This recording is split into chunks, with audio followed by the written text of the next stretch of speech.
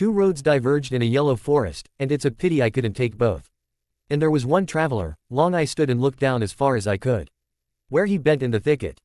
Then took another, just as lovely, and perhaps having a better right, for there was grass and one wanted to get dirty, though as for what passes there, they wore them really about the same. And both that morning lay the same, in black leaves untrodden by foot. Oh, I saved the first for another day. But knowing how road leads to road, I doubted I would ever return. I will tell this with a sigh. Somewhere, many, many years later, two roads diverged in a forest, and I took the one less traveled, and that made all the difference. Robert Frost, The Road Not Taken. When Naruto woke, no one was there next to him. He blinked, staring at the dim white ceiling and the slowly humming fan in the center, memories flashing before his eyes and pain seeming to pierce every cell in his body. Then, slowly and carefully, he sat up and swung his legs off the bed. He had questions that couldn't wait. It was night, and the hospital hallways were empty, no visitors, no staff. Halfway down the hallway he entered, a name on a door caught his eye. He turned off the path and quietly opened it. Choji lay under the covers on the bed, eerily still, but he wasn't alone. Naruto made out a ponytail jutting out at a right angle from the head of a second hunched figure, and a longer one dangling from the back of a third. With Shikamaru's intelligence and Ino's stubbornness, they would have no problem finding a way around the post-lockdown visitor ban. Team 10 might argue endlessly, but in the picture they created in the shadowed room, their connection was clear. Naruto closed the door as silently as he opened it, but his return down the hallway was again stopped by two doors down, seeing names on the door, two this time. He turned the handle and peered inside. Unlike Choji, the second bed in this room was occupied. Neji's dark brown hair was black in the moonlight, as black as Lee's in the next bed, as black as Guy's, slumped awkwardly in the chair in the corner of the room, his mouth open in sleep. Tenten's light brown hair was gray, and she herself, barely visible, was curled up on a mattress against the wall. Naruto found himself wondering why Lee was hurt too, since he hadn't been on the Sasuke rescue team, but it was an idle thought. 5 doors down the hall, Kiba appeared, wrapped in sheets, the whiteness of the bandages brighter than the cotton blankets. Akamaru was curled up at the foot of one bed, Hinata curled up in the middle of another. In her hand, she held a half-finished embroidered symbol. Naruto narrowed his eyes, that was believed to bring health. A closer look around the room revealed Shino, hidden in a cloak and shadows in the corner.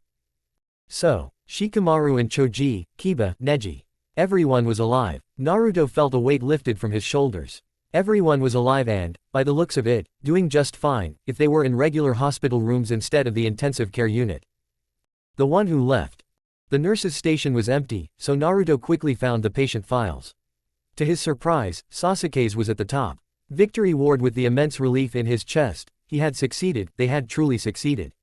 Leafing through the papers, Naruto realized his teammate had been very close to death, but judging by the pain in his own body, still unhealed even by the Kyuubi's powers, Sasuke reciprocated.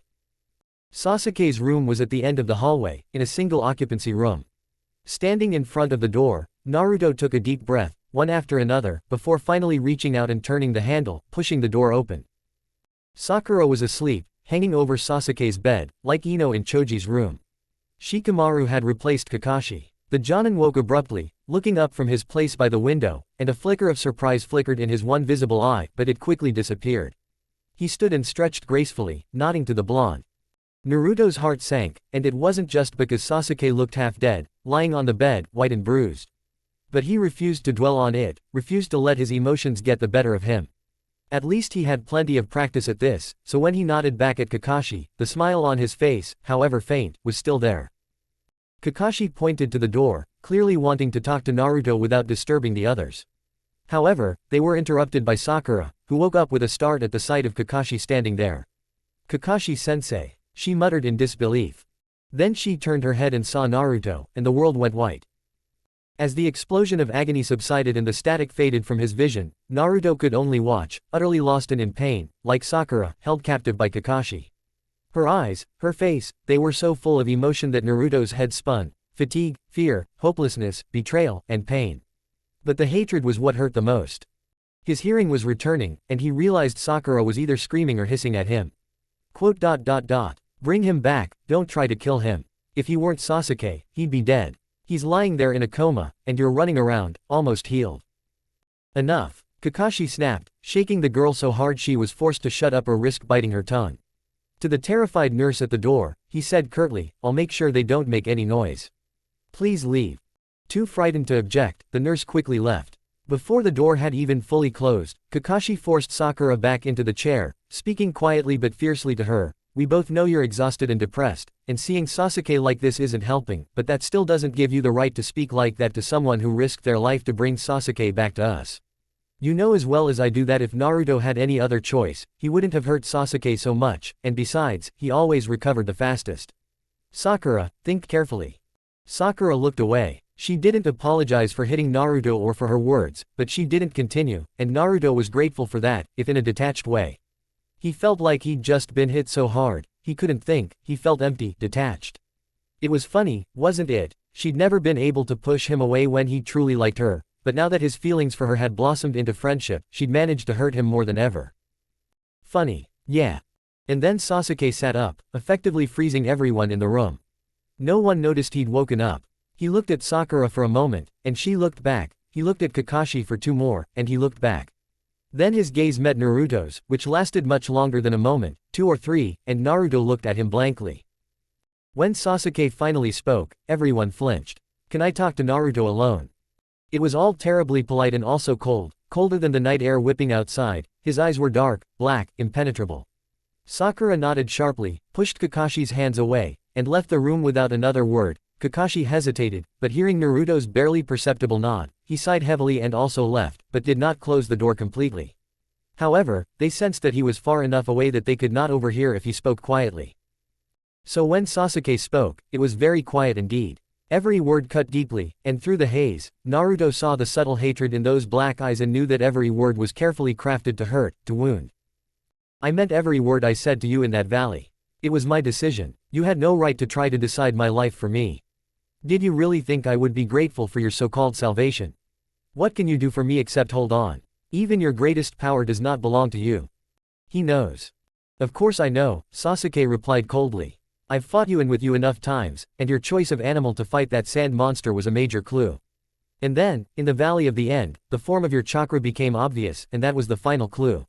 Do you understand how hypocritical that is? You draw power from something else, something evil. Who are you to try to stop me? He was right, Naruto realized, stunned. He was relying on the Kyuubi's power, albeit unintentionally, and the Kyuubi was a demon, as evil as Orochimaru, maybe even more. I am an avenger. I've told you that time and time again. It's the only purpose I have left. You're trying to take that purpose away from me. It's the same as trying to stop you from becoming Hokage. If you get in my way again, I will kill you. We both know I almost succeeded this time. You are not my friend, Uzumaki Naruto. Once, perhaps. I admit, not anymore. And that was all. Naruto pulled a smirk from the depths of his white, buzzing mind. Of course, was all he could say. Sasuke's gaze was suspicious, a hint of his former self lurking there, and Naruto was glad of that, even after everything that had happened. Are you sure? He asked. Are you a complete idiot? Didn't you hear a word I just said? Yes, you said you once considered me a friend. Dobi. Me too. At least that made Sasuke blink. Naruto's vision blurred, this time with tears, but he held them back with effort and a smile that somehow came easier than before. I considered you practically a brother, I just never admitted it. We never admitted it. He took a deep breath and continued, I now accept that there's no need to pretend anymore, no need to pretend anymore. I don't regret saving my brother, Sasuke, no matter how much he curses me for it. It was the right thing to do, and I hope you'll understand that in the future. Sasuke simply stared, as if he couldn't decide what expression to adopt. Naruto nodded. I suppose that's it. I will submit to your will and never appear before you again. The formality confused Sasuke. What? But Naruto was gone, leaving no one in the room but himself. Sasuke tensed, clenching his fists. I didn't even notice he was gone. A moment later, Kakashi poked his head through the door again and raised an eyebrow when he saw Sasuke staring at the empty space in front of his bed.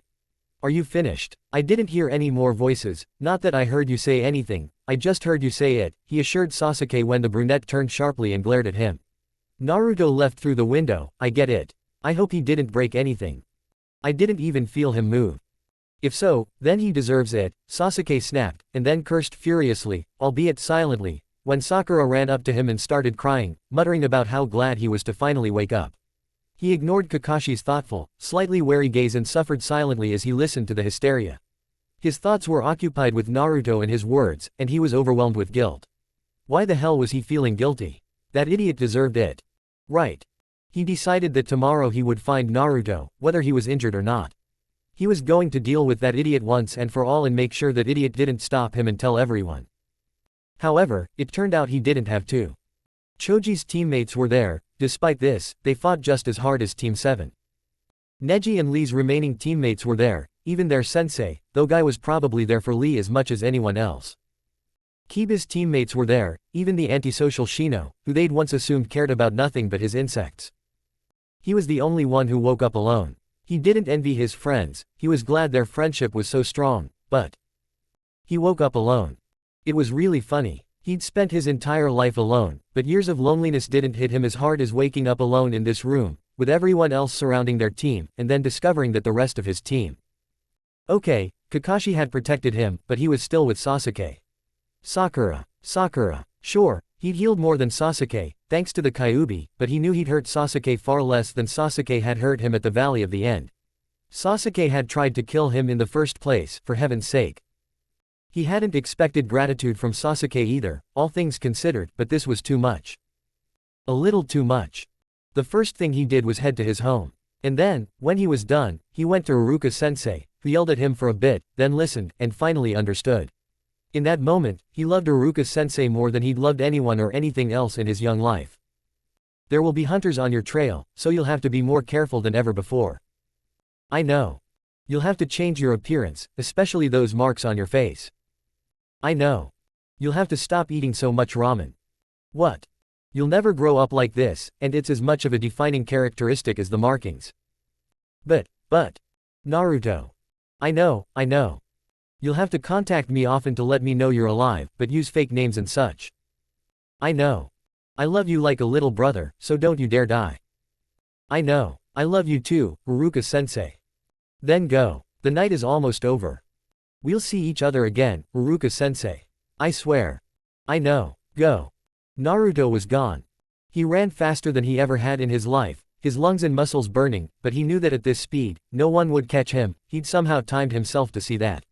It took a lot of effort, but he knew he had at least a day's head start, maybe more, before anyone would start asking where he was, and that thought spurred him on, gave him a reason to just shut off his mind and run. And so it was that when dawn came, he met it standing on the highest branch of the tallest tree he could find, just beyond the border of the Land of Fire, a place usually reached in 2 days' travel. Freedom was bitter, with the taste of ash in his mouth. It brought neither the relief he had imagined as a child, dreaming of escape, nor the joy he had dreamed of. It simply hurt. Clenching his fists in loneliness, Naruto ran again. He would have to run for a long time. Birds return to old nests. Japanese proverb. Here is the information about the target. We have half the payment you require, which you can verify for yourself, and the remainder will be credited to your account upon confirmation of the target's death. Do you agree?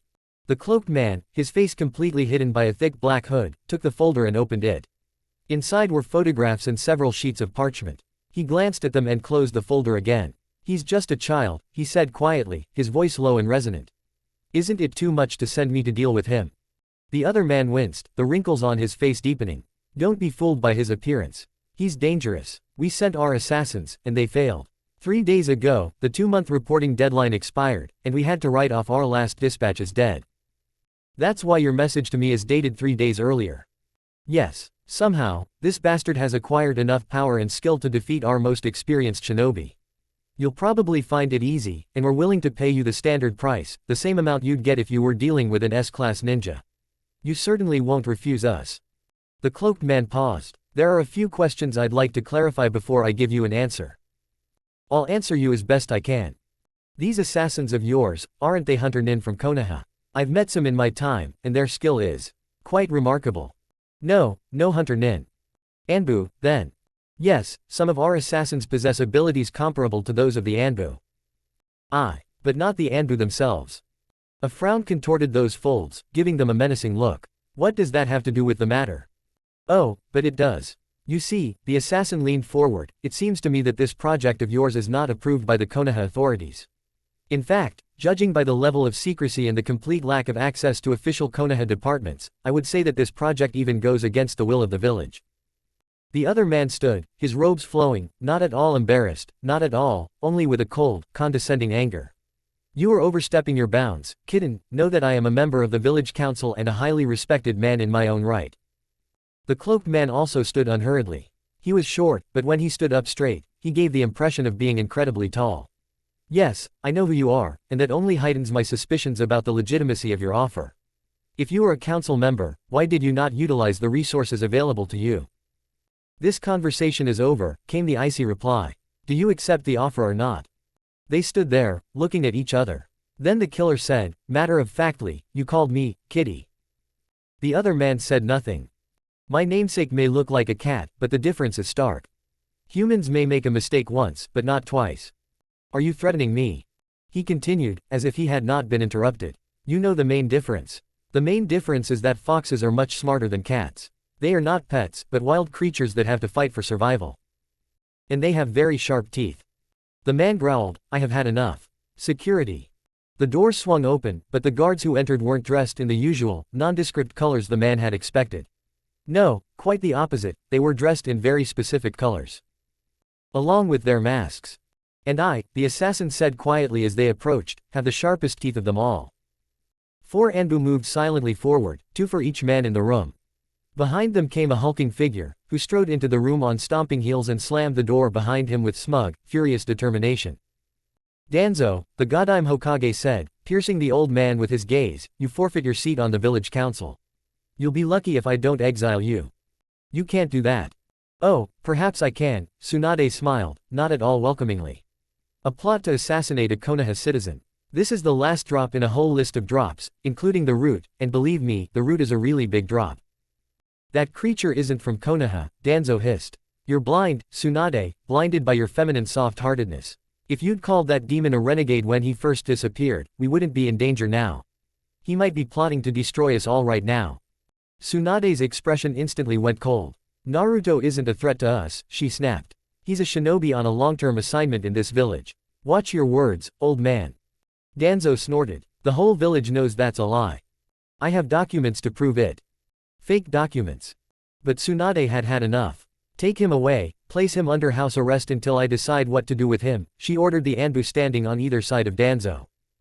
The masked shinobi reached out to take Danzo's hand, but the old man waved them away. I am a loyal member of this village, he said coldly, and I would be grateful if you treated me as such. I can go on my own. At Tsunade's slight nod, 2 Anbu let Danzo pass, but stayed close as he left the room without so much as a glance. The other 4 watched them leave silently. Only when the door closed behind them did Tsunade speak. Kitsune-san, she said, nodding to the assassin in agreement. If you follow me to my office, we can speak there. The assassin bowed. It would be an honor, Hokage-sama. The Anbu followed the assassin almost as closely as their colleagues followed Danzo, but they needn't have worried about betrayal on his part. As they walked through the streets of Konoha toward the Hokage Tower and office, Kitsune's black hood fluttered constantly as he turned around, looking around as if he'd never been there before and was fascinated by every detail. When they arrived at the Hokage's office, Tsunade quietly spoke a few words to the Anbu soldiers who had taken up positions on either side of the door. Then she gestured for Kitsune to enter the room, followed him, and closed the door, leaving them alone. First of all, I'd like to thank you for informing us of Danzo's plans, Tsunade began, walking to her desk and sitting down. Kitsune, who had been waiting politely at the chair opposite her, sat down only after her. You weren't obligated to do this, and I admit it. Don't think about it. That's why I want to know why. There was a pause. Why what? Why did you do this? Tsunade peered into the shadows beneath the hood. Your fee is considerable, and you should know Naruto is no match for you. It would have been easy money. So why didn't you just take it? Why did you warn us? Kitsune shrugged slightly. Perhaps I wanted to maintain good relations with one of the most powerful shinobi in the world, you, with so many experienced ninja at your disposal. With your skills, no one would guess you were ever involved. Perhaps I wanted the Hokage to be in my debt. Tsunade narrowed her eyes. I'm grateful, but not so grateful that I feel indebted to you. The village is more important than any of its inhabitants, and my duty is to the village. You should know that. Perhaps I want to know the truth. She practically radiated malice. Kitsune leaned back in his chair. Then he laughed, somewhat awkwardly, and awkwardly raised a hand to the back of his head. Ah, you've become scarier than before.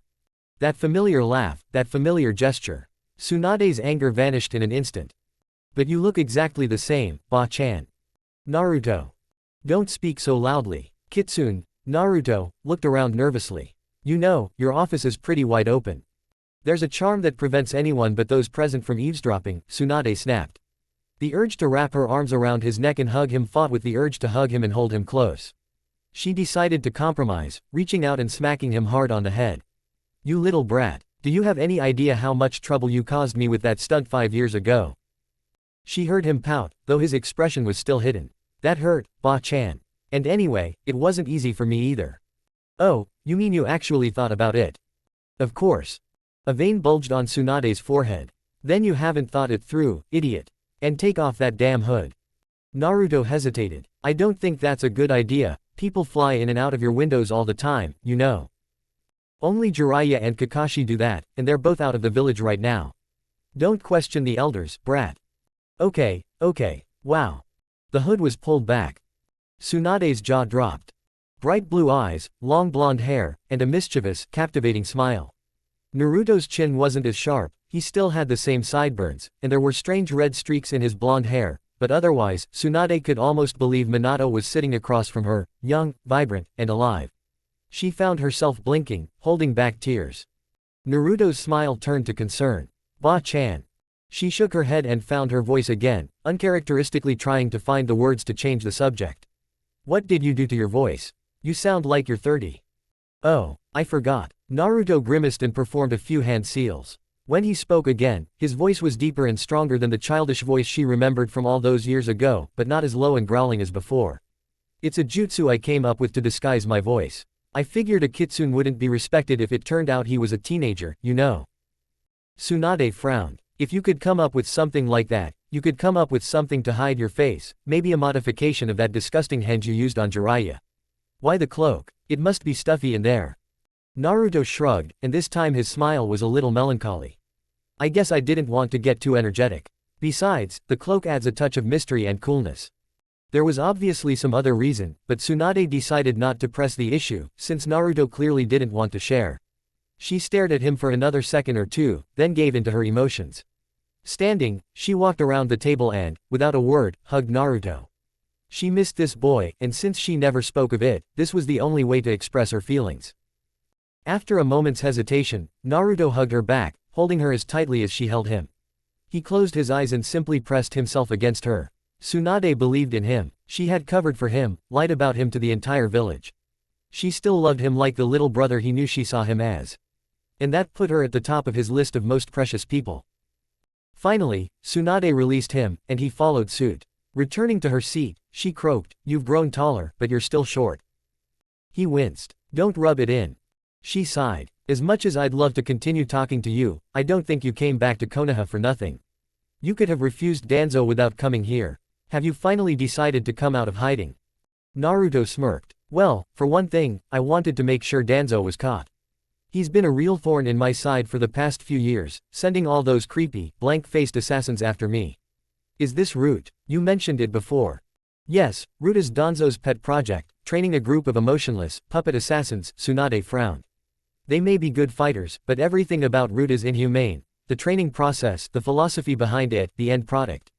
I put a stop to it, but I'm not sure it won't rise again until I get my hands on Danzo himself." "You did well, brat." "Thank you," Naruto grimaced. "I knew Danzo was a fanatic, but this is just weird." "Yes, it is. You still haven't answered my question, you know." "Your question? Oh, yeah. Actually, I only came back for Danzo," Naruto replied sheepishly. "I thought if you talked to me, I'd open up to you and maybe visit Iruka-sensei for a while, but I wasn't planning on staying there." Tsunade looked half worried, half annoyed. "This can't go on, Naruto. 5 years is a hell of a long time even for a long undercover mission, and it's a ridiculous cover for someone who's technically still a genin. So far, I've only received a bunch of angry and suspicious letters, but I'm not so optimistic as to think things will be this easy forever." "Ba-chan, Naruto looked away, his gaze lost. "I love Konoha. I always have, and I still love it. But I'm not happy here, Ba-chan. I've never been truly happy here, and now that I've found my place in the outside world. Please don't make me stay. Being an assassin means being constantly in danger, with no allegiance, no village, or country to call home. That has no place in the world, Naruto. That has no place in the world." Naruto smiled. "But that's not what I mean, Ba-chan. I have a place where I feel like I belong.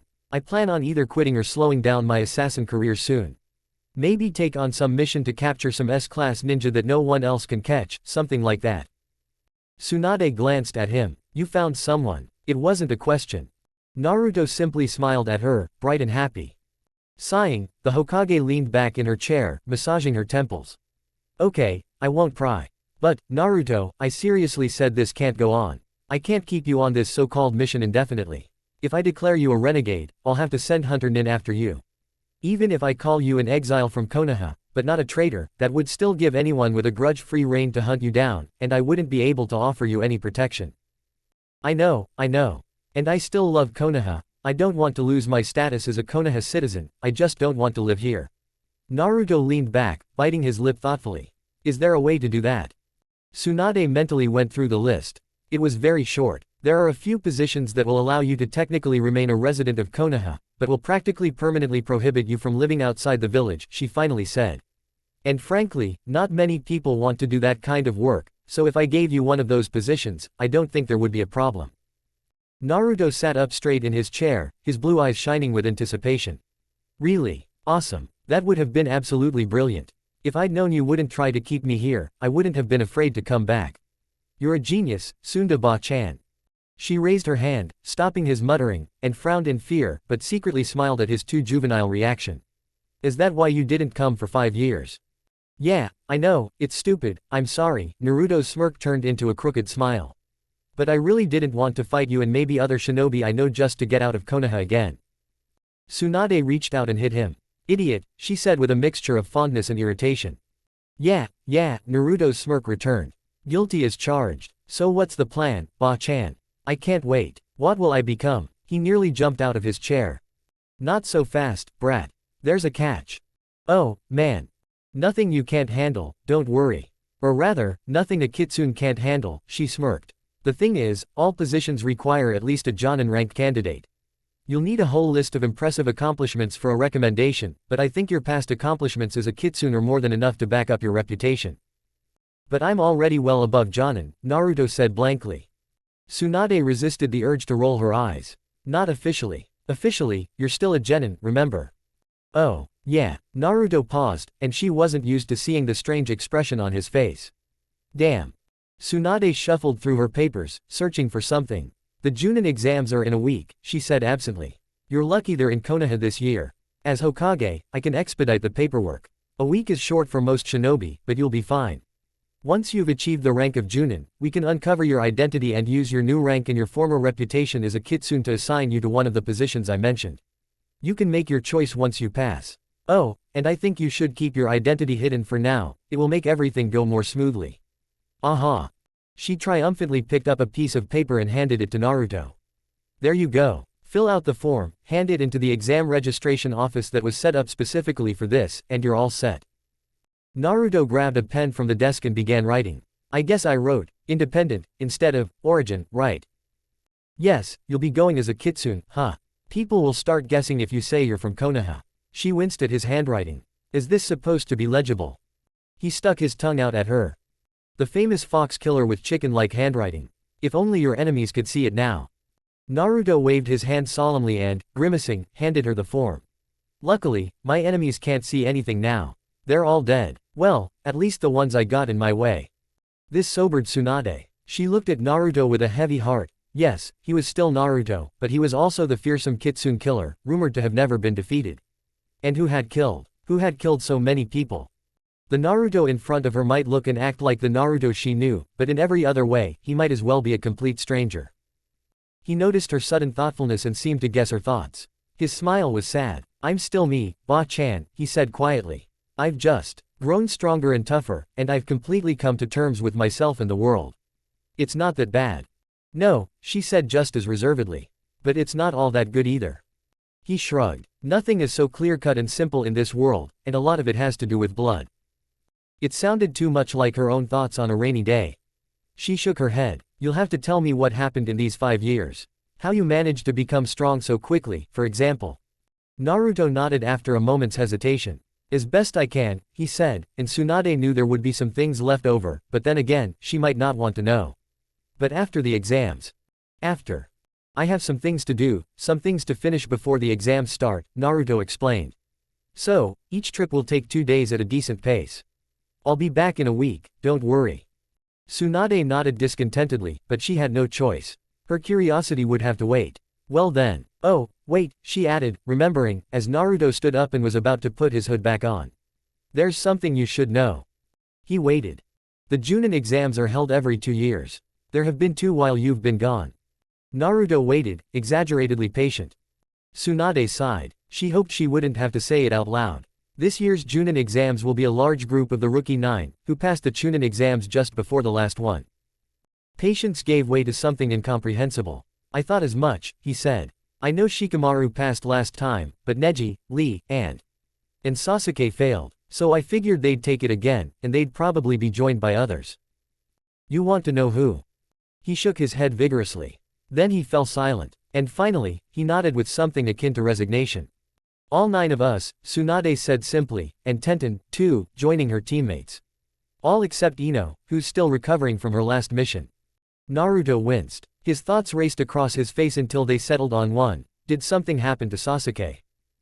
Tsunade narrowed her eyes. No, nothing. Why? Is there any reason to suspect something is wrong with Sasuke? Ah. That's why you left, right? It has something to do with the Uchiha. Tsunade pierced Naruto with a hard gaze. If Sasuke is bothering the village in any way, I think you should tell me. No, it's personal, Naruto finally said, but his words sounded unconvincing. You've been keeping an eye on him, haven't you? Ever since. I know you've been keeping an eye on him. Tsunade snorted. You've been keeping an eye on Konoha yourself, haven't you? You seem to know a lot about what's going on. Secretly, she was relieved. It seemed Konoha and Naruto's former friends were still on his mind. But yeah, I've been keeping an eye on the Uchiha. It would be stupid not to after what he tried to do, but he's been doing just fine. Naruto suddenly grinned. He raised an eyebrow. She frowned. Okay, his best behavior is snapping at everyone and generally being annoying and cocky, but he hasn't tried to betray the village or kill anyone else. I see, Naruto nodded. I knew that, but it's nice to have confirmation from you. Naruto. Her tone was threatening. I have to go. I really have a lot to do, buy things, contact someone. Naruto grinned wickedly. See you later, kid. Wait. But he was already gone, out the window, and across the rooftops in the blink of an eye. Tsunade sighed heavily, but her eyes widened in surprise. He was fast. The door opened. Hokage-sama, is everything all right? She straightened and nodded to the Anbu guard. Yes, everything is all right. The guard bowed and closed the door, leaving Tsunade alone with her work. She glared at the pile of work, but then decided that after Naruto's visit, she didn't feel like dealing with it. A nap would be nice. Smiling, she closed her eyes. While Tsunade slept, Uruka, halfway across the village, with a surprising reaction, drew a kunai and pointed it threateningly at the cloaked man who had suddenly appeared in his living room. Who are you? He asked, narrowing his eyes. Naruto wanted to smirk and throw himself into Uruka-sensei's arms, but at the same time he wanted to curl up into a ball, apologize profusely, and spill his secrets. It was an interesting combination of emotions. He pulled back his hood, and the urge to smile took over when Uruka's jaw dropped, just like Tsunade's. Naruto. Yeah, it's me, Uruka-sensei, ah. Uruka could be pretty fast too. Naruto found himself in a bear hug, and he enthusiastically returned the hug. God, it was so good to see Uruka-sensei again. He heard Uruka sniffle and held back his own tears. Finally, Uruka calmed down enough to pull away. His smile widened beyond the scar on his nose, and he gently ruffled Naruto's hair. You've really grown, Naruto, he said warmly. Still not enough, but I'll take what I can get, Naruto replied, smiling back. I bet your unhealthy eating habits probably aren't doing you any favors, Uruka beamed at him despite his words. It's good to see you again, Naruto. Have a seat, I'll bring us some tea. No, I can't stay long. Naruto reached out and impulsively hugged Uruka again, seeing the dejected expression on his face. Sorry, Uruka-sensei, but my schedule is busy. I just wanted to see you in person again after being apart for so long, that's all. Can't you stay and talk for a little while? Uruka asked, disappointment evident in his voice. Naruto shook his head. Not now, but tell you what, I'll come back as soon as the exam is over, and we can talk all night. Okay. He watched Uruka consider this, and shock crossed his face. The Junin exam. Naruto, are you crazy? You'll get killed. Naruto laughed, but there was a darkness in his voice. I know what I'm doing, Uruka-sensei. I've already talked to Tsunade-ba-chan, and she approves. This is the best option. I'll explain everything to you in a few weeks, once the exam is over, I swear. Uruka nodded reluctantly. I'm not happy with this, but I've waited 5 years to talk to you, I think I can wait a little longer. He looked at Naruto reproachfully. You're a terrible letter writer, almost as bad as you write. Didn't I teach you anything? At least nothing stuck, Naruto said sarcastically, dodging Uruka's slap with a laugh. Sorry, at least I wrote. That's true, Uruka agreed. He smiled. And I'm grateful for every letter, and for making you look so good now. Naruto smiled at him, full of love for this man who had unconditionally taken him under his wing. I'm glad to see you healthy too. They shared a moment of understanding. Then Naruto looked out the window and, seeing the position of the sun, said regretfully, I really have to go. Uruka sighed. Okay. If that's what it takes. Uruka-sensei. I know you understand, but don't tell anyone I'm back or taking the exams, okay? Only Tsunade-ba-chan knows. Uruka straightened up and gave Naruto the kind of stern teacher's glare that always made his students want to wet their pants. Who do you take me for, Naruto? He asked. Didn't I keep your secret? Okay. Naruto cringed and raised his hands in surrender. Forgive me. You better be yourself, Uruka snorted, relaxing. He held out his arms, and Naruto happily hugged him again. Then I'll see you in a few weeks. I promise, Naruto said firmly. He stepped back, walked to the window, and pulled his hood back up. He looked back at Uruka, standing alone in the middle of the room. Thank you, Uruka-sensei. I missed you, you know. Uruka smiled. I know. I missed you too, Naruto. He formed hand seals that activated his voice masking technique. Then, with one last glance at Uruka, Naruto jumped out the window and disappeared. Where are you going? Well, there's no other way, I swear. Akatsuki is on standby. Orochimaru is up to something. And you want to waste time on an exam you could probably pass with your eyes closed. At least it won't take me long, right? I'll go with you. What? No. Look, if this is pointless for me, then it's completely, madly pointless for you too. You don't have to come just because of me. I've made up my mind. After all, I've technically never passed an exam above the genin level. But you. Naruto. Okay, so be it. I'll never be able to convince you otherwise anyway. I see you understand your limitations. Just don't complain if you're bored. I'd appreciate it if you didn't put me on the same level. Hey, what's that supposed to mean? 3 days after Naruto's visit, Tsunade was rudely awakened by Shizune, who brought a scroll sent by carrier pigeon. The Hokage unrolled it, yawning. She paused, yawning as she read. Her cry echoed throughout the tower. What do you mean the Kazekage is taking the Jonin exam? The things we hate most in others are the things we hate the most in ourselves. Anonymous. Have you heard about Kitsune? It's official, we passed the Suna contingent on the way. I don't know about you, but I think I'll pass. The Konoha group shouldn't be taken lightly either. We'll have to fight both Kitsune and the Kazekage. I can't believe they're not Jonin yet.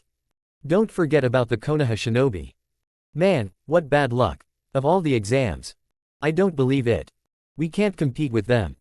Hearing that last mournful cry echo through the crisp morning air, Neji chuckled slightly.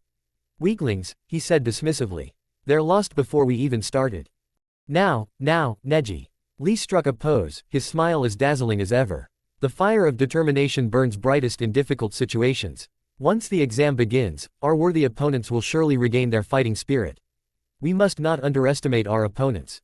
More than one pair of eyes rolled to the sky in the small group of Chunin, standing together but separated from the rest of the shinobi gathered on the field where all the Jonin exam participants had been ordered to meet. The other shinobi glanced at them from time to time. The Konoha Rookie 9 were growing in strength and reputation, and even residents of other villages had heard of them and their accomplishments. They might no longer be rookies, or the 9, but the name stuck.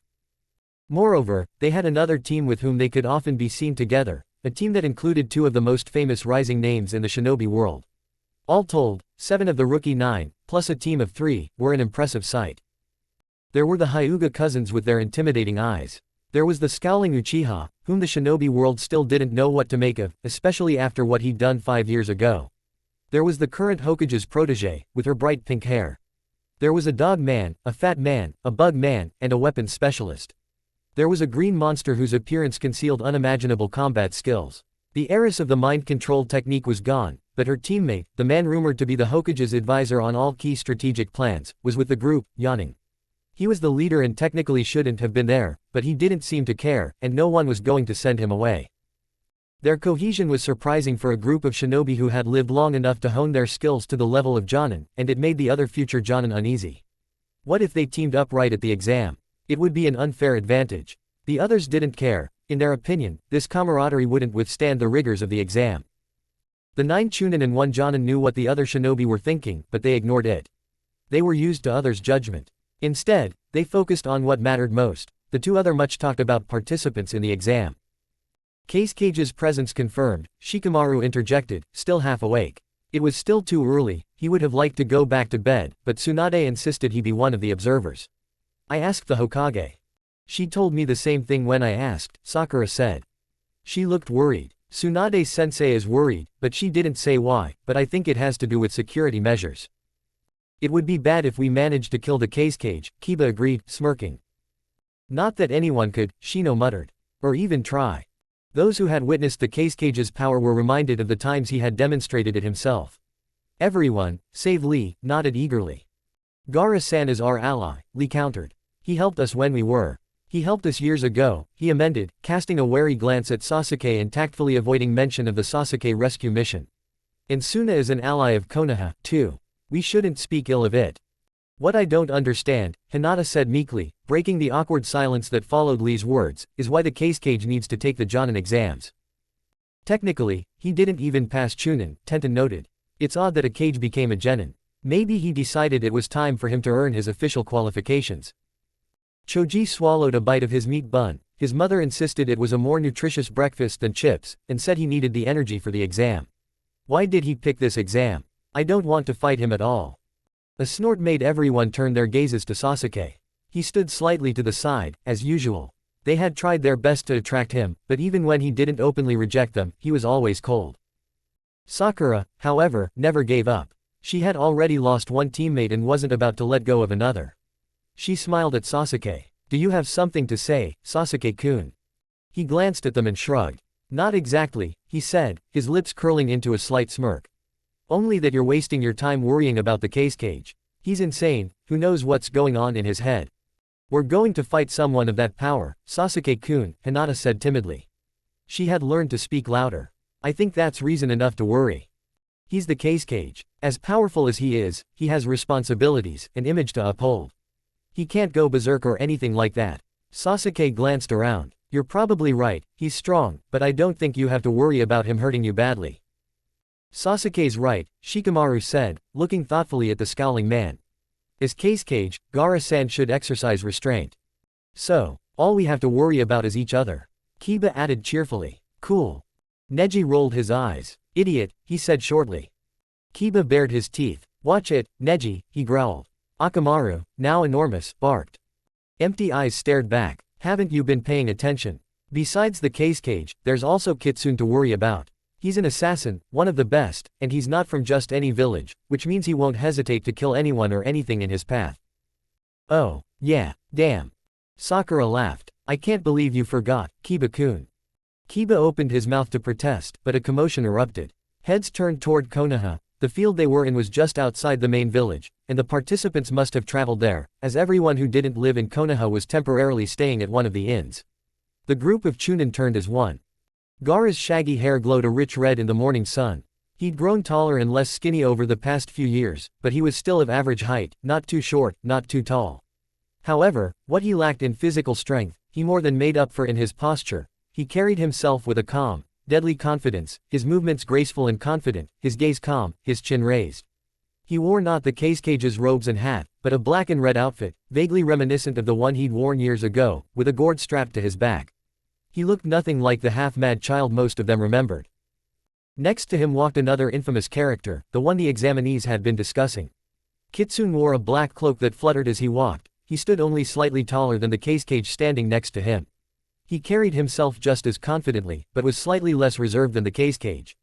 His heavy hood was pulled back, revealing long, spiky hair, blonde with red streaks, but his face was hidden by a white mask. A completely white mask, without a single mark, not even slits for eyes, much less a nose or mouth. Everyone who watched briefly wondered how he could even see or breathe. They were a frightening pair. Observers immediately recognized their familiarity. As Chunin, the test subjects were observant enough to notice how easily they matched each other's movements, as if it were natural and required no thought. This boded ill. The very thought of the combined might of the Kage and Kitsune was too terrifying to contemplate. Everyone present watched with interest as Gaara's gaze, scanning the crowd, settled on the remnants of the rookie 9+3. He turned his face slightly toward Kitsune, his gaze never leaving the group of Konoha ninja. His blank mask tilted downward, as if Kitsune were looking at Gaara. Then, seemingly without further exchange, they turned toward the group of shinobi, who had assumed not combat stances but rather pre-combat stances. The pair stopped a few steps from the circle, which widened to allow everyone to see each other. The Kage glanced at them calmly, and then, to everyone's surprise, gave them a barely perceptible smile. "Konoha, shinobi," he said. "I'm glad to see you in good health." Lee recovered first. "Gaara-san," he exclaimed, flashing a dazzling smile at the pair. "I'm also glad to see you again. It's amazing how you continue to strive for perfection, step by step, even after reaching the pinnacle. Your fire of determination is something to behold." Even in the face of that smirk and the barrage of exclamation points, Gaara managed to maintain his composure. "Thank you, Lee-san. Once again, congratulations on your full recovery."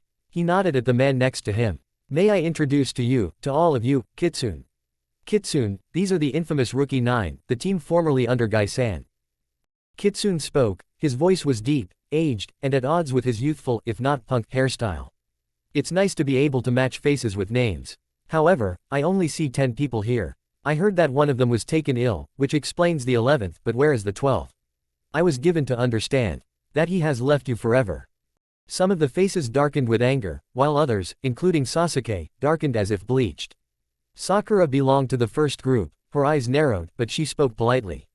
"I'm afraid you misunderstood, Kitsune-san. Naruto is still one of the Rookie 9. He's just been away for quite some time on an extended mission. You do understand how difficult the life of a shinobi is." Kitsune tilted her head, the angle of her head somehow mocking. "Ah, sorry. I thought he was a genin. Perhaps things are different in Konoha than in other villages.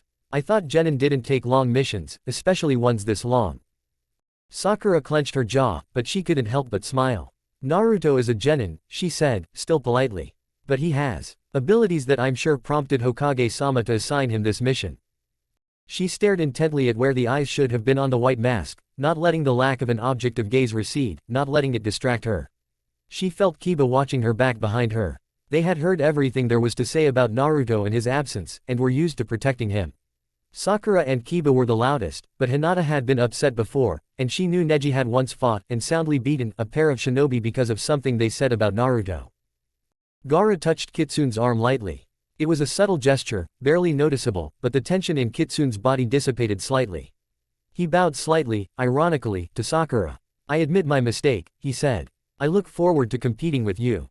The Kage nodded in agreement, and then, once again as one, they both turned and walked away. They found an empty patch of field, far from everyone else, and stood there, faces close together, apparently conversing quietly. Kiba spoke for everyone when he asked, "What the hell was that?" It was harsh, but to the point, and everyone shared the sentiment. Why was Kitsune so interested in them and Naruto, and what was he planning? "How dare she?" Naruto hissed through clenched teeth. "How dare she pretend to be noble and caring when she's the only one?" Gaara's hand was warm and soothing, his fingers gently encircling Naruto's wrist. "Don't let your conflicting emotions throw you off balance," he said softly. "You know that's not true." "But she..." "People change, Naruto. People say things in the heat of the moment that they don't truly believe. Is it really that hard to believe that the things she said in the past weren't her true thoughts, or that she's changed her mind?" "I don't believe it, Gaara. You're glad she protected you, and you hate that you're happy." The redhead's gaze was unblinking. Somehow, he always knew exactly where to look to meet Naruto's eyes, even through the mask. "But you always loved Konoha and missed your old friendship. You should have known you'd feel it." This made Naruto laugh, but it wasn't a happy one. "I never thought about it. I don't want to be happy about it, Gaara. I don't want to still be attached to her, to them." They both knew he was talking about his old team, not his old friends from other teams. Gaara smiled wryly. "Even you should know that's a lie." Naruto sighed and lowered his head. "Can't you let me enjoy the denial a little longer?" "No, it won't do you any good." He couldn't help but laugh. God, Gaara was so perfect. He was always there, and he always said what Naruto wanted to hear. He knew he shouldn't rely so heavily on Gaara always being there to guide him and make him smile, but Naruto couldn't help himself. He couldn't imagine Gaara not being there anymore.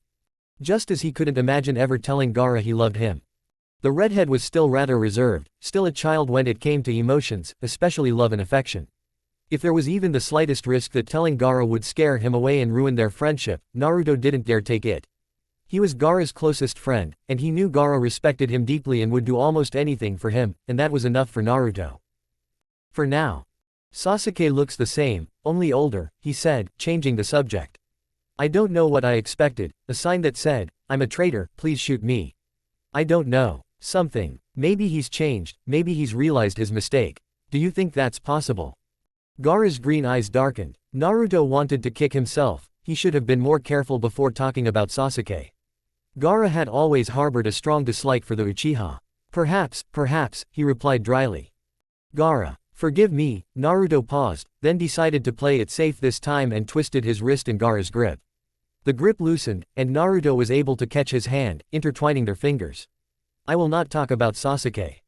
To his relief and delight, Gaara didn't pull away, instead, he tightened his grip.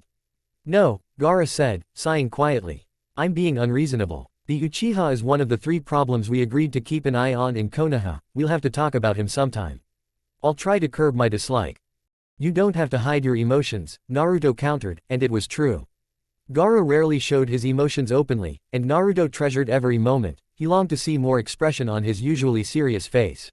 I don't care that you hate Sasuke, I don't have much friendship with him either, you know. He's a jerk with ugly hair. A smile tugged at Gaara's lips. Relieved and delighted, Naruto smiled back, and he knew that even beneath his mask, Gaara could sense that smirk.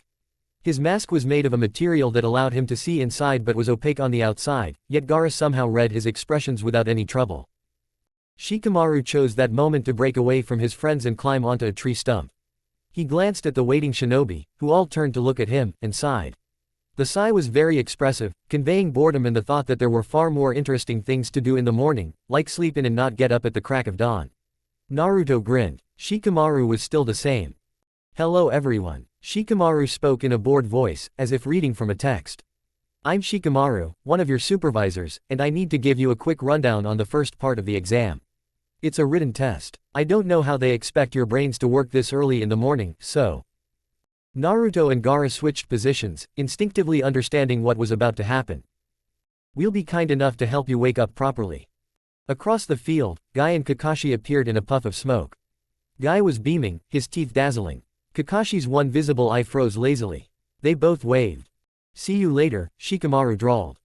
Naruto and Gaara only caught the first part of the sentence. They were already advancing on Kakashi when Guy and Kakashi vanished in a flash, splitting in 2 directions. A few other test subjects followed them, but they were few, some decided to follow Guy, while others let a moment's hesitation hold them back. And in the shinobi world, a split second was sometimes all you had. Sakura and Sasuke were in the group following Kakashi, clearly deciding, like Naruto, to follow their old sensei, whose movements were more familiar to them. Naruto guessed that Neji, Lee, and Tenten were probably in another group following Guy for the same reason. After only 5 minutes of following Kakashi, Naruto became bored. He could see that Kakashi was saving up the last bit of skill that would make him practically elusive, and he figured this part of the test was simply to weed out the weakest, which was why Kakashi wasn't giving it his all. Furthermore, Kakashi was moving in different directions, tracing frantic circles around the village to lose someone and give those who were lost a chance to find him again. Naruto noticed that Gaara was also looking bored, so he synchronized his movements with the redheads, and then, when they were perfectly in sync, he formed several hand seals and reached out to take Gaara's hand. The jutsu came to life the moment their skin touched. Want to stop this stupid chase? Gaara didn't even glance at him. We need to know where he's going. The final destination will most likely be the location of the written exam. I know. I meant, why don't we let our clones take over and have breakfast? This little jog has even made me hungry. You're always hungry. Gaara's mental voice was amused. But now that I'm awake, I admit I might be able to eat something. Good, you're too skinny. You need to eat more. Shall we go? Gaara replied, retreating behind the other shinobi who were following them. Since they were easily able to keep up with Kakashi, while the others had to struggle, Naruto and Gaara led the way after the Kapi Nin. Naruto followed Gaara, smirking behind his mask as Sasuke eyed them suspiciously as he and Sakura rushed past. When they reached the end of the line of jumping shinobi, it was a funny image. Come to think of it, like little fleas chasing a dog, they performed the necessary hand seals. Their Kujbunshin instantly appeared and immediately darted forward, aiming for the head of the line again. Naruto leapt easily from the rooftop they found themselves on, Gaara landing beside him. He smirked at his masculine partner. I know a great ramen place, he began. No. Oh, Gaara. Not for breakfast. Naruto pouted, but then remembered Gaara couldn't see. He sighed. Fine, he said grumpily. Then what? Gaara considered. Somewhere you can take off your mask and eat properly, he finally said. It's not healthy to eat that much at once. Oh. Naruto blinked, a warm feeling washing over him. Gaara was worried about him. Okay, he said, unable to hide the wide smile. He looked around, trying to get his bearings. There should be a small tea house nearby, Choji told me about it. Big? Gaara asked, regaining his composure for a moment. Aha, Naruto liked how Gaara remembered the names and stories of his friends from Konoha. That's him. They walked in comfortable silence as the village woke up around them. Sleepy greetings came from the houses on both sides, windows opened, the sounds of cooking. Naruto suddenly felt a burning longing for the village. Gaara knew him too well. He moved closer to Naruto, and Naruto felt his warmth. He relaxed. The tea house, when they finally found it, see, I told you I wasn't lost, was just opening. The innkeeper was surprised when this odd couple showed up at his door, but he welcomed them warmly. The cage was known in Konoha only by name and reputation, few ordinary citizens knew what he looked like. Choosing a seat in the corner where no one could see Naruto's face unless they were standing right at the counter, they ordered tea and buns. Naruto kept his mask on until the food arrived, then devoured it enthusiastically. He was on his third bun when he noticed Gaara had only eaten half of the first, lazily tearing off tiny pieces and nibbling on them. You said you were hungry. He accused, swallowing. I said I might be able to eat something, Gaara corrected gently. I eat something. Naruto glanced at the still almost whole bun in Gaara's hands. It's not something, it's almost nothing. Gaara tore off another small piece and popped it into his mouth, a slight smile tugging at the right corner of his lips. Naruto knew it was his equivalent of raising an eyebrow since he had no eyebrows. That was all. Naruto reached out to snatch the bun from Gaara's hands, not expecting it, Gaara let him do so. Then Naruto tore off a sizable chunk and held it to Gaara's mouth. Open your mouth wider, he said firmly. His green eyes widened. Naruto suddenly realized what he was doing and tried to hide his bright blush, there was no mask to hide behind. Come on, I won't let you starve to death, he said, trying to sound like he wasn't dying of nerves. Gaara hesitated for another agonizing second. Then he leaned forward slightly and carefully took the food into his mouth. Naruto suppressed a shudder as he felt the light touch of lips on his fingers. Damn it, why does he have this effect on me? Distracted, Naruto didn't realize what Gaara was doing until the bun was snatched away. He blinked at Gaara, who looked away. I'll eat some more, was the quiet answer to the unspoken question. Oh, good. Naruto briefly considered the possibility of not being able to feed Gaara any longer, but then logic prevailed. He didn't want to scare Gaara away, remember? But it was getting harder and harder. How perfectly you put it. Kyuubi. Naruto winced as he heard that familiar voice in his head. Why aren't you sleeping? You usually don't get up until mid-morning. Your perverted thoughts woke me up, Kyuubi replied with a smile. Honestly, you humans, letting the most ridiculous things keep you from your base nature. Come on, jump already, you brat. Gaara isn't a boy, he's a man, and he's my good friend, Naruto told the demon fox firmly. I've told you many times before, you wouldn't understand. Somewhere in the depths of his mind, a ghostly whistle of irritated tails sounded. You're all just screaming children to me, Kyuubi noted. And I've had centuries of experience understanding. That's different, okay. We've been arguing about this for years, so that's enough. Okay. He yawned, revealing a multitude of teeth. I'll leave you to live your miserable lives, you're right, it's too early to wake up. Will you let me out soon? Not now, while we're here.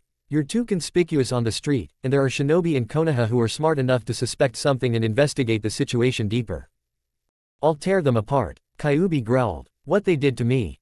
You've already repaid the entire village with blood. Naruto's mental voice was furious. Don't talk to me about debts. Good. Kyuubi's presence disappeared. Don't disturb my peace, brat. I will do my best, your majesty. The Kyuubi ignored his sarcasm, its presence vanishing entirely. Naruto knew it was asleep again. He shook his head to clear the lingering echoes, then, returning to the real world, grabbed his tea and took a few sips. A slight burning sensation woke him. Gaara chewed calmly, looking out the window. Naruto was glad his bun was almost done. You should eat, Gaara said, still gazing into the distance. I think Kakashi will give up the chase soon. He didn't mention Naruto's bout of unconsciousness, too accustomed to the mental dialogues between the Kyuubi and its host. Naruto sighed. And then the written test. I hate written tests. He went back to eating. He had almost finished the last meat pie when the clones sent a pulse of chakra through the bond that connected them, signaling the end of the chase. Gaara pulled out enough money to pay the bill and placed it on the table while Naruto, still chewing, put his mask back on. They then used their modified kawarimi, in which instead of swapping themselves with another nearby object, they used the connection with their clones to swap themselves. They approached a building from which 2 puffs of smoke billowed, startling the surrounding area. Kakashi, about to throw open the door, turned and stared at them. Gaara stared back calmly. Naruto swallowed, then lifted his mask slightly, popped the last bite of his bun into his mouth, and then lowered it again. Kakashi narrowed his eyes. Those were clones, he said. It wasn't a question. Surprised murmurs erupted around him. Since cloning oneself had the shinobi's power, it was unusual for a clone to be able to keep up with Kakashi when the others, despite their full mastery, were struggling. Naruto nodded, ignoring them. It's not against the rules, since there weren't any. Besides, we were hungry. That single eye turned to Gaara, who shrugged slightly. Apparently deciding against confronting the cage, Kakashi turned toward the door. Opening it with a sharp gesture, he motioned for them to follow him and disappeared inside. They were led into an examination hall similar to the one for the Chunin exams many years ago, only smaller now. There were fewer examinees, he guessed. The other half who had come for Guy were absent, probably in a different examination hall. Raida told them about the written test, how many points were deducted for each correct answer and how many points were deducted for each incorrect one, and that he would be expelled from school if caught cheating. Naruto ignored him and eagerly awaited the test to begin. When the test finally began, Naruto and Gaara finished writing in record time, setting up as many anti-cheating barriers as they could, charms to confuse, block, hide. When they finished, they turned their papers face down and cancelled their jutsu. Gaara leaned back in his chair, crossed his arms over his chest, and closed his eyes, entering a meditative state. Now that he'd made a deal with Shukaku, he could sleep, but sleeping here would be foolish. Naruto leaned back as well, but he didn't sit idly. Instead, he glanced furtively around the group. His former teammates were stronger than ever, but the darkness within Sasuke, and the cursed seal, among other things, had also grown stronger. Sakura's power had increased exponentially, but her control over it was unbreakable. Naruto could see it in the way it flowed within her. Tsunade's apprenticeship had done wonders for her. He was glad the Hyuga cousins and their teams were with Guy. Those who posed the greatest threat to Naruto's identity were on those teams. The Byakugan, if channeled correctly, could recognize Naruto by his unique chakra patterns. Shino's bugs had some kind of insect sense that allowed them to do the same, only by tasting his chakra. And then there was the Inuzuka nose, like Kiba and Akamaru. Sure, Naruto had developed a jutsu to mask his scent and protect his chakra from the sight limitations of his bloodline, and he could sense Shino's insects well enough to keep his distance, but he wasn't entirely sure his precautions would hold up under close observation or constant harassment from insects and dogs. He was simply glad Ino wasn't at the exam. If her mental technique had penetrated his mental barriers, it would have instantly destroyed his disguise. Something caught his attention. Several shinobi in the front rows reeked of snakes. Naruto's eyes narrowed. So he and Gaara were right to be worried. Orochimaru was planning something during the exam again. God, how cliched. So Sasuke was practically guaranteed trouble, given that Orochimaru's presence had been confirmed. That left only the Akatsuki, and if he trusted his spy's information, there would be trouble there too.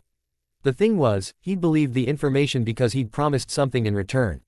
He really didn't want to help Sasuke, well, help or hinder, depending on how you look at it, but he'd promised. Naruto sighed. Really, it all came back to Sasuke. It was irritating. Time's up, Raida announced. The other examiners began gathering up their paperwork. The results will be announced in half an hour, until then you'll have a break. He saw Sakura look half disappointed, half relieved. There was no 10th question this time, and Naruto thought she was a fool for expecting one. This was the Jonin exam, and childish tricks like the 10th question had no place here. The lessons learned from such tricks would have been learned long ago. This was a test of your survival skills.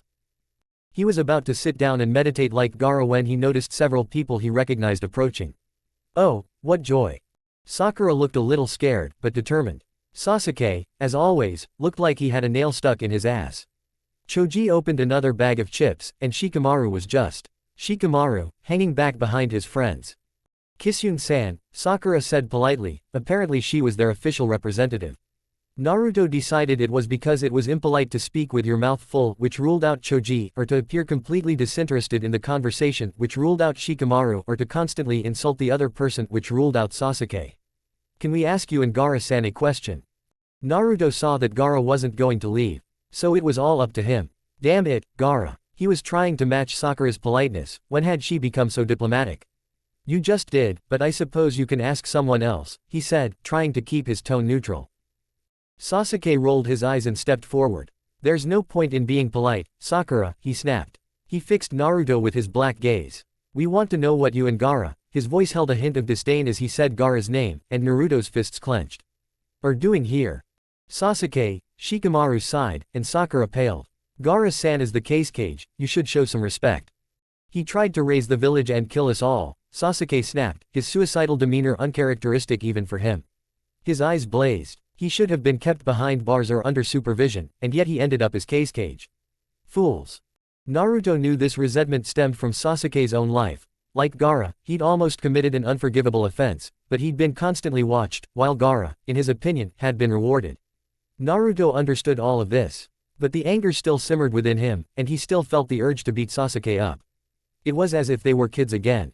You bastard, he hissed, standing up in one fluid motion. He wished he was taller, he was Sasuke's height now. You know nothing about Gaara or what he's been through.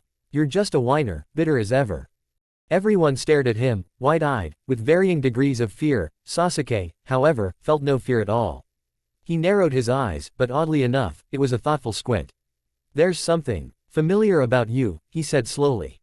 Oh, shit. Then Gaara stood up too, effectively freezing everyone. Cold green eyes fixed on Sasuke, who stared back as if unable to contain himself. If this is Konoha's hospitality, I'm afraid it's not to my liking, Gaara said in his quiet, blood-curdling voice. He picked up his enormous gourd, slung it easily over his shoulder, and strode away without another word. Naruto hesitated for a moment, but Gaara prevailed. With one last glance that Sasuke didn't see, he hurried after the redhead. He had a feeling Gaara was displeased with him, and when they left the building, his suspicions were confirmed. Gaara ignored him, found a tree, sat beneath it, and resumed his meditative pose. Naruto winced and sat down next to him, looking worriedly at him through his mask. Gaara. No answer. I'm sorry I lost my temper. No answer. It's just that Sasuke was saying all this nonsense about you. No answer. Damn it, Gaara. To his surprise, Gaara finally opened his eyes, but Naruto sighed, seeing the cage glaring at him. Shut up, Naruto, he snapped. Naruto snorted. Look, I know you're mad at me, just tell me why. Gaara looked at him. No. He didn't flinch even after 25 minutes of Naruto whining and pleading, which was quite a feat. 10 minutes would have been enough to wear out Kankuro and Temari if he'd tried. Naruto, despite everything, was impressed but also extremely frustrated. However, when it was time to return, he finally had to stop. He sulked all the way to the exam room and continued to sulk in his seat. Anyone else would have considered him aloof, but he knew Gaara would notice, yet he continued to ignore him. Raida held a scroll in his hand. He read out the names of about a third of those present. When he finished, and Naruto didn't hear his own name or Gaara's, he realized that those who had been called had failed. He had been right. Everyone I've summoned, please leave the room immediately. You have failed the task, better luck next time. Now, Raida had to raise his voice as people started standing up with dark looks and loud angry noises. Congratulations to you all. You've passed the first test, but there are 2 more to go, and they won't be nearly as easy as this one, as you probably expected. One of the examiners broke away from the crowd in the corner and walked to the front of the room, standing next to Raida. Genma, too, hadn't changed, the senbon was still in his mouth. Naruto wondered if he'd been sucking on the same senbon for 5 years and mentally scolded himself for his thoughtlessness. I hate to say it, but Raida is known for his restraint, Genma said cheerfully, smirking. He nudged Raida with his shoulder. You know, you shouldn't have gotten their hopes up. Raida rolled his eyes. Just keep up the good work, Genma. They're together, Naruto realized with a smile as Genma stepped on Raida's foot, earning him a glare. Genma smirked, clapped Raida on the shoulder, and stepped forward to face the examiners. I'll tell you straight, the second exam is going to be absolutely brutal. And I don't mean that figuratively. A wicked glint of amusement flickered in his eyes. It's a bit like the Chunin exams, except this time you won't have a team to help you. And your mission won't be easy. Each of you will be given a scroll with your name on it. Genma paused, and one of the eager grass nin in the front row spoke up. I heard about the Chunin exams, we have to steal other people's scrolls, right? You Konoha nin have no imagination at all. Genma narrowed his eyes. Oh, well, how about that imagination? He smirked, and it wasn't a kind smirk. Each of you will have to collect at least 5 handprints on scrolls. Confusion was evident on their faces. The grins widened. 1 handprint, stained with the enemy's blood, for each one defeated. Is that imagination enough, Yuki-san? The grass ninja frowned. Too simple, he barked. I know, you just said it. You think you can just grab your friends and swap handprints, huh? Genma stepped forward again and leaned toward the grass ninja. Wrong. Because, you see, if your handprint appears more than once on someone else's scroll, you're out, even if you have 100 handprints on the scroll. There were incredulous glances around. Several people were trying to count. But that means there will be barely 10 people left, including those from the other half. And this is only the second exam, there's also the third. Well, yeah, Genma shrugged, his smile revealing his teeth. You didn't think this would be easy, did you? Well, Naruto barely restrained himself from jumping as the Kyuubi's voice echoed in his head. This should be fun. And indeed, Naruto couldn't help but agree. To those who wait, all things are revealed, provided they have the courage not to deny in the dark what they saw in the light. Coventry Patmore. Again, up before dawn. Damn it, Suna lives a much more sensible life, though sand can be found in the most disgusting places. Hinata and Lee, the 2 other shinobi unfortunate enough to draw the same gate number as Kitsune, exchanged glances. Hinata-san, Lee said with a bright morning smile, let's go and cheer up our unfortunate friend. We must all be in the best and brightest spirits before facing the test of the forest of death. Hinata's white eyes widened. Ah, Lee-san, I don't think that's a good idea. Too late. Lee ran to Kitsune, radiating kindness, and Hinata never allowed friends to leave and bring death upon themselves. She hurried after him. Welcome this wonderful day and defeat your opponents with youthful vigor, Lee said as Hinata approached. Kitsune turned her head to Lee, and Hinata felt that gaze pierce the smirking shinobi. She couldn't tell if it was simply distrust or near murder. She intervened anyway. Kitsune-san. Ah, good morning to you, the mask turned to her, and now she could truly feel the full force of that gaze, even through the mask. But then, to her surprise, as Lee chatted, Hinata felt the gaze soften. Lee-san, Kitsune greeted. Hyuga-san, are you nervous about the exam? Hinata relaxed a little and smiled timidly. Kitsune was surprisingly gracious. Yes, I'm nervous, but I'm also excited. I've never faced such a challenge alone before. Solo Survival Week, Lee exclaimed joyfully, giving them a thumbs up. A worthy challenge for us. If I fail this exam, I'll run 1,000 laps around Konoha. Lee-san, Hinata cried out. I don't think this. The Kitsune, however, nodded. A worthy loss, he said cheerfully. His bad mood seemed to have vanished. I know you're good at taijutsu, Lee-san. It probably isn't that difficult for you. His compliment was rewarded with a dazzling smile, and for a moment, Hinata could have sworn he was standing on a cliff with waves crashing against his back. Yes, I'm very proud of my taijutsu skills. Then the smile faded, and he said, a little sheepishly, of course, my other skills need work. Hinata felt a pang of sadness for Lee. She knew many had mocked his attempt at the Jonin exams, saying that taijutsu alone would have been enough to pass the Chunin exams but not enough to become a Jonin. Lee didn't seem to mind, but she knew no one could listen to those comments over and over again without being offended. Kitsune seemed to be looking at her, as if reading her mind. Then he turned back to Lee. Lee-san, he said seriously. If you've chosen this path, then don't let anyone lead you astray. Sure, if you've only developed one side of your skill, you might be at a disadvantage, but Lee-san, you have to keep developing that skill until you reach a level where no one can laugh, because they know they'll never be able to achieve it. Create your own fighting style, a style no one else can copy, because no one else can. I know you can do it, Lee-san. You already are. There was silence. Hinata had to remember how to breathe. Lee was stunned, his jaw dropped. Kitsune laughed, a little sheepishly, raising his hand to the back of his head. Ahaha, sorry, I just got a little carried away. Seeing that gesture, remembering the passion and faith in that voice, Hinata and Lee weren't just stunned, they moved closer, as if in shock. They stared at Kitsune, who seemed to realize what he'd done, and froze. Silence fell again. Then Hinata whispered, Naruto-kun. Kitsune didn't move. Then he laughed, too loudly. Who? Naruto. I've never heard that name before, what a strange name, it sounds like something edible, arg arg arg. The cause of his groans was Lee, who had pounced on Kitsune, no, Naruto, and was roaring at the top of his lungs, clinging to him with all his might. Naruto-kun, you're back, and the power of your youth shines brighter than ever. I knew you wouldn't let us down, MMPH. Okay, enough, do you want the whole forest to hear you? Naruto hissed, covering Lee's mouth with one hand and pulling the sobbing man away with the other. Lee, pull yourself together. Hinata laughed as she saw Lee struggling to hold Naruto down, Naruto squirming, trying to throw him off. But since she was crying, covering her mouth with her hands to muffle the sound, her laughter came out a little hysterical. She noticed Naruto glance at her and quickly wiped away her tears. She couldn't let Naruto-kun see her so miserable.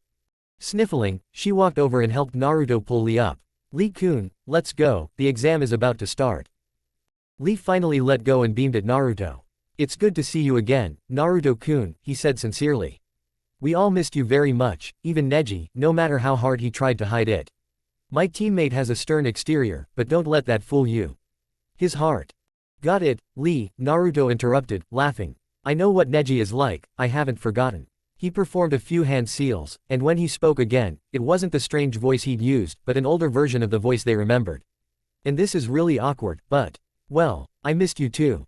Hinata wanted to hug him, but she held back. We too, Naruto-kun. We too. Naruto-kun, Lee said. Are you really a Kitsune? Naruto sobered immediately. Yes, he said, I am. And no one else can know about this, okay. You two can't tell anyone. But the rest of you, Lee began in protest. I plan to reveal myself at the end of the exams, when I become a Junin. Naruto said it as a fact, when he becomes a Junin, not as an if. And then I'll answer all the questions, as best I can, anyway. But not now. Lee and Hinata exchanged glances. Then Lee nodded. I'll keep your secret until you decide to reveal yourself, Naruto-kun. He declared. Nothing will tear the truth from me. I'll be like a stone. I promise. I won't tell anyone, Naruto-kun, Hinata agreed. Then, hurrying before she lost her composure, she quickly added, but could I please see you without the mask? It's been 5 years. It would be so nice to see your face again. Of course. Just a moment, okay. Naruto raised his hand and removed the mask. Hinata blushed brightly. Lee's mouth fell open, then he gave Naruto a thumbs up. You've become the epitome of manly youth, Naruto-kun. Naruto put the mask back on. Really? Great. You've grown up too. Lee, you look more like Guy-sensei than ever, and Hinata-chan, you've become prettier. A tearful, really. Like Guy-sensei, you say. It sounded loud, but to Hinata it seemed like it was coming from far away. Naruto-kun. Naruto-kun had called her beautiful. And you know, Hinata-chan. I see that you've become more confident. That's good, you know. I always knew you'd find your place. Hinata's cheeks burned so intensely that she thought she might burst into flames. Fortunately, at that moment, a shrill horn blared through the air, signaling the start of the exam. The gates swung open. Naruto waved to them both. Good luck, he said. I won't attack you, just like Gaara, but be careful with everyone else. And remember, don't tell anyone who I am. With another wave of his hand, he disappeared, leaping between the trees. Hinata took a deep breath and lightly slapped her cheeks. When she looked up again, her determined gaze met Lee's equally determined one. He smirked at her, and she forced a smile back. Shall we go, Lee-kun? She asked quietly. He nodded. Naruto-kun is way ahead of us now, he said, and they both realized he didn't mean physical distance. We must not disappoint him and catch up quickly. He looked unusually serious. All three of us, Hinata-san, were once behind the others. We vowed to show them what we were made of, but only Naruto-kun ever truly accomplished it. When he looked back at Hinata, his gaze was direct. He will be our target, Hinata-san. Let's catch up with him as soon as possible. She nodded, but an overwhelming uneasiness made her say, the stories about Kitsune. Some of them. I can't believe Naruto-kun did this. She bit her lip. I don't want to think about Naruto-kun. About him doing something like this. Lee nodded. I understand, Hinata-san. But, I believe in Naruto-kun. What he did, I believe, was for a reason. We shouldn't judge him yet, let's wait for him to tell us. He gave her a smile. You don't believe in him either, Hinata-san. I agree, Hinata answered without hesitation. Then let's keep believing in him, Lee said firmly. He gave her a ridiculous bow. After you, Hinata-san. Good luck. She smiled even wider at him. Thank you, Lee-kun. Good luck to you too. And she leapt into the forest, hearing Lee following her for a moment, and then she turned onto another path, and the sound of his footsteps faded. Somewhere in this forest, Naruto-kun was alive and stronger than ever. She, too, would have to become stronger and one day show Naruto-kun that his faith in her, and her faith in him, was justified. After an hour of running, Naruto found a suitable clearing. He looked around for a flat stone and sat down in a meditative pose. Birds sang, the wind blew, the grass whistled. And then, tired of the eyes watching him, Naruto said without opening his eyes, either fight me or leave. I don't like being watched like some kind of zoo exhibit. There was a pause. Then, with a soft rustle of leaves, someone jumped from a branch onto the grass. Naruto sighed and opened his eyes to look at the sand ninja, who was trying to look confident, but Naruto could clearly hear his racing heart and feel fear. Well, to his credit, the fear was mitigated by the anticipation of the coming battle, but it was still fear. Kitsune, the sand ninja declared bravado. Fight me like a man. Naruto snorted. Are you crazy? Ningbo watched. First of all, I don't know you, so you have no right to call me by my name. Secondly, if you want a fight, ask politely. You know, you never want to anger someone who can easily crush you. Or someone who's friends with your cage. You've probably seen me wandering around your village with Gaara. Ningbo continued to watch. Okay. Ah, Kitsune-san. Naruto nodded at him, inviting him to continue. Kitsune-san. Ah, will you fight me? Smirking to himself, he just liked scaring his opponents. It was great to feel like the king of the world. Naruto leapt off the cliff in one fluid motion. Of course, he exclaimed cheerfully. Only ninjutsu. A taijutsu duel. A bloody war with no rules. Ah. Can't decide, huh? Why don't we ask your cage to choose for you then? The sand ninja's eyes widened impossibly. His face was flushed with blood. Oh, Gaara. Naruto chanted. A soft rustling of sand was heard. Then Gaara appeared from the shadows of a tree, eliciting a squeak from the sand ninja. He glared at Naruto. Don't toy with my shinobi, he ordered. Naruto bowed exaggeratedly. Yes, oh Kage-sama. Gaara frowned. Then he turned to the shinobi, who was almost trembling, but not yet shaking. Are you Nagasaki? Nagasaki Shin. The sand ninja straightened at the sound of his name. Pride flashed in his eyes, the Kage knew him. Naruto felt a little better about the boy. He was clearly part of the group in Suna that supported Gaara, a group that was quickly growing in number, to Naruto's delight. Yes, Kage-sama. Gaara nodded curtly. You thought it wise to challenge one of the strongest shinobi to a fight less than an hour into the exam. Nagasaki's expression sank slightly, but he answered honestly, Kage-sama, I know this is a foolish move in terms of passing the exam, but I wanted to test myself against someone whose strength has been proven. I wanted to compete with the best, to see how far I could go. Gaara's features softened. Naruto knew only he, Temari, and Kankuro noticed the subtle changes in his expression. The others were more easily able to judge by the aura surrounding Gaara. Now the oppressive presence had weakened, and Naruto, watching the sand ninja sense it, relaxed slightly. That's an admirable statement, Nagasaki, but a foolish one. Suna needs Jonin. Would you put your personal satisfaction above the needs of the village? Nagasaki looked horrified. No, Kage-sama, I didn't. That was not my goal. Gaara's raised hand stopped him. I understand, he said. I will not hold it against you. Now, as a Suna shinobi, I order you to do everything in your power to pass this portion of the exam. And if you succeed, I'll make sure you have a controlled fight with Kitsune when you return to Suna. Nagasaki was practically beaming with happiness. Thank you, Kage-sama. Gaara nodded. Go now. Sandnin gave them both a deep bow, then turned and leapt silently into the forest. A second later, he was out of sight. You know, I could refuse to fight, Naruto said casually. Yes, I could.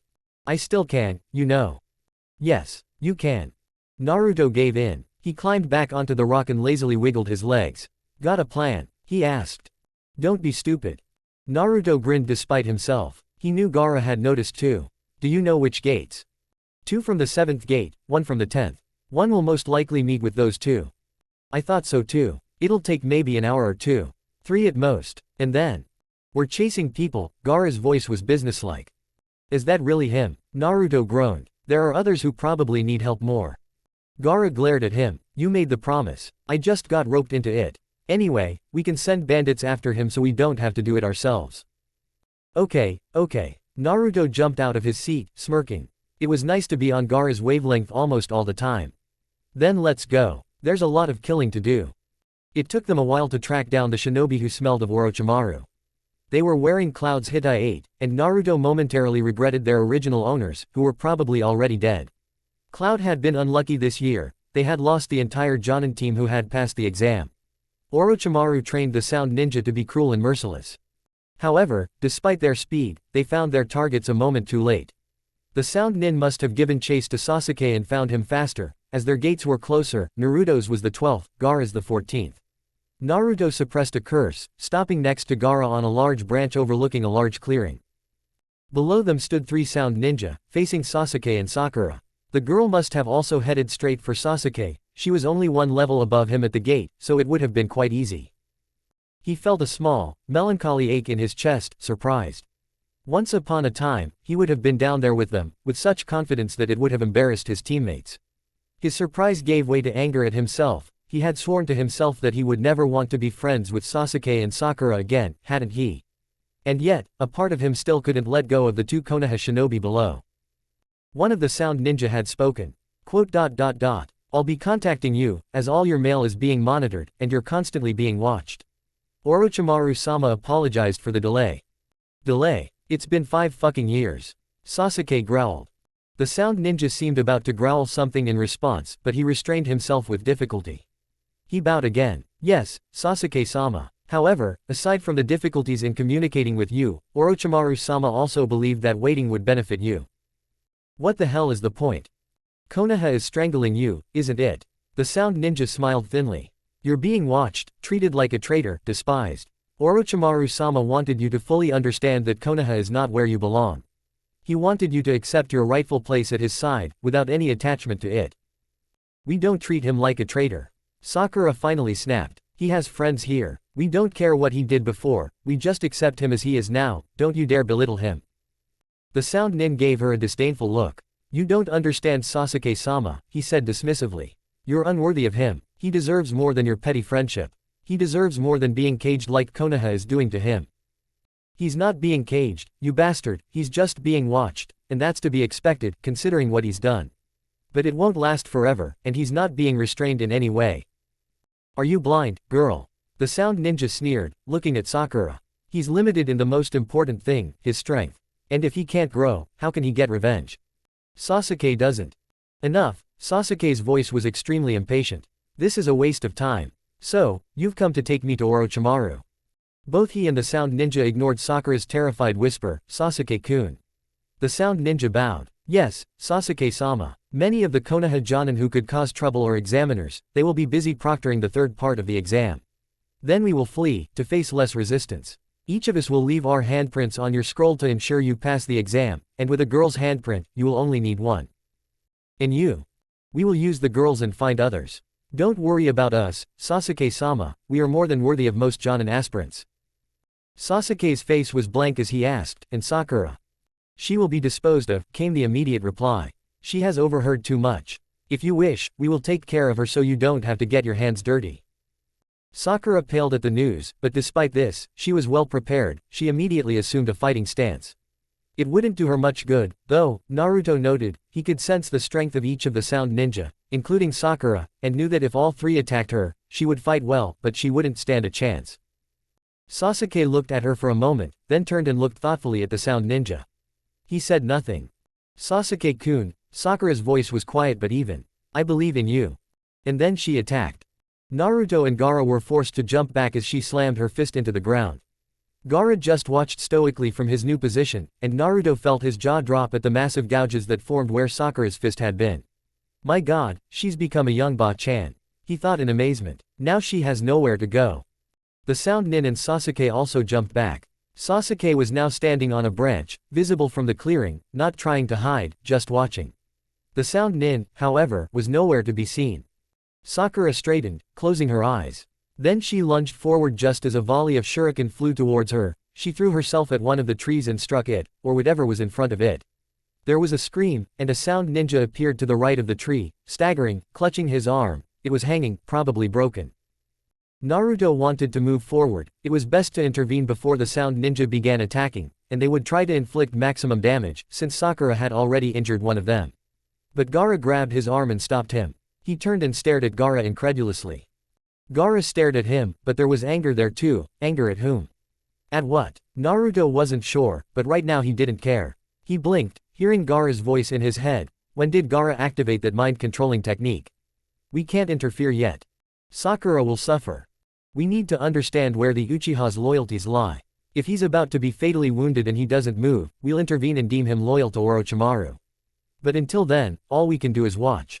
Gaara's grip tightened. You know this is the only way. You're just going to stand here and... Do you think I enjoy watching a girl suffer? Gaara was clearly angry now. And you admit to being angry at Haruno, but then you lose all common sense at the first sign of danger. Naruto blinked. He could only stare at Gaara, his mouth open. His green eyes were gleaming and full of determination. You know what you must do. And then Gaara released him, abruptly cutting off the connection. He turned away from Naruto, watching the scene below, his face impassive, his arms crossed.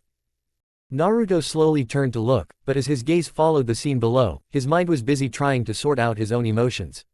He felt betrayed by Sakura, Sasuke, Kakashi. They had truly hurt him with their judgment, their neglect. And he truly hated them for it, if only a little. But he still craved their acceptance. He'd admitted that to himself long ago. He still craved the perfect relationship he'd imagined when he'd first been assigned to the team, friends, teammates he could rely on, a sensei he could admire, someone who would be like a father, a mentor. Naruto realized he wasn't prepared for how strong that desire was. He couldn't forgive them, not really, but he so desperately wanted to. He wished he didn't have to make this choice. Damn it. Beside him, Gaara tensed. Naruto snapped back to reality, and his mind finally registered what his eyes had seen. Sakura pinned to the ground by a heavy branch. And a shower of shuriken, flying straight at her face. Naruto had already moved forward. Gaara raised his hands to direct the sand, but then they both froze in place. Naruto was overcome with immense relief, and, he had to admit, a good part of it was joy. Naruto almost lost his balance, stunned, but the sand wrapped around his waist and kept him safely on the branch. Sasuke stood before Sakura, spinning his metal blades. It was similar to the very four-bladed sword he and Naruto had used in the battle with Zabuza. Sasuke used it as a buzzing shield, deflecting all the shuriken. With a whistle of shifting wind, 3 sound shinobi appeared in the clearing before Sasuke. Their representative narrowed his eyes. Sasuke-sama, he said. What do you mean? For us to successfully deliver you to Orochimaru-sama, the girl must die. Sasuke let the blades spin, but held them almost casually in his hand. You know, he said casually, the Hokage showed me some interesting scrolls. About the techniques Orochimaru was working on and their effects. And I really don't want to give him my body as some kind of convenient shell. The sound nin tensed. Yes, Orochimaru-sama intends to use your body, he said after a pause. But with his and your strength, your brother won't stand a chance. You want to defeat your brother at any cost, right? Your body will remain, and your mind will remain. You can savor every ounce of your revenge. Only then will you gain enough power to defeat Uchiha Itachi. I used to believe that, Sasuke said, the lightness vanishing. I used to be afraid I wouldn't be strong enough. That's why I turned to Orochimaru when he made me an offer. It was the easy way out, power was guaranteed. But you know, I've had time to think. And I want to defeat my brother myself. With my own strength, because otherwise I wouldn't be able to surpass him on my own merits. His smile was mirthless, a little self-deprecating, a little bitter, as he added, oddly enough, it was the very people I once despised who taught me this. Would you listen to the preaching of weaklings? They taught me by their actions, Sasuke replied. And if I turn to Orochimaru for power, I'll be worse than them. And I refuse to be worse than the likes of that muscle-bound idiot Lee, or the Hyuga, he paused, then smirked. Forget it. It doesn't matter. The sound nin smiled coldly. You're right, it doesn't matter. But whether you agree to go or not doesn't matter. Our orders are clear, we will take you with us, whether you want it or not, and we will remove any obstacles. The girl will die, and you will wake up in Orochimaru-sama's fortress. They leapt forward. Sasuke stood his ground, ignoring Sakura's cries of, let me out of here, damn it. And braced himself for the attack. Which never came. The sound ninja's battle cries died down as they looked at themselves. Sakura's screams faded. Sasuke stared at him. Naruto spun around and looked at Gaara, who held his hands out in front of him. Sabaku Q. His voice carried clearly across the silent clearing. Everyone's eyes widened, they knew what was about to happen. The sound ninja opened their mouths, apparently about to scream, but it was too late. Naruto snatched up his scroll and quickly searched for the item he wanted to summon. Sabaku Sosu. It was raining blood. Naruto triumphantly materialized an umbrella, releasing a white cloud of smoke. He opened it just in time to protect himself and Gaara from the spray. They hadn't brought much clothing, and he didn't want to waste time cleaning up blood stains during the exam. When the blood flow stopped, Naruto sealed the umbrella back into the scroll. It was the same one he'd used when Gaara used his desert coffin funeral combination, so he didn't bother cleaning it since it was already completely covered in old bloodstains, and said, "That was disappointing." Gaara gave him an annoyed look. "Well, it was. My techniques," Gaara said coldly, "never disappoint." Naruto smirked. Gaara was so cute. He looked like a cat, all wounded pride and bruised self-esteem. "I'm not saying your technique was disappointing, I'm just saying that it was a disappointing end to the battle." "It's the same thing." "No, it's not." Sakura's voice, coming through the branches, was a little dazed probably from being covered in blood, but she was slowly coming back to her senses. "Gaara-san and Kitsune-san." "Yes. Thanks for the help." "No problem. So, not to be rude or anything, but someone get me out from under this damn tree." Gaara gestured. Sand from the ground obediently rose up and lifted the branch. Sakura climbed out. The sand dropped the branch again and returned to its inert state. "Thank you." Sakura narrowed her eyes at the trees. Is there a reason you don't want to come down?" Naruto peered into the foliage. "Well, the Uchiha's expression is one of them." It was true, Sasuke looked deadly. "I could have handled it," he muttered through clenched teeth. "You shouldn't have interfered." My god, he hadn't changed at all, not at all.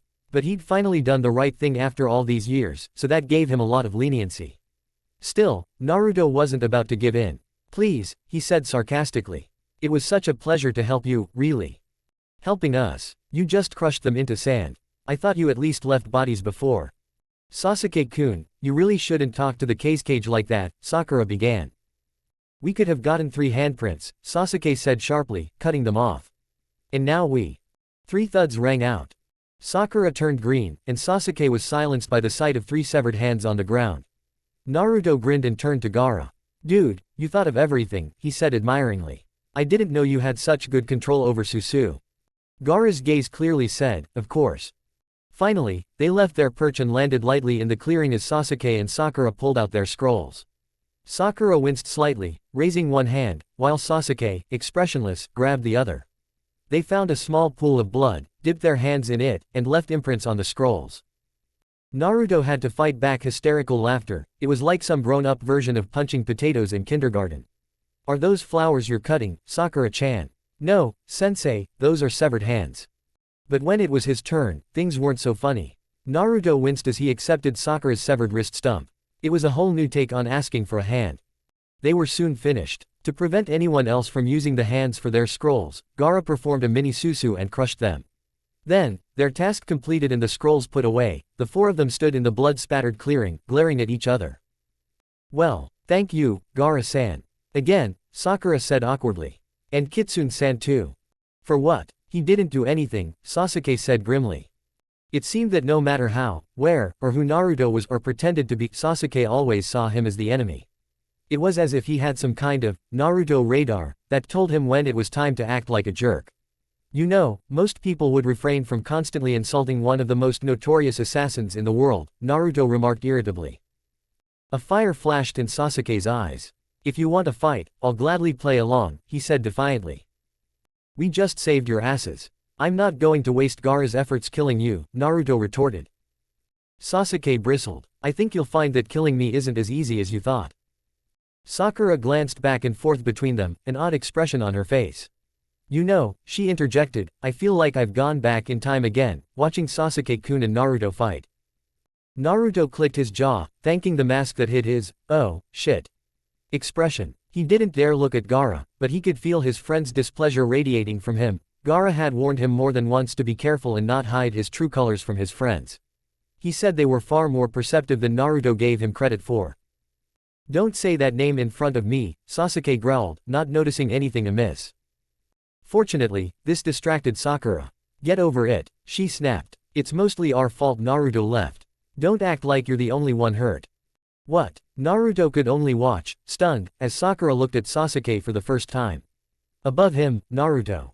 "As if you have the right." Sasuke cut himself off, breaking Naruto's reverie as he narrowed his eyes at Gaara as he retreated. "Where are you going?" Gaara ignored him. Sasuke-kun, Sakura said, trying to keep her voice level, and she succeeded. Gaara-san isn't answering us. He has his own exam to take. And him too, Naruto remembered. He winced. Why was he always so off track when it came to his former teammates? He gave Sakura a short bow, getting their attention. I have to go too, he said quickly. See you later. He had to run to catch up with Gaara, who was already leaping between the trees. He managed to catch up with them and realized that Gaara was ignoring him again, looking upset about something. He hated this feeling of distance and felt genuine worry creeping up on him. Had Gaara finally tired of him? Or did Gaara want him to stay in Konoha instead of returning to Suna with him? Gaara, he said quietly. Please tell me what happened. His concern and sincerity must have gotten through to Gaara, because he slowed and then stopped altogether. Naruto followed suit, clinging to the branch opposite Gaara. Those beautiful green eyes stared at him for a long moment, uncomprehending. Then Gaara sighed softly. I can't say, he said, and the subtle changes in his expression told Naruto he was worried. I don't fully understand it myself, but I do know I shouldn't say anything. This is something you need to figure out for yourself, Naruto. Damn, he really wasn't good at this. He looked at Gaara pleadingly. The corners of Gaara's lips lifted in that small smile Naruto loved because it only appeared in private, but this time, there was a hint of sadness lurking at the corners. Naruto didn't like that at all. You'll figure it out for yourself, Gaara repeated. Naruto sighed. Gaara looked at the tower in the center of the forest. When he spoke again, his voice was full of business, the cage in his prime. We need to put our plans into action. First, the Bunshin, then we need to find those whose prints we need. Remember, I don't want to skew the results of this exam any more than necessary. I know. I don't help those I like, I only intervene when lives are in danger, blah blah blah. Naruto grimaced. Your position as cage ruins all the fun, you know. A hand with sand hit his ankle, causing him to yelp. Bunshins, Gaara reminded him. Yeah. Naruto raised his hands and made hand seals like Gaara. 5 bunshins of each person appeared. Oh, Naruto remembered he needed to tell Gaara that Lee and Hinata knew about him, and grimaced. Gaara clearly wouldn't be happy. Hinata-chan and Lee kind of. No. To his surprise, Gaara just nodded. I expected that. Naruto muttered, what? Why? Those two respect you very much and are loyal to you. You'd let your guard down around them. A glimmer of amusement flashed in his eyes. Despite all your training as a kitsune, you're surprisingly bad at hiding among acquaintances. Yeah, Naruto grumbled. Because I'm not used to lying and hiding from my friends. Gaara's gaze softened. It's a part of you, he said simply. That's good. Then, while Naruto was trying to think of something other than, I love you, Gaara replied matter-of-factly, Naruto, your clones will keep an eye on the Uchiha, Haruno, Akamichi Choji, Lee, and the Hyuga woman. Mine will keep an eye on the other Hyuga, his partner, the Aburame, the Inuzuka, and my own shinobi, we've met him before. Of course. Naruto watched the clones run off and belatedly realized, oh, hey, you want more clones to follow the other 2 Sunanin. It's unfair that we'll only be keeping an eye on the Konoha nin. No, my other 2 ninja are perfectly capable of taking care of themselves, and they must have found each other by now. I'm worried about Nagasaki, because he'll be seeking help from dangerous opponents, not his fellow shinobi. A brief smile. He's a lot like you and the Uchiha. I don't. Naruto trailed off, then grumbled, okay, maybe we are a bit alike. Gaara chose not to comment, but his tone was smug. We shouldn't look for the last 2 handprints until the last moment, when the teams are already heading to the tower. Accordingly, we should find a place to set up camp around the tower's perimeter and prepare.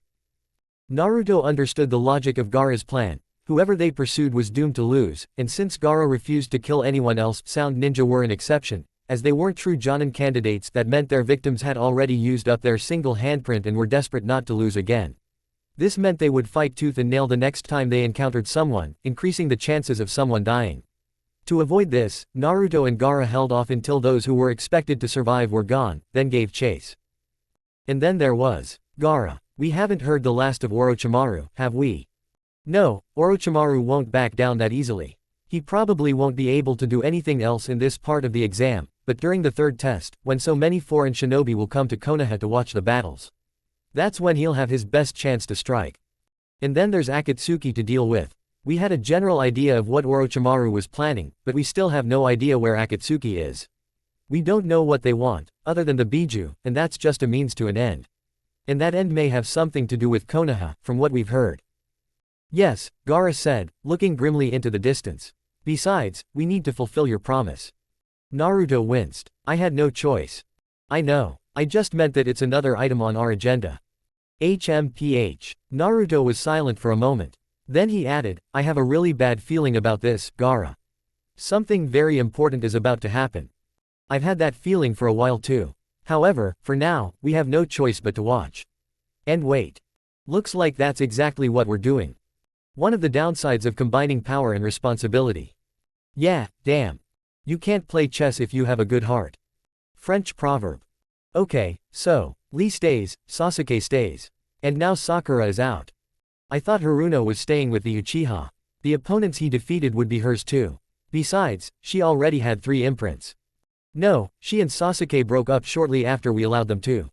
Apparently, they both needed some alone time. Gaara blinked. How? Very much like a feuding couple. Really? Naruto's smile flickered and quickly faded. He still hadn't sorted out his feelings for his teammates, and even if he could, he wasn't going to do so until absolutely necessary. Anyway, Lee's in the game too. And Choji and Sakura fought your Sunanin, so I know one of you is out, but the other is probably in. They were honorable, only fighting one-on-one and not forcing opponents to fight them one at a time, even if that meant they could win. Of course, I personally interviewed them before allowing them to take the exam. The Jonin position is too important to me to let some irresponsible shinobi occupy it. Interview. Seriously. Naruto frowned. I don't remember you giving an interview. If I remember correctly, you were hunting that S-class ninja from Waterfall. Ah, the one right before I went to meet Danzo. Naruto grimaced, remembering. So, where were we? Uchiha, Lee, one of my Suna pair. Yeah, them, and that grass ninja who talked too much, what was his name, Yuki? I think it was him. He frowned. Hinata-chan's second handprint was his 5th. I just hope that idiot gets defeated twice or more. Oh yeah, and that mist guy with the crazy tattoos, and the rock guy who smells of smoke. That's about it, I think. As for me, as we expected, the male Hyuga will be here, as will the Aburame. Shino. Wow, didn't know he was that strong. His bloodline limit is unique, and many don't expect it. Yes, that's true. Okay, continue. Nagasaki is also here. There's another mist ninja who defeated both Inuzuka and the weapon-wielding girl. She's strong and fierce, and I think she's collected enough imprints. A girl. Naruto whistled. And from the mist too. Mist ninja are so scary. Who else? Judging by the battle my Bunshin witnessed, it was highly likely there would be another grass ninja, the one without hair.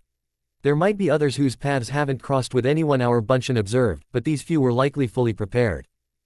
So, Sasuke, Lee, Neji, Shino, 2 Suna ninja, 2 mist ninja, 1 grass, 1 rock. Naruto counted them on his fingers. Okay, then we'll bypass these and head for the others. I happen to know a couple of rock ninja who travel in pairs, we could fight them together to save them and get the last 2 prints. Gaara frowned. If they'd been paired up, I'd have expected them to win more often, since most of the other participants fight alone. Well, yeah, but they were the first pair Sasuke met after he and Sakura split up, and he was in a terrible mood. He mercilessly crushed them, Naruto chuckled. And then, as luck would have it, they faced your 2 shinobi, so they didn't have the advantage of a pair, and your ninja won quite easily. You know, if they'd been less honorable and fought everyone else together, those 2 would have passed this exam. It's like they're one mind in 2 bodies. Fujiwara and Hidaka are childhood friends. A small, satisfied smile crossed Gaara's lips. They bring out the best in each other. However, they need to work on their individual skills. When I approved their application, I reminded them that the day would come when they'd be fighting opponents on their own. That's why they decided to try working individually this time, Naruto said, realizing it. Yeah, that's one of the reasons. Okay, Naruto stood up and stretched. Let's find that rock pair, they'll be easy to defeat, and then we'll head to the tower. The rock pair were hiding, which wasn't surprising. Most of the losers were hiding, nursing their wounds. Naruto and Gaara followed the scent of their power to a rocky stream littered with large boulders. They looked around. There, Naruto finally said. There too, Gaara nodded at another large boulder. Right in the middle of the water. They both sighed. Hey, brat, give me that, I need a warm-up. What exercise? I just sparred with you yesterday. And the day before. You call this exercise? You've set so many restrictions, I might as well be sleeping. Well, excuse me for not wanting the whole village to know you're here. An irritated growl rang out. I know the importance of keeping secrets, brat. Your pathetic intellect is nothing compared to mine. Then why are you even asking? These 2 are rock ninja, and there's not a soul around. No one will recognize me. Come on, brat, even you should see how perfect this plan is. I can jump out, fight them, and come back without anyone noticing. Naruto sighed and turned to Gaara.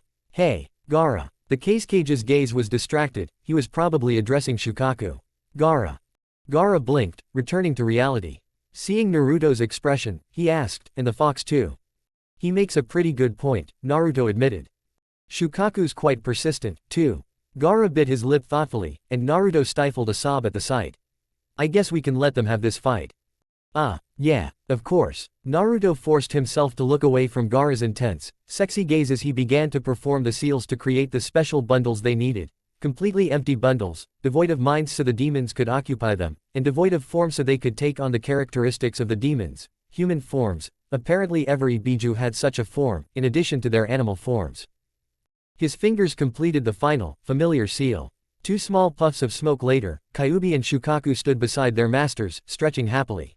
Remember, nothing too big, and don't transform into demons, Naruto warned. And no killing, okay. Kyuubi shot him a disdainful look, and he did it very well, with his upturned eyes and fox-like, pointed face. He was the tallest of the 4, with a lean, lithe frame and long red hair that matched his eyes. Naruto always thought that if he were given girls' clothes and fake breasts, Kyuubi would make a damn hot geisha, albeit a hooligan-looking one. Of course, the time he'd casually let that thought slip, Kyuubi had been howling in his head for nights straight, keeping him awake. The bags under his eyes would have rivaled Gaara's. Don't take us for idiots, brat, Kyuubi snapped. We've lived centuries longer than you, we know what to do. In one swift, fluid movement, he grabbed Shukaku, nuzzling the demon's head. Don't mind my brat, Shukaku. He's stupid, you know how humans are. Naruto eyed Shukaku warily. The raccoon demon's golden eyes bored murderously into him, his usual glare. When Naruto first saw Shukaku in human form, he immediately understood where much of Gaara's bloodlust came from. With his spiky black and yellow hair and short stature, Shukaku would have looked like any other street kid and would have been the bad boy the girls liked if not for the deadly hunger in his eyes. He looks down on me, Shukaku growled, still glaring at Naruto even as Kyuubi reached into the fold of his robe. Demons always appeared in simple, old-fashioned robes. Naruto had grown accustomed to the attire, but what he would never get used to was the idea of 2 biju, those enormous, deadly demons, doing something together. It was maddening. Shukaku, Gaara said quietly, stepping forward and catching the demon's attention. Golden eyes stared at him. Naruto didn't mean that, he was just afraid of getting caught. The demon stared at Gaara for a moment. No one really understood why, but Shukaku seemed to have a soft spot for Gaara, despite all its attempts to devour the boy's mind, just as Kyuubi was unusually tolerant of Naruto's insolence. Then he turned in Kyuubi's embrace and sank his 2 sharp teeth into the other demon's neck before slipping easily out of its grasp. Let's go, he said, not looking at either of them as he headed for one of the boulders where the Iwanin were hiding. Blood now, sex later. Naruto flinched, and Gaara winced. Kyuubi, however, grinned, baring his sharp teeth. Sounds tempting, he purred and leapt with inhuman speed onto another boulder. He landed on all 4s at the top of the rock and with a casual flick of his hand, outstretched claws, stronger than any stone or metal, he left 4 deep scratches in the stone. Come out, little shinobi. Go play. The rock exploded, but Kyuubi had already safely jumped aside. The fox grinned, looking at the Iwanin standing there, ready for battle. If he were in his demon form, Naruto was almost certain all 9 tails would be waving their arms in glee. Upstream, Shukaku was wandering around another large rock, glaring at it. Then he growled. The rock crumbled, turning into sand that flew toward Shukaku, swirling around him in the air. Nintendo, now in full view, jumped back in fear, but quickly regained his balance. He glanced at Naruto and Gaara, who were standing on the bank, watching the proceedings. They won't interfere, Shukaku's lips stretched into a snarl. You will fight me. The Kyuubi had once told Naruto that just as demons influence their masters, so too do their masters influence demons, with their humanity. The biju, Kyuubi said, were pure in their intentions, they killed not for the pleasure of killing, but out of necessity, as a means to an end, like food. They enjoyed a good fight, but not the killing itself. Therefore, when a demon was sealed into a jinchuriki, this purity would be tainted by human emotion, human greed, the demons would be driven half mad. This is why Kyuubi was so mad with the desire to kill within Naruto, this is why Shukaku was so mad with the joy of killing. It was not the true nature of a demon to revel in senseless slaughter for its own sake. It made strange sense, and Naruto pondered it for a long time. Then he discussed it with Gaara. It was this that led them to work on the technique that created empty demon bundles. Now, as long as they periodically released the biju while keeping their minds separate, neither side would be driven mad by the other. Of course, their chakra was still linked, and the demons were still trapped, as bundles couldn't survive for long with demons inside them, but it was enough. Gaara could think clearly now. He could sleep again. Naruto found himself smiling, remembering watching Gaara slowly rise from the rubble that had once been Gaara and Shukaku. He had helped Gaara become himself again, been by his side as he explored new horizons of his power. Now that everything wasn't so tangled and confusing, it was a time of healing for both Gaara and himself. For the first time in his life, he felt so wanted and needed. Gaara had once told him, "You save me time and time again, and I can never repay you." But in truth, Naruto felt like he was the one being saved. After leaving Konoha, he had suffered emotionally and mentally. When Gaara brought him back to Suna, he was dying physically. It was Gaara who had healed him inside and out. "I didn't realize watching bloodthirsty demons beat people up made you so happy, Naruto." Naruto blinked. Then he realized he was smiling dreamily at the sight of the doomed ninja, wounded and bleeding, being toyed with by evilly grinning demons. He coughed. Just lost in memories, he muttered uncertainly, not looking at Gaara. He knew he would blush in that instant. Oops. Oops. Naruto looked up and stared at the shinobi flying towards him, screaming. Before he could react, a wall of sand rose up in front of him, receding and throwing the shinobi back towards the Kyuubi as if he was playing ping-pong with a human ball.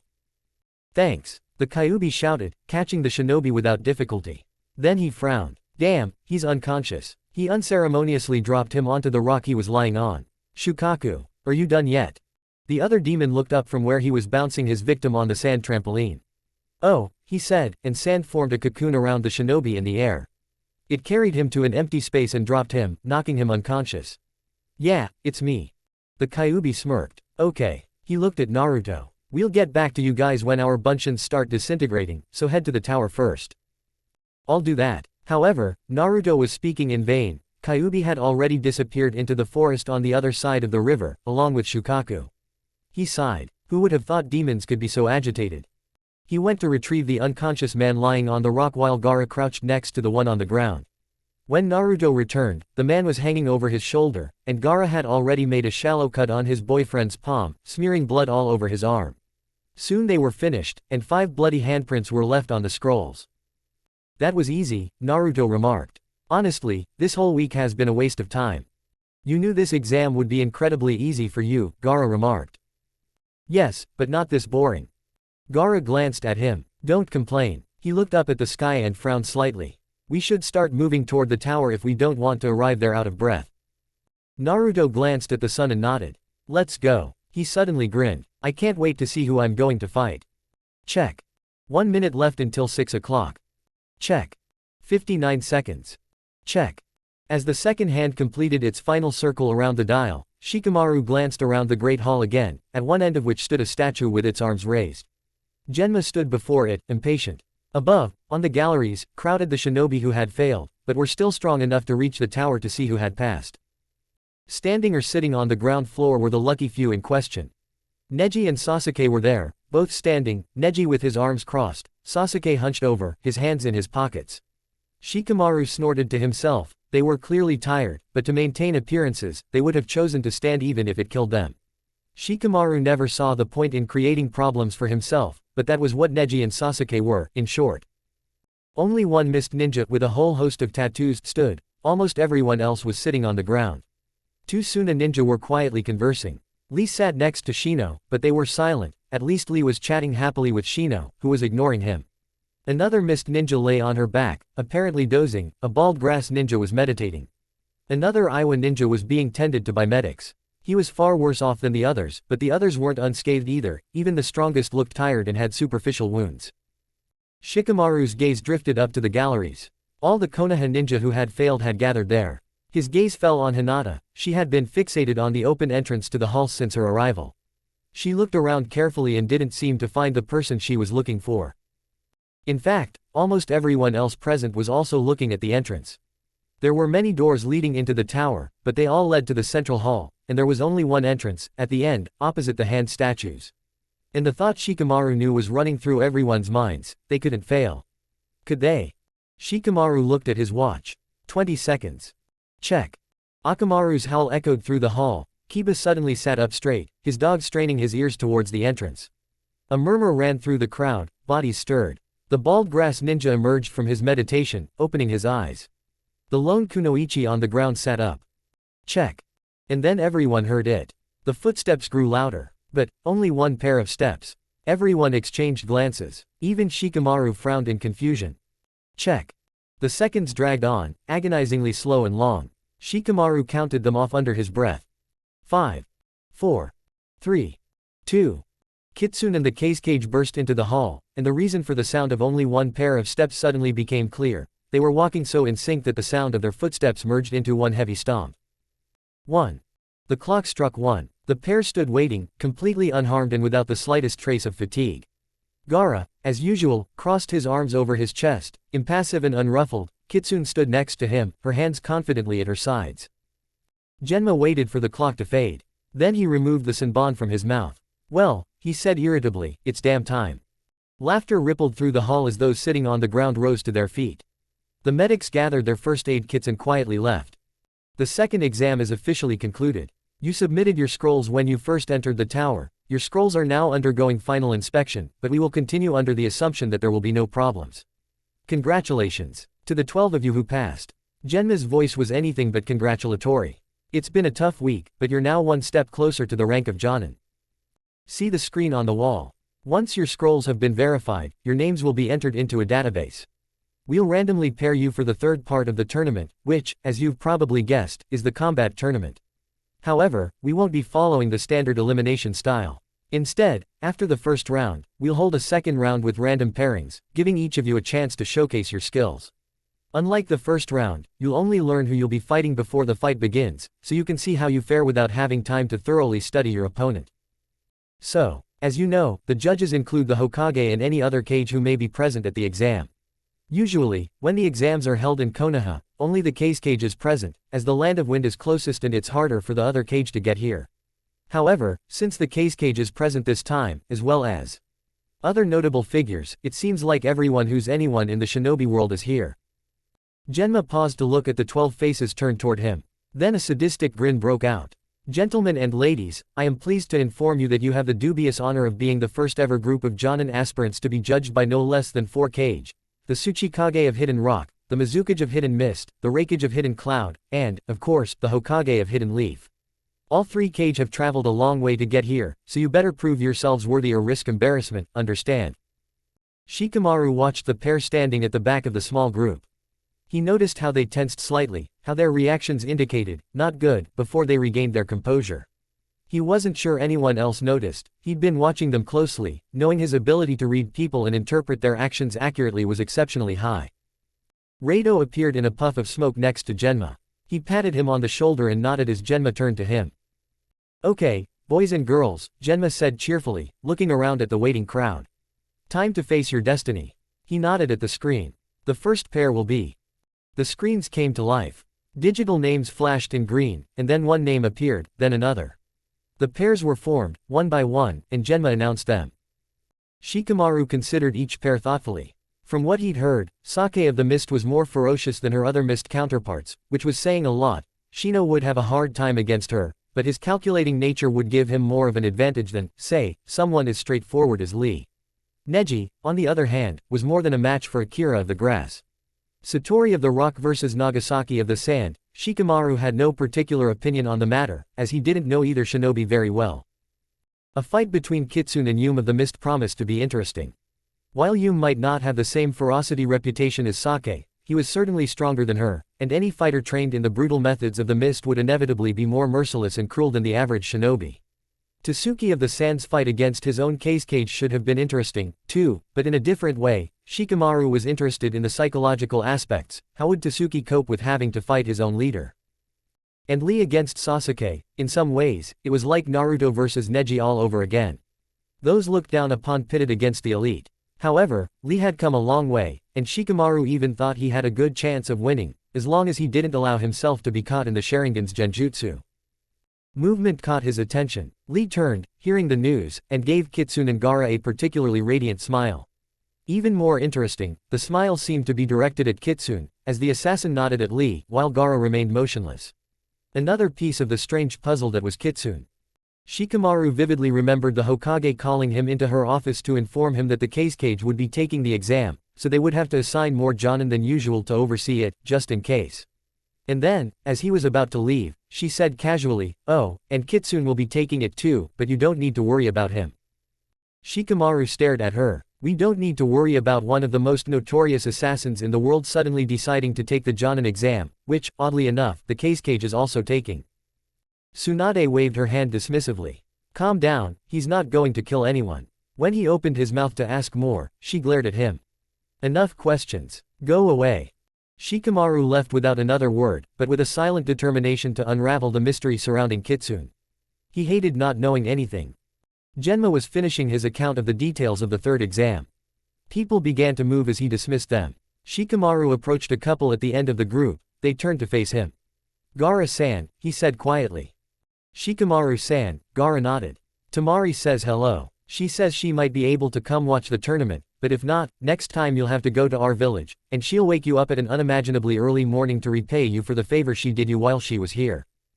This was unexpected. Shikamaru fought the urge to smile. "I wanted to help her make the most of her time here," he said softly.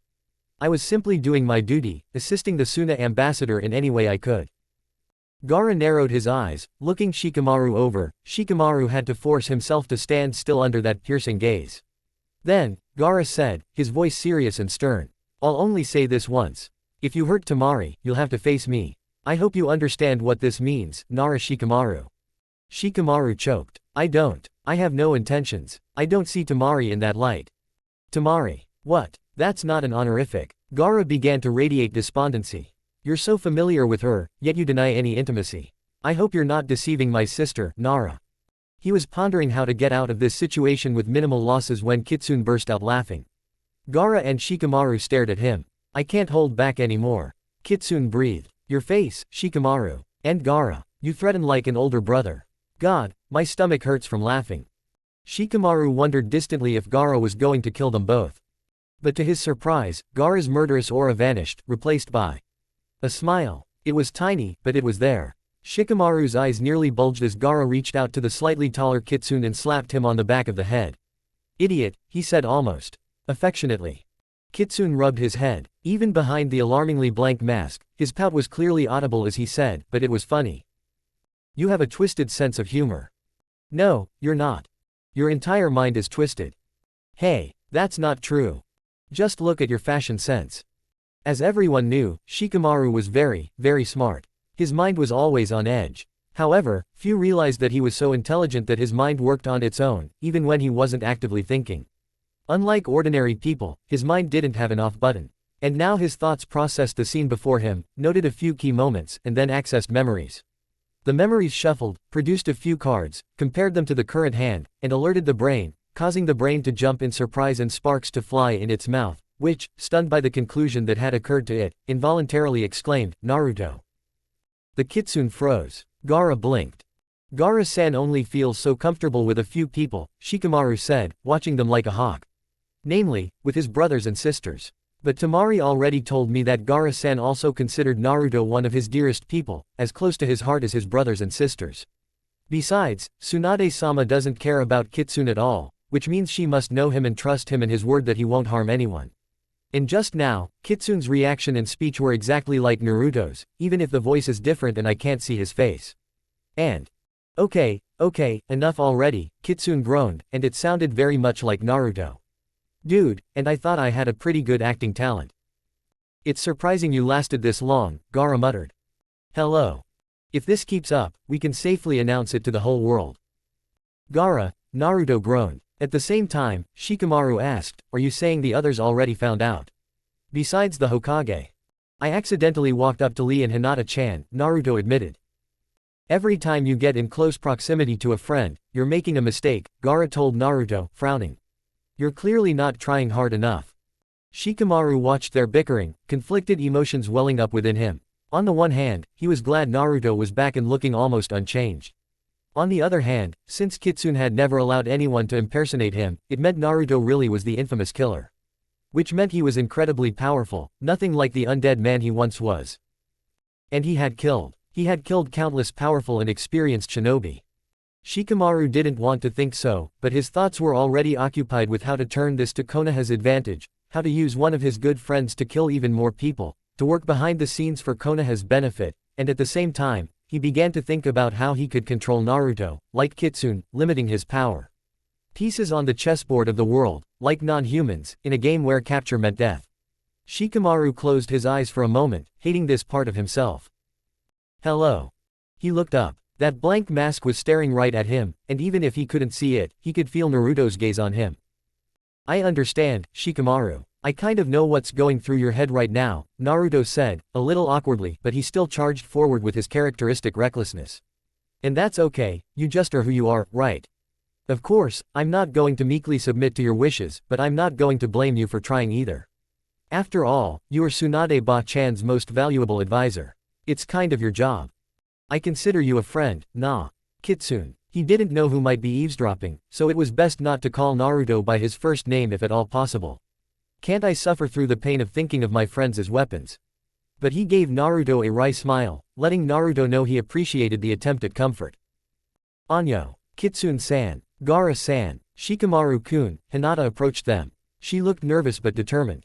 Is something wrong? It was obvious she was worried Naruto would reveal his secret and was going to help him hide it from Shikamaru. He rolled his eyes. It seemed everyone else was more worried about Naruto than Naruto himself. It's okay, Hinata. I already guessed, and they already confirmed it. Oh, Hinata smiled shyly. As expected, Shikamaru-kun. No, it's just that he, Naruto glared, is now as bad at hiding his secrets as ever. Hinata laughed, then covered her mouth guiltily. She looked at Naruto guiltily. Sorry, nah, Kitsune-san. No need to apologize, Hyuga-san, Gaara said, and Naruto crossed his arms and pouted. There's no need to apologize for the truth. Naruto kicked him. Of course, his foot only touched the small sand wall that had formed between him and Gaara, causing him to mutter something unflattering under his breath. Hinata paused, then smiled shyly at Gaara. You're our ally, Gaara-san, and you've allowed us to call you by your first name. You don't need to be formal with me, Gaara-san, especially since you seem to have cared for Naruto-kun all these years. Please call me Hinata. Gaara gazed at her for a moment, then bowed his head in agreement. Hinata-san, then, he said. She beamed. Shikamaru felt a surge of pride for her and couldn't help but smile. Watching his friends over the past few years had taught him to respect people like Hinata and Lee, who worked many times harder than others to overcome their shortcomings. Hinata wasn't just smart, she was compassionate. He'd sometimes dine with her to get her opinion on things that bothered him, because his nature blinded him to the human side of things, which was always Hinata's primary focus. Hinata saw his smile and smiled back. He knew she understood his pride in her. You guys have become close, Naruto commented, a hint of wistfulness in his voice. Shikamaru shrugged. Hinata blushed and said, Shikamaru-kun is carrying a heavy burden. I wish I could help him more. See. That was Hinata all over. However, Naruto's melancholy gave Shikamaru an idea. How about having lunch at my place, say, in 2 days? Hinata and Lee should have time to recover from their injuries. He saw everyone looking at him, perplexed by this sudden proposal. Nothing serious, no talk about the exam, work, or anything like that. Just some time to hang out with friends. My old man is on a mission, and mom won't be bothering us, so we can all take off our masks and just be ourselves. Hinata beamed. I think that's a great idea, Shikamaru-kun. I'm sure Lee-kun will like it too. Sounds good, Naruto agreed, and everyone could hear the joy and excitement in his voice. Gaara. The case-cage nodded. I don't see anything wrong with you taking a day off. I'll make time to familiarize myself with. But Gaara-san, Hinata began to object as Naruto turned to Gaara, placing his hands on his hips. What the hell are you talking about? He asked. You're coming too. Beside him, Hinata nodded firmly in agreement. You should spend more time with your precious people. I'll only get in the way. The people you'll no doubt be talking about are Konoha ninja, people I'm not very familiar with. Gaara's tone left no room for argument. Rest assured, I'll have a productive day. In fact, without your presence, my productivity is almost guaranteed. Shikamaru snorted, and Hinata giggled. Naruto, defeated, threw up his hands. Fine, go be your antisocial self, and we'll see if I care, he grumbled. Hinata, however, didn't give up. Perhaps, she said hesitantly, causing the men to turn around. Perhaps we could have lunch with Gaara-san. Tomorrow. I could arrange dinner. There's a suitable pavilion at the Hyuga estate we could use. Naruto brightened. Yes, that's a great idea. I want you to meet my friends, Gaara, he told the cage before he could object. Just like you wanted me to meet Kankuro and Temari.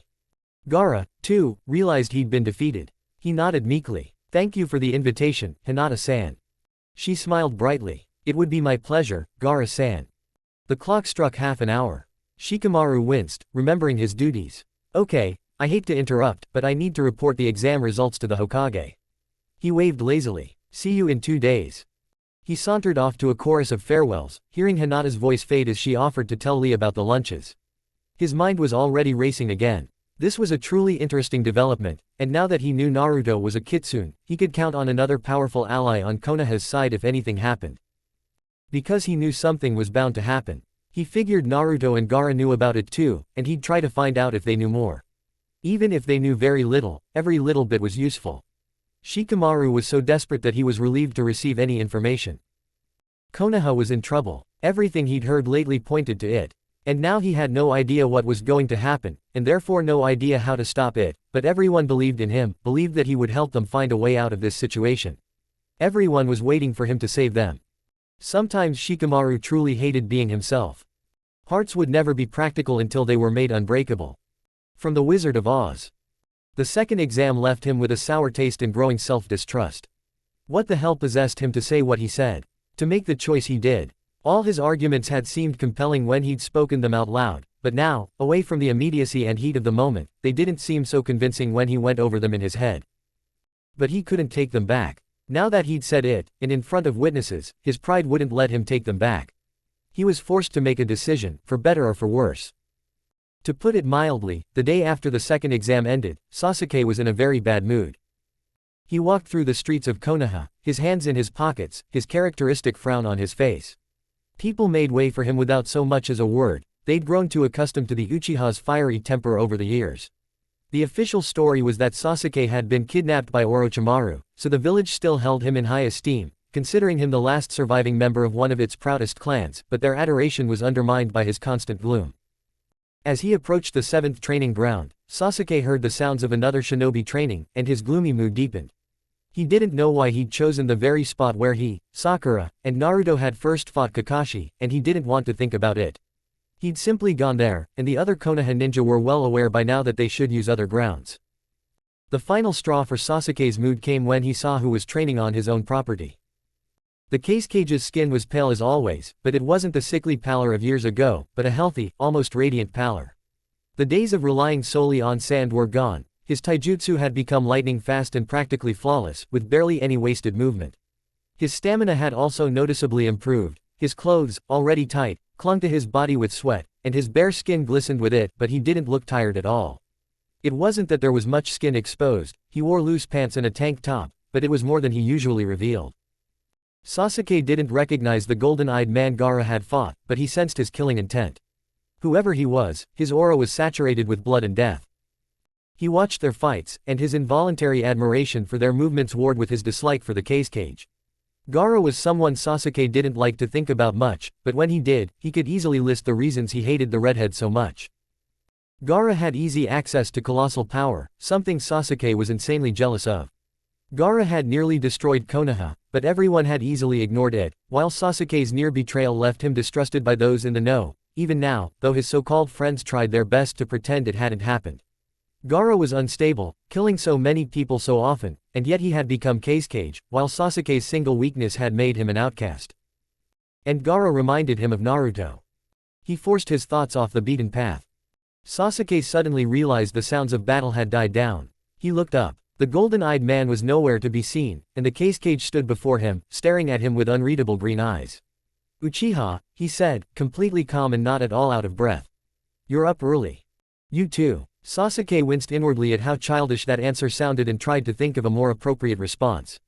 And after Shikamaru pulled him aside and warned him to take care of Gaara's situation, no matter how much he disliked him, Sasuke decided his response should now be diplomatic, if not friendly. "Have you been here long?" "Only since dawn, an hour ago." Gaara's voice was as neutral as he was. "It seems your friend disappeared." "Yes. He doesn't like strangers." A wry smile flickered in Gaara's eyes, which Sasuke didn't quite understand. "Are you here to train too?" "Yes, I am," he shrugged, irritation creeping into his voice. "I'm usually here alone. No one else comes here. I see. Try as he might, Sasuke couldn't discern any intonation in that voice. So, do you want to train alone, or do you need a sparring partner? This made him stare in amazement. Are you offering to train with me? Until my own sparring partner arrives, yes. Gaara seemed to notice the question on the tip of Sasuke's tongue and added, my friend just passed by, and I asked him to spar with me until my real partner arrives. That must be Kitsune, huh? Yes, Gaara looked at him coldly. Pure taijutsu. Your answer. Sasuke paused, then smiled mirthlessly. Hell, why not? Okay. Gaara nodded and turned. Sasuke shed his outer clothing, revealing only a black tank top and shorts, and followed him to the center of the field. They took fighting stances, sizing each other up. Ready? Gaara asked. Yeah, Sasuke felt himself smirk. I'm not going to go easy on you, cage or not. Gaara's gaze sharpened. We'll see, he said. The implied disdain in those two words sent a surge of anger through Sasuke. Without another word, he strode toward the cage and brought his hand down on his neck. Or where his neck used to be. Gaara crouched down, extending his leg and kicking Sasuke in the back of the knees.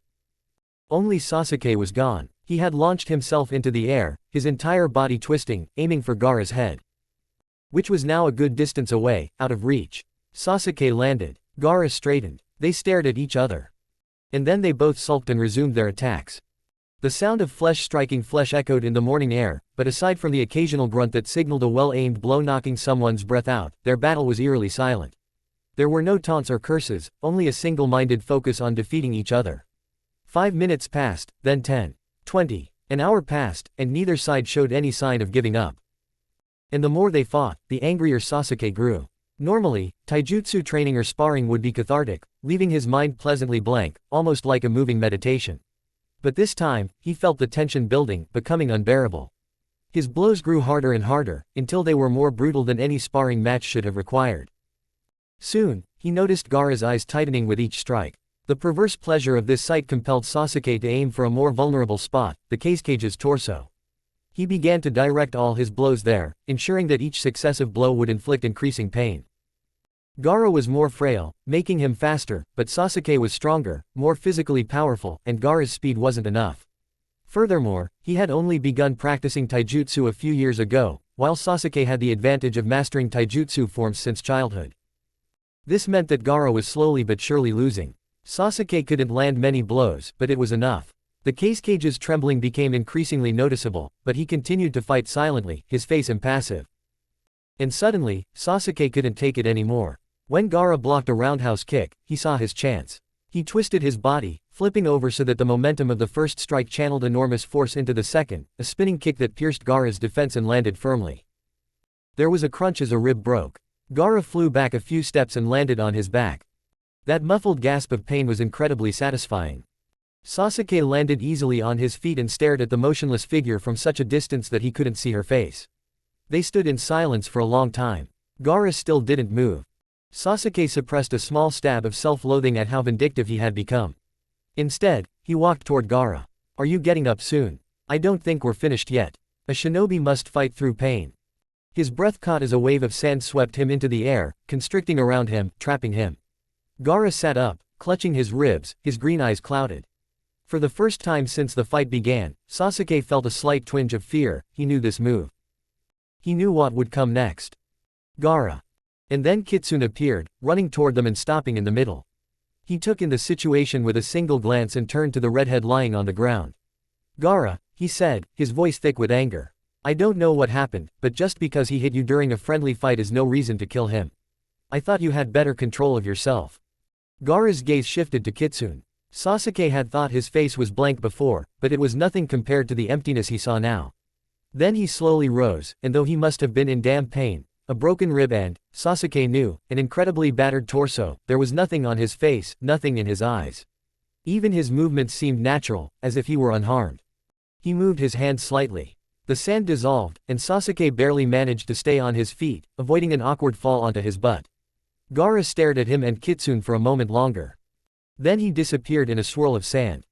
Kitsune flinched, as if about to pounce, but then stopped. With a heavy sigh, he turned his blank white mask toward Sasuke, who glared back. He hated Kitsune on principle, because he was always by Gaara's side, but there was something about his very presence that irritated Sasuke. He didn't hurt you, did he? Sasuke could tell Kitsune was trying hard to remain neutral. He shrugged. Not that it's any of your business, but no. What did you do? Sasuke felt his lips curl into a smirk at the words. We were just training, he said. What can I do if he's a bad loser? He felt Kitsune's anger rising, matching his own. Gaara doesn't anger that easily. He spent years honing his control over his strength and anger. You must have done something to provoke him so much for him to react like that. What, give him a few bruises? I'm sorry, I really gave it my all in that fight. If he wants to remain unscathed, he shouldn't be a shinobi. He's a better shinobi than you'll ever be. This cut Sasuke to the quick, more than he should have allowed. He flared up. He's a murderous psychopath. If he can't even control his anger in a training spar, I pity the villagers who have to endure him as their leader. The Kitsune growled, my god, you're the most. He cut himself off mid-sentence, displaying impressive willpower. You know what? Forget it. You're not worth my time. Sasuke smirked again. And you're not worth me. The great Kitsune assassin, not even a jonin. What a joke. When you're done taking the place of those who actually need jonin rank, don't show your face in Konoha again. He could feel the Kitsune radiating killing intent, and some part of him longed for it, longed for the battle that would surely follow, but the Kitsune took a step back. Then another. Then, with an angry, wordless snarl, it turned and vanished into the distance, leaping across the rooftops of Konoha in the blink of an eye. Sasuke stood there, shaking with adrenaline coursing through his veins. It had been a long time since he'd felt this alive. And then he realized what he'd just done, and the self-loathing surged back. In retrospect, Naruto really should have gone for a few runs, or even 100, to cool down before returning to the apartments he shared with Gaara. But he was angry, frustrated, and filled with conflicting feelings about Sasuke, and all of it was making it hard to think straight. So when Naruto burst into the room, slamming the door behind him and barging into Gaara's, he wasn't in the best of spirits. Gaara lay motionless on the bed, oblivious to Naruto, which only angered him further. Listen, he barked at the silent figure. You don't like Sasuke, he doesn't like you, and that's fair enough. So that's all the more reason why you should have stayed away from him, not gotten involved in sparring. That's just asking for trouble. And if even I can see it, it should be damn obvious. There was no response, no movement. Naruto didn't stop. And Sasuke is no match for you. Whatever he did, you shouldn't have used Sabaku Q, are you crazy? You lost control, fine, but even then you shouldn't have used a move that practically begs you to finish with the complete annihilation of the opponent. You could have just slammed him with sand or something. Still nothing. Are you even listening? Go away, Naruto, Gaara said, his voice weary. Naruto felt uneasy at the hint of weariness. If it was there, it was either a conscious effort, or it was so overwhelming he couldn't help it. It was probably the latter, but this time Naruto felt justified in pushing it away. He was angry, damn it, and he had every right to be. I'm not done yet. Look, Gaara, Sasuke's a jerk. But as much as I don't like him, I'm not going to kill him. He's getting a second chance, and he's doing just fine. He rejected Orochimaru, remember? And if he's not very friendly with the others, Sakura and all the rest, then he's not actively pushing them away either. He's trying, weird as it is, and I get it, and it's not easy for him either. You should know what it's like to fight like that. So just leave him alone and stop provoking him so we can all find peace. Okay. And even if he… Naruto blinked. What? I said, fine. From now on, I will avoid the Uchiha. The fatigue was gone, now Gaara's voice was simply empty. Is that enough, Uzumaki? Are you finished? That stung. Naruto opened his mouth to snap, but then closed it, at a loss for words. Yes. He paused. Are you okay? I'm fine. The 3 words were clipped. I want to rest. Go away. The abrupt retreat caused the pent-up anger to flare up again. Fine, Naruto snapped. Some of us have things to do in our own lives. He turned on his heel and stalked out of the room, slamming the door behind him again. That was, unfortunately, unsatisfactory. Naruto decided that some ramen wouldn't hurt. There weren't a single food stand in Suna, too much sand was flying around, so ramen was only available at restaurants, but they weren't good enough to justify the price. Ichiraku was still the best place Naruto had been. He'd buy some ramen to cool off. And then, perhaps, he could do something about the guilt that was nagging at him. The blinds were tightly drawn, and only a weak ray of sunlight illuminated a strip of wooden floor. The room was dark, quiet, and cool. Naruto's voice and footsteps had long since faded. Naruto. Just the thought of that name made Gaara's heart ache again. It was a feeling he was quickly becoming accustomed to. The pain was unlike anything he'd felt before. It wasn't sharp, like the pain of a broken rib, which was mending with each passing second thanks to the regeneration inherent to all Jinchuriki. It wasn't a dull, throbbing pain like the massive bruise his entire body had become. He could feel the depths of his delicate skin, and no area from his hips to the middle of his ribs was untouched. No, this pain was like an emptiness, sucking away his emotions and his breath. It was the pain of loss, and it grew stronger every time Gaara felt it. Naruto was slowly but surely slipping away from him. Gaara had seen it ever since they arrived in Konoha. As a Kitsune, Naruto could be a consummate actor, fooling the entire world, but suddenly, his old friends were recognizing his true nature everywhere. It could only be Naruto's subconscious desire to get close to them again. And then there was that incident with his former teammates in the forest, where he was beside himself with worry for the girl he claimed he couldn't stand, and where he was filled with joy for the boy he claimed he hated. And then there was the exam itself. Why else would Naruto become a Jonin if he was already a Kitsune? Oh, he told Gaara what he'd talked about with the Hokage, that was true. But Gaara knew what that light in his eyes meant when he spoke of his home village. And then there was that morning. Naruto glanced at Gaara and decided that he'd lost control, that the Uchiha was innocent.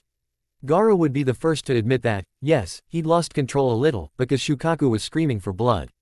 But he hadn't used his sand before. He stuck to pure taijutsu, even when he was losing. Towards the end, the Uchiha's eyes were filled with a frenzy of bloodlust, a look Gaara knew all too well, but he bore the pain silently and abided by the rules of their duel. After all, pain wasn't a valid reason to call off the duel. And he wouldn't have used Sabaku Susu. He wouldn't have crushed the Uchiha. He only wanted to immobilize him while he recovered, because he was afraid the Uchiha wouldn't stop. Before that morning, Gaara, if asked, would have told him that Naruto would understand. That Naruto believed in his improvement, in his hard-won control.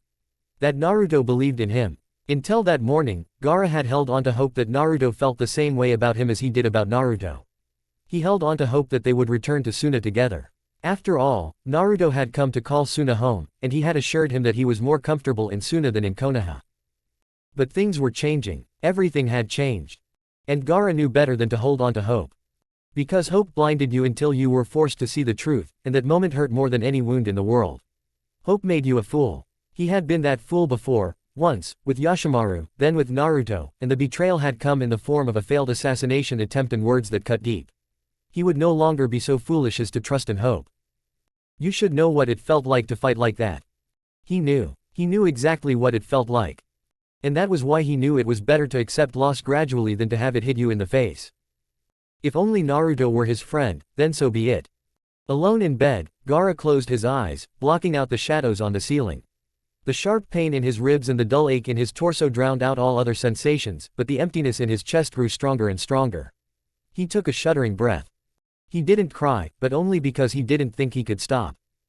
Sasuke easily found the door. He was surprised there was no guard. But Gaara wasn't here for his official assignment. Still, he was still the cage. But that wasn't his problem. He should be grateful there was no guard. What would he tell them? I just came to check on your cage, whom I just mercilessly beat. Will you let me in? Thank you. Yes, of course. He frowned, looking at the wooden door. The owner hesitated to tell him the cage and Kitsune's room number, but Sasuke played the Uchiha card, and the owner decided that no one would be crazy enough to try anything against the cage and Kitsune. If only he knew. Sasuke sighed to himself. He was stalling. God, he was so pathetic. He raised his hand to knock on the door, but was surprised when it gave way easily when his knuckles grazed it. He looked at the lock. It was broken, as if someone had hit it so hard it cracked. Damn, this wasn't good. He carefully pushed the door. No Kitsune, no Gaara. He walked in and looked around. Everything looked fine, nothing broken, nothing turned to sand or anything. Okay, that was a little more promising. There was one open doorway leading to a mini kitchen, and two doorways with doors. One was open, revealing a dingy, empty room, the other was closed. So this was probably Gaara's room. Sasuke took a deep breath and headed for the door. He hated it, he hated the blow to his pride, but not doing it felt wrong, and it was a blow to his pride too. He'd be damned if he did, and damned if he didn't, so he chose the path that felt more right. He smiled bitterly. Sakura would be proud. Kakashi would be proud. He, that idiot, would be proud. He knocked. There was no answer. He frowned. Gaara-san. Nothing. Sasuke frowned even more. What the hell? He reached for the handle, turned it, and pushed the door, or tried to. Something hard was holding the door in place. He looked down and saw sand. Okay, so Gaara clearly didn't want to be disturbed.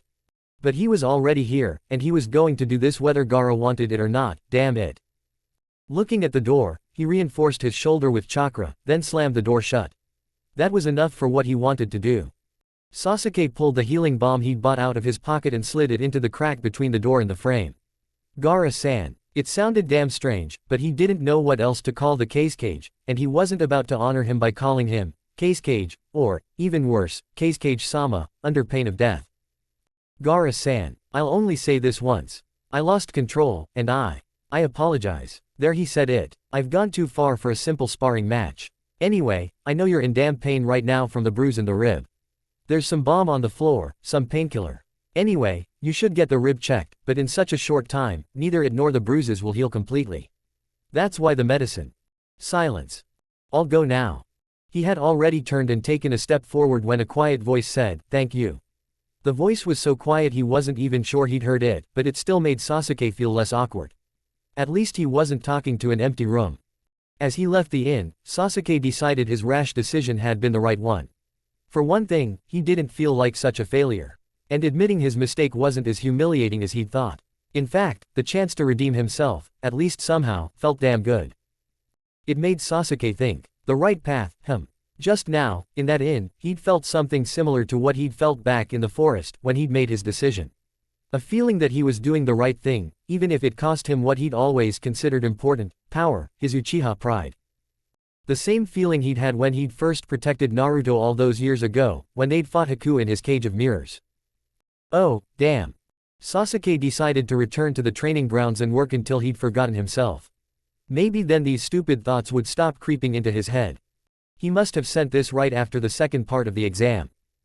That means he considers the threat very serious. And very urgent. Temari frowned. I'm inclined to agree.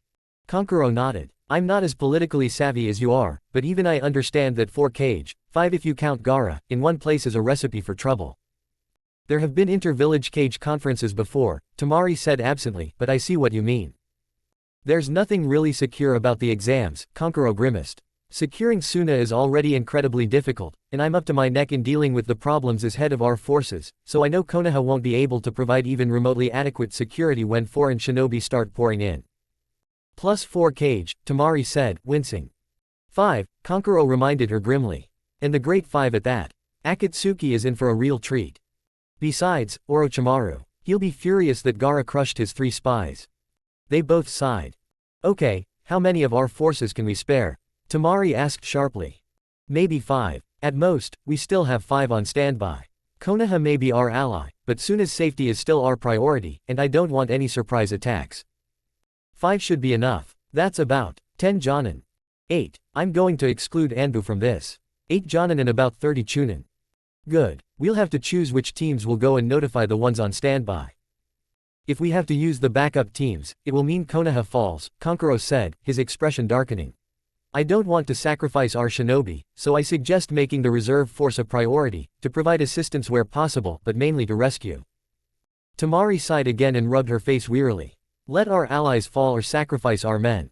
Damn it, how does Gaara do it? I can't wait for him to come back and prevail again. Kankuro smirked. Well, for one, he's a guy. We guys are more cool-headed and logical.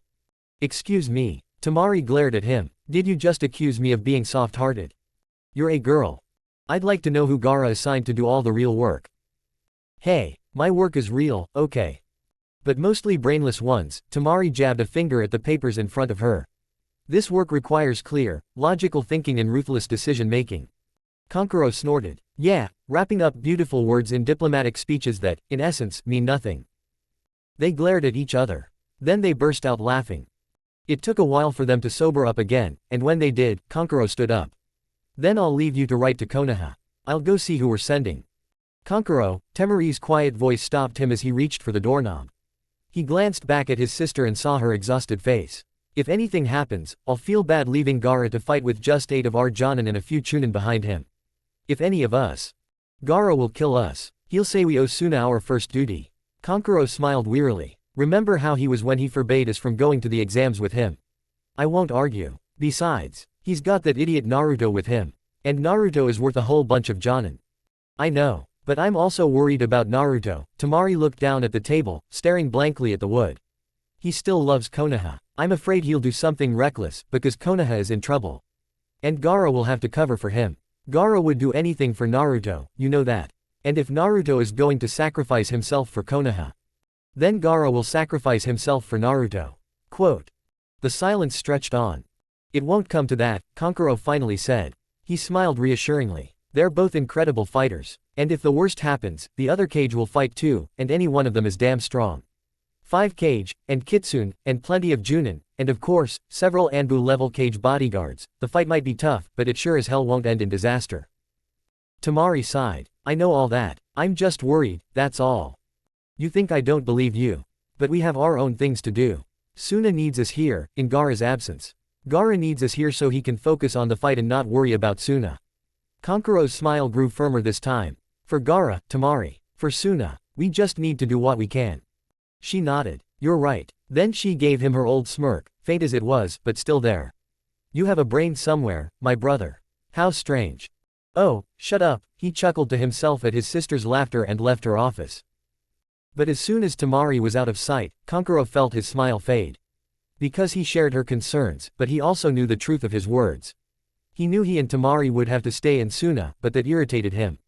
More than anything, he wanted to escape to Konoha, so he could knock out his stupid little brother and drag him back to Suna if necessary. Maybe even that idiot Naruto. After years of complete lack of conscience, Gaara, believe me, had developed one of the strongest senses of honor and loyalty Kankuro had ever seen. Gaara, better not be an idiot and do something self-sacrificing, Kankuro thought. Suna is already on its way to accepting you as their Kage, and your people are even starting to love you. Don't do stupid things for another village, no matter how selfish it sounds. And don't do stupid things for a man who may never be able to hold you, and only you, in his heart, the way he already held you in yours. Some decisions are made not just once, but 1,000 times, remembering them for the rest of our lives. Richard Bach. The second day was bright. Naruto spent the morning having breakfast with Iruka, who didn't pry him into the dirty details of his life as a Kitsune, but simply let Naruto say whatever came to mind. First, Naruto told him about the exam, how Lee, Hinata, and Shikamaru found out about it, and why he was taking it. Then, prompted by Iruka, Naruto told him about the last few years. About how he wandered for a while, barely avoiding fights with random shinobi. About how he once passed out in the desert, and woke up a few days later in Suna. And I almost died of a heart attack when I saw Gaara sitting by my bed, looking at me. Naruto recalled with a laugh. You need to meet him soon, Iruka-sensei, and if he says I squealed like a girl when I saw him, he's lying. Iruka laughed. Of course. In fact, you can't trust a Kage's word. Naruto winced. Iruka-sensei, is that sarcasm? Coming from you. I'm shocked. What will the kids say? They won't dare say anything, Iruka said smugly. I haven't lost my teaching talent, Naruto. What? That stupid look from, listen, or else. Naruto shuddered theatrically. And much more, Iruka said mockingly, holding back a smile. The terror of all Konoha students. Naruto burst out laughing. Iruka looked at him, smiling tenderly. I may be terrible, he said flippantly, but I must say, I received another confession of love. Naruto choked. From another 5-year-old girl. She was very serious. Naruto howled with laughter. Oh my god, Iruka-sensei, kindergarten love and conquest rankings. I completely forgot. Iruka blushed. I would be very grateful if you would stop calling him that ridiculous word. Oh, how many already? Naruto sat up abruptly, almost jumping out of his chair. Tell me. I haven't counted, but. It's almost 100, Iruka said, smiling sheepishly. Naruto yelped. Iruka-sensei, stallion. You know, he said suddenly, as if just remembering something, that sounds a lot like Gaara. The villagers are quite afraid of him and his power, but lately, despite this, they've come to love him. I remember one time we were walking through Suna, and a little girl ran up to him and gave him a flower, and you know how rare flowers are in Suna, so he must have been very special to her. You should have seen the look on Gaara's face. It was the first expression of recognition, given freely and publicly, that he'd ever received. You should have seen the light in his eyes. However, Iruka watched the glint in Naruto's eyes as his former student continued to regale him with stories of Gaara. About how he always sensed where he was, and that was why he found Naruto that first time in the desert, thanks to the Kyuubi's presence within him, and why he'd quickly given up on playing hide-and-seek with Gaara. How they'd trained together, helping each other rise, Gaara to Kage, Naruto to Kitsune. How they'd worked together to find a way to control their demons, though I can't tell you exactly how yet, Iruka-sensei, I'm sorry, and how they'd stuck together, trying to accept themselves, demon-free. So when Naruto finally stopped to drink tea and grab a cookie, Iruka felt confident enough in his observations to ask, "Want to tell me anything else about Gaara, Naruto?" The blonde blinked. Wow, I must be pretty good at telling stories. Iruka rolled his eyes. Naruto was as thick-headed as ever. No, brat, that's not what I meant. Then what did you mean? Naruto demanded, taking another cookie and shoving it whole into his mouth. Sighing, Iruka decided to throw tact aside and go for the throat, which, admittedly, was the best way to get Naruto's point across. Do you love him? Naruto choked on his cookie, scattering crumbs all over his plate. Iruka leaned over the low table and, trying to help, slapped him hard on the back. Coughing, swallowing the cookie and washing it down with tea, Naruto glared at Iruka, his eyes filling with tears. What the hell, Iruka-sensei? Iruka gave him a teacher's glare, as if to say, don't mess with me. Naruto cringed. It's a simple question, Naruto, though I admit I could have asked it at a more appropriate time. Do you love Gaara-kun? Naruto cringed under his gaze. I mean, he's my best friend. Iruka's glare intensified. It's just, Iruka's glare was deadly. Oh, shit. Naruto threw his hands up in the air. Yeah, he sighed, admitting defeat. I guess so. You think? Okay, I'm pretty sure I know, okay. Naruto looked at Iruka sadly. But I can't tell him because it'll scare him off and he won't know. Can you stop looking like that? Iruka gave him a satisfied smile. Don't try to hide anything from me, Naruto. I know you too well. Naruto winced. And that's really scary. He paused. It doesn't bother you. I mean, Gaara's a guy. Oh, shit. Iruka cursed his honesty, feeling a traitorous blush creep up his nose. I don't have a problem with homosexuality at all, he said. And there it was. Naruto's suspicious, narrowed gaze. Iruka knew Naruto as well as Naruto knew his old sensei. His blue eyes widened, and he jumped up from his seat, pointing an accusing finger at Iruka. You like a guy, he exclaimed. You. Naruto. Iruka hissed, looking wildly around the apartment. He half expected gossips to jump out of the corners. Quiet. Laughing hysterically, Naruto fell back in his chair, clutching his stomach. Oh my god, Iruka-sensei's in love, he sang the last words joyfully. You too, Iruka remarked, trying to maintain his dignity. Naruto waved his hand dismissively. At my age, it's almost expected of me. But you, Iruka-sensei. You always said you couldn't imagine yourself with anyone. You said teaching was your whole life. He leaned forward eagerly. Who's there? Iruka sighed, feeling a headache coming on. He didn't want to say it out loud, he hadn't fully come to terms with it yet, but he owed Naruto. You don't tell anyone, okay? Of course I won't tell anyone. Naruto looked offended. Fine. That, Iruka winced. Kakashi. Naruto gasped. What? Iruka covered his face with his hands, feeling himself blush. After you left, he said, covering his face with his hands, Kakashi came to ask if I knew anything about it. And knowing the role he plays in all of this, I almost lost control. I yelled at him for half an hour, berating him for being a worthless teacher and so much more. Of course, I didn't tell on you, I just took my anger out on him. And he just stood there and took it all in silence. And then, Naruto seemed mesmerized. He took this as a good sign and continued, the next day, I felt really bad, because I took my anger out on him. So I found him and apologized for yelling at him and told him I was in a bad mood because you disappeared. He said it was fine. And then he added that he noticed I'd only apologized for yelling, not for what I'd said. I told him it was because I didn't regret my words, only how I said them, because everything I said was what I felt was true. I didn't see him for the next couple of days, and on the third day, he showed up under my window. Literally. He climbed through our window while I was eating, and I was about to yell at him for being rude, but he said he'd been thinking about what I'd said. I wasn't expecting that, nor how serious he was, Kakashi, being serious without starting a fight. It's like the end of the world. But we got to talking, discussing you and how things could have turned out so badly. Iruka looked up from his hands and saw Naruto watching him. His gaze was reminiscent of the time Kakashi had shown up at his house, a seriousness that didn't suit his expression at all. Naruto smiled slightly. Go ahead, he said encouragingly. Taking a sip of tea, Uruka shrugged. It's not much longer. We couldn't finish our conversation that evening because it was getting late, so Kakashi asked if he could come over the next day. I agreed. He came back, and soon he was coming over every evening. At first, we talked about you, but then we started talking about a lot of other things. Then he had a mission for 2 weeks and wasn't in the village, and I missed our conversations. That's when I started thinking about it and realized I liked him. Wow. Naruto absent-mindedly reached for a cookie and took a bite. Man, I'd love to see you yell at Kakashi-sensei. Uruka laughed. That's all. Well, Naruto looked at him, as if he wasn't sure if Uruka would like what he was about to say. There's one more thing. Just say it, Naruto. You can always tell me anything. Naruto sighed. I think you're capable of more than that perverted, disrespectful, and always on-time idiot Jonin. Uruka blinked. Well, that was figurative. Naruto straightened, full of determination. It's true. He insisted. Uruka-sensei, you're worth so much more than Kakashi-sensei. You're so much purer than him, there's so much darkness in his past. I don't know if he'll be able to reciprocate your feelings, Naruto finished, his shoulders drooping. I'm just worried about you, Uruka-sensei, I'm afraid you'll get hurt. Uruka smiled warmly at Naruto, feeling a surge of love for his little brother, even though he wasn't so little anymore. Naruto, I understand how you feel, he said. But think about it, Kakashi and I are like you and Gaara-kun. I think he has a lot of darkness in his past too. He was deeply hurt, but that doesn't stop you from loving him, right? Naruto shook his head vehemently.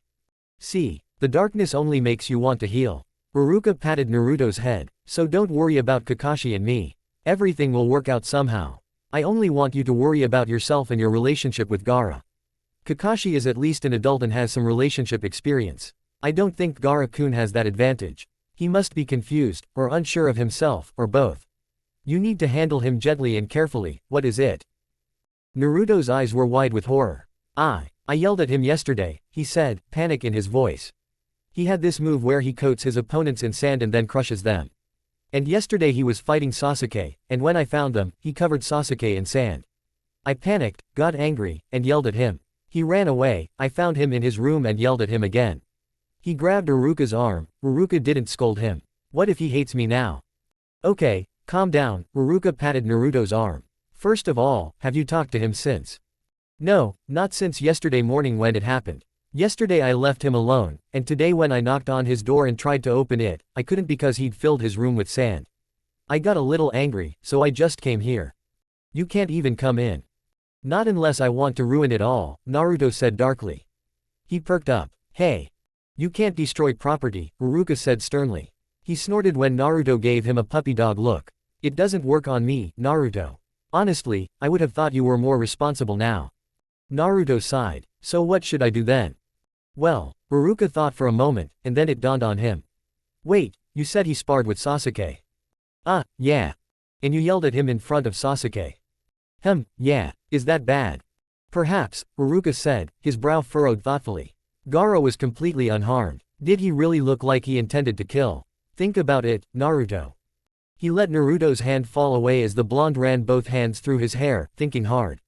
I don't remember any murderous aura, you're right. And Gaara was sitting on the ground. And when he stood up, Naruto jumped up from his seat at the realization, his eyes wild. He was holding his side.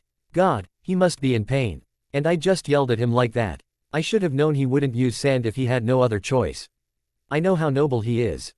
Naruto. Uruka stood up as well and, grabbing Naruto by the shoulders, shook him gently. Calm down. But Naruto was in his own world of anger. And Sasuke, that bastard, he acted like he was right, like he did nothing. He must have really hurt Gaara, he must have known he was hurting Gaara, but he was pretending. Naruto, shut up and sit down right now. Some primal reflex, instilled in all of Uruka's students from a very early age, made Naruto automatically snap his mouth shut and obediently lower himself into the chair. He blinked. Uruka nodded in satisfaction. Good. He knelt down next to Naruto and turned the blonde's head to look at him intently. Now do you know what caused this mess? Naruto nodded silently. Good. I jumped to conclusions again, Naruto muttered. And let my anger get the better of me. Good. I'm glad you remember your lessons, even if you don't seem to bother with them, Uruka sighed and ruffled Naruto's hair. Gaara is in pain now. He may be cage, but he's still young, and emotions are always volatile at that age. And you, as the cause of his pain, won't do him any good. If you try to interfere, he'll probably push you away, try to reject you out of self-defense. Then what can I do? Right now, you can try to calm down and prepare for the next conversation with him. He'll be cold to you, you can be sure of that, and I have a feeling that if you don't pull yourself together, you'll fall into his trap and become violent in retaliation. Naruto smiled sheepishly. You're probably right, he admitted. And one more thing, you need to think about. Iruka leaned back, feeling a wave of sadness wash over him. This was a life-changing decision, and Naruto would have to make it himself. Iruka shouldn't interfere, even if he really wanted to. What is it? Naruto seemed to realize how serious he was, and sobered up as well. You need to think about whether you want to give him hope, Iruka said. He raised his hand when Naruto opened his mouth, looking indignant. Naruto, from what I've heard, you two have become very close. He's counting on you a lot. I think there's a good chance he'll reciprocate. But can you give him what he wants? What he needs? I love him, Naruto blurted out. Whatever he wants, if it's in my power, I'll get it for him. I don't doubt your feelings, Iruka assured him. I only doubt the point of letting your feelings grow. Of encouraging Gaara's feelings to grow. You told me you still loved this village, that you were taking this exam because you wanted to be officially recognized as a resident of Konoha, a Jonin protecting this place. Yes, you planned on leaving, but could you really go through with it? Naruto looked confused. Well, yes, I was accepted in Suna, unlike those here. And while I have friends here, that's true, Gaara is in Suna. Yes, that may be true, and you won't have to make that choice. But, Naruto, I know the people of this village. And they can be quite practical. He sighed deeply. When you prove yourself to be a Kitsune, Naruto, a shinobi of almost legendary strength who effortlessly controls his inner power, the villagers will welcome you back, as will the council. They are a very practical people. Everyone feared and hated you because they saw you as the Kyuubi, but when they see that you now control the Kyuubi and that you've proven yourself a worthy Jonin, they will gladly welcome you back. Which is more than I can say for Suna, they only know you as a Kitsune. They will have a hard time accepting you as Konoha's infamous troublemaker, when you're quite famous for your childish pranks. And like you said, all your friends still love you. Hinata, Lee, Shikamaru, even people like Neji, Sakura, who I know deeply regrets the way she treated you before. There's Tsunade-sama, Jiraiya-sama, and me, and you're like a little brother to us.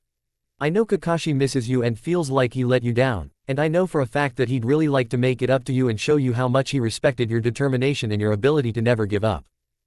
Naruto was silent. I know you like Suna.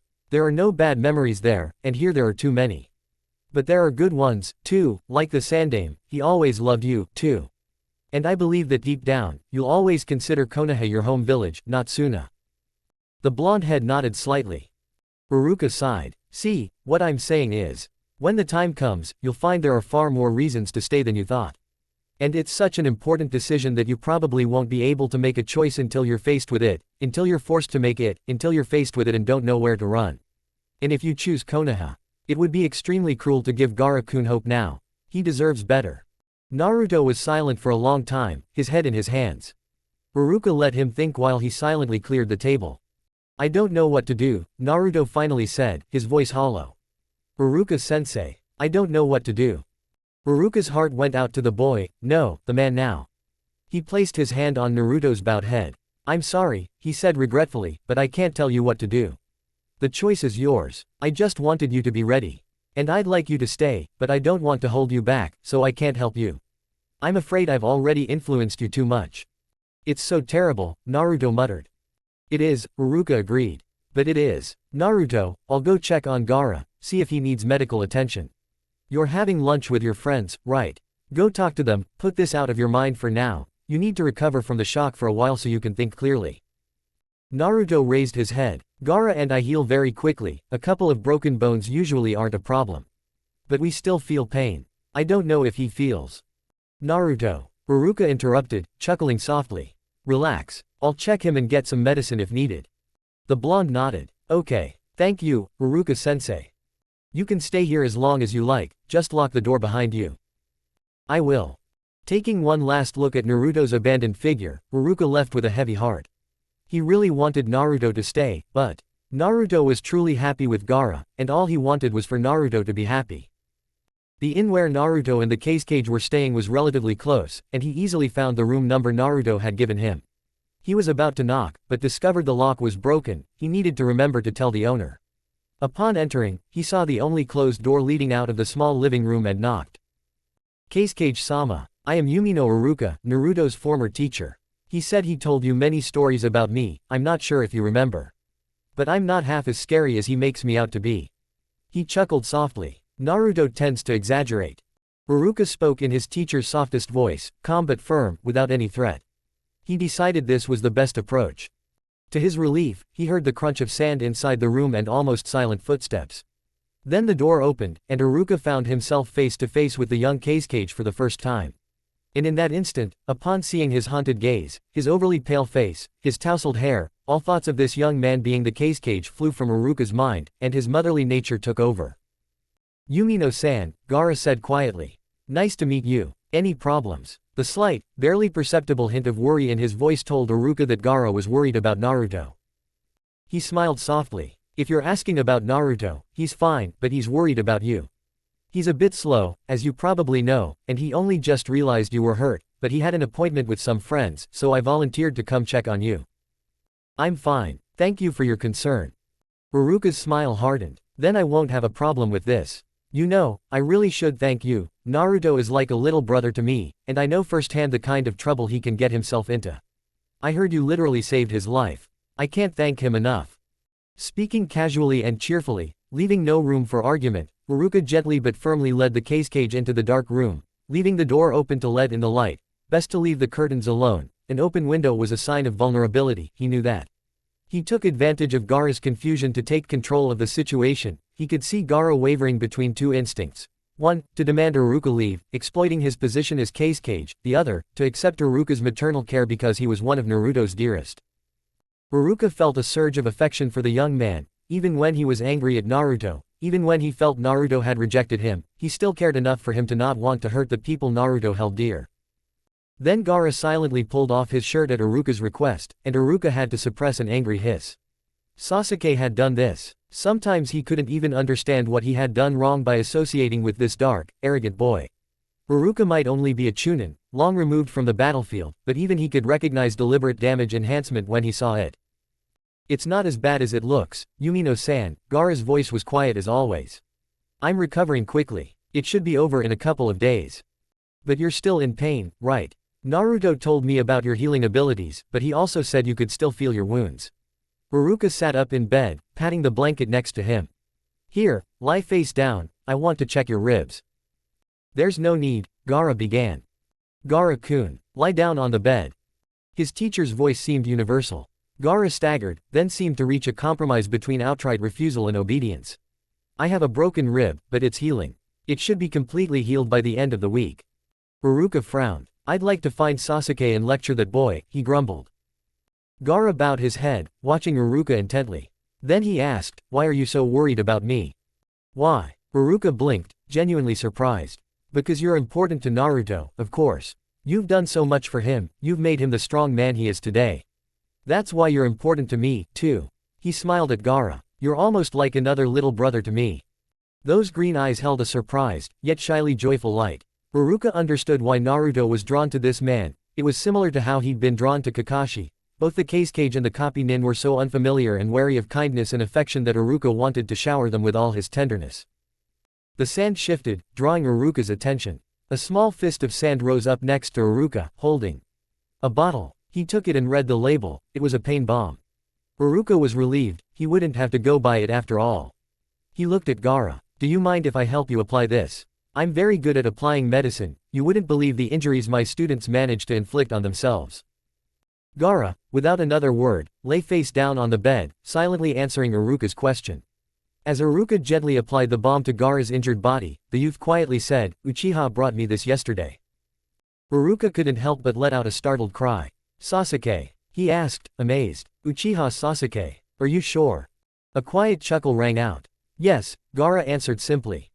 Miracles do happen, Iruka said, still amazed. He began applying the balm again, lost in thought. Perhaps he really does intend to change. I'm glad if that happens, I've always wondered what I could do to help him more. They were silent for a moment. Then Gaara asked, are you still a teacher? Yes, I can't imagine myself any other way, Iruka told him cheerfully. I've been teaching for years. Naruto told me that your schools don't teach chakra control, but leave it to the Junin instructors when the students form teams after graduation. Uruka frowned. Yes, that's right. I keep telling the Board of Education that it's complete nonsense, but they won't listen. I know chakra control is a very difficult subject to teach and needs to be tailored to each student, but if we could lay the foundation at an early age, it will be much easier for them to grasp later, and… Oh, damn, I went on a tirade. Sorry, Gaara-kun. No, I'd like to hear more, Gaara said, genuine interest evident in his voice. I've been studying the Suna education system lately and seeking the teachers' opinions to see what needs to be improved.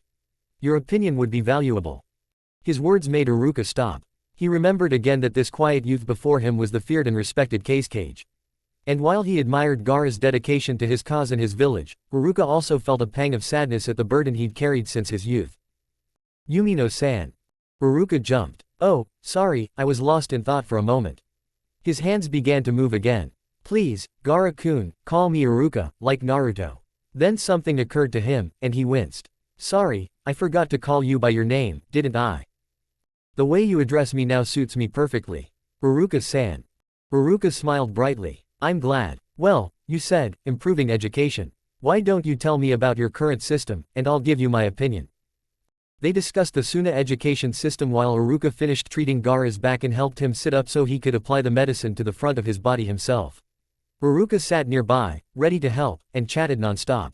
Gaara clearly wasn't used to talking much, and Uruka did most of the talking, but every quiet remark Gaara made revealed was intelligent, listening intently to Uruka's words and carefully considering them. Once the balm was applied to all the bruises, Uruka helped Gaara bandage his torso, explaining the pros and cons of creating schools for further education after graduation and genin status. Gaara made compelling arguments against such a system, but Uruka ardently supported it, because teenagers are still reckless and malleable, and they need more than just jonin to teach them everything they need to know, especially since jonin are so eccentric that the level of education varies from person to person. They were interrupted by Gaara's stomach rumble. A slight blush of embarrassment appeared on Gaara's pale skin, and Uruka realized it was best not to tease him the way Naruto would. He simply smiled and said, "It's already past lunch, I'm a little hungry too. Shall we go? I'll treat you." I couldn't. No, don't stand on ceremony, please, Uruka smirked. I always treated Naruto to ramen, and believe me, you won't drain my wallet half as much as him eating ramen. Gaara smiled slightly. His ability to make ramen is a scientific anomaly, he agreed. Well, that's settled. Come on, I know a good restaurant nearby, so you won't have to strain yourself so much when you go. Uruka suddenly thought about something, and he looked at Gaara suspiciously. Please don't tell me Naruto managed to infect you with his love of ramen. Gaara winced. Quite the opposite. Oh, great, Uruka sighed with relief. I don't really see what the big deal is. It's just noodles and soup. And a random ingredient that doesn't really matter. Yeah, and he doesn't even taste it. He just swallows it whole. I don't think he actually knows what it tastes like, considering how he eats it. After talking and having a good time, Uruka and Gaara went to lunch. 100 carts of thoughts won't pay an ounce of debt. Italian proverb. Hyuga Neji was no fool. Once he had been an arrogant fool, listening to no one, obsessed with his goal, what he believed to be revenge on the Hyuga main family. But long ago, during the Chunin exams, he had finally regained his senses, and as a result of that fight, the truth about his father was finally revealed to him, and the world changed. Neji owed a debt he could never repay, but he owed it gladly. And he would never admit it to anyone except the one person he owed. Of course, he had never seen the need to admit it to that person before. But everything changed 5 years ago, because that man was gone, and with him, Neji's opportunity to express his respect and gratitude was gone. And he often wondered, could things have turned out differently if he had spoken up? So 5 years ago, Neji promised himself that the next time he saw Uzumaki Naruto, he would say the words he never had the chance to say. He had been a fool, but he was no longer a fool, and much had changed. One of those changes was his attitude toward Hinata, another person Naruto had, in a sense, saved. Hinata had become more self-assured. She was still shy and too kind for her own good, but she had proven her intelligence and hard-won skills. Neji had come to respect her tenacity in overcoming the slow pace of her training. Lately, he'd caught himself thinking that Hinata would have made a good clan head if only she had learned to be a little more calculating and ruthless. Oh, and a little less afraid of him. Neji sighed to himself, rising from where he'd fallen after Hinata had bumped into him. He offered her his hand. She shook it hesitantly and squeaked as he pulled her to her feet. Ah, Thank you, Neji-kun, she mumbled. He smiled at her. He wasn't used to smiling, so it was a little strained, and she didn't seem at all relieved. No problem. Are you hurt, Hinata-sama? I'm fine, she nervously brushed her kimono. It was then that Neji noticed she was wearing a kimono. Usually, people in the Hyuga residence wore simple robes, almost a clan uniform, in the privacy of the residence. Are you coming out, Hinata-sama? He asked. What? Oh, no, I was just inviting some friends for dinner. Now, having observed Hinata, among the other members of the main branch, for nearly his entire life, Neji could detect subtle hints in her expression. Her shifting eyes and nervous gestures made him certain she was hiding something. Friends, he said, drawing out the word, watching her grow increasingly nervous. Someone I know. She mumbled something. Neji vaguely heard the word, Lee, in her voice. Lee. She nodded, then said more clearly, and Shikamaru-kun. Neji frowned. He had no particular problem with those two, in fact, they had earned his grudging respect. Hinata knew that, so why did she? Who else?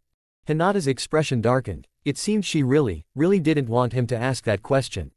Gaara-san. Neji stared. Cage. Please don't tell anyone, Hinata said quickly, looking around. I don't want to make a big deal out of this. It should be informal. If anyone finds out, they'll definitely stop by. Or make sure we have a great meal. Especially if it's father. That's true, but it's just politeness, Neji pointed out. The head of the family is obligated to welcome such an important guest. But father will want to talk to Gaara-san. And he'll make everything formal. It's already awkward enough. Hinata stopped mid-sentence, her eyes widening in that universal, oh, shit, I said too much, way. Neji's mind was racing. He stared at Hinata. The reason was plausible enough, but he sensed there was more to it. Something in her expression when she answered with Gaara's name, yeah. Neji narrowed his eyes. Who else, Hinata-sama? Hinata squeaked. Who else is coming? Neji looked at him as hard as he could. I can tell when you're lying, Hinata-sama. Just say it. The girl's expression sank, her head hung. Kitsune-san, she whispered. Neji wouldn't have been so shocked even if she'd told him the Hokage herself was coming. He rocked back on his heels, but quickly regained his composure. I see. He was proud of how even his voice was. And how did you become so familiar with the Kage and Kitsune? Hinata's expression sank, but at the same time, her chin lifted. It was amazing how she could look so scared and defiant at the same time. I can't say, she said, looking away. I'm sorry, Neji-kun, I really can't. He felt like that was the one thing she wouldn't give in to. He nodded slowly, thinking hard. Hiyashi-sama will be furious if he finds out, he finally said. You know that, right? This isn't just etiquette anymore, it's potential information we can gain from observing and conversing with two such influential figures in the shinobi world. If he finds out, I knew about it and kept quiet. No, please. Hinata panicked. Neji-kun, please leave father out of this. She stepped forward, her gaze pleading. It was just a meeting of friends. Friends, she said. Neji's mind raced with thoughts. Hinata was too trusting and too friendly, but she was also far from stupid. She wouldn't have so easily trusted someone like Kitsune in the short time she'd known him, and Neji knew for a fact that she couldn't have met Kitsune before the Junin exams, probably in the second half, when she was at the same gate as him, since they'd been together at the first exam, after Guy. As for the Kage, Hinata was unlikely to have gotten close to him, she hadn't had the opportunity. But Hinata didn't take the term, friends, lightly. So, the only possible theory was that she'd known them, one of them, or maybe both of them, for a long time and had kept it a secret until now. Which was completely illogical. She'd shown no inappropriate emotion when Kitsune and Gaara first approached their group before the first exam, and she wasn't good at hiding her emotions. But she'd approached them after Genma finished speaking, he recalled. He hadn't paid much attention to their interactions at the time. But he did remember Hinata seeming more nervous and unfamiliar with Gaara than with Kitsune, and something about Kitsune had bothered him, but he dismissed it as unimportant. Neji-kun. So, if Hinata had known one of them before the exam, it would have been Kitsune. And that was impossible. Unless. He tried to remember how Kitsune had acted after the second exam, when he had been talking to Hinata, Shikamaru, and Gaara. What was it about Kitsune that irritated him so much? Neji-kun. Hinata's voice was now worried. Are you okay? He dismissed the thought with a sigh. There was too little information beyond that. Yes, Hinata-sama, he said. I'm fine, and I'll keep your secret. She perked up. Really? Thank you, Neji-kun. He couldn't help but smile. After all the effort you put into looking so beautiful, I wouldn't want to ruin your day. Hinata blushed. Neji wasn't surprised when she blushed, but he was surprised by the extent of her blush. She looked as if she'd been caught secretly meeting a guy. Thank you, Neji-kun, for the compliment. Neji, however, ignored it. It dawned on him, he'd only ever seen Hinata blush whenever anything she did involved Naruto. The puzzle pieces rearranged themselves, falling neatly into place. But, no, it was impossible. It was simply impossible to gain so much power and skill in such a short time, but then again. Hadn't everyone always underestimated Uzumaki Naruto? Neji had already been one of those fools. Would he really become a fool again? But he had to confirm it. Neji-kun, I really think you should rest. He came back to reality and saw Hinata's worried face before him. He forced a smile that held no trace of shock. It's all right, Hinata-sama. I just have a lot on my mind. She nodded understandingly. You can do it. On the third exam, Neji-kun. I know it. Thank you, Hinata-sama. I'm glad you believe in my abilities. His words came automatically as he tried to find a way to confirm his suspicions. Yes, this could work. He looked at Hinata again. Do you need help hiding your friends from the rest of the household? She looked scared at first, then relieved. That would be. Oh, but, I can't. You'll be in trouble, if we're discovered. With my help, we won't be discovered, Neji said confidently, but deep down, he wasn't so sure. However, he was willing to risk Hiyashi-sama's wrath for that. Where are you meeting them? I've booked the Lotus Pavilion. It was a good choice, close enough to the gate that they wouldn't have to walk far, reducing the chance of meeting others but off the main path so they wouldn't be disturbed. He nodded approvingly. I'll walk with you to the pavilion, and if necessary, I'll keep you under observation and distract you. She smiled brightly. Thank you, Neji-kun. Neji felt a little awkward, he was only helping her out of selfish motives. But he needed to know. The gate doors were open, a symbol with more than one meaning. First, a representation of Hyuga hospitality. Second, a signal to the world that the Hyuga had nothing to hide. Third, a very subtle message, we are strong, and we don't need gates to keep out intruders. For the same reason, there were no guards. Besides, the wall that surrounded the territory primarily served to separate the Hyuga domain from the rest of Konoha, and any intruder could easily scale the wall, so there was no need for guards at the gate, as scaling the wall was as easy as passing through the gate. He waited for his guests in an increasingly nervous silence. It was Hinata who was nervous, not he himself, anticipating their arrival. Lee arrived first, as usual, bright and early, and Neji barely suppressed a sigh when he was greeted with delight. His teammate usually gave him a headache. As usual, he responded to Lee's conversations with monosyllables, which, also usually, didn't bother him, and Hinata giggled deep down. Tenten, too, always found Lee and Neji's conversations amusing. It must be a girly thing they had. Shikamaru was next, approaching them with a lazy, yo, and glancing curiously at Neji. When Hinata explained his presence, he ignored his intense, thoughtful gaze, letting unwanted attention slide with his usual ease. Shikamaru suspected his less than honest intentions, but he couldn't say for sure, so Neji was safe. And then the last two guests arrived. Neji watched them walk toward the group already standing at the gate and frowned inwardly. There was a strange tension between them, the same sense of oneness of mind and body they had displayed earlier gone. Was this what Hinata meant when she said things were awkward enough without Hiyashi? Hinata-san, Kitsune greeted formally. He bowed to her and, straightening up, nodded to the other three. Lee-san, Nara-san. And you must be Hyuga Neji, he continued, turning his mask toward Neji. It's a pleasure to meet you. Neji was taken aback by these impeccable manners. If this was an act, it was a very good one. However, he showed no sign of instability and nodded in response. It's a pleasure, Kitsune-san, he said politely. He looked at the cage. Cage-sama too.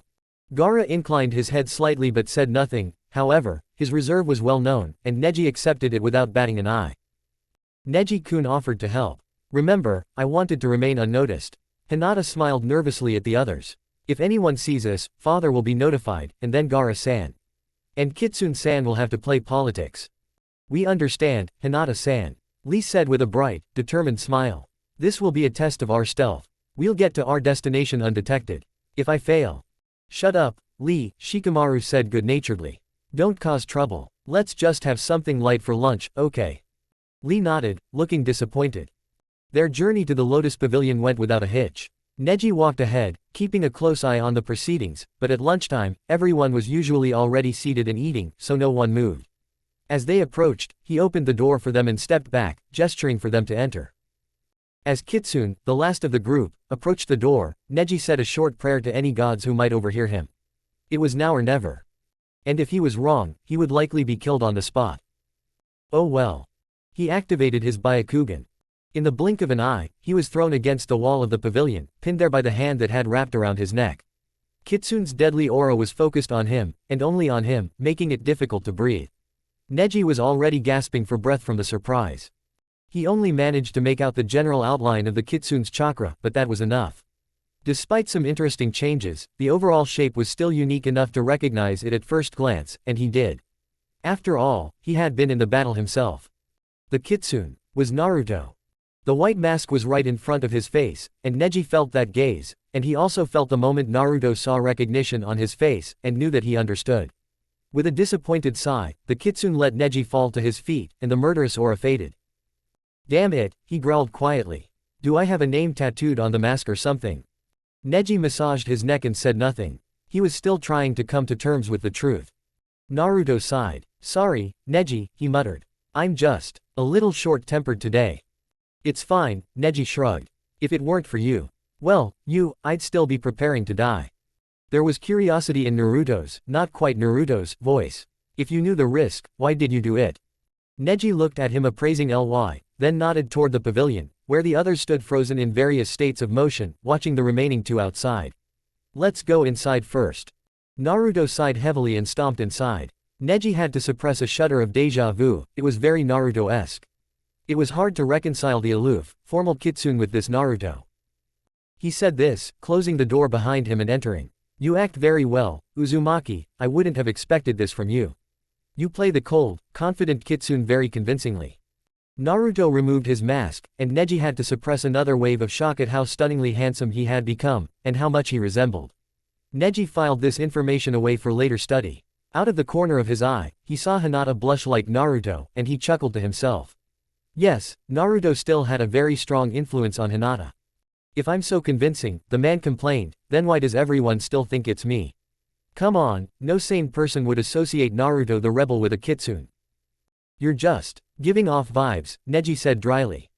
Naruto looked at him. Yeah, laugh. Neji's promise to himself came back to him, and he straightened up. As Shinobi and Kunoichi, everyone noticed even this subtle change in his posture and looked at him. He cleared his throat and bowed to Naruto. They watched. Uzumaki, he began, unsure what to say but knowing he had to.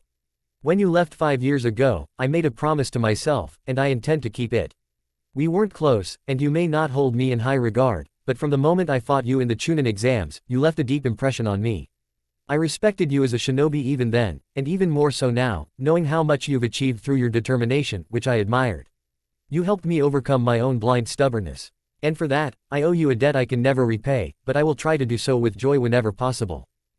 He took a deep breath, not looking at any of them, unnervingly aware of the absolute silence. I didn't think to express my respect and gratitude to you at first, but then you left, and I promised myself that the next time I saw you, I'd say this, so you'd know the mark you left on Konoha. Now you know. Without nodding at anyone in particular, Neji spun around. I'll leave you to your lunch, he said, reaching out for the sliding door.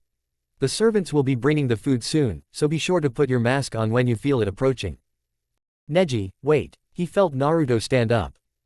Thank you. It means a lot to me. He shrugged. I just needed to say it. He reached for the door again. Won't you join us for lunch?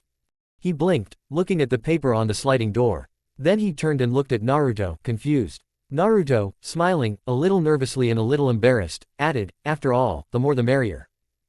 Neji shook his head. It's fine. I'll leave you to talk to your friends. Then that's all the more reason you should stay. Naruto's voice was pure determination, not a hint of mockery, but the steel in it softened as he said, I'd very much like to talk to as many old friends as possible. We weren't friends, Neji began. We respected each other and would do anything to help each other, Naruto interrupted. That's enough for me. They stared at each other, unblinking. Then Gaara's voice broke the tension.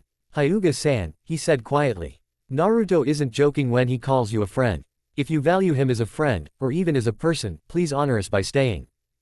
That made Neji look away. At Gaara, who was looking at him with a hint of approval. At Hinata, who was smiling almost through tears. At Lee, who was beaming but actually had tears in his eyes, and at Shikamaru, who looked bored. Noticing Neji looking at him, he gave a short smile. "Just sit down, the food will be here soon." Neji snorted. "You sound like Choji," he muttered. But he took a few steps back into the room and sat down. Naruto, too, was grinning madly as he sat. "Now I want to know how you figured that out. I'm not giving off any vibes, am I?" "Don't be stupid, Uzumaki. Hey, it's a legitimate concern, okay? And stop calling me Uzumaki, no one calls me Uzumaki anymore, Hyuga." Neji rolled his eyes. "Okay, Naruto." But the slight movement of his lips betrayed his amusement. After Naruto's persistent pestering, Neji gave in and explained how he had a suspicion about Naruto and decided to confirm it with the Byakugan. Then it was Shikamaru's turn, and then Hinata and Lee exchanged pleasantries, laughing at Naruto's obviousness. Then it was Naruto's turn to explain how he'd been doing these past few years. Neji noticed, as no doubt everyone else did, how Naruto avoided details about his work as an assassin, focusing instead on stories of how he'd had to fight for survival and learn everything he'd learned. And though he was burning with curiosity, he didn't ask. It wasn't his place to ask, and his pride wouldn't allow it. Neji also noticed that while Gaara and Naruto interacted as usual, there was a distance between them, intangible, but still there. They talked to each other the same way they talked to everyone else, at least Naruto talked, and Gaara merely nodded, paying attention, but the old intimacy was gone.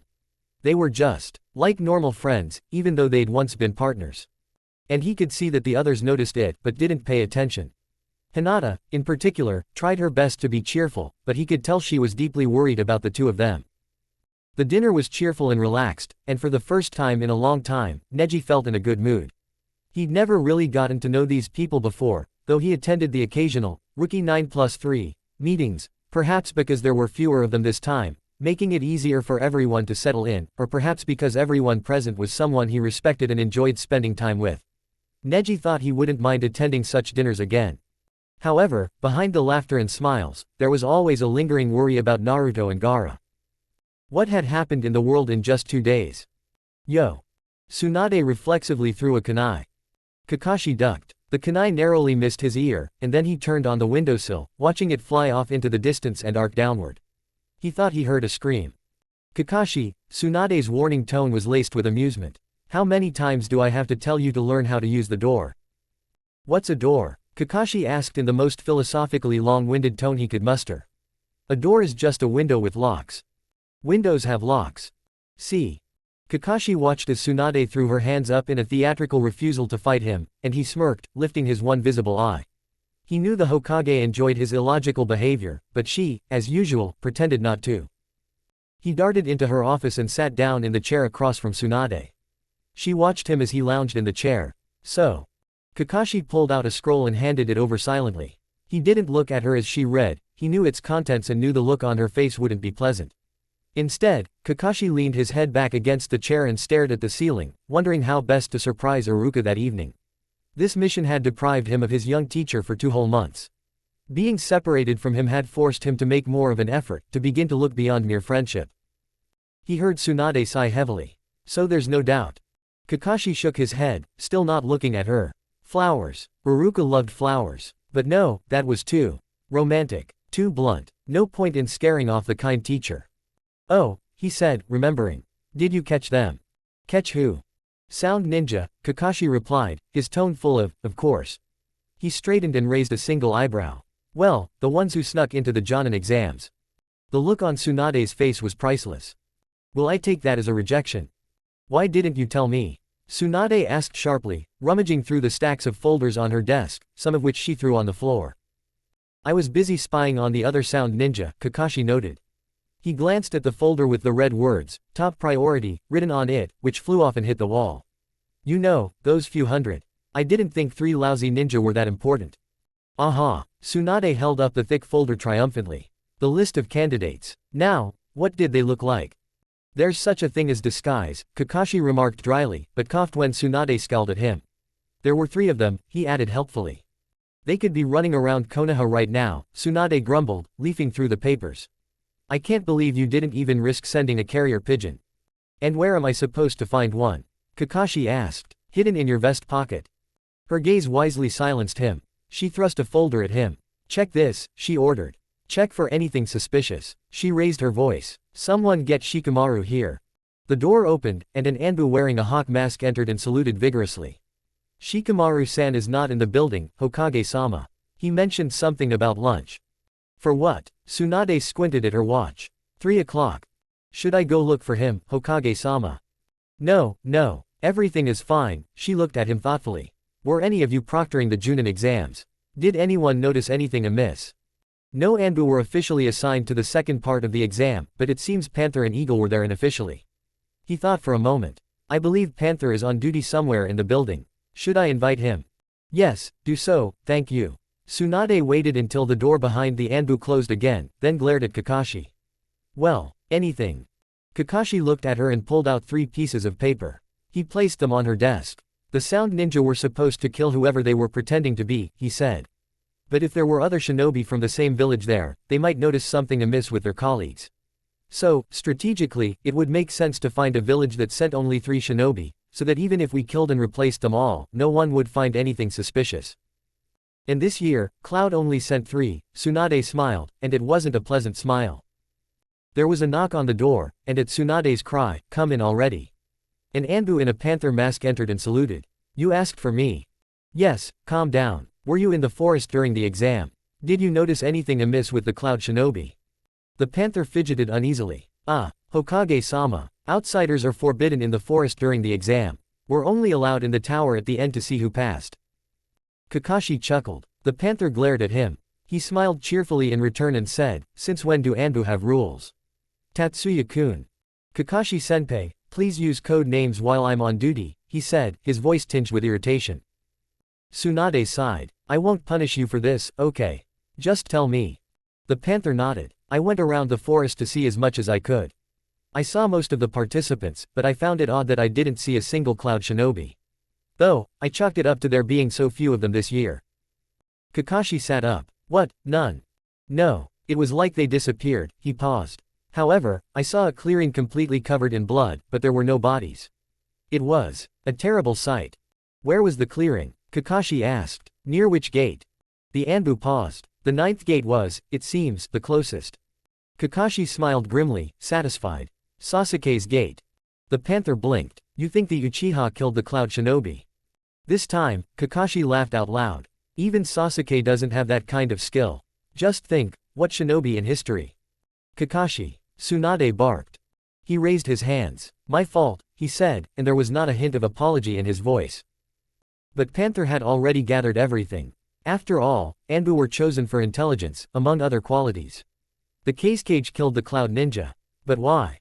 Panther, Tsunade began, and the warning was clear in her voice. Because they weren't Cloud Nin. That calm, quiet voice made Panther flinch and jump back as the door swung wide, revealing the cage in question.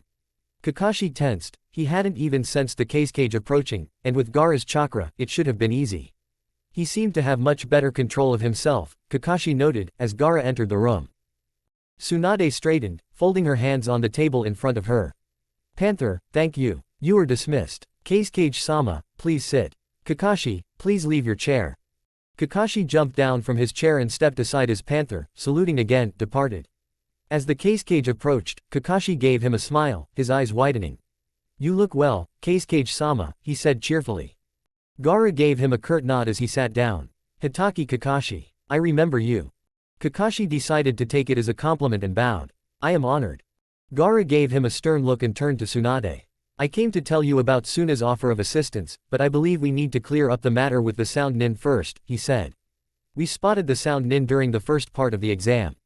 We had our suspicions about their intentions, so we let them make a move to confirm it. They approached the Uchiha. Wait, I'm sorry, I already apologized, Kakashi added, as 2 very intimidating glares fell on him. But who is, we? I thought your brothers and sisters in Suna, Cage-sama. He means me. Kakashi reflexively threw the kunai. Then he said, damn, grimacing at Tsunade. Your habits have rubbed off on me. The Kitsune twisted on the windowsill to look at the kunai flying through the air. All 4 pairs of eyes followed it as it descended. They thought they heard a faint cry. Excellent reflexes, Ka. Hitaki-san. The Kitsune stepped off the windowsill easily, landing on both feet. Though your paranoia seems to have subsided, you didn't feel me coming to the window. Kakashi didn't rise to the bait, but he cursed himself for his mistake, even though he believed Kitsune was an assassin, and assassins are usually masters of stealth and concealment. The famous Kitsune, he drawled, straining every sense. His gaze slid over the cage, who was calm, as if assassins appearing at windows were a common occurrence, or as if he had already sensed Kitsune's approach. I didn't think you and the cage were so close. We will work together during this exam, Kitsune said calmly. Just as we worked together with you, Hitaki-san, and the rest of Konoha.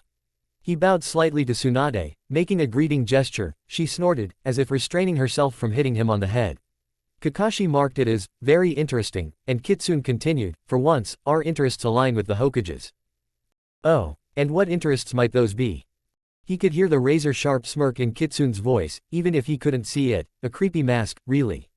Our interests. Why? Namely, keeping Konoha from becoming a smoking hole in the ground. Oh, that interest. I suppose we could accept your help, if you're so desperate to offer it. Kakashi. He sighed. Tsunade would certainly ruin his fun as Hokage. Yes, Hokage-sama. Let's not encourage a murderer. Oh, don't worry. Everyone who's even slightly skilled does it. It's like they want to get killed or something. Kitsune's voice was mock sad. It does wonders for my social life, really. Kakashi had to grin, even though he didn't want to. Back to the point. The cage's sharp voice made them all turn to him again. He continued before anyone could say anything. The sound ninja approached the Uchiha. They offered to bring him to Orochimaru. The gist of it was that Haruno Sakura, who was with the Uchiha, was supposed to die. Sasuke. One of Kakashi's failures, one of a long line. He felt his face freeze, felt Kitsune turn to look at him, but he ignored the gaze. He tried to brace himself. He pondered while the sound ninja tried to kill Haruno, but ultimately decided to reject Orochimaru. He shielded the girl from the fatal blow. I finished them off. What? Kakashi involuntarily stepped forward, his heart pounding in his chest. Sasuke. Sasuke rejected them. He chose Sakura over Orochimaru. Gaara turned his green gaze on him. He chose Konoha over Orochimaru, he said, but I believe the girl's death as a condition played a large role in his decision, yes. He felt an overwhelming sense of relief, and something akin to forgiveness. He'd spent the last few years trying so hard to reach Sasuke, trying to reach the boy hiding behind the anger and thirst for revenge. He knew he shouldn't think he'd changed anything, but the important thing was that Sasuke had decided to stay. I didn't fail them. Obito, Rin, Minato-sensei. He didn't fail them this time. But there was also Naruto, he said sharply, turning to Tsunade, who flinched. The Kitsune choked slightly, and Gaara's green eyes widened slightly. Kakashi gave them an odd look, but ignored it, walking up to the Hokage's desk and looking down at her. Hokage-sama, all these years I stayed in Konoha to work on Sasuke, and now that his case is resolved, you promised me I could go and find Naruto. Ah. You promised, Hokage-sama. Kakashi was as serious as ever. Tsunade's gaze fell on Kakashi's scroll lying on her desk. Aha. So, she said, clearing her throat, Kakashi, you just informed me that Orochimaru is gathering forces. This can only be done to attack Konoha. And at this moment, you want. Orochimaru isn't the only problem. There's also Akatsuki. And there are reports that they are hunting the Jinchuriki. Kakashi leaned in, looking at him intently. One Jonin in a battle of hundreds doesn't matter much. The fate of Konoha will be decided whether I'm there or not. But Naruto is out there somewhere, alone, and he might be pursued by an entire group of missing S-class ninja. I thought you cared about him, Hokage-sama. Tsunade's lips pressed into a thin line, his eyes flashed. Don't you dare doubt how much I love Naruto. She snapped. You're going too far, Kakashi. He pulled back slightly and ran a hand through his hair. Okay, I'm sorry. But, Hokage-sama, Naruto is my student. I've failed him before, and I don't intend to fail him again. They say he's on a long-term undercover mission. If I send you to find him. That's no excuse, Kakashi interrupted, narrowing his eyes. You can just say I'm on a long-term mission. It doesn't have to have anything to do with Naruto. Tsunade sighed and rubbed her temples. Kakashi. Okay, I get it. Stop looking at me like that, Gaara. Kakashi blinked. He stepped back to look at the two people he'd forgotten were there. He pulled back, hiding from Gaara's insistent green gaze, and looked at the person behind that gaze, Kitsune, who was removing his mask. Oh my god, just because you're so impatient, a face appeared from under the mask. Honestly, if this keeps up, I'll write it on my mask. Kakashi felt his heart stop. That face, that hair, those eyes. Minato-sensei. Yondaime Hokage, come back to life. Kakashi-sensei.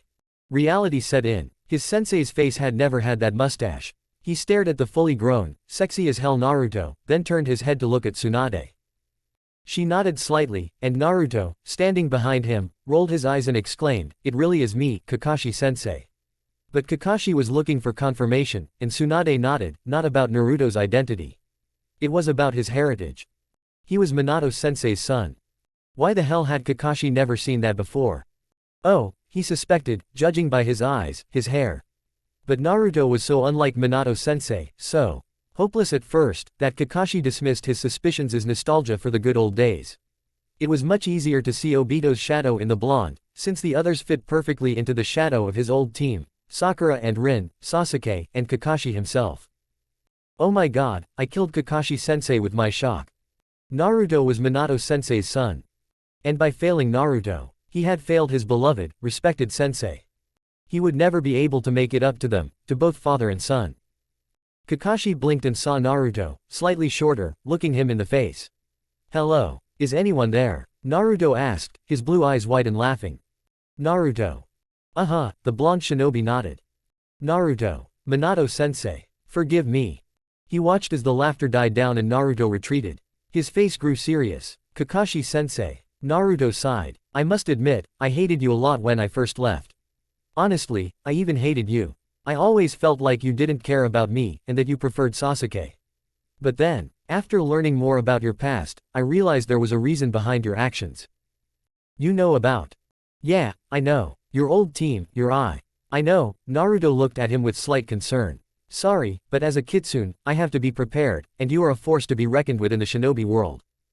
Kakashi thought for a moment and shrugged. "Never mind. Go on." "Okay. Over time, I was able to let go of the anger. I made peace with my past. And I talked to people, and now everything that happened. What I'm trying to say is..." Naruto snorted. "There's nothing to forgive, but even if there was, it's all long since forgiven." "Understood. Is this sentimental moment over already?" "Idiot," Gaara muttered from his seat. Naruto's eye twitched. "Hey." Kakashi watched as Naruto ran up to Gaara and began accusing him of making him open up in the first place. On the surface, it looked like a playful exchange, a friendly joke, but underneath, there was real tension. Kakashi didn't care, though. Naruto's heart was as big as ever, even though he'd grown and hardened during his life as a Kitsune. It was like a second chance had been handed to Kakashi on a silver platter.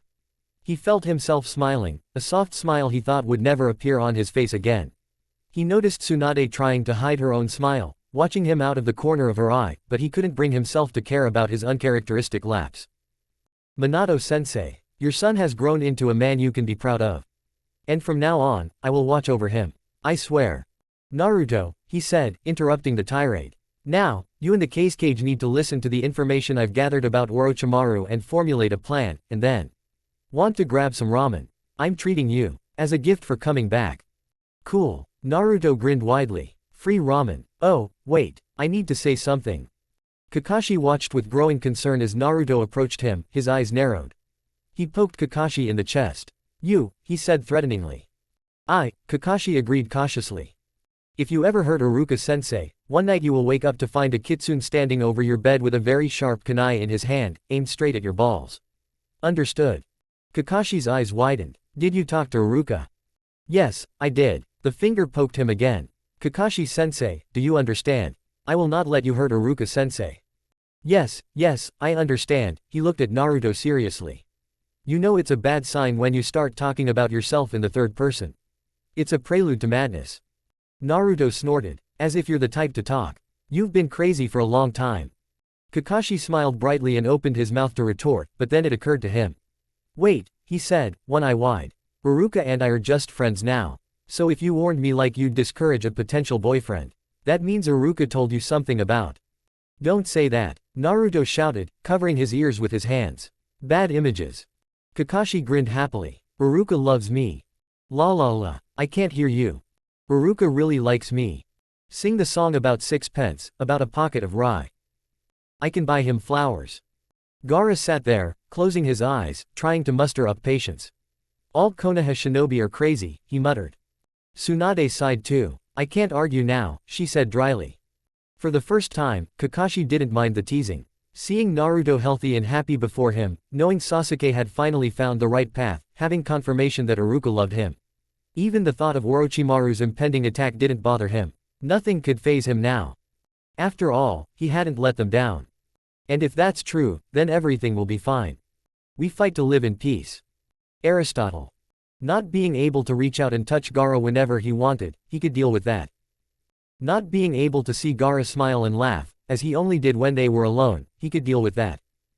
Having to distance himself from Gaara and see Gaara distance himself from him, he could deal with that.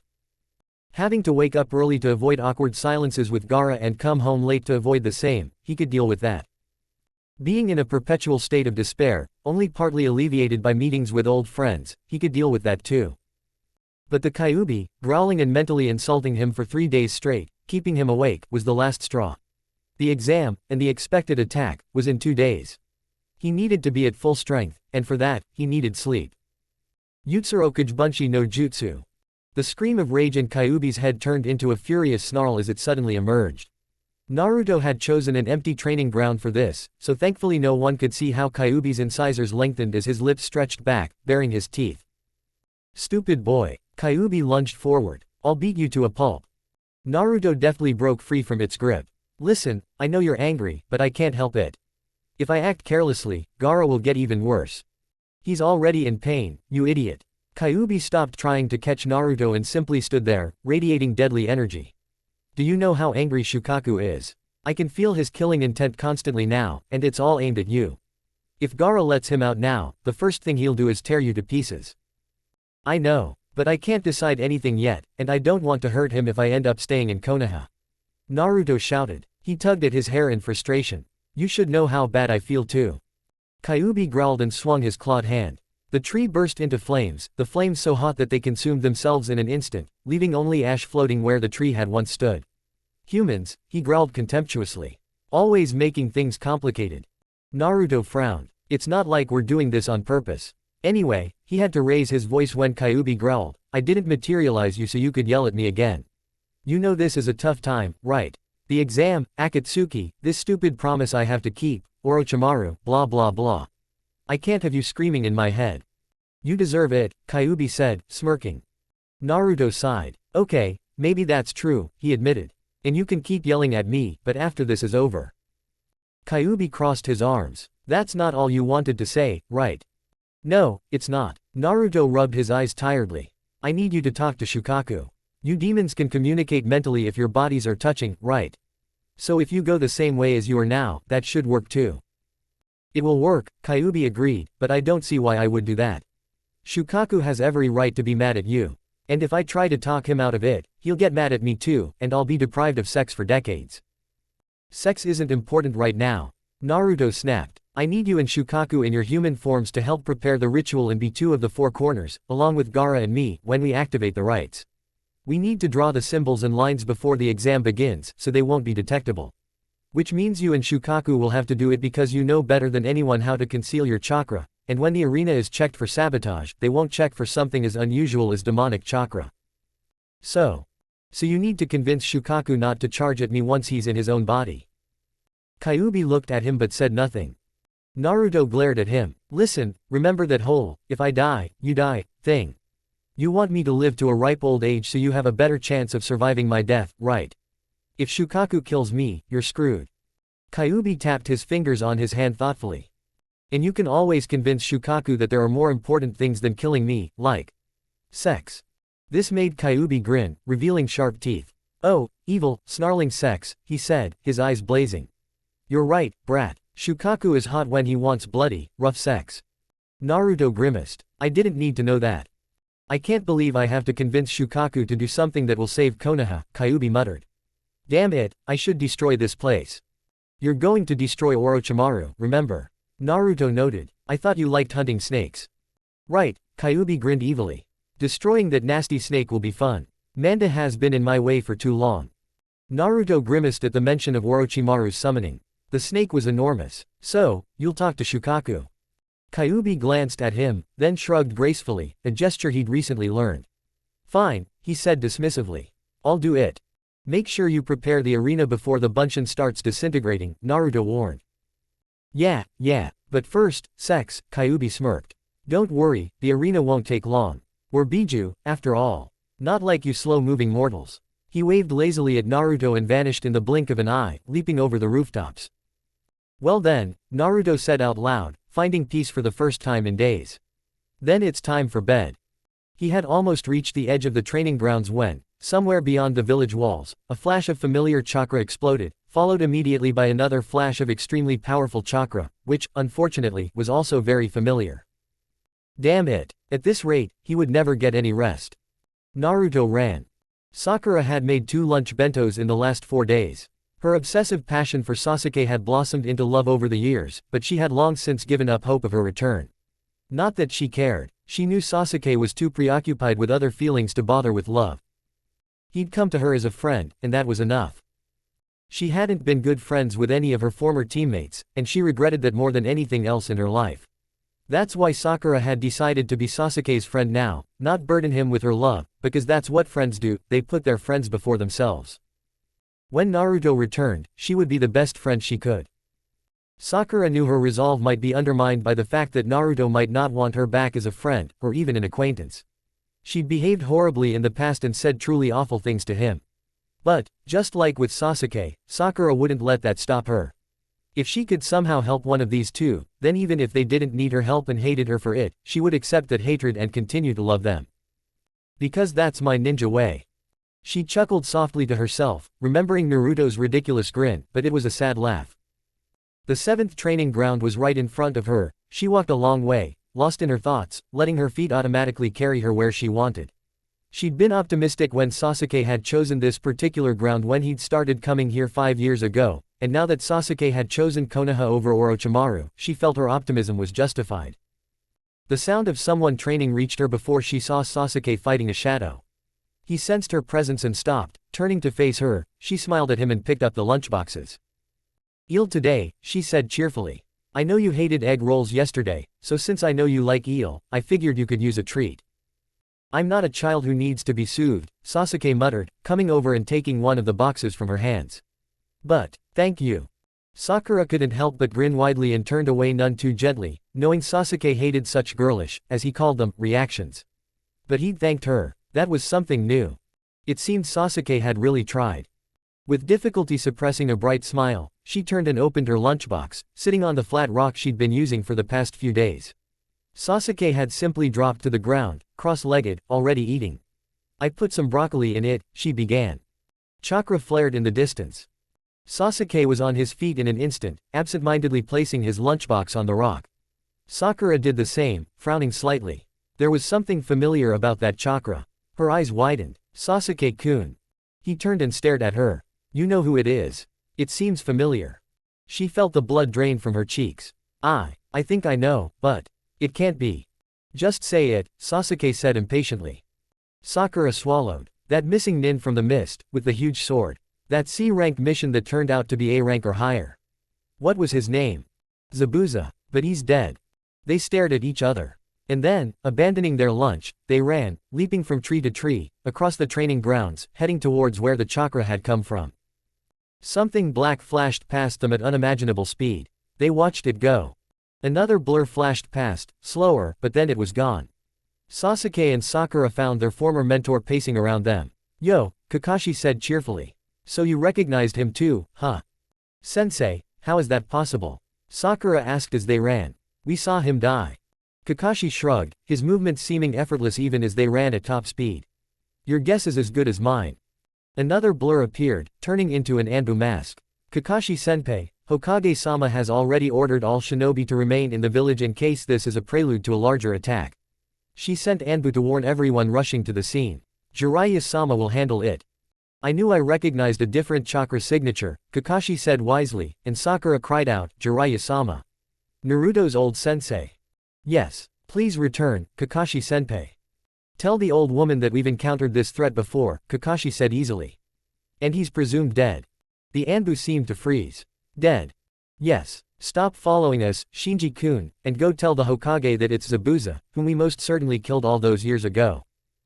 "Yes, Kakashi-senpai." The Anbu left them and hurried back to the Hokage tower. Sasuke snorted. "He's very obedient, isn't he?" "My Kahais quiver in their socks when they hear my name," Kakashi said solemnly. "We don't wear socks." Imaginary socks. Use your imagination, Sasuke-kun. They reached the forest outside Konoha and descended into the branches, heading for the chakra sources. Another explosion rang out, and they burst into a large clearing that appeared to have just been cleared. Fallen trees lay underfoot. The escalating battle froze them. Kitsune was fending off attacks from Jiraiya and Zabuza, who seemed far from dead. Kitsune kept getting between them, and Sakura suddenly realized they weren't attacking him, but each other, and he was trying to stop them both. Jiraiya's hair was alive, incredibly long, and seemed as hard as steel. Enormous spikes attacked like snakes, trying to pierce both Kitsune and Zabuza, who deftly dodged each attack. Zabuza tried to get past Kitsune and attack Jiraiya, slashing with his enormous sword, but, strangely, unlike Jiraiya, he seemed actively trying not to hurt Kitsune. Kitsune drew a long, sleek katana made of some strange black metal and wielded it with obvious skill. He could move swiftly, blocking every protruding hair spike and every blow of the broadsword that seemed about to strike. Every time Zabuza's sword whistled toward Jiraiya, Kitsune's blade deflected it. Every time Jiraiya's hair whipped toward Zabuza, Kitsune's blade knocked it off course. Wow, Sakura whispered, awestruck. She'd seen shinobi use blades before, but this was just wow. However, neither Jiraiya nor Zabuza gave up, and Kitsune finally lost his patience. He growled and swung his free arm in a wide circle. Fire erupted. With screams, Jiraiya and Zabuza leapt back, away from Kitsune and each other, all three balancing on fallen trees. The assassin stood engulfed in flames, streaks of bright flame that seemed to require no fuel. He glared first at Jiraiya, then at Zabuza. Look, this is all a big misunderstanding, okay? Old man, Zabuza isn't here to cause harm. Watching them, Sakura knew words couldn't cut through the fighting fervor that had consumed both men. It must be something male, she thought darkly, all that testosterone. Grinning madly, Zabuza quickly performed a series of hand seals. A huge wave of water rose up behind him, seemingly out of nowhere. Jiraiya grinned, and a swirling blue ball of chakra formed in his hand. Sakura recognized it immediately, the rasengan. Naruto had used it on the hospital roof long ago. The tank had only created a small hole compared to the massive wound Sasuke's Chidori had shattered. But weeks later, Sakura discovered that the tank Naruto had fallen into had practically exploded. The force of the rasengan had practically ripped apart his backside. Zabuza lowered his arms, and water gushed forth.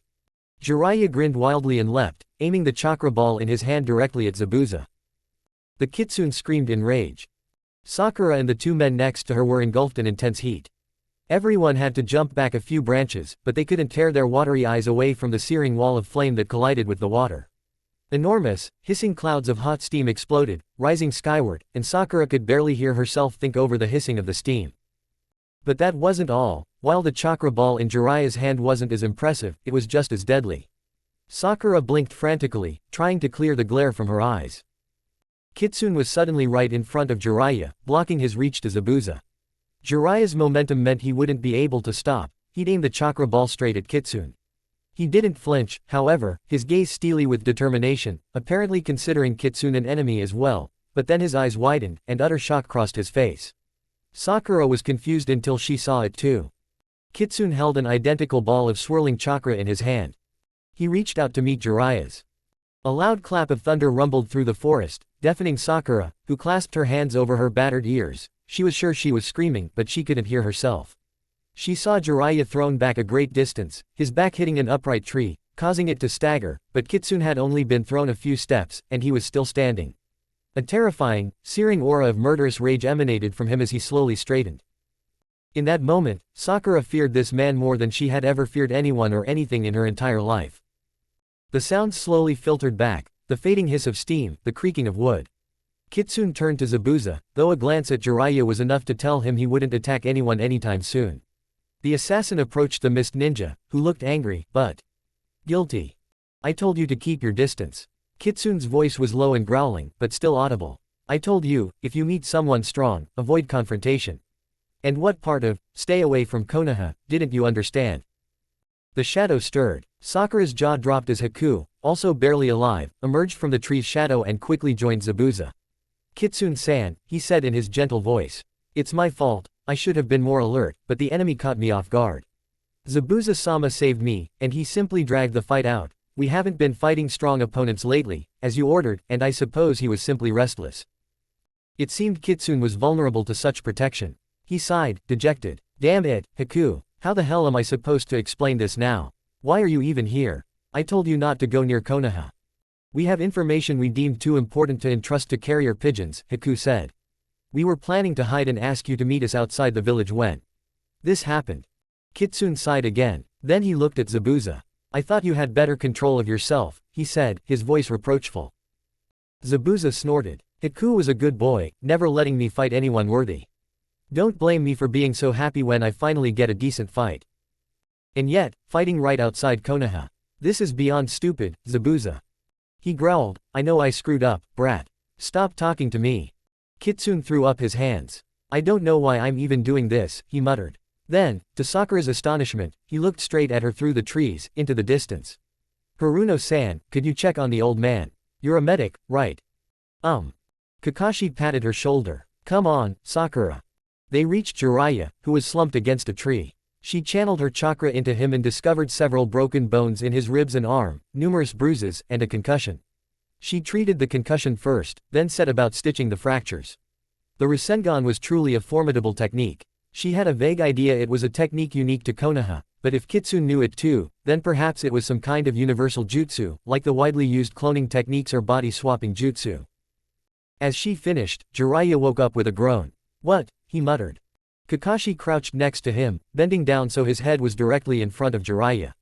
Jiraiya-sensei, he said cheerfully. It's me, Kakashi. You were his student too? Sakura asked curiously. No, but my teacher was. It's a mentorship by association. Kakashi gently shook Jiraiya. Jiraiya-sensei, do you know who I am? The old man blinked and stared blankly at Kakashi for a moment. Kakashi, what happened? Kakashi smiled brightly. Ah, my former student is treating you. Jiraiya leapt to his feet with impressive speed. Sakura jumped as well, holding his hand. Jiraiya-sama, wait, you're not fully healed yet. He stared at her. You're Tsunade's apprentice, aren't you? Sakura nodded. Yes, that's right. Jiraiya-sama, you're badly hurt, please sit back down. She tried to push him back into his seat, but to no avail. I'm fine, Jiraiya said, absently stroking her head and focusing his attention back on the distant figure of Kitsune. I need. Jiraiya-sensei, Sakura was grateful when Kakashi stood before Jiraiya. Kitsune, the man in the white mask, is on our side. And Zabuza seems to be under his control, so he poses no threat. I'd appreciate it if you didn't kill our allies. Jiraiya looked at him, then at Kitsune, Zabuza, and Haku, who were quietly conversing among themselves. That Kitsune, the killer, Kakashi, he. Yes, I know. Somehow, those two words meant more than they seemed. Those two with him used to be missing Nin. I say, used to be, because they were supposed to be dead. Kakashi's voice was sad as he added, it's very sad when the people you killed rise from the grave again. But Sakura could see that Jiraiya was no longer interested in Zabuza or Haku. He dodged Kakashi, who let him pass, and headed toward Kitsune. Sakura looked at Kakashi, wondering what to do. He looked at her and smiled that annoying, narrowed smile. Let's follow him, okay. If he falls, Sasuke, you catch him. Why me? Sakura heard her former teammate shout as he ran after Kakashi, who was already chasing after Jiraiya. Sasuke reluctantly followed her. They caught up with Jiraiya and approached the three men, who fell silent and turned to face them. Haku was smiling as if all was peaceful, Zabuza was frowning, as frightening as ever, and Kitsune's mask remained as blank as ever. They stopped. Zabuza glanced at them and suddenly grinned, a sinister smile. The old team is back together, huh? Shut up, Zabuza, Kitsune said, not looking at him. Sakura watched in confusion as Zabuza studied them carefully. Then he shook his head, as if amazed. They don't know. He asked Kitsune. If you don't stop talking, I'll hurt you. I mean it. Zabuza said nothing, but a strangely mocking smile played on his lips. Jiraiya spoke up. Kakashi told me you were a Kitsune, he said, watching Kitsune closely. Kitsune tilted his head. Yes, that's right. He paused, then added, I hope the old frog doesn't throw me out of the cash register now. Foxes eat frogs, right? Sakura had no idea what they were talking about. Frogs. Registers. But Jiraiya thought it made sense, because his expression changed to a mixture of regret, awe, guilt, and joy. I can't believe it, he said, his voice strained. You really? I really am a Kitsune, the assassin said quickly. In flesh and blood. There was a warning in his voice. You. Suddenly, Tsunade herself interrupted them, flanked by two Anbu. I figured I'd better come and handle this myself, she said, under their glares. Jiraiya, you old pervert, it took you so long to get back here. He snorted, coming to his senses. And it took you so long to get here, you old hag. A vein twitched on her forehead. I'll cripple you for this, she said ominously, but later. She turned to Kitsune and the two men behind him, eyeing them critically before glaring at Kitsune. Okay, I want an explanation, and quickly. Kitsune sighed. I'll explain everything to you in the privacy of your office. For now, I'll just say they pose no threat, they're fighting for me now. Actually, they weren't even supposed to be here, but I sent them to gather information, and it seems they have something so important they had to tell me in person. Tsunade's expression darkened with each word. So, you want me to invite S-class ninja to Konoha? Technically, just Zabuza, Kitsune supplied helpfully. They just brought Haku along. Sakura stifled a laugh at the look on her sensei's face. Relax, they're only renegades if the village considers them that way, right? Kitsune waved her hand. If the Mizukage makes a fuss, I'll talk to him. Everything will be fine. You know the Mizukage, Tsunade's voice was even and full of distrust. Yes, and he'll take my word for it if I say Zabuza and Haku aren't a threat. I'll take responsibility if something happens, okay. Something already happened, Kakashi interjected. Shut up, Kakashi, Tsunade said, not taking her eyes off Kitsune. Listen, I'm willing to take your word for it too, but this is a political issue, if the Mizukage won't listen, and Konoha is said to be harboring renegades. The Mizukage will listen. Gaara appeared in a whirlwind of sand next to Kitsune. If Kitsune's word isn't enough, will mine be enough? Tsunade sighed. Kazekage-sama, you don't seem surprised that two missing nin who were supposed to be dead suddenly found themselves under your friend's control. I don't usually act surprised, Gaara said calmly. But in this case, I knew about them. And since I knew about them and how they came to be here, I'll say you can take Kitsune's word for it and rest assured that they pose no threat to anyone but her enemies. Well, if even the Kazekage says so. Tsunade pursed her lips. Kazekage-sama, Jiraiya, and Kitsune, and the two following you, we will continue in my office. Kakashi silently raised his hand. Okay, Kakashi too, if you wish. Sakura, Sasuke, you can return to your work. Sakura glanced warily at her former teammate. He did indeed look rebellious, no doubt resentful of being dismissed like a child. But it couldn't be helped. Turning to Tsunade, she said, Tsunade-sensei, Jiraiya-sama was injured. I wasn't able to finish healing all the fractures. Tsunade smiled briefly. I'll take care of it. Thank you, Sakura. Then she looked at the men. Well, gentlemen. Kitsune gave her an ironic bow and vanished with the speed of lightning. Zabuza and Haku followed him, as if reading his thoughts. Gaara nodded to Tsunade and disappeared again into the sandstorm. Tsunade looked at Jiraiya, he nodded, and they both disappeared into the trees, the Anbu following behind. Sakura and Sasuke remained in the rubble, two lost, lonely figures. Silence fell. Then Sasuke asked, what the hell just happened? Sakura felt much the same, only her question was slightly different, who is Kitsune? And why did she have this strange feeling she knew him? I don't believe it. Jiraiya, can you stop saying that? I don't believe it. Hey, Ero-sennin, is it really that hard to believe how brilliant I am? I can't believe it. Jiraiya looked again at the blonde man in front of him, making horrific faces. That's just impossible. Arg, Ero-sennin, it's really me. See, I even sound like me. No more mask, no more voice-changing techniques, ah. Laughing, Jiraiya grabbed Naruto by the neck and ruffled his hair hard. He felt overwhelmed with joy and relief. You made me worry, brat. What the hell were you thinking? He let Naruto free from his grip and watched, smirking, as his former student tried to straighten him out again, grumbling. You and Ba-chan are asking the same questions. I'm not going to answer you. That's it. Jiraiya snorted, don't get cocky, brat, I can still beat you. You know, I just realized why everyone calls me that. Naruto complained. I've grown up, you know. Because you're one of them, Kakashi immediately replied. You'll always be a scoundrel, Jiraiya informed him. What do you mean, adult? Tsunade asked, raising an eyebrow. Even Gaara chimed in. It's who you are. Zabuza chuckled. Haku hid his smile. Naruto sighed. But, a boy who has come a long way, I must say, Jiraiya admitted, looking at the young man. To achieve so much in 5 years. Even if running away was wrong, at least you made the most of it. He approached Naruto, who eyed him warily. I had to leave, Ero-sennin, the blonde said, his voice pleading for understanding. I know you took me under your wing, but I had to. Jiraiya couldn't help but smile. He grabbed Naruto by the shoulders with both hands and looked directly at the young man, now strong and mature, so much like Minato.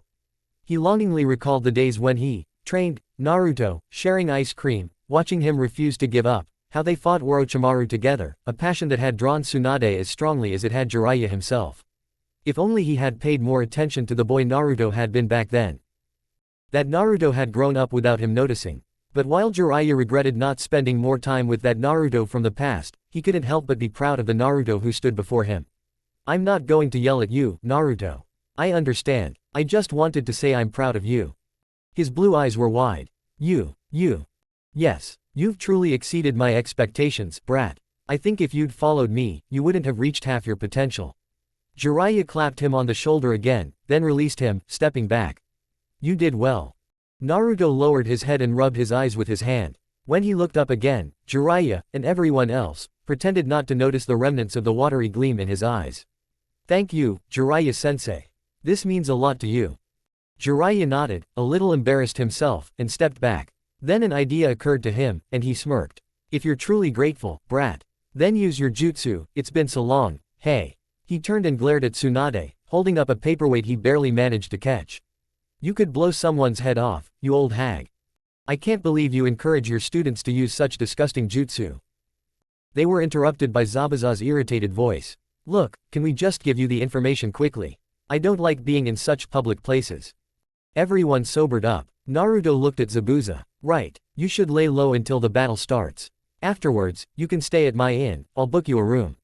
He turned to the others. A while ago, I sent Zabuza and Haku to monitor Akatsuki's movements.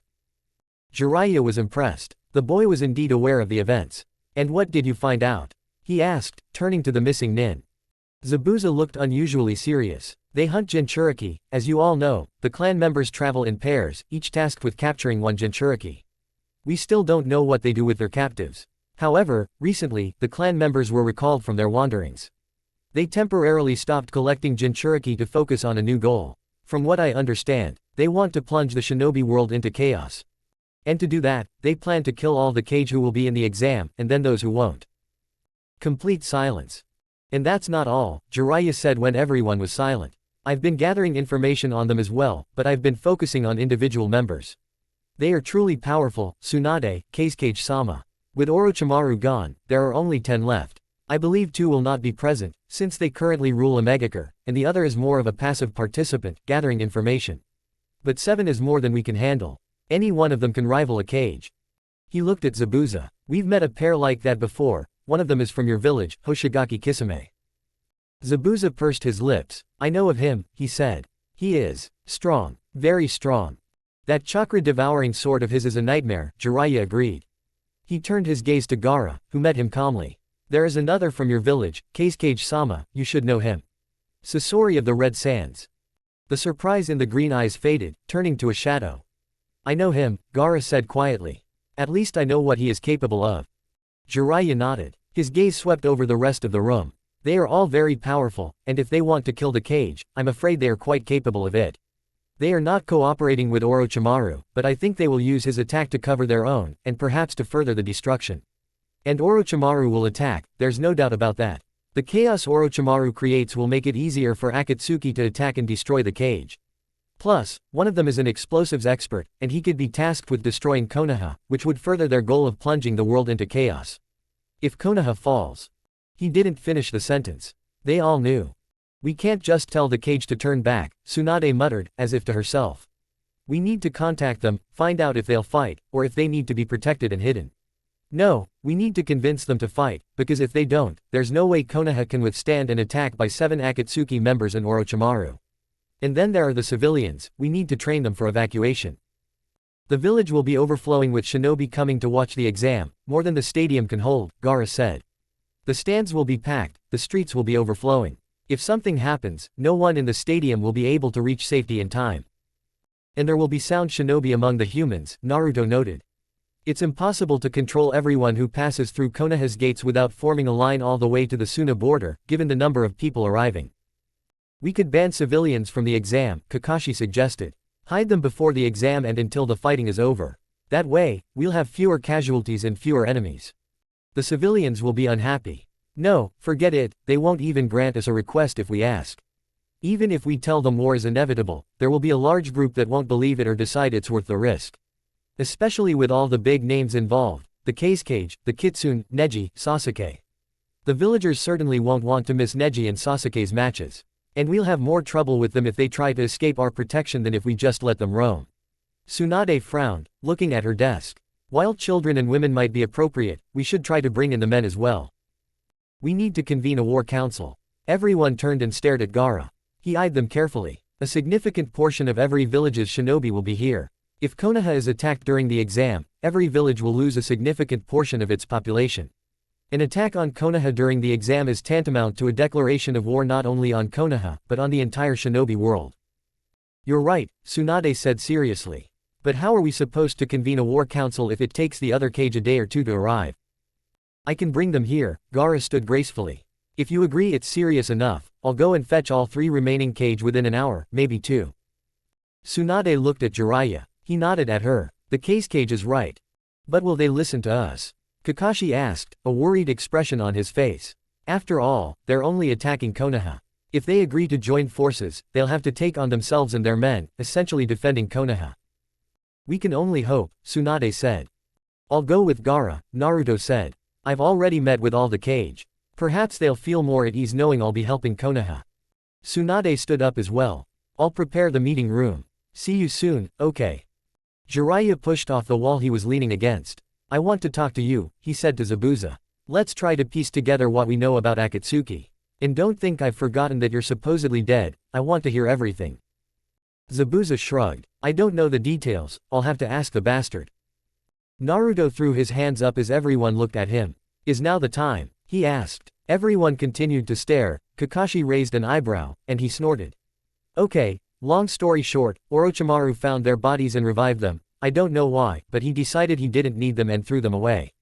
I happened to stumble upon them as they were dying, again, and infused them with some of my chakra, so now they're revived by me.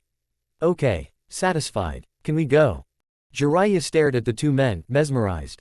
Are they zombies? He paused and looked more closely at the young man. Hey, you're so handsome. Are you a guy or a girl? Naruto punched him. Now's not the time to go back to your perverted ways, Ero Sennin. He rubbed his head. Naruto's punch had hurt. I was just asking, he said defensively, glaring at Kakashi when he smirked. Okay, I'll be serious. Kakashi straightened up as well. I'll let the Anbu know, he said, so we can begin preparations and call in the reserves. I suppose that's all. Tsunade glanced around at them all. Looking at her, Jiraiya felt a pang of sadness. They were old now, old and bitter, and the thought of having to go through another war was excruciating. When would they be able to rest? When we atone for our guilt and our failure as a team, a voice whispered in his head. When we take responsibility for our mistake and defeat Orochimaru.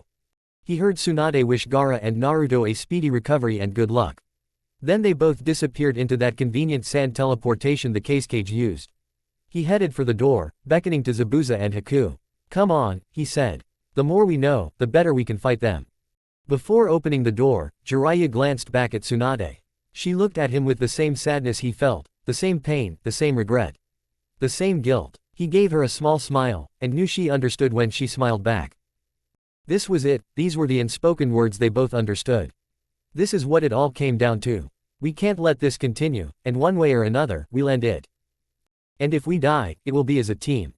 All 3 of us. Only the dead have seen the end of a war. Plato. They had been arriving endlessly since yesterday, singly, in pairs, in groups, in huge groups, and still, people were still hurrying. The noise was incredible, the excitement was off the charts. Business was incredibly good in every shop in Konoha. It was simply astounding, Konohamaru mused as he made his way through the crowd. It was as if he'd entered several countries at once. Everywhere you turned, you came across hitai with different symbols, sometimes even symbols of the hidden steamfire, hidden waterfall, or something similar, villages where there were few shinobi, and even fewer who had dared to venture out into the world. With each group you passed, you caught a different language or dialect, a colorful, mesmerizing mixture of languages that sounded strange yet beautiful. Skin ranged from snow white to jet black, and skin ranged from completely covered to, Konohamaru watched in awe until his view was obscured, barely covered at all. Speaking of clothing, there were fashions ranging from the most conservative, some people wore formal kimonos, among other things, to the most outrageous, even worse than Anko's fishnets or Kurenai's bandages, or, Konohamaru shuddered at the thought, the blinding green jumpsuits of Guy and Lee. There was hair far beyond even the usual colorful shades found everywhere, hair that contained more than 1, 2, 3 colors at once, hair that approached neon, or hair that defied gravity even more than Hitaki Kakashi's hair defied gravity, and that was saying something. There were so many foreign shinobi around that Konohamaru was dizzy not only from their number, filling every inch of space, but also from their variety. He had never imagined that people could be so different and still be human. But it wasn't only the rest of the world touring Konoha. As he strolled, Konohamaru noticed that the Konoha clans were also out in full force today. He kept encountering Inazuka with their huge dogs, happily sniffing out any strange scents, and Aburame, snugly wrapped in cloaks even in the sweltering weather and the sweltering crowd. Oddly enough, a Hyuga could usually be seen alongside them, dressed casually but distinguished by his eyes. Konohamaru-kun, over here, over here. That shrill voice easily led him to the rest of the team standing at the entrance to an alley. They looked so excited they were ready to burst. Moegi grabbed his left arm, Udon his right. That's so cool, Konohamaru-kun. Udon exclaimed passionately as they peered out of the relative safety of the alley, watching the world, almost literally, rush past. Yes, that's true, Konohamaru said, nodding decisively.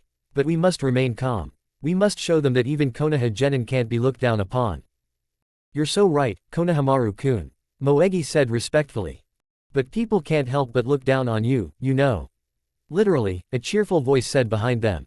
I mean, your height leaves much to be desired. The three genin turned sharply. Konohamaru was about to launch into a haughty tirade, but then his gaze registered who had spoken, and the words, filled with horror, caught in his throat, causing him to choke slightly.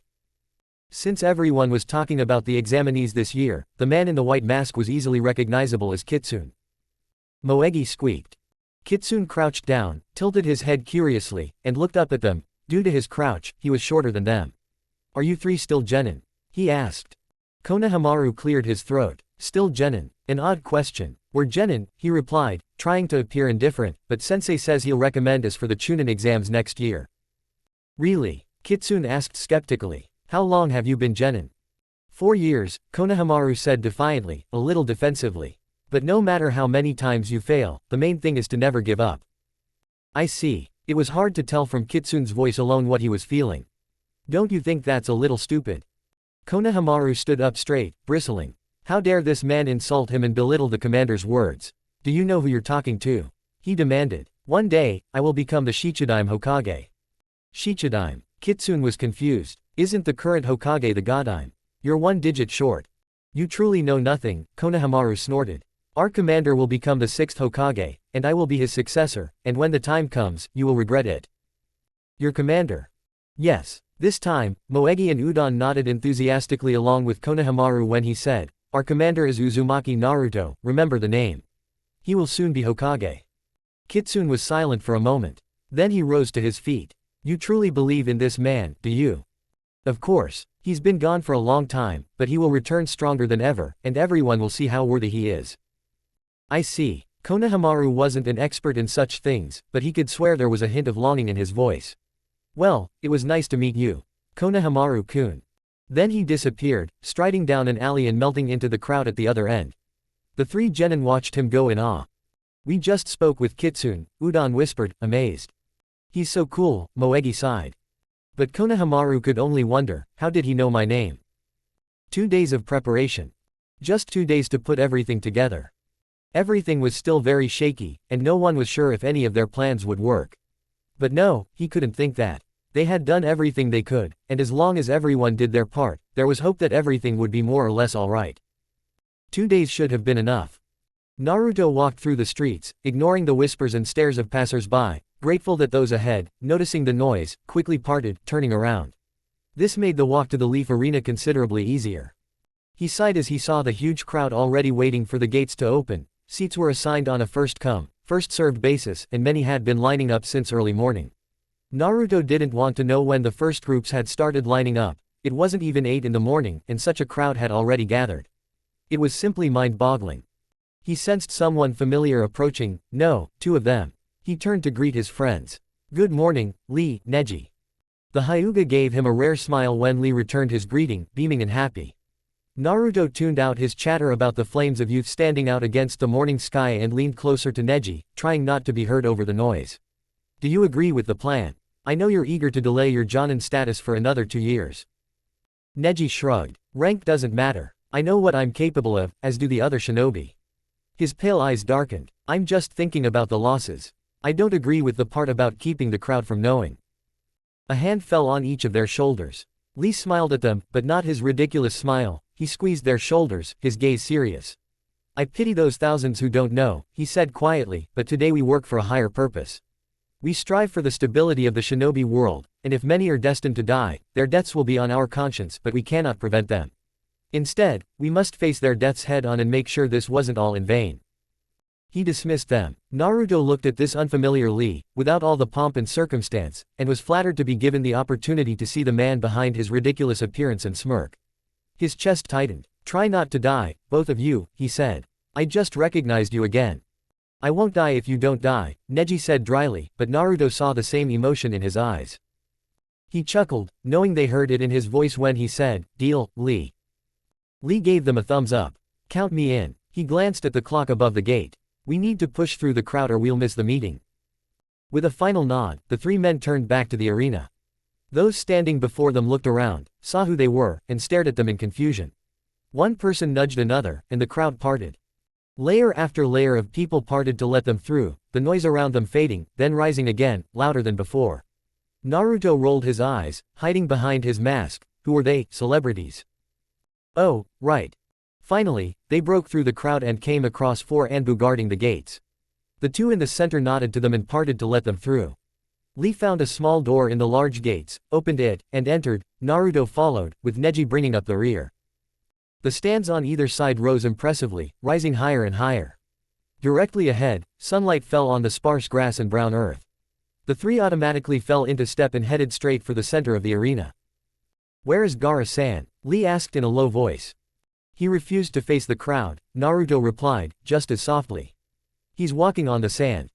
You could have gone with him, Neji remarked. Naruto shrugged, remembering his recent encounter with Konohamaru and company. I wanted to see Konoha again as it is now. First and foremost, he said simply. He knew the others understood. They said nothing more. And then they were there, the morning light softly illuminating their faces. They stood in the middle of a vast space. The Leaf Arena was the largest in Konoha, its stands capable of holding many thousands of people. Everyone else was already there. As the three men approached, Gaara leapt into the small crowd. Raida and Genma stood before them. Raida looked as prim as ever, Genma looked as bored as ever. Finally, Genma said as they joined the group. So, first of all, in case you haven't figured it out yet, Raida and I will be your judges. Secondly, there's a change of plans. We're changing the order slightly to spice up the exam. To warm up the crowd, we'll have the Uchiha Lee match first. The rest of your matches will follow the same order. Agreed. He didn't wait for an answer and quickly said, okay. So, there are soundproofed waiting rooms if you don't want to be disturbed while you wait, and a small balcony off to the side of the arena for those who want to watch. Take your pick, but take any. We'll open the gates in 5 minutes. The group moved toward the edge of the arena, overlooking the aforementioned balcony. Naruto walked behind, slightly guilty about their impatience. Only he, Neji, Lee, and Shino knew that soon they would be fighting not for Jonin rank in the arena, but for their lives in a war.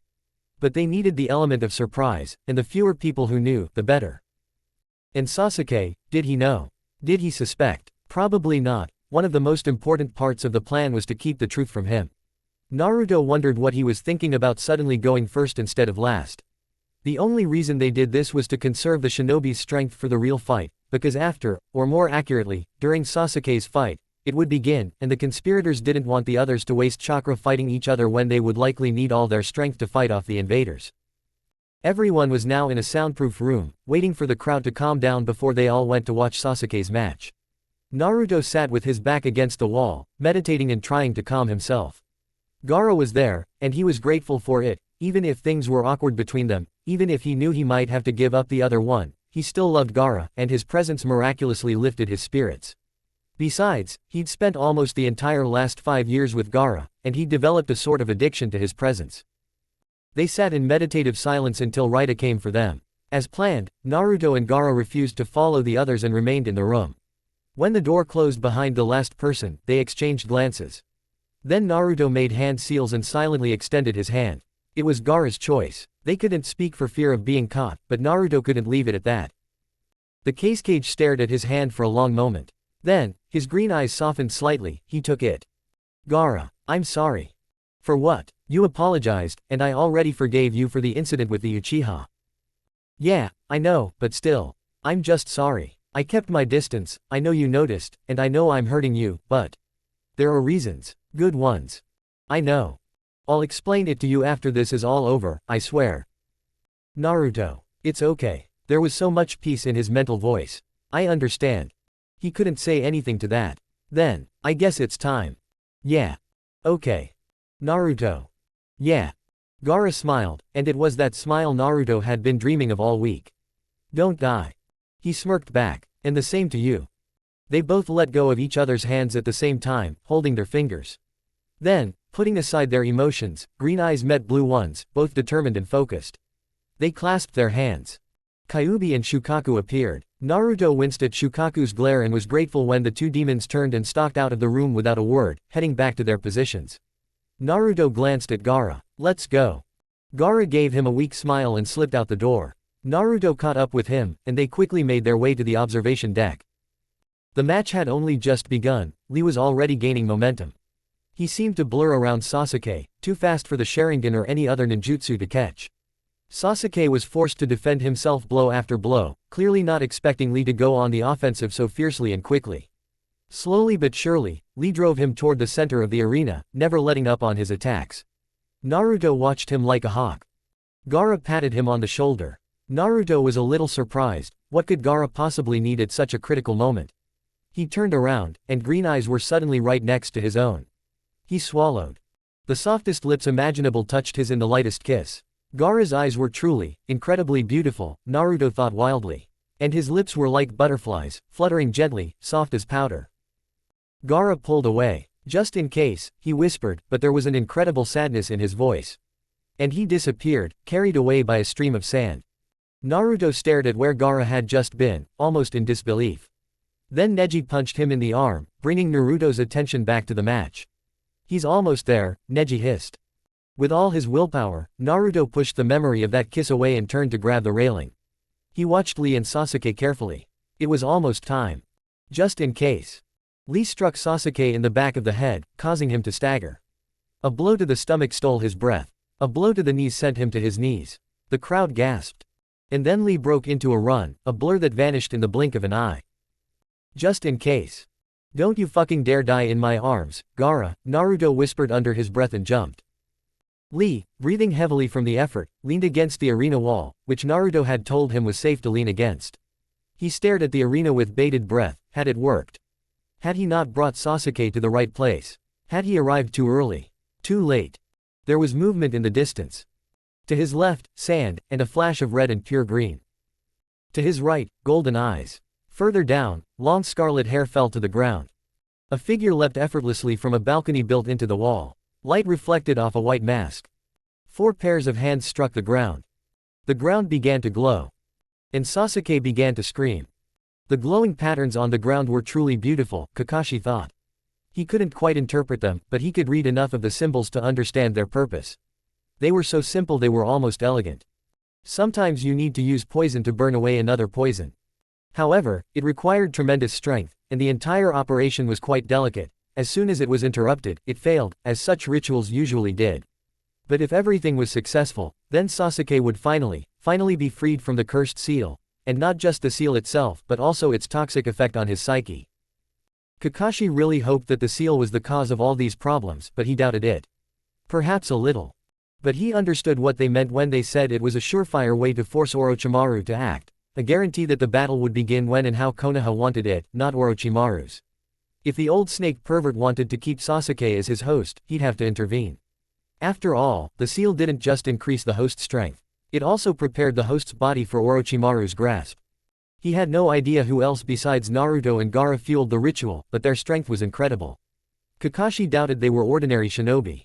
They were probably looking for them dead somewhere. But that wasn't his problem. His job was to, there. Kakashi grinned, his eyes blazing wildly as he leapt forward. The sound ninja who'd intended to kill Gaara died with a gurgle, his throat slit by a kunai. In the distance, Guy snapped the neck of another shinobi trying to kill Naruto. Across the arena, Genma laughed as he slaughtered those who tried to reach the kneeling golden-eyed man. Reito defended the scarlet-haired man with cold, deadly efficiency. Kotetsu and Izumo stood guard over Sasuke, killing anyone who tried to approach him or dislodge him. The ground still glowed. Sasuke still screamed. And suddenly, numerous shinobi appeared in the crowd, blades drawn, hand seals beginning to form, but immediately around them, even more shinobi appeared, their eyes deadly fixed on their prey. One by one, the disguised sound ninja fell to the disguised civilians, Chunin and Jonin, drawing their hitai-8, emblazoned with the symbols of all the great 5 countries, working in a coordinated and inexorable cohesion. The real civilians began to scream. The sound nin began to fight back. Then, explosions began outside, echoing throughout the arena, and all hell broke loose. Tsunade watched the chaos unfold below, somberly, from the cage's balcony, perched above everything else. Then she turned to the other cage standing nearby. "Well, gentlemen," she asked, "it seems our calculations were correct. Orochimaru was forced to act early, and so Akatsuki will be absent for some time." The Raikage nodded. "And the plan must be executed." He looked up and surveyed the city, the great 5 ninja trying to push back the sound nin pouring over the wall, exploding buildings, street fighting, desperate civilians fleeing the arena. "Though I'm not entirely clear what we should do next. It's not a pleasant feeling to have to run to save your own skin," the Mizukage agreed. The Tsuchikage stood. "It may seem that way now, but when Akatsuki comes, we'll be grateful that our battles are fought far away, where innocent people won't be drawn into our fray. Even if it may be unpleasant now, for the sake of our people, we must do this." Tsunade and the other cage also stood. "For the sake of our villages and the shinobi world," the Mizukage said gravely, "fight with dignity, colleagues. We will deprive Akatsuki of so many members that the organization will never again be able to raise its feeble head," the Raikage said with a hint of fury. "For our people," Tsunade said quietly. They looked at each other. Then Tsunade went first, removing her cage hat and placing it on a chair. The other cage followed her example, removing their robes. By the time they were finished, they looked like ordinary shinobi, save for the air of authority they exuded, and the Anbu from every village standing nearby. The Tsuchikage suddenly grinned. "It's been a while since I've worn a shinobi outfit," he said, dropping the formality. "It's nice. The robe can get damn stuffy sometimes." "I know exactly what you mean," Tsunade said, wincing. "And the hat. You can't see anything under the hat. Try wearing those robes in my village," the Mizukage grumbled. "Do you know how humid it is there? After a while, it's like trudging through mud." "Ah, Hokage-sama?" Eagle asked, a little puzzled. "I guess we should get going." Yeah," Tsunade sighed and nodded to the others. "Let's kick some ass." "Oh, come on," the Raikage said, grinning madly. The Tsuchikage nodded. "See you later." The next second, the cage balcony was empty, save for the hats and robes lying forlornly on the chairs. Orochimaru frowned, standing atop one of Konoha's watchtowers and surveying the village. The situation was dire. Why the hell were so few sound shinobi fighting where his main forces hadn't yet arrived? He'd clearly sent a good third of his forces into Konoha as spectators, for the effect of surprise and internal confusion, so why? Because we wiped out most of them before the battle even started. Orochimaru smirked, turning to look at Jiraiya, who stood on another tower facing him. "What the hell are you talking about?" Jiraiya smirked. "Remember the Aburame and the Inuzuka? Inuzuka dogs have incredibly sensitive noses, you know. And Aburame beetles, that's truly impressive. Did you know both clans can detect the snake scent of shinobi?" The slits of their eyes narrowed even further. "Really? Oh, and you know the Hyuga. I'm sure you remember the Hyuga." Jiraiya examined his nails, the impudent one. "They're excellent at finding the right nerves and chakra points to immobilize people so they don't cause a ruckus when they're picked up off the street." Orochimaru hissed at him. "We missed a few, but I think we took out most of them. You should have seen it. That was one of the most brilliant maneuvers I've seen in a long time." Jiraiya smiled, but there wasn't a hint of humor in it. Who knew those two brats had such clever minds? With some effort, Orochimaru controlled himself. When he spoke again, a silken smile crossed his face. "Never mind, Jiraiya. The rest of the forces are still on their way. And then there's me." "Not for long." Jiraiya charged. Orochimaru was forced to abandon his summoning and jump back. Jiraiya, however, charged after him, relentless. He didn't use any techniques, just his hair, physically attacking Orochimaru. There was no time to summon anything or use any jutsu. Orochimaru barely drew his sword in time to parry the blow to the hair. Growling, he parried Jiraiya's attacks, wondering why the old pervert didn't use anything else. His knowledge of jutsu was legendary. A spike of hair slashed deep into Orochimaru's arm, and he hissed, completely focused on the fight. Finally, he managed to inflict a deep wound on Jiraiya's side, and the old idiot finally retreated, jumping several branches to the side. Branches. Orochimaru looked around and realized Jiraiya had driven him out of Konoha and into the forest surrounding the village. That was why Jiraiya had chosen this method of attack. Close quarters taijutsu truly required complete concentration, even more than fighting other forms of combat. Thinking about the civilians, Jiraiya, he shouted. How touching. No, just thinking about cleaning, Jiraiya smirked. It would be such a chore to carry a snake's carcass out of the village.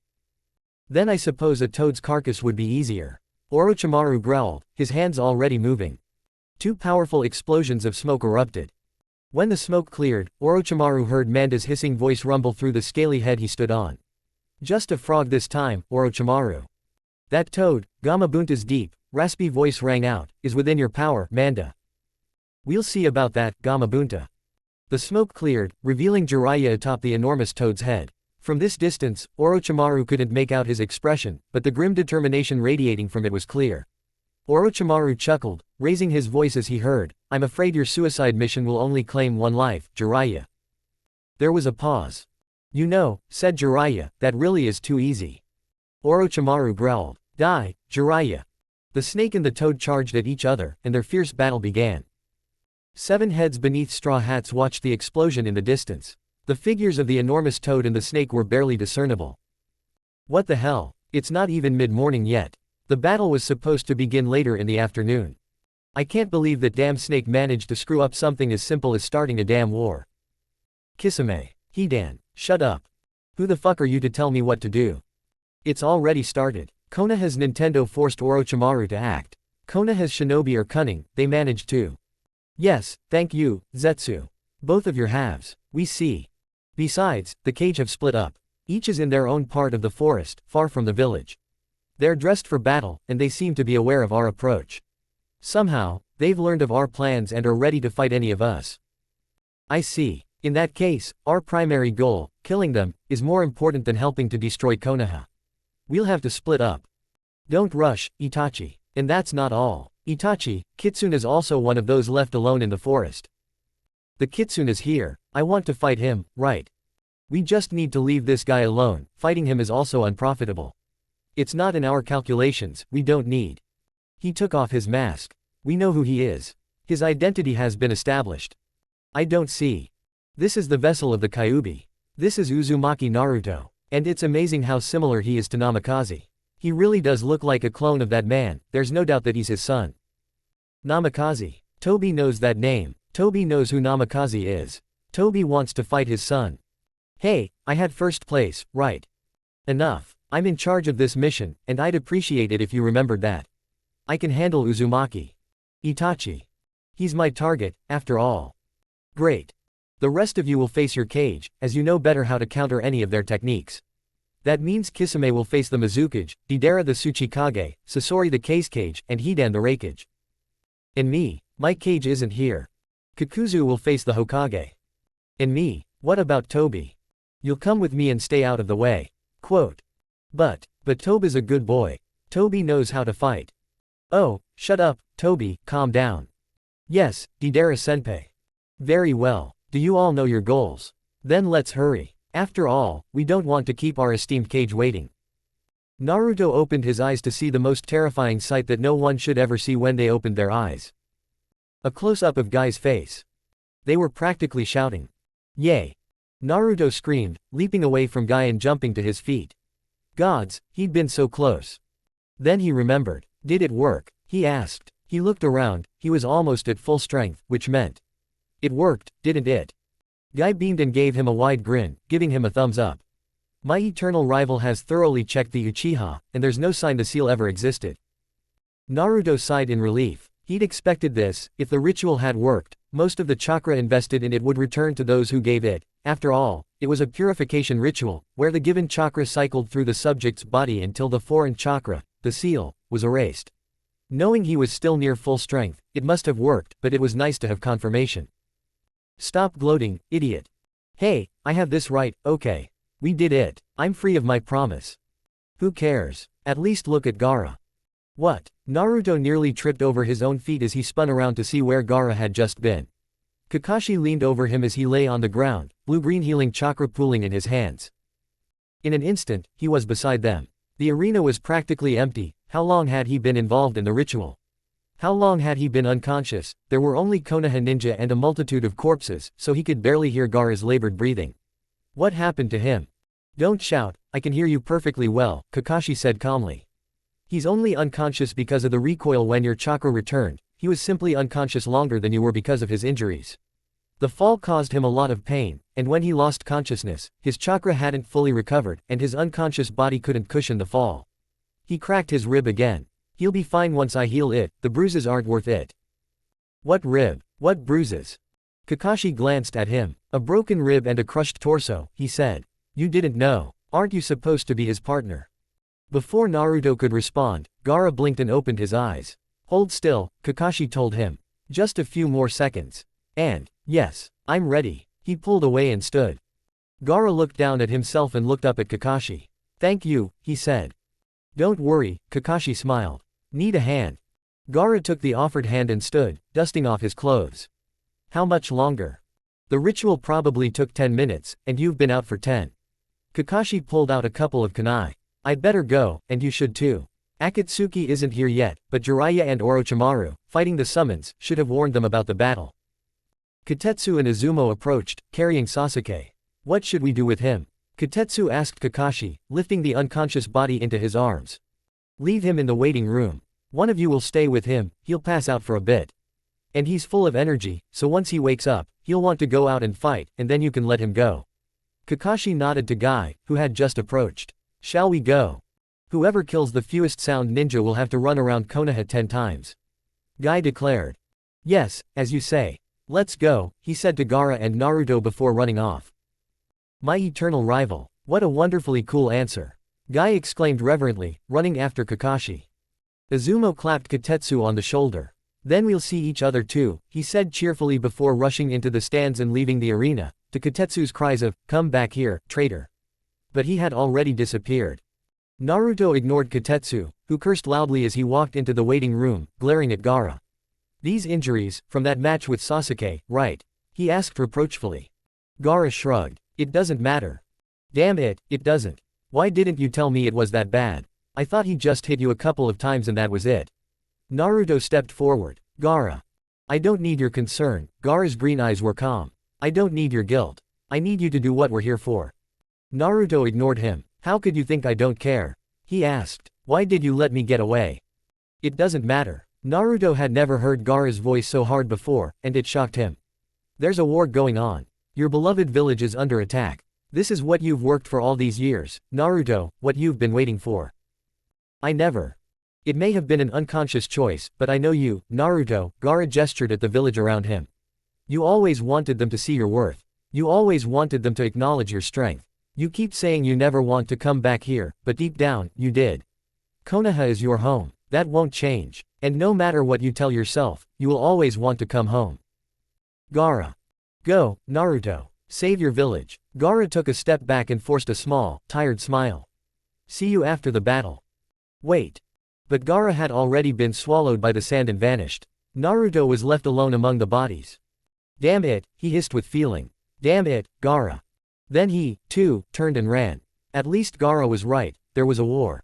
And no matter the confusion and internal conflict, he needed to push it all aside and focus on the fight. Growling with anger and frustration, Kitsune ran across the rooftops, heading for the forest.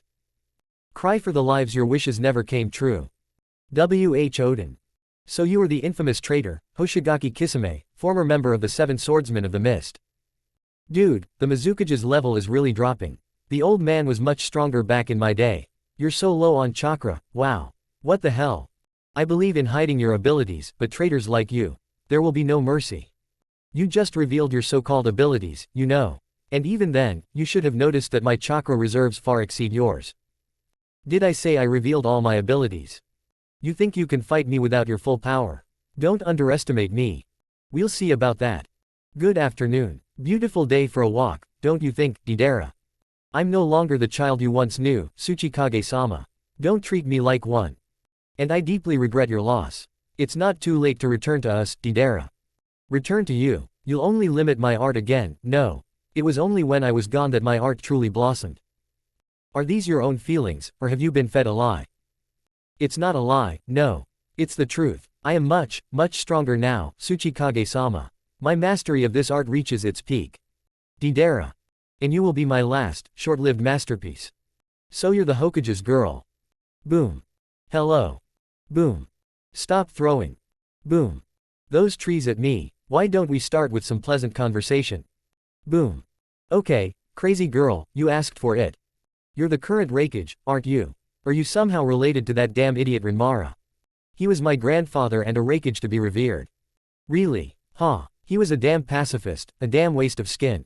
It was my final tribute to the great god Jashin, the destroyer of all things, when I left that damn village, you understand.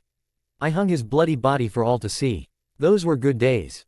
My grandfather's guards took the body before the villagers even woke up. What? Damn it. After all this trouble. I, like my father before me, still bear the burden of his death. Here and now, Hidan, your death will finally put the restless souls of my ancestors to rest. Are you an idiot too? I'm immortal. There will always be a way out. Huh, you're an idiot. Let me show you what immortality really means. You must be Sasori. I've been waiting for you for an hour. And you're the spawn of a Jinchuriki who was made Kage. What the hell was my old village thinking? Yes, I wonder. Gaara raised his hand, sand rose into the air, hanging there. I must admit, too, I wonder why you left. Chio-san loves you very much, you know that. So the old hag is still alive. Sasori shifted, his long tail rising into the air, lashing out like a scorpion's sting. If this is what she calls love, then I don't need it. His tail lashed out at Gaara's heart, hitting home. But then flesh turned to sand, and the sand grabbed him tightly. It squeezed, grinding, the tail became part of the sand. A wave of sand washed over Sasori's figure and crushed him. He sagged. Silence. Then the sand exploded in all directions as Sasori rose. Gaara blinked, seeing a pretty redhead in place of the hunched figure before. Ah, a puppet, I see. As befits a legendary puppeteer. Sasori smirked. So this is the Ikibi's power. Now I see where the third Kage got that idea. Gaara frowned slightly. The third Kage is the wielder of the iron sand. Reputed to be the strongest Kage in history, Sasori agreed, taking out a scroll. I see you know him.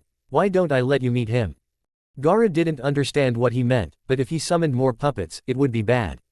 Gaara immediately sent a wave of sand towards Sasori, but now, unencumbered by the large puppet he was hiding in, Sasori was fast. He dodged the sand, simultaneously holding the scroll in his hand. A veritable wall of puppets materialized right in the sand's path. Gaara growled and enveloped them all, crushing them into crumbs. But it was a distraction, buying Sasori time. When Gaara saw him again, he was floating in the air next to a puppet that looked almost like the third Kage. An ominous chill ran through Gaara's body. You called me a legendary puppeteer, Sasori said softly. And I will show you how I earned my title. He waved his hand, the puppet opened its mouth. Black sand, iron sand, spilled out as Sasori continued speaking. I have discovered the secret of the perfect puppet, little Jinchuriki. I take a corpse and, after careful preparation, transform it into a puppet that retains all the abilities of the original body. Would you like to see it? He waved his hand again. The sand turned into spikes, a wall of spikes, aimed straight at Gaara. For example, the sandame could transform his chakra into a magnetic field and use it to manipulate iron sand. Much like your ability to manipulate real sand. And I manipulate the sandame, Sasori smiled sweetly at Gaara. But I added my own twist. I won't tell you what it is. You'll find out soon enough. His eyes narrowed. Go. Spikes of iron sand shot out at Gaara. He summoned his own wall of sand, strengthening it with chakra, and gritted his teeth as the iron sand slammed into his own. He held it back, tearing the individual particles apart until they lost their shape, but there was something else. I added my twist. You'll find out soon enough. There's poison in every grain of iron, Shukaku growled in his head. I can smell it, feel it through the sand. It's powerful. Don't let even a grain touch your skin. I understand. Gaara thrust his chakra into the sand. The iron sand warped. Sasori seemed to sense it and stepped back.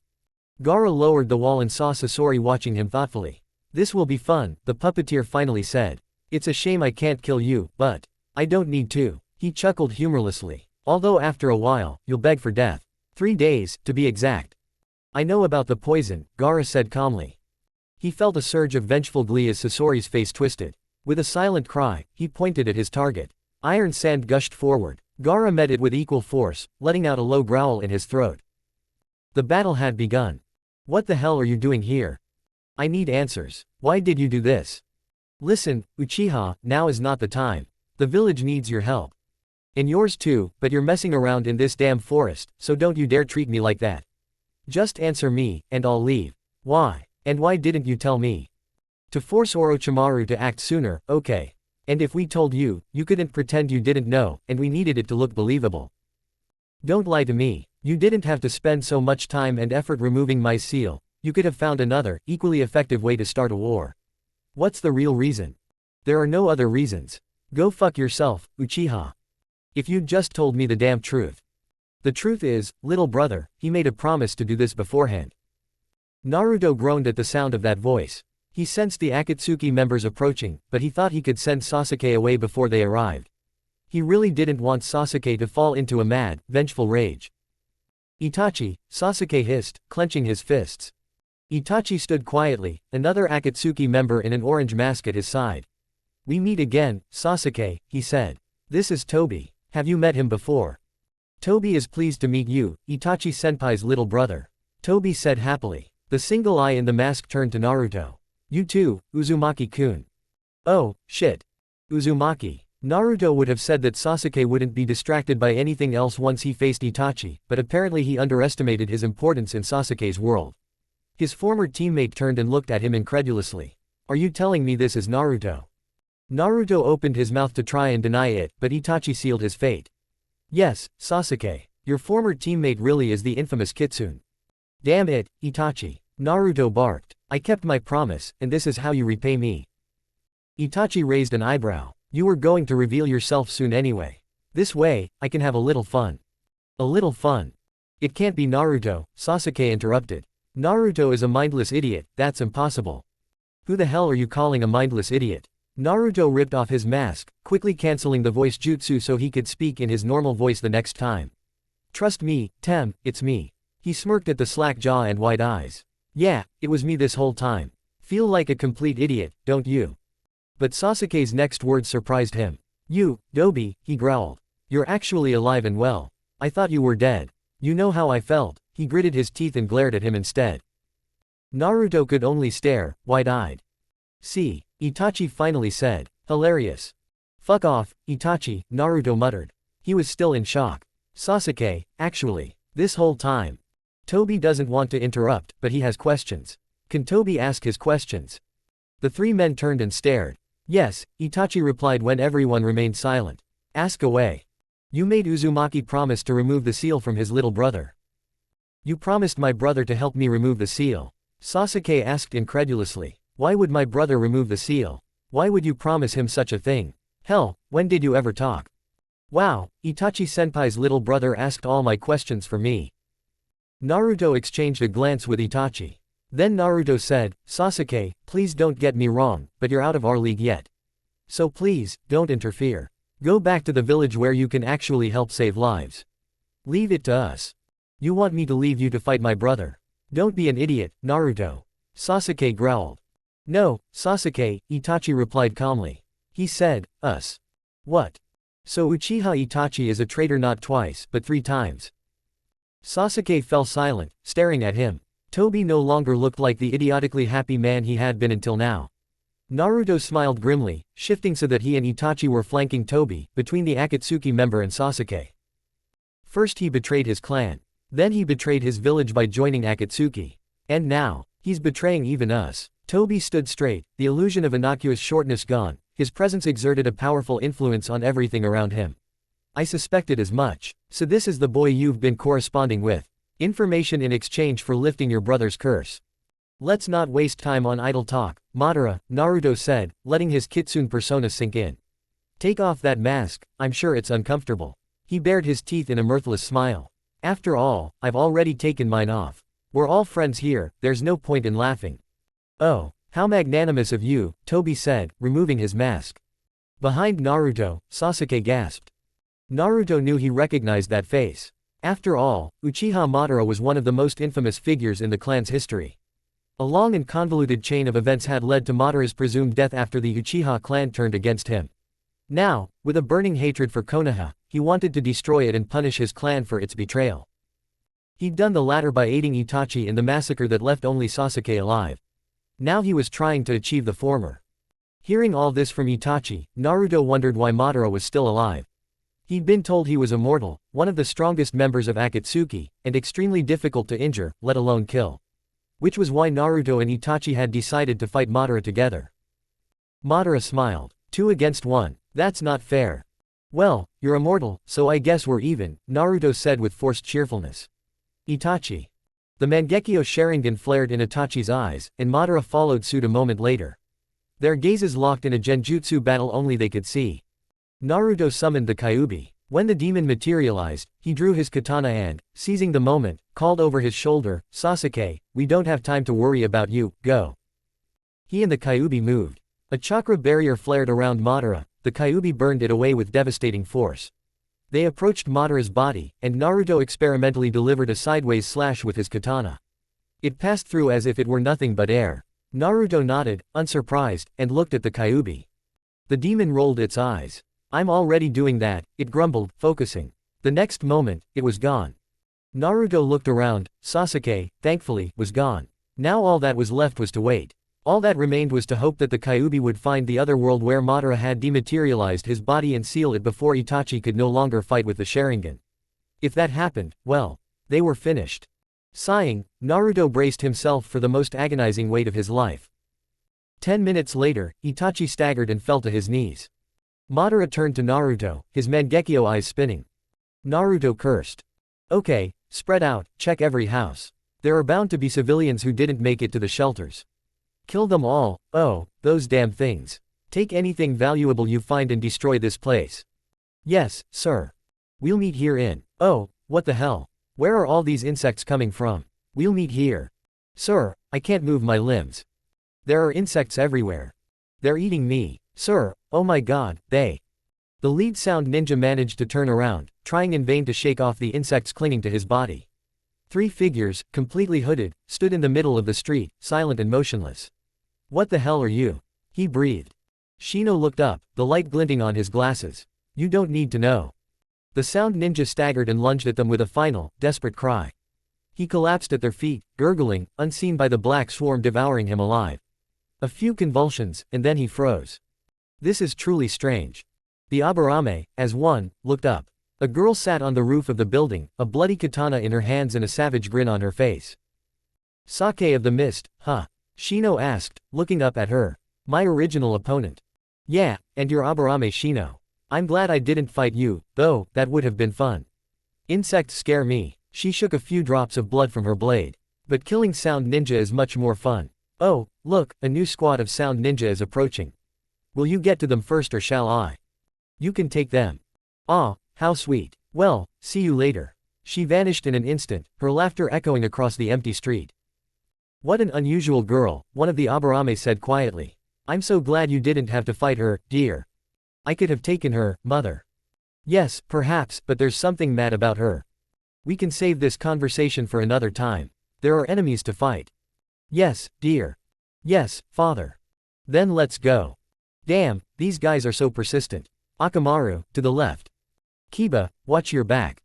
"I know, mother." "You suck, little brother." "Shut up, Henna. I told you not to call me by my first name. It's disrespectful to your big sister." "Well, if you acted like." "Kiba, Henna, watch out." "Mom. Bastards. Let go of my mother." Kiba growled, charging at the 3 sound ninjas surrounding him, but they pushed him back again and again, dodging his and Akamaru's attacks. Kiba hissed as a kunai sank deep into his arm, his attention torn between his own battle and his mother, suffocating from the seemingly empty space within the triangular barrier held by the other 3 sound ninja. Kuromaru was trapped alongside her, struggling to breathe just as much, his muzzle flicking in the air. "Henna. I can't reach her either." His older sister yelled back, fending off 4 of her sound ninja. She was stronger and more experienced than him, so dealing with 4 shinobi wasn't exactly easy, but it wasn't particularly difficult either, but it was enough to keep her from reaching her mother. "Damn it." Kiba threw caution to the wind and began fighting furiously as he saw his mother fall to her knees. "Mother." Suddenly, the barrier vanished, and the 2 shinobi holding it fell backwards, blood spurting from their slit throats. The 3rd sound ninja jumped to his feet, looking around frantically before looking down at his chest, where 2 blades protruded. 2 sand ninja drew their swords, and he fell. They split up. One went to help Kiba, the other to his sister. Soon, the sound ninja were either dead or dying. Kiba and Henna rushed to their mother, who was breathing heavily. Mother, are you okay? Kiba asked desperately. Yes, Kuromaru. Her larger companion raised his head and whined, crawling toward her to lick her hand. He's fine, Mother, Henna said softly, relief crossing her face. Kiba looked up at the two sand ninja. His smile was tentative, but there it was. Very different from the last time Sand fought in Konoha, huh? One of them smirked back. This time, with us on your side, sound goes down. Don't get cocky, Seiji, his partner scolded. He turned to Kiba. Your mother will be fine, but I suggest you find somewhere less exposed where she can rest for a while before she starts fighting again. Kiba nodded. Yes, I will. Thank you. Ningbo smiled at him. It's okay. We should go. Ren, wait. The first sand ninja, Seiji, looked at Kiba. Do you know where our cage is, kid? The cage will fight Akatsuki individually. They've given orders for no one to assist them. Damn. The sand ninja exchanged glances. It was clear they were still considering whether to help their cage.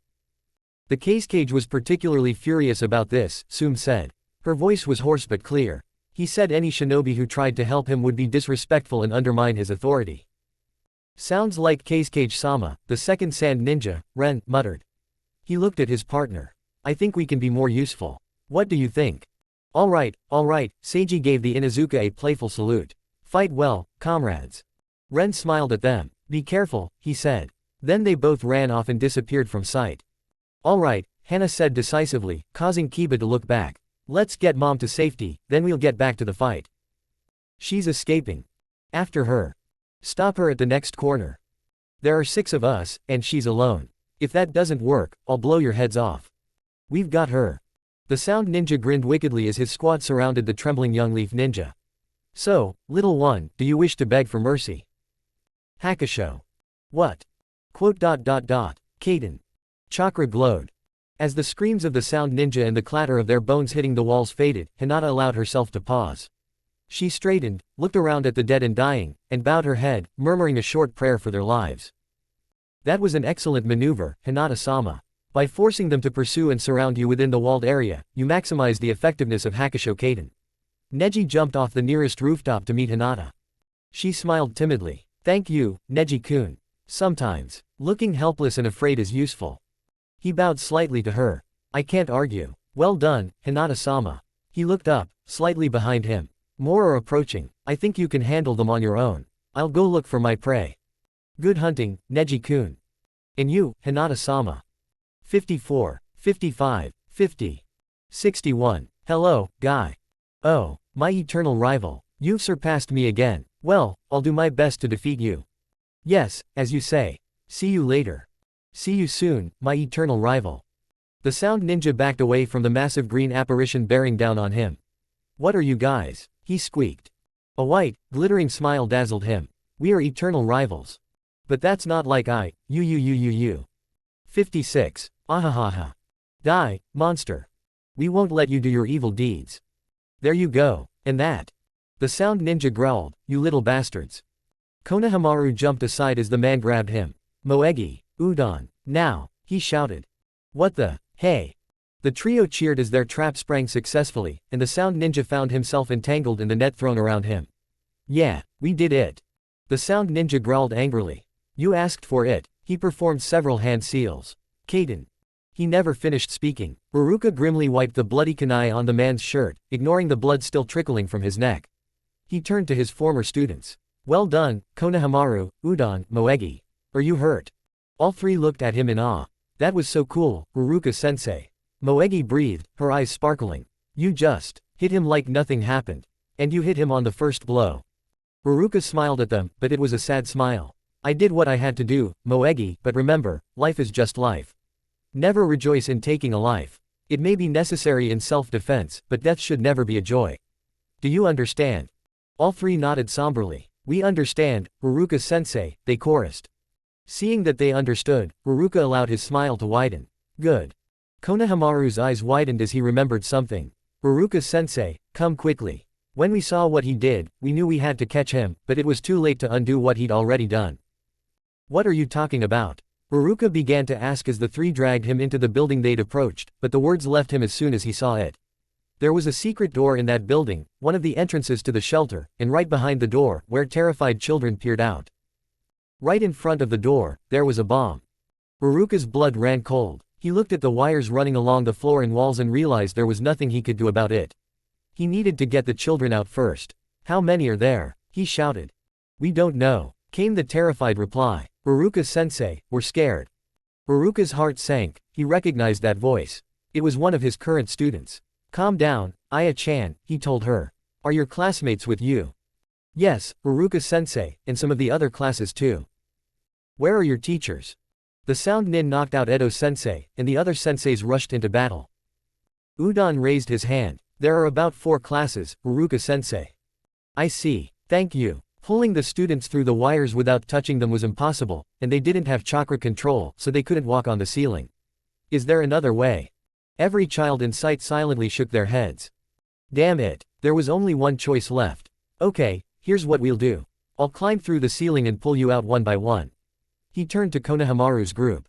Has Ebisu taught you chakra control yet? You can. That's not necessary. Haruka whirled at the voice. 2 figures in the doorway raised their hands in a universal gesture of innocence and goodwill. Calm down, we're soon a ninja. And we can help with the bomb. Are you sure? One tiny misstep and the whole thing will blow, taking us all and the children with it. The Sonda nin advanced further into the room. We are Suna Anbu, and it's easy enough for us to defuse a single bomb, the shinobi told them. Please move out of the way, his partner said softly. We need space to move and observe the bomb's operation. Tasuki, go check it out. I'll handle the webbing. Understood, Omi. What does that mean? Moegi cried. Omi smiled at her. It means my partner will physically examine the wires, and I will study the chakra structure of the entire bomb. Bombs are often connected in multiple ways to confuse enemies. Oh, I see. Haruka pulled the children away. Let them work, Moegi. We shouldn't disturb them. Tasuki gave him a short smile. Don't worry. Omi and I work very quickly together. We'll save you in no time. There's no end to these people, I swear. It's been hours. Where did they all come from? Don't be afraid, beautiful maiden. I'm here to help you. Lee, what the hell did you just call me? Ah, I'm sorry, Tenten, I'm so confused. Grumbling, Tenten unleashed another wave of sharp metal objects on the group of sound ninja in front of her. Lee was an idiot, but his presence was convenient. She could focus on this group while he left the other group of attackers behind. Need help, Tenten, she heard Lee's cheerful voice behind her 5 minutes later. No, it's fine. This is the last one. Tenten straightened up, put away the used scroll and pulled out a new one. Thank you for your help. No problem, my good. I'm warning you. My dear teammate. Better. Lee, I finally found you. Shikamaru landed easily on the roof where they stood. There's a group of Junin causing trouble for Kurenai, using genjutsu. Can you take them on? From what I've observed, they should be vulnerable to taijutsu, and probably other physical attacks as well, like weapons, he added, nodding at Tenten.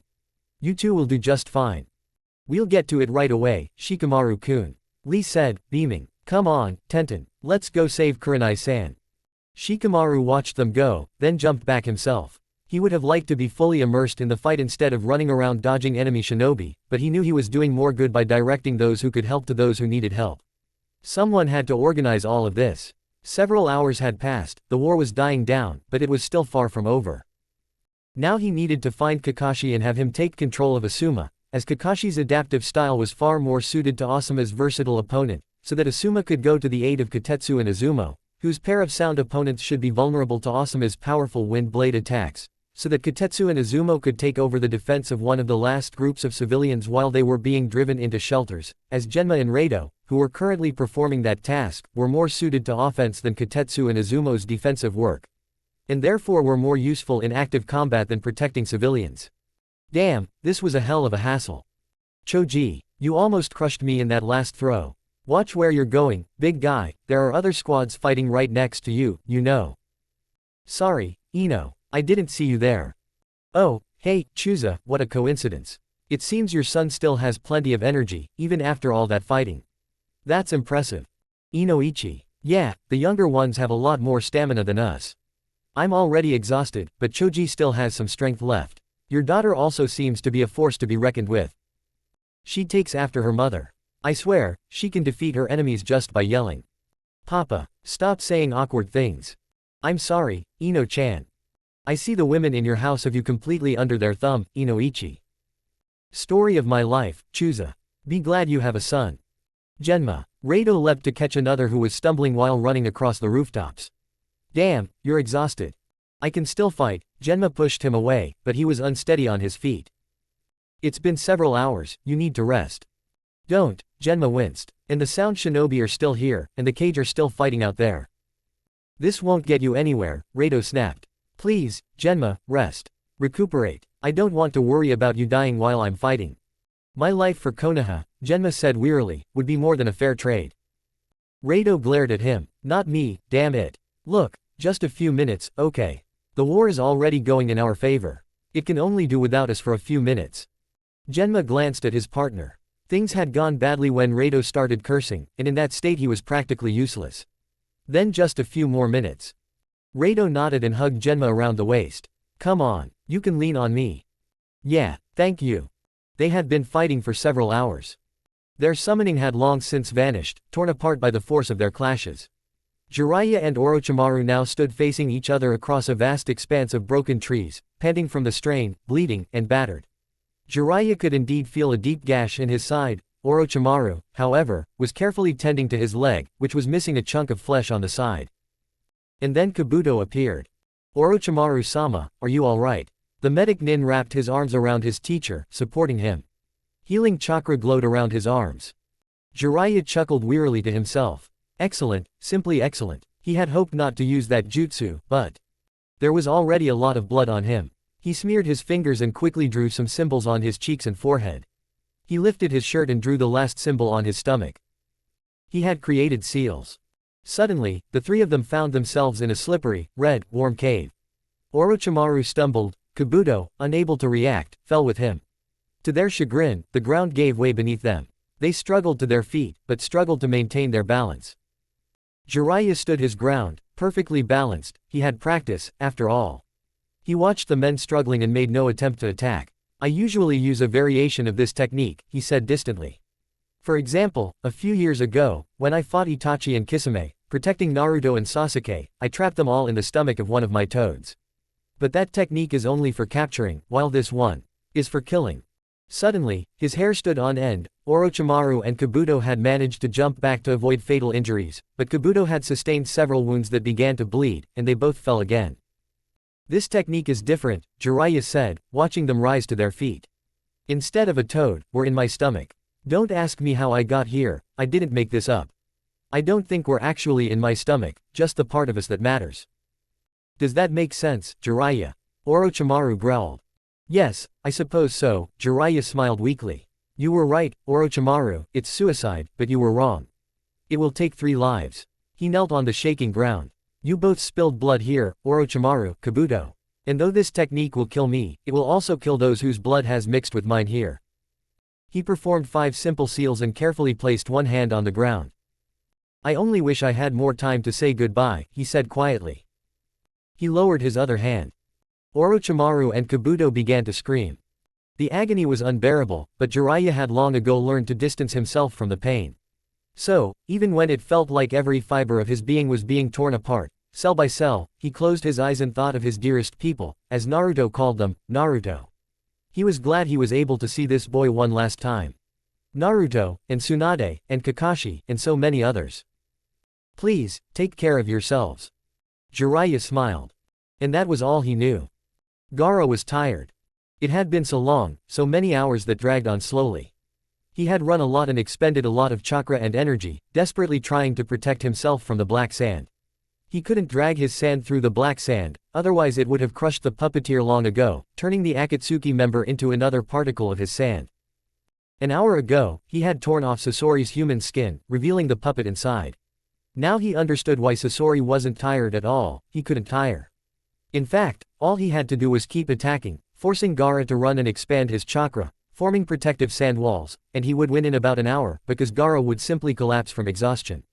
Then he could poison him to his heart's content, or simply kidnap him for the Akatsuki Jinchuriki collection. Or both. At least, that was his plan. Gaara had other ideas. It took him a while to fully understand how it worked. Fatigue and the constant need to run were interfering with his thinking. However, now, as Sasori retreated to regroup his sand and launch another attack, Gaara emerged from behind the tree he was leaning against. He stood there, in the open. Sasori looked at him, confused. Are you giving up? He asked, disappointed. I thought you'd be more combative. Gaara responded with a look of concentration. The iron sand wavered. Sasori's eyes widened. What the? The iron sand formed spikes. But this time, the spikes were aimed at Sasori and the sandame puppet. I see, Sasori said, chakra flaring around him. The iron sand is, after all, just another form of sand. But it still obeys the laws of science, little Jinchuriki. And you are tired, and your chakra reserves are running low. You can struggle with my power over the sand all you want, but in the end, I will prevail. The iron spikes slowly began to rotate, turning toward Gaara. He let the effort show on his face, wincing. He began to shake. Sasori's face was like a doll's, but he somehow managed to feign a triumphant grin. If you surrender now, I will be kind and give you only a small dose of poison. Gaara fell to his knees. The spikes were now fully facing him and began to move towards him. Well, kid. Green eyes looked up. No, Gaara said. Sasori and his puppet were swallowed by a wave of ordinary sand. Gaara felt them freeze in shock, immersed in his sand, and then begin to struggle. He clenched his fists. After a while, the two sand cocoons dissolved, falling to the ground. Not a trace remained of both puppets. Gaara knelt, gathering his strength. It had taken him a long time to figure out how to modify his power to work with iron sand, as he was unaccustomed to it. In the end, he had to feign a bit of faking to distract Sasori from the real attack, but that distraction also drained a fair amount of chakra. Holding back the sand while Sasori fought him was truly difficult. That was a good fight, Shukaku replied reluctantly. Even if it took you so long to learn to work with sand, I would have done it faster. I did the best I could. Even his own mental voice sounded weary, Gaara noted. But this isn't over. I've sent out my senses, and the results are unpleasant. You'll feel more than I can, trapped as you are. Gaara took a deep breath and wearily sent his power through the forest, searching for familiar chakra. The Mizukage, his skin flayed raw, his chakra drained by the enormous sword still pointed at him, continued to fight through sheer willpower. The last flickering traces of his chakra were eclipsed by the still enormous sun of his opponent's power. The Tsuchikage, his clothes tattered and charred along with his body, was still being bombarded by small flying bombs. The Raikage was dying on the ground, the wounds on his body slowly opening on their own, because his tormentor didn't want him to die so quickly. The Hokage, exhausted and even with the advantage, was still being wounded by every attack. Itachi and Naruto, nearly broken mentally and physically, but still trying to kill an opponent who couldn't die. Gaara opened his eyes. He hadn't even noticed they were closed. Naruto, he whispered. He refused to think about the fact that he couldn't sense Jiraiya's chakra at all. If what he suspected had truly happened, then the living still needed help. The Kyuubi is still missing in this world, Shukaku told him. He's still searching. I know you assumed he would be the one searching, since Itachi would help Naruto while you were alone, but now that you're done fighting, I'll join him. And have sex with him in some other world. Gaara was too tired to be polite. This time, I'll forgive your insolence. Shukaku paused, then continued, if that bastard dies now, the Kyuubi will too. It needs a few more decades for its master's death not to be fatal. I will search with him, and since this is too important for us to fail, we will not be distracted from our task. In response, Gaara wearily formed hand seals. Shukaku appeared next to him. Looking at the demon, Gaara said wearily, my apologies. I'm simply too tired to think clearly. Shukaku looked at him and bowed his head slightly. I know, he said. That's why I forgave you. Without another word, he disappeared. Gaara looked at the spot where he had stood, trying to focus. Naruto was important. Shukaku had gone to help the Kyuubi, which had helped Naruto. But he wasn't the only one losing, suffering, and dying. I must help the other cage. But how? He was too tired. Even if he fought, it wouldn't matter much.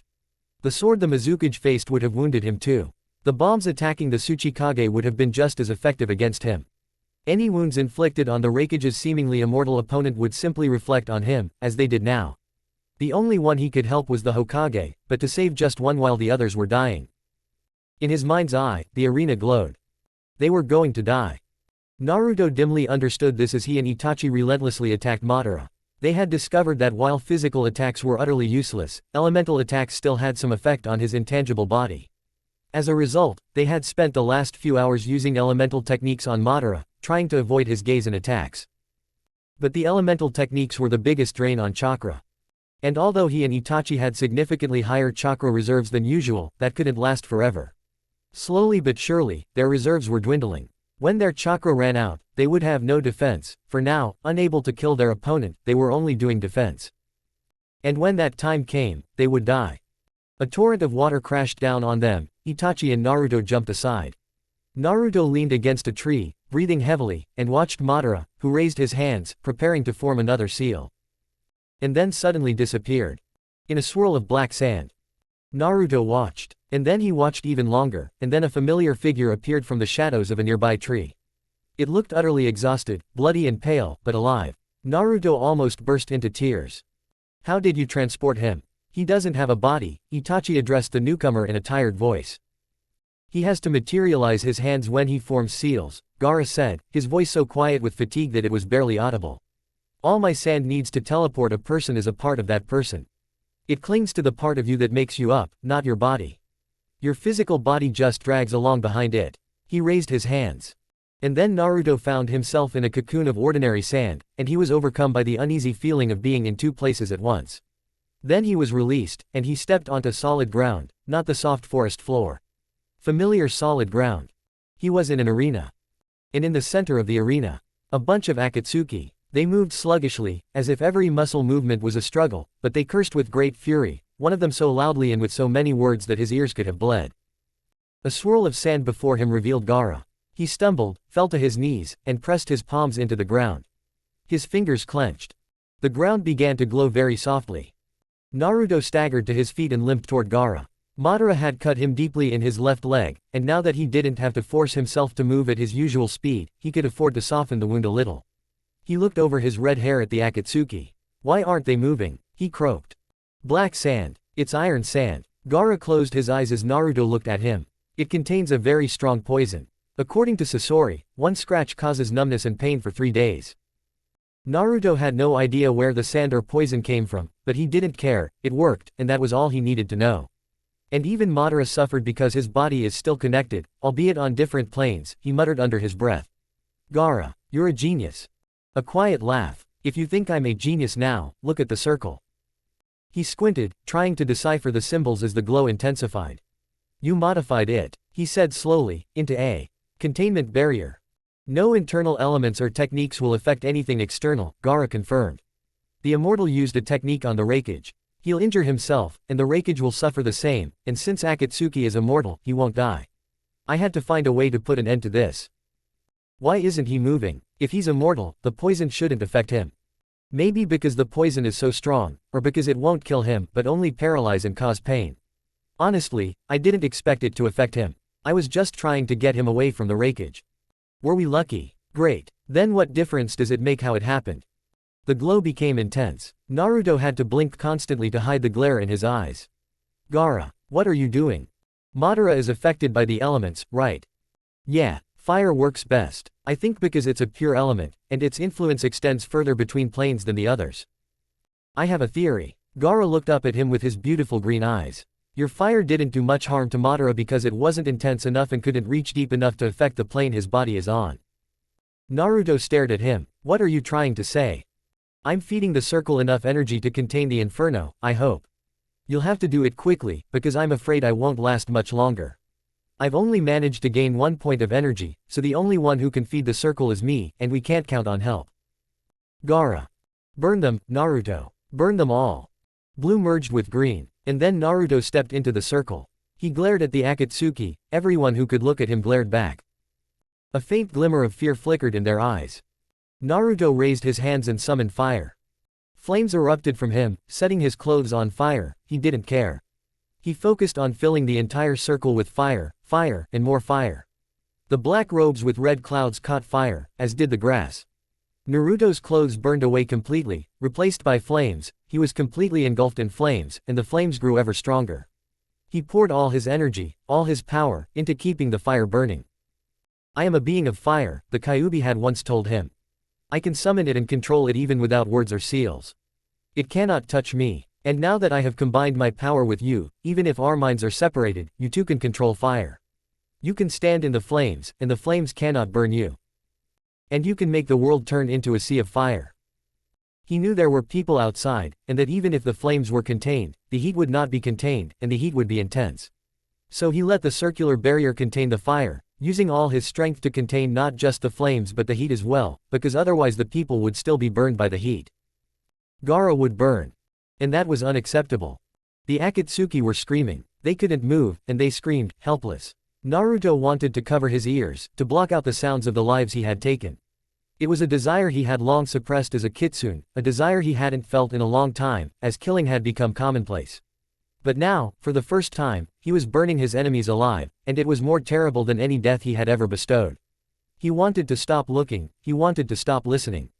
But he couldn't, because it was wrong. If he could bear to kill like that, then he could bear to see it. To face what he was doing and accept the harsh truth, knowing that he was the cause of their suffering. It was his way of honoring the dying and atoning for his guilt. Through the flames, he felt the Akatsuki die one by one. Lives flickering, fading, disappearing. But there was one who still refused to die. Uchiha Madara.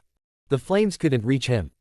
Naruto concentrated even harder, driving the heat inward, striving for that last life. The flames generated more and more heat, and he gathered it, controlled it, forced it to press. And then, suddenly, he felt Madara's body materialize. The next moment, he burned, and Madara was gone. He didn't even have time to scream. Naruto felt a presence next to him. The Kyuubi placed a hand on his shoulder. "We've blocked the plane," it said quietly. "Madara is dead, Naruto. They're all dead. You can let go. Let the fire go." The Kyuubi's voice was soothing, compelling, and listening to it, listening to the flow of words, Naruto gradually relaxed. The flames died down, growing smaller and smaller. The heat gradually dissipated. And then all that remained of the fire were embers cooling in the ground. The Kyuubi's physical presence vanished. The fox's approving cry rang out in Naruto's head, "You did well, Naruto. What took you so long?" The Kyuubi snapped its teeth. "You don't know how hard it is to search planes, brat, so don't complain." "Am I being a bad boy again, huh? You always will be." The Kyuubi's voice was mocking. "But since you've been a good boy, I'll reward you. Look around, Naruto. Look up." He lifted his heavy head and blinked, opening his heavy eyelids. He looked.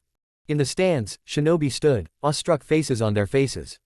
Men, women, old, young, from all the shinobi villages, they stood there and watched. And when they saw Naruto looking at them, they began to cheer. Naruto just stared blankly, completely devoid of emotion. Then a shadow fell over him, and a wonderfully soft fabric wrapped around his shoulders, hiding his body. It took Naruto a few seconds to focus on the faces staring back at him. "Naruto," Kakashi said solemnly. "You know you're naked." Iruka slapped him. "Now is not the time to joke around, Kakashi." He carefully adjusted the blanket around Naruto. "Are you okay? Do you need medical attention? You don't look burned, but is there anything else?" He simply blinked. "Naruto, I need you to focus." Kakashi took Naruto's face in his hands and looked at him intently. "Do you need medical attention? Because we need to decide who needs Tsunade's skills right now, you or Gaara." It took me a moment for the meaning of those words to sink in. When they did, Naruto's heart stopped. Gaara. He tried to stand, but his limbs wouldn't obey him. "Gaara, how is he? Did he get burned?" "Kakashi-sensei." "Naruto, are you hurt?" "Only superficial wounds." Itachi's voice, tired but steady as always. "The cage needs more attention. He has a strong will, we shouldn't write him off so quickly. Tsunade might still have time to save him." Kakashi narrowed his eyes. Itachi is innocent, no one is touching him." Naruto heard Tsunade's voice behind him. He tried to turn around. Tsunade meant Gaara. Gaara was behind him, he should have seen. Strong hands gently lifted him. He knew that scent. In that moment, he thanked the gods for Itachi, who knew what was important and didn't ask stupid questions. Then Naruto looked at Gaara, surrounded by medic Nin, Tsunade barking orders, chakra glowing around her hands, holding them to Gaara's chest. "Gaara, who looked dead." Naruto cried out, reaching for the other man, trying to break free from the suddenly tight grip. He was barely aware that he was shouting Gaara's name over and over again. There was a commotion around him, and then someone began apologizing to him. Why were they? His fingers pinched a nerve in his neck. No. But the blackness closed in anyway, and the last thing Naruto saw was red. "That you were once unkind is now my friend, and for the sorrow I felt then, I must submit to my sin. Unless my nerves are made of brass or forged steel. For if you were shaken by my malice, as I see, you have spent a hell of a time, and I, a tyrant, have no leisure to weigh how I once suffered because of your crime.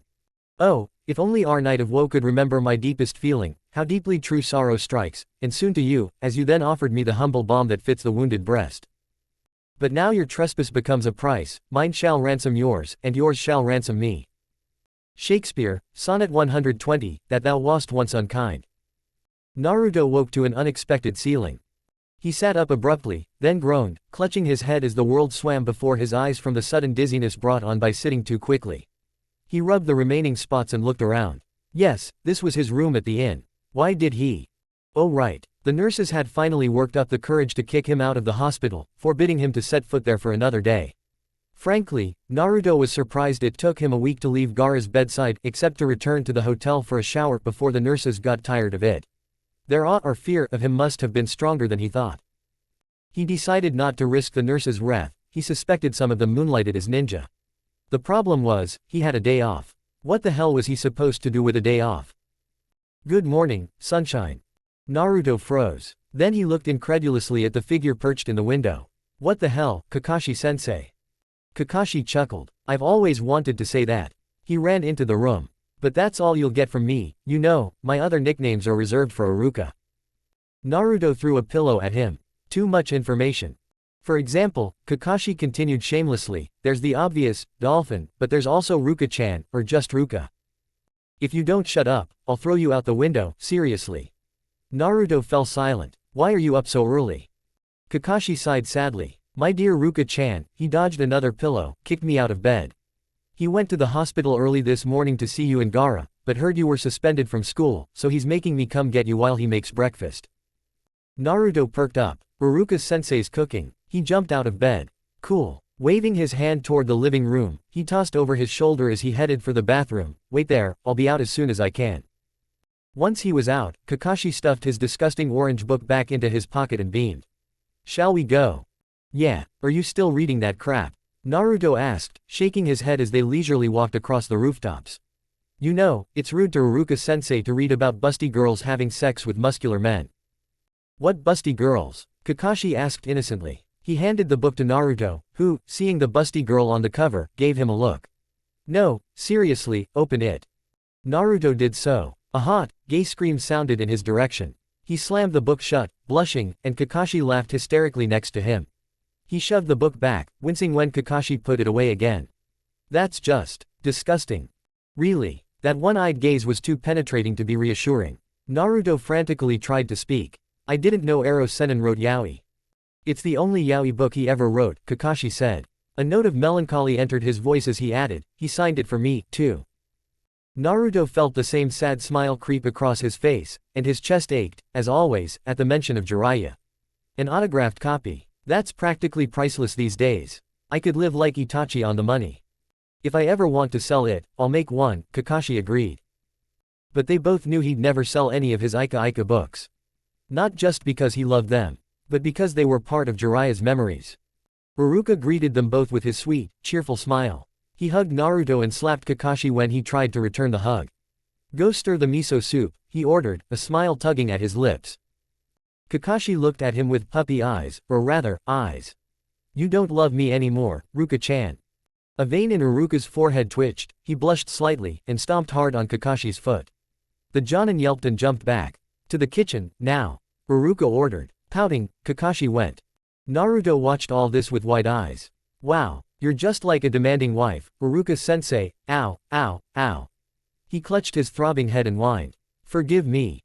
You should have stayed. Iruka, struggling with embarrassment, led Naruto to the dining table. Come on, sit down. Did you eat normally? You brought me lunch at the hospital every day, Naruto noted. Iruka glared at him. And I bet this is the only normal food you've ever eaten. Ahaha. Well, Naruto scratched the back of his head, embarrassed. Do the nurses sometimes bring me sandwiches? Shaking his head with irritated affection, Iruka ruffled his hair. Naruto, you were hurt a lot too. You need to take care of yourself. Naruto shrugged. My wounds are mostly healed. He looked down at the table, his eyes shadowed. I'm not the one in a coma, Iruka-sensei. Iruka's hand rested comfortingly on Naruto's head. Gaara-kun is strong. He'll get through this. He's right, Naruto. Kakashi emerged from the kitchen with a tray of soup. He placed it on the table and looked seriously at his former student.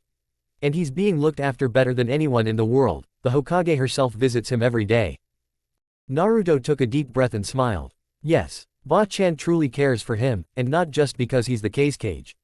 I think she sees him as a second version of me. When he wakes up, he'll have to deal with the Hokage treating him like a little brother. All the better for relations between Suna and Konoha, Iruka said cheerfully. He tugged at Kakashi's sleeve. Help me get the rice, and I'll serve the egg. Of course, Kakashi grabbed Iruka's hand and pulled him toward the kitchen, where Iruka struggled futilely, but not particularly seriously, to free himself. Looking at them, Naruto couldn't help but smile. Their relationship truly was one of the best things to come out of the entire war. In fact, many relationships grew out of this turmoil. Realizing their loved ones could die, many cast aside the fear of rejection and simply moved on, or at least allowed themselves to acknowledge their feelings. Kakashi and Iruka returned with the food, and after distributing it, they sat down. Itadakimasu, Naruto exclaimed happily, looking at the food and getting to work. Manners, Naruto, Iruka reminded him, glaring at him. Naruto squeaked and slowed his pace. Who do you think will be the new Raikage? Kakashi asked Naruto. You know the candidates, right? Yeah, I used to work with Ran and talk to Yuma a couple of times, Naruto chewed thoughtfully. I don't know. Honestly, I'd prefer Ran. He's more serious about his work and understands politics, but Yuma is a better communicator. He's more outgoing, and the villagers like him more. They chatted about various topics, often laughing. With Iruka and Kakashi around, Naruto could truly relax. His teachers knew almost all of his past, including parts of his time as a Kitsune. He'd hesitated when he'd first told them a couple of stories at their insistence, but things had gradually gotten easier as they simply accepted it as part of his personality. Naruto knew he was lucky to have the two of them, and he was glad they had each other. He knew Kakashi had hugged Iruka when he mourned his fallen colleagues. He knew Iruka had hugged Kakashi when he silently grieved his own. Then Kakashi glanced at his watch and stood up. We should go, he said to Naruto, who looked at Iruka, confused, who nodded and also stood up, starting to clean up. You and Iruka-sensei have a meeting. Kakashi, you didn't tell him. Iruka glared at the Jonin. Me, Kakashi protested. Then he looked at Naruto's puzzled expression and Iruka's angry glare. Ah, maybe I forgot. Iruka slapped him. While Kakashi was whining about tough love in the background, he turned to Naruto. The Hokage wants to see you, he told the blonde. The nurses should have told you, but in all the fuss with your expulsion, they forgot.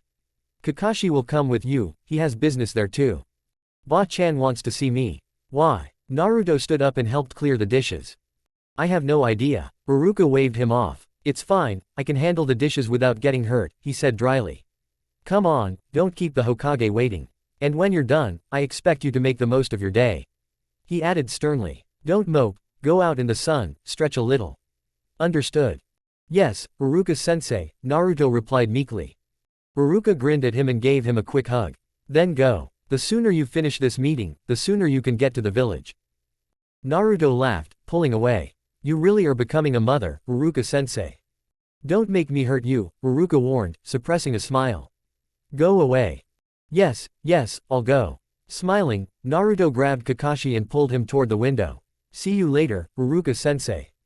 Kakashi left him on the first floor of the Hokage tower, patting his head and waving lazily. Naruto rolled his eyes as his back retreated and headed for the Hokage's office. Along the way, he noticed that everyone he passed first glanced back, and then, as he passed, gave him a none too subtle glance. He could feel their gazes on his back and hear the anxious whispers that rose as he passed. Naruto had been accustomed to this behavior since childhood, but with one major difference. Instead of disgust, he felt awe. Instead of fear for his life, he felt reverent awe at the man's power. Instead of hatred, there was gratitude.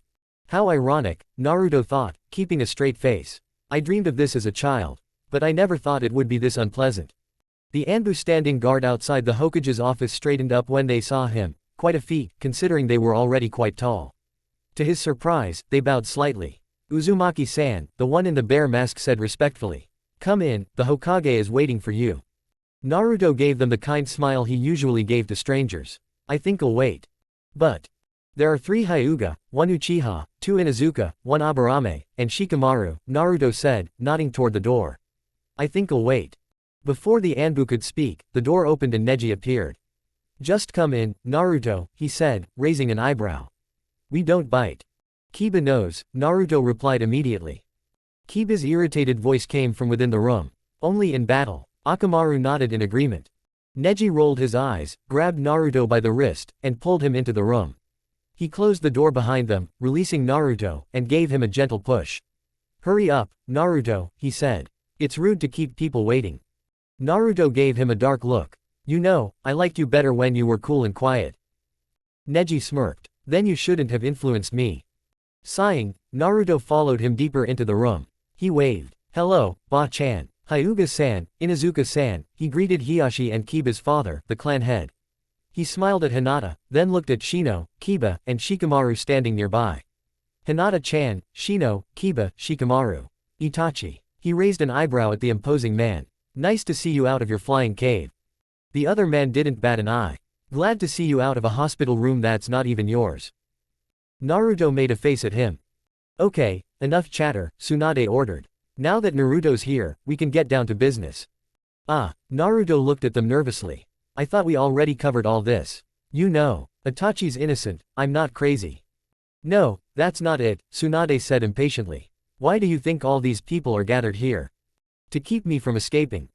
"You're planning to escape." "It depends. Are you planning to lock me up?" "Why?" "I don't know, anything. I'm sure you can think of something."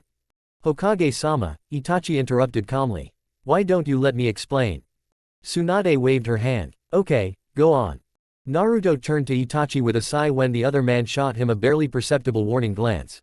He mimed zipping his mouth shut, crossed his arms, and waited. Itachi looked surprised. "First of all, Naruto, does the choice of the people in this room matter to you?" "What?" Naruto looked around. No. The renowned intellect of a Kitsune, Itachi muttered, raising his voice to drown out Naruto's protest. "Never mind. Naruto, representatives of all of Konoha's most powerful clans are gathered in this room. Hyuga, Aburame, Inuzuka, Nara, me, and while the Akamichi and Yamanaka were unable to attend, they have authorized Nara Shikamaru to speak on their behalf, as the three clans are allies." Naruto looked at Shikamaru, who smiled lazily. "And the heads of the Hyuga and Inuzuka clans even found the time to come here, and I, the head of the Uchiha, what's left of us," Itachi smiled weakly. "So you can see the strength of this process's approval." "What trial?" Itachi looked at him smugly. "I knew you wouldn't be able to resist asking. What else? You can figure it out yourself." Naruto stared at him. Then he looked at Shikamaru, who was now smirking. He glared at Kiba, who rolled his eyes and looked at him with an, "Are you stupid?" expression. He glared at Shino, who was staring at him, but there was a hidden smile on his face. He glared at Hinata, who looked extremely excited and happy. He glared at Neji, who, that bastard, was smirking at him as if to say, "Yeah, you're stupid." He glared at the two clan heads, who were looking at him seriously, but with approval in their eyes. He glared at Tsunade, who threw up her hands and shouted, "Oh, come on. We're offering you the Hokage position, brat." Naruto watched for a moment longer. Then he began to move toward the door. A strong hand gripped his shoulder. Itachi looked patient and mocking, but his grip was impossible to break free from. "Naruto. You're all crazy." Tsunade's eye twitched. "Look, brat. I'm a killer. I've killed a lot of people." "So you're strong, that's an absolute requirement for this position," Shino said quietly. His glasses flashed. "There's a demon fox inside me. Everyone knows it. And you have complete control over him. Besides, the cage is a Jinchuriki too," Kiba remarked, grinning madly. Akamaru's tail wagged furiously, he barked joyfully in agreement. "I fled Konoha for 5 years. Officially, you were on a secret mission," Shikamaru drawled. "And anyway, no one cares. All they care is that you came back and did what you did." I was collaborating with one of the Akatsuki. The enemy." Itachi hit him over the head. "What kind of excuse is that, brat? It was my cover, remember?" I. Naruto-kun, Hinata spoke up. She didn't blush when he looked at her, the war had made her stronger, and anyway, after a long conversation while visiting him and Gaara in the hospital, she'd admitted he didn't share her feelings. The latest rumor was that Kiba had asked her out, and she'd accepted. Now, Hinata was staring at him, smiling. "Isn't this your dream? Why are you fighting it so hard?" Naruto stared at her, then at everyone else. Good question. Why was he resisting? After all, he deserved it, he'd saved the village. The village. The villagers. "I don't know if they'll agree," he said, looking at Tsunade. "They've hated me for years for being the host of the Kyuubi, are they really just going through with it?" Tsunade looked surprised. "You haven't been outside yet, have you, brat? Or even looked at the tags on the huge pile of gifts and flowers in Gaara's room?" It was Neji, his voice wavering. You do realize that a good half of these are for you, not just the cage. Naruto's jaw dropped. Really? Are you sure? All the boys his age, they all came to visit him, nodded. Wow. You climbed the tower when you came here earlier, Itachi said. Didn't you notice how much attention you must have gotten? Naruto remembered the looks, the whispers, the respect. Oh, yes. Anyway, we already did a survey of the area while you were lounging in the hospital, Tsunade said curtly. The villagers love you, I don't think they'll mind you being Hokage. You saved them, you destroyed Akatsuki, all the cage are grateful to you and publicly announced it before leaving, and you're Minato's son. Her gaze softened. Don't you think you deserve this more than anyone? Your father was a shining star whose light was too brief. Hiashi Hyuga's voice was strong and deep. Naruto couldn't look away from that intense, pale gaze. Now, as his son, you are more than worthy of achieving what he desired but could not. Uzumaki Naruto, Kiba's father smiled at him. This village has wronged you for a long time, and yet you still believe in Konoha. We would be honored if you could find it in yourself to forgive us and let us, or at least allow us to atone for past grievances. Naruto looked around at all those faces, believed him, and swallowed. I'm too young for this, he muttered weakly. For heaven's sake, I'm only 20. On the outside, Hiashi Hyuga said softly. But inside, you've seen far more than people twice your age. And your father wasn't much older when he took up his post. Do you really think we didn't consider all of this before offering you this position? Tsunade asked, drawing Naruto's gaze back to hers. She smiled wearily, and he saw the sadness in her eyes. I'm getting old, Naruto. And with Jiraiya gone, she closed her eyes for a moment. I just need peace. Naruto remembered her grief, the sobs that had torn from her body when he forced her to face her loss in the privacy of this office. She had held it in, putting on the mask of a capable Hokage, pushing her personal grief aside in favor of the all-encompassing mourning of all the deaths, as befits a leader. But Naruto knew how broken she truly was. That dark day had shown him clearly what the cage had to do for their village, how the cage had to live for the village above all else. Could he really do it? Did he want to? He rubbed his face with his hand, his chest aching for some unknown reason. I need to think about it. Of course, take your time. You don't need to tell us your decision until all official business is concluded, and that will take several weeks. Naruto looked around at everyone again and nodded. Yeah, okay. He paused, then turned to the door. Naruto. He glanced over his shoulder at Neji. If you want to talk to people, you know where to find me or Hinata-sama. Lee should be helping Guy repair houses near the school district. I'll meet the team for lunch at our usual restaurant. Shikamaru's voice came from his corner. Choji wants to talk to you, he said he was kicked out of his hospital room too early. Sakura's in the hospital's intensive care unit, Tsunade said quietly.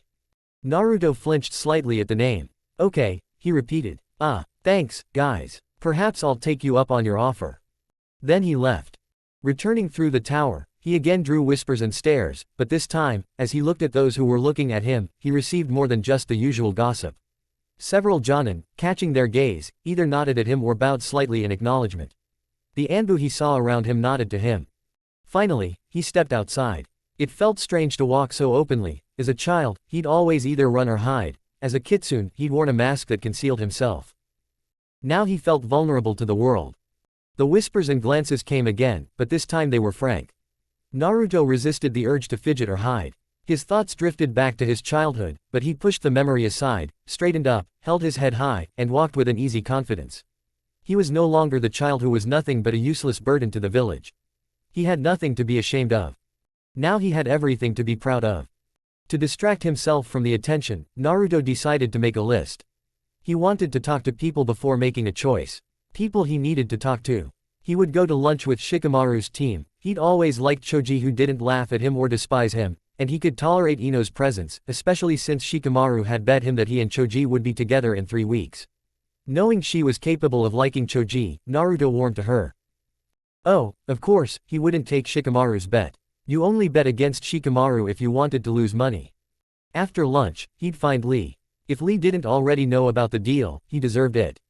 And after Lee, maybe we'd return to Iruka and Kakashi, who definitely deserved to know. Naruto couldn't help but smile, imagining Iruka's reaction. He'd need to get the napkins ready. However, there was still quite a bit of time before lunch. And that meant, Naruto's smile faded, but he was determined. He was still unsure of his feelings for her, but he needed to visit Sakura. While his mind was pondering, his other senses were on alert. His body stopped, and Naruto was brought back to reality. What? Some little girl was tugging at his pant leg. Did kids even do that anymore? Naruto decided it was silly to think that and sat down slowly next to her, so as not to scare her. He smiled warmly at her. Hello. Who are you? She looked at him with wide, childish eyes. I'm Akiko, she said solemnly. And you're a fox. Oh, yes. Did she mean the Kyuubi fox or the Kitsune fox? Was she going to bite him? Mom and Dad say you saved the whole village. She looked at him expectantly. Naruto was confused. Okay, so there was no bite in sight. But what was he supposed to say? Well, I helped, but not alone. There were a lot of other people, especially my friend Gaara, he did most of the work. Do you know who Gaara is? She wrinkled her nose thoughtfully. He's like the Hokage, from another village, she finally said, but I can't remember the word. Cage, Naruto told her. He's not from here, but he helped save our village. He's the one everyone should be thanking. The girl thought for a moment. Then, apparently deciding that Gaara, being from outside the village, was unimportant, she looked back at Naruto. But you saved this too, right? I guess you could say that. He blinked as a small rag doll was shoved under his nose. This is Neko-chan, she said. Naruto looked at the girl-shaped doll and wondered why she called it a cat. She's mine. That's great, Naruto tried to smile. It seemed like the best option. Tetsu stole it once, and I was really upset, she confided in him. I'd be even sadder if I lost it again. But you saved the village, so you saved her, too. I did. You did, she nodded. Then she patted his knee. Mom and Dad say that when someone does something nice, you should say thank you. She looked at him and smiled cheerfully. So thank you, Fox-san. Wow, that was very sweet. He smiled back at her with feeling. You're welcome, Akiko. She nodded firmly, then bowed her head. You have beautiful whiskers, like a real fox, she said suddenly. I like them. And then she ran off. Naruto blinked after her. Okay, he said out loud. As he straightened up, feeling embarrassed but very pleased with this meeting, he felt a presence behind him. He turned around. They were two civilians, looking nervous. He tried to give them his, I'm harmless and innocent, smile. How can I help you? He asked carefully. He seriously hoped it wasn't the girl's parents, about to yell at him for corrupting her or something. The man wiped his palms on his pants. Kitsune-san. No, Uzumaki-san, he corrected himself, causing Naruto to look at him in surprise. They must have been twice his age, and yet they were speaking to him so respectfully. My wife and I, just wanted to thank you for saving the village. Oh. Feeling awkward, Naruto sheepishly brought a hand to the back of his head. No problem. I couldn't let several thousand people die. But you could, the woman blurted out. She covered her mouth with her hand and her eyes widened. What my wife is trying to say, the man said quickly, is that. Well, we know you shouldn't have done it. His face twisted, as if with guilt. We were the ones who hated you before, he finally said, the nervousness growing. Naruto could feel it in the air. We saw you as a demon. You killed our 2 children. We hated you for it. We were happy when you suffered, and we rejoiced when you disappeared for years. So we know full well that you had no obligation to Konoha, you shouldn't have helped Konoha, seeing how you were treated. But we were wrong, we see that now. And we deeply regret it, and we are deeply grateful to you for still finding the strength to return and save the village that hurt you. Naruto looked at them both, almost trembling with fear at what he might do, and surprised even himself when he finally smiled softly. There was no justified anger in him, no desire to ridicule them, no malicious satisfaction at seeing those who had treated him so poorly humiliated before him, emotions he had imagined when this day came, the day he had longed for. I have truly grown, he thought to himself, amused. Out loud, he said, it's okay. About the past, it's over. I'm just glad you don't hate me anymore. Relief washed over them in waves. Then the woman turned slightly and beckoned to someone behind her. The boy came closer, watching Naruto with curiosity and slight awe. He handed Naruto the basket, which he took with confusion. This is my son, the man said. We took him after the demon attack. To the boy, he said, this is Uzumaki-san, Nozomu. Give him a proper welcome. The boy looked up at his father and said, nice to meet you, Uzumaki-san. Then, overcome with excitement, he quickly asked before his parents could calm him down, can you really summon fire without using a jutsu? Can you teach me? Nozomu. His mother screamed, while his father tried to grab the boy, but he deftly dodged. Naruto, laughing, intervened. It's okay, really. He looked down at the child. Yes, I can summon fire just like that. But it's not something anyone else can do, sorry. The boy looked like all his dreams had come true. Can I see, please? Call the fire department. His father grabbed him and hit him over the head. Don't be so rude, he scolded. Uzumaki-san, I'm sorry. It's okay, Naruto assured him. He smirked at the disappointed boy. Don't waste your power unnecessarily, remember that. Save it for when you really need it, to protect those you love. He received a vigorous nod. It was as if every word he said was holy writ. Naruto suppressed a chuckle. The woman pointed to the basket in his hands. I run an unofficial cookie business, she said, and my customers always say my cookies are the best in the country. Please accept this basket as a token of our gratitude. And apologies. Naruto beamed. Cookies. Cool. Thank you. Then he realized the couple was hiding a smile, and he tried to hide his joy. I mean, yeah, thank you. After exchanging a few more words, Naruto said goodbye and continued on his way, feeling ridiculously content. This incident had done wonders for the bitterness lurking within him. Just a few meters away, he was stopped by another group, this time elderly townspeople who also wanted to apologize and thank him, and they had new gifts for him, jars of tea leaves, this time hand-picked from one of the most famous tea fields in the Land of Fire, and quite expensive ones. Stunned, Naruto gratefully accepted them and chatted with them for a while. In the past, he had always received the worst, most cruel reactions from elderly people. Parents always suffered the pain of burying their children, but elderly people usually lost both their children and grandchildren, and due to their age, they were unable to bear new children to ease the pain. And this seemed to break the ice for the villagers. Naruto was met at every turn by people who took a break from renovating their homes to talk to him. Most often, they brought him small gifts, and soon Naruto could barely move or see because of the baskets, boxes, and small souvenirs. While he was wondering what to do, he felt a familiar presence. His hands helped lighten the load, and he smiled at Kakashi and Iruka. Thank you, he said, waggling his eyebrows. About a little lovebird outing. Iruka glared at him. Do you want these gifts to disappear, Naruto? He asked as Kakashi took the last gift from the blonde. No, it's food, don't drop the food. Naruto cried out in mock horror. Then he remembered his schedule. Iruka-sensei, Kakashi-sensei, I need to talk to you again. Are you free later this evening? Yes, then come to my house again, Iruka assured him.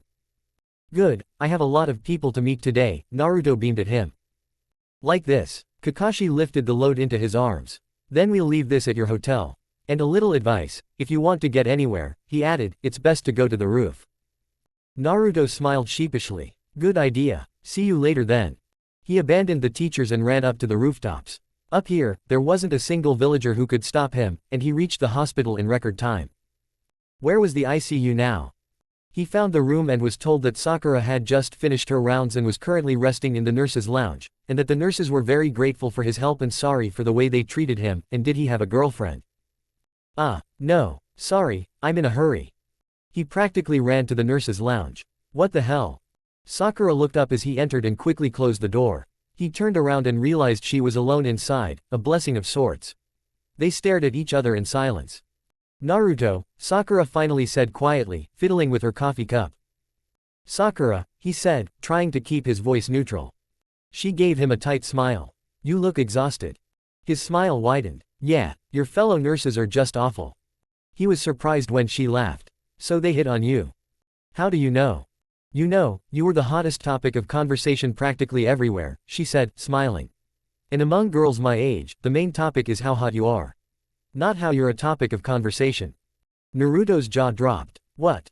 She nodded, that laughing smile he loved so much on her face. Looks like you're the main catch these days. For the first time, Sasuke has slipped to a measly second place. Or was it third? She smirked at him. Gaara is second, depending on whether we're talking about Konoha ninja or just hot guys in general. Gaara. Of course. She looked at him with a raised eyebrow. You've been glued to him for the past week, haven't you noticed how hot he's gotten? Naruto muttered, you can barely see him because of the bandages. She narrowed her eyes at him. I didn't mean that. I meant that you must have noticed how hot he is, given how much time you spent together, otherwise, why would you be hanging out at his feet now, covered in bandages? Naruto's jaw worked, but no sound came out. She laughed. Don't worry, it's only obvious to me because I know you. Then she seemed to realize what she'd said, and the smile slid off her face. Sakura. No, wait, let me say something first. Sakura took a deep breath and straightened up. I behaved extremely inappropriately that night, and I want you to know, I didn't mean what I said, I was just emotionally distressed. And I deeply regret every word. I've been reflecting on our team's relationships over and over again for the past few years, and I realize how blind I was. And how badly I treated you. I tried so hard to make us a team, but I kept going wrong. She looked straight at him. You brought Sasuke back, risking your own life. You kept your promise to me. You always did. She looked down, tears welling up in her eyes. And for the past few years, I kept thinking about how I always ignored you, how I never considered your feelings. I'm so sorry about all of it, Naruto. I just want you to know that. Naruto watched as she rubbed her eyes, trying to be strong. Like she always had. And he finally let go of his bitter anger, his resentment towards her. Like Sasuke, like Gaara, like himself, like all of them, she had struggled too, trying to be strong, trying to keep up, trying to keep Sasuke from slipping away. And the last 5 years hadn't been easy for her either. Naruto realized that he had never truly wanted to be angry with her. Even up until now, he had cared for her as a friend, even though he wished he didn't care. Sakura, he said. She nodded without looking up. Is this coffee good? Her pink hair whipped around, her head snapped up, and her face took on the most comical expression of disbelief. Coffee. Yeah, he said, smirking. Is it good? If not, I won't drink it. She seemed to be barely resisting the urge to throw the coffee cup at him, that same intimidating side of her that Naruto had always suffered from, but which now greatly amused him. Go get your own coffee if you're so picky. She snapped. Then she coughed. But I guess I'll just take what I can get, he said. When she looked at him strangely, he smiled at her and moved onto the couch next to her. Can I sit? She looked at him, and the smile that appeared on her face, relieved, happy, full of tears and regret, was beautiful. She would never top the hottest girl list, but she had her own beauty, the same one that had attracted Naruto as a child. Sure. Do you, want some coffee? Yeah, that would be nice. It's always nice to drink something hot while chatting with friends. Her smile was beaming, and Naruto felt another piece of his wounded heart warm, soothe, heal. They talked for a long time, the nurses hesitant to enter the room. When Sakura had to go on rounds again, Naruto left, promising to have lunch or dinner with her sometime. He quickly escaped the nurses, who were looking at him hungrily and giggling, and headed back to the rooftops. Entering the barbecue restaurant, he headed to the table where he knew his friends would be sitting. Choji waved at him with his mouth full, Ino smiled, her arm in a sling. Shikamaru moved to a seat in the middle. Naruto, he greeted. Sit down, sit down. Get the meat before Choji does, or you'll go hungry. I'm not taking everything, Choji countered. He smirked at Naruto. So you've really risen in the public eye, huh? It's hard to believe you're a Kitsune, you were such a weirdo when you first showed up at the exam to talk to us. The first morning, huh? Naruto laughed. Yeah, I was still pretty hung up on the Kitsune identity back then. But you know, the more people found out, the harder it was to maintain that connection. Yeah, I heard you got caught pretty quickly, Choji said happily. Ouch. Don't talk with your mouth full, Ino said sweetly, her eyes glittering. Or I'll step on your foot again. But my mouth will always be full. Then don't talk. But it's Naruto. We haven't talked to him in a while. Then don't eat. But. While they were arguing, Naruto nudged Shikamaru. Are you sure they'll last 3 weeks? He whispered loudly. They already act like an old married couple, ow. Ino's intimidating smile was directed at Naruto. What were you saying? Naruto realized his eyes were wide. Nothing, I'm just talking about Shikamaru and Temari. Shikamaru choked. Ino looked like she'd just been told the new year would be coming early. Oh, Temari, huh? That hot kunoichi from Suna. Tell me, Naruto-kun. Yes, tell me, Choji interjected, looking happy to get revenge on his teammate for teasing him. I'll pay you back for this, Shikamaru muttered, elbowing Naruto in the ribs. The meal was as carefree and fun as Naruto could have hoped. Ino had noticeably toned down her sarcasm and was much easier to talk to. Team 10 was a close-knit group, and he watched their interactions with wistful amusement. He never felt any reluctance toward them, quite the opposite, but it was clear that the three of them had developed a truly special bond. This is what a team should be, Naruto thought. He regretted their separation. Shikamaru had to return to the tower, and Ino and Choji had to help with the repairs. He waved as they left, and as they ran off, he tossed them over his shoulder invitations to have lunch. Then he headed to the school district to find Lee. Lee had already visited him in the hospital, so when Naruto stood under the roof he was working on and called out to him, he waved and shouted, "Just a minute, Naruto-kun." He slammed his hammer down on the board he was holding, then easily jumped down. He beamed as he came face to face with Naruto. I see you've finally left the hospital. Is Gaara-san awake yet? No, not yet. Naruto brushed off his worries and smiled. Are you free for a while? I need to talk to you about something. The other man looked at him thoughtfully, then nodded. There's a park nearby, it should be empty by now since it wasn't damaged. They went to the park, and Naruto told Lee about the offer. After a fit of wild joy, complete with tears, Naruto managed to calm the man down. Lee seemed to sense the change in his mood, and after calming down a bit, asked, "What's wrong, Naruto-kun?" Naruto took a deep breath. Then he asked, "What if I don't take the position?" Lee looked confused. "But, why not? You deserve it, Naruto-kun, and I'm sure you'll do great." "Yes, perhaps, but..." Naruto looked down, unable to meet Lee's gaze. "If I become Hokage, Konoha will become all I know. I won't be able to travel much. A cage has to be in his village almost all the time, it's his duty, his responsibility. And, well, I've gained a taste for freedom, the ability to go wherever I want, whenever I want. And, there's also Gaara-san, right?" Naruto's head snapped up and he stared at Lee. "What? How? You?" Lee's smile was serious, the likes of which he rarely showed. "It's pretty obvious if you watch you for a while," he said. "Neji knows it too, and Hinata-san. I suppose Shikamaru-kun too. He seems to know everything. But... and besides," Lee added with an uncharacteristic sly grin, "Neji told me about the kiss during the third exam." Naruto choked. But no one was supposed to pay attention to that. Everyone was watching the fight. "My teammate has all-seeing eyes, remember?" Lee said proudly. Naruto could only watch, feeling a blush creep up his cheeks. Lee patted him on the shoulder. "Don't worry, Naruto-kun," he stated, his eyes shining. "Love is love, regardless of gender or age. Love shouldn't be hidden, love should be celebrated, and love between men should be on display for the world to see, like." Okay, keep your voice down, Lee." Naruto waved his hands frantically, trying to silence his friend. "But love should. Not this love." Naruto covered his face with his hands. When he spoke again, his voice was muffled. "If I decide to stay in Konoha, Gaara can't know that I love him, okay? I think he already has feelings for me. I can't give him any hope, or he'll be deeply hurt if. I see." Lee became serious again. "If you're the Hokage and he's the cage, then political considerations won't allow two such great leaders of different villages to enter into a romantic relationship. Not to mention how difficult it would be to maintain such a relationship, even if it were allowed." "Aha, you get it." Naruto looked up again. Lee nodded. "So, why did you come to me, Naruto-kun? I can't make a decision for you." Naruto sighed. "I'm not asking you to make a decision. I just wanted to know what you'd think if I were to give up the Hokage position for such personal reasons."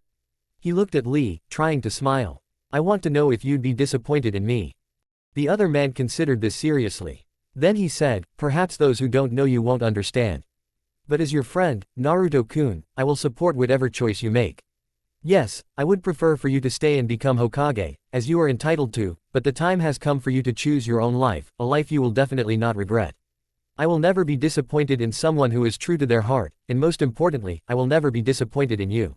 He gave Naruto a wide, naive, yet sincere smile. "You are one of those people I hope to meet one day, Naruto-kun, Hokage or not. I'm proud to be your friend, and I'll be by your side no matter what you do." Naruto let out a shaky breath.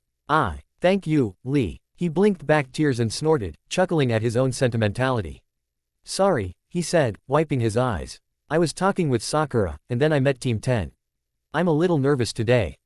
Lee clapped him on the shoulder. "Men shouldn't be afraid to show their tears," he proclaimed. "We are human, after all. We are creatures of emotion. Lee, my dear student, if you don't return now, you'll have to run 50 laps around the school." Guy's voice rang out from very close by. "Yes, Guy-sensei," Lee shouted back. Turning to Naruto, he quickly said, "I have to go. Remember, stay true to yourself, Naruto-kun." Lee. "Yes, Guy-sensei. See you later, Naruto-kun." Naruto watched Lee rush off, pleased and even fondly. He was very lucky to have friends like Lee, as cliched as it sounded. Naruto set off again, heading for Iruka-sensei's apartment. Two more people in his life he definitely didn't want to disappoint. Iruka and Kakashi listened to him. They had the same reaction as Lee when Naruto told them about the proposal. Iruka was close to tears, and Kakashi looked so proud that Naruto's heart swelled with joy. They truly were like husband and wife, and Naruto was their child, but it was a wonderful feeling, something he had longed for all his life. He asked them the same question as Lee, even more apprehensively than before. But he needn't have worried, and Iruka made that clear. He even scolded Naruto for thinking such thoughts, and Kakashi backed him up. But despite all their assurances, Naruto's heart grew heavier. They were the parents he never had, they were the family he'd always dreamed of, albeit a weirder, more homosexual one. How could he give that up? Naruto talked with them for a while longer, grateful for their tactful avoidance of the Hokage topic, knowing they didn't want to put any more pressure on him. But he could sense their uneasiness, and as he said goodbye, Iruka hugged him even tighter, and Kakashi's hand lingered in his hair, and Naruto knew without them saying anything that, despite everything they said, they wanted him to stay, and regardless of what they said, some part of them would be disappointed if he gave up the Hokage position, but they didn't say so as not to burden him further. Naruto left Iruka's house with a smile, but his steps were heavy. And now there was only one person left. Naruto knew he couldn't put it off any longer. He went to Sasuke. When he knocked on the door, it swung open. Sasuke nodded at him, unsurprised, and silently stepped aside to let him in. Naruto looked around the empty, dreary apartment as Sasuke closed the door behind him, noticing that it looked slightly less empty and dreary than before. He saw a painting on the wall, a cheerful, almost sickeningly cute image of a furry fox playing with a furry bunny on fluffy grass, against a backdrop of fluffy clouds and a shining sun. Literally, the expression on his face was a bit like Kakashi's crooked smile overhead. It was completely out of place and clashed horribly with the Uchiha's gloomy and brooding image. Naruto smirked. I can't believe Itachi actually kept it, Sasuke grumbled, approaching him. Come on, I can't believe you had the nerve to give it to him. You should see my other gifts. Naruto watched as Sasuke ducked into the kitchen and looked around again. He noticed the fish tank sitting in the corner, next to the window. Oh my god, you saw my other gifts. You kept my other gifts. I can't believe Fish is alive. I can't believe you called a fish, Sasuke called dryly from the kitchen. And for your information, I wasn't the one who took the gifts, Itachi was. I can't believe he managed to keep Fish alive, Naruto said, his eyes wide. I was sure he'd give her the Mangekyo Sharingan and throw her poor carcass down the toilet. Even if Itachi had wasted his Mangekyo on a fish, he never would have thrown it down the toilet. What a disgusting way to dispose of a dead animal. Fish. As you say. Sasuke returned and handed Naruto a mug of green tea. But Fish isn't the worst part. He glared at Naruto. I can't believe you gave him.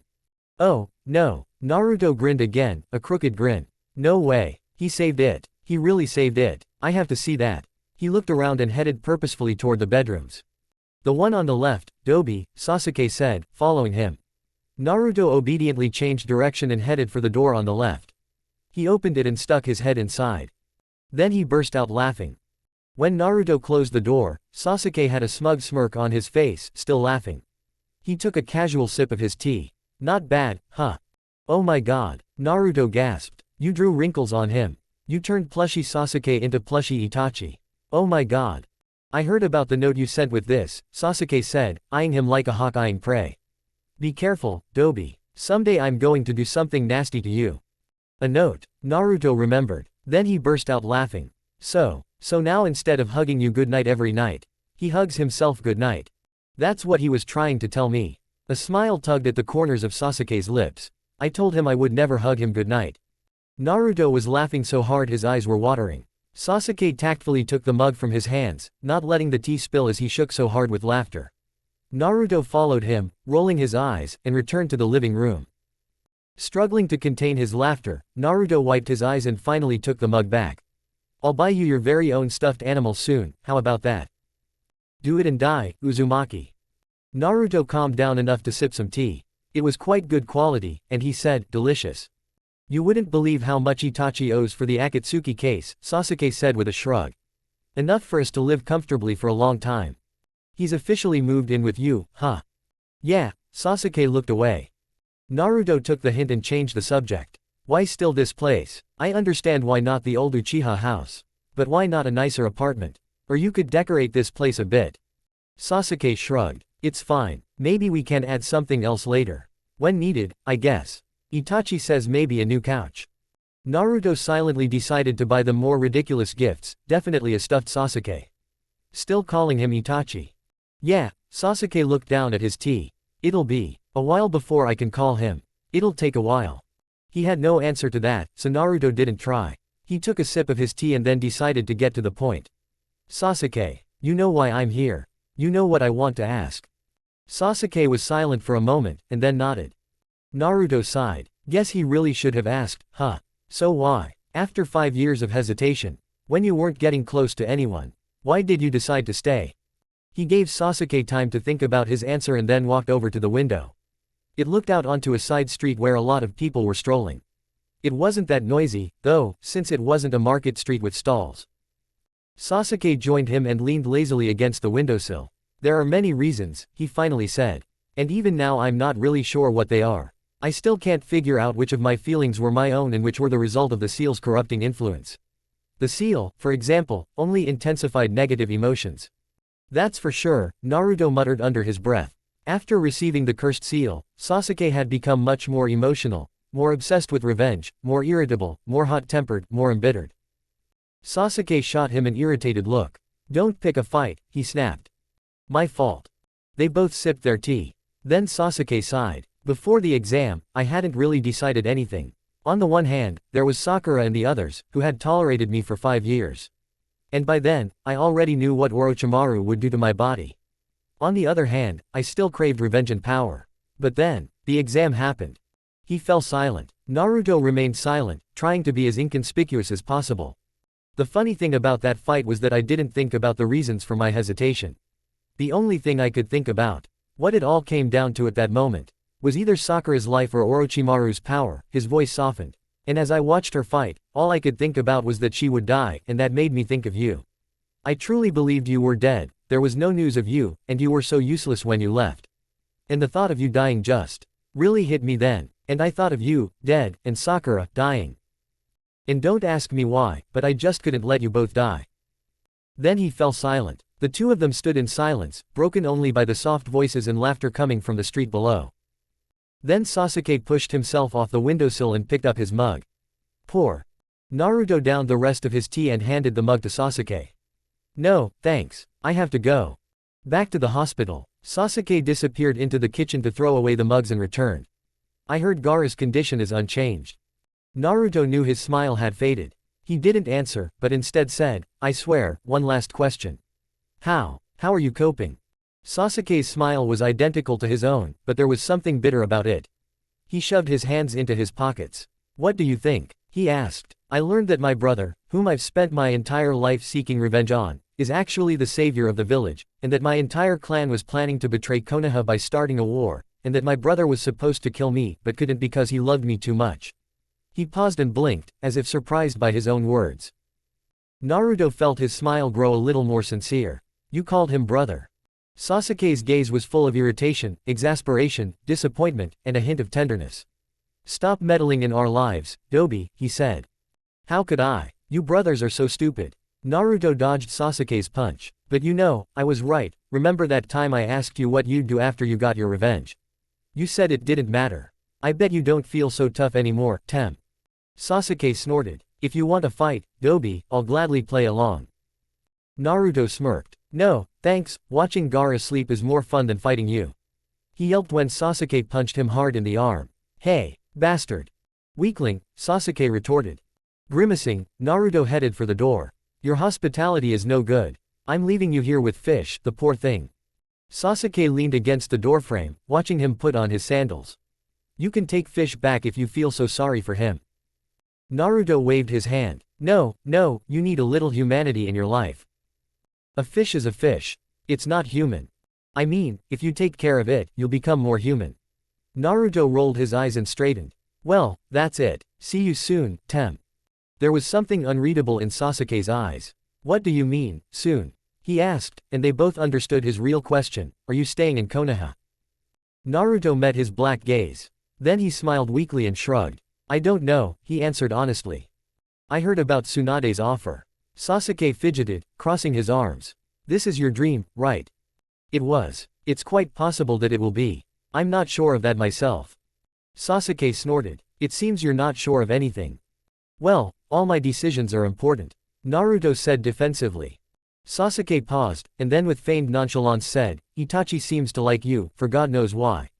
And I wouldn't mind if you stayed either. You're funny. And the rest of the 9, and Lee, and even that bastard Neji. I know they find you funny too. The village could have found a worse Hokage than you. He paused again, and then added, looking away, and we have plenty time to catch up. Naruto blinked in surprise. It was the closest Sasuke could come to saying, I have a lot to atone for. It was the closest Sasuke could come to an apology. Naruto smiled slowly and nodded. I'll think about it. If you can, Sasuke waved lazily. Don't trip when you leave, Dobi. Don't close the door in your stuck-up nose, Tem, Naruto retorted, still smirking. He turned and ran down the hallway, waving his hand over his shoulder. He heard Sasuke mutter something under his breath, but there was a hint of laughter in his words before he heard the door close. That was it. The last item on his list was complete. The sun was already setting, the sky a rich shade of red, orange, and blue, casting a stillness across the streets like a faded photograph. Naruto leapt easily onto the roof and leisurely strolled toward the hospital. Day, he thought, the nurses said nothing of night. And as he moved, he thought of all the people he held dear. There were so many of them here, and his friendships with some of them were just beginning. People he never imagined would think so highly of him, people he never imagined would understand him so well. He thought of Hinata-chan and Lee, who had always believed, of Neji, who had spoken so honestly to him about duty and respect, of Shikamaru, whose burden Naruto understood all too well, of Choji, Ino, Kiba, and Shino, whom he barely knew but wanted to get to know better. Of Sasuke and Sakura, and how they could finally become the team they were destined to be. He thought of Iruka and Kakashi and Tsunade and Jiraiya and the Sandaime, who were forever lost to them. He thought of his deepest dream, broken and battered and locked away, but still alive in its banished corner, still burning even though he thought he had killed it long ago. He thought about his ninja way, about all those who always believed in him, and how he never wanted to let them down. He thought about his father and what he sacrificed for the village and those he loved. He thought about the people of Konoha, who finally saw him as not just one of them, but one of the best. And then he thought about Gaara, whom he wanted to turn against everyone in Konoha. The choice seemed obvious. And yet. Just in case, Gaara whispered, and his voice sounded terribly sad. As if he had already lost and accepted the fact. What should I do? Naruto shouted into the darkening sky. But of course, there was no answer. It was his choice. You will have to understand that for yourself, Naruto. But he didn't know how. I have experienced worse breakups, but none like this. It still torments my mind. Perhaps it's about saying what only a god could perfectly show, how selfhood begins with leaving, and love is proven in letting go. C. Day Lewis, leaving. When Gaara woke up, there was no one beside him. He blinked, staring at the dim white ceiling and the slowly humming fan in the center, memories flashing before his eyes and pain seeming to pierce every fiber of his being. Then, slowly and carefully, he sat up and crossed his legs beneath him. He had questions that couldn't wait. Finding Naruto's chakra was almost like breathing, so necessary that Gaara usually did it without thinking, but today he was so exhausted and drained that it required effort. He assumed a meditative posture and tuned into meditation, directing his senses outward. Naruto was a bright, blazing flame among other, weaker beings. Gaara felt himself happy, sometimes pensive and worried, but happy nonetheless. Shikamaru stood beside him, almost eclipsed by Naruto, but the Jonin was one of the Leaf Ninja whom Gaara watched closely, now considering him a friend, and so he easily recognized Shikamaru's subtle presence. The other two who were with them were likely their classmates. So, Naruto was alive, happy, and healthy. And he was surrounded by friends, while Gaara woke up alone. Gaara was happy for Naruto, he was truly happy. One of his goals in life was to make Naruto happy, and if Naruto was happy, then Gaara was happy too. And Naruto was alive and well, and that was enough for the world to be right, because a world without Naruto was unthinkable. At the very end, Gaara feared for the other, because he felt Naruto's life burning away from his efforts along with his prey. That was his last thought, as he poured the last of his life energy into the containment circle. He was glad that his fear had not come true. So Gaara was happy. He was. He did not allow himself to acknowledge any other feelings, no loneliness, no despair, no fear, no betrayal, no other feelings but happiness. Even if these feelings simultaneously drowned and suffocated him, a strange and terrible combination. A slow death is the worst option, Baki had once said. Now Gaara understood what he meant. It was slowly dying. Gaara looked out the window. It was just before noon, and peaceful sounds drifted from the village, the sun was warm. At least he had managed to save Naruto's beloved village. He, too, had feared in the end that he would die before the last of the Akatsuki burned. Gifts surrounded him, flowers, food, cards. He was glad for their presence and grateful, but they were lifeless things, and surrounded by silence, he longed for people to be near. He longed for a specific person to be near. No, this would not do. Naruto was not his alone, even if he wanted it to be. Naruto was a gift to the world, and Gaara could not monopolize him.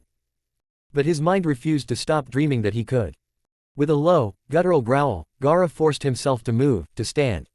He stretched a few times, fighting the stabbing pain until it subsided, turning into the prickling sensation of a million needles, but he could handle it. He found clean clothes neatly folded on a chair and dressed. Then he reached for the sand gourd in the corner. It dissolved, then reappeared on his back. Gaara's body protested in agony at the sudden weight, but then, thanks to long practice, it adjusted easily. Welcome back to the world. I slept for a long time, didn't I? It's been a week. Boring, stuck in your empty head. Gaara smiled weakly. Then I suppose it's a good thing we'll be returning to Suna soon. Are you really leaving the Kyuubi and his spawn behind? It's not my choice, Shukaku.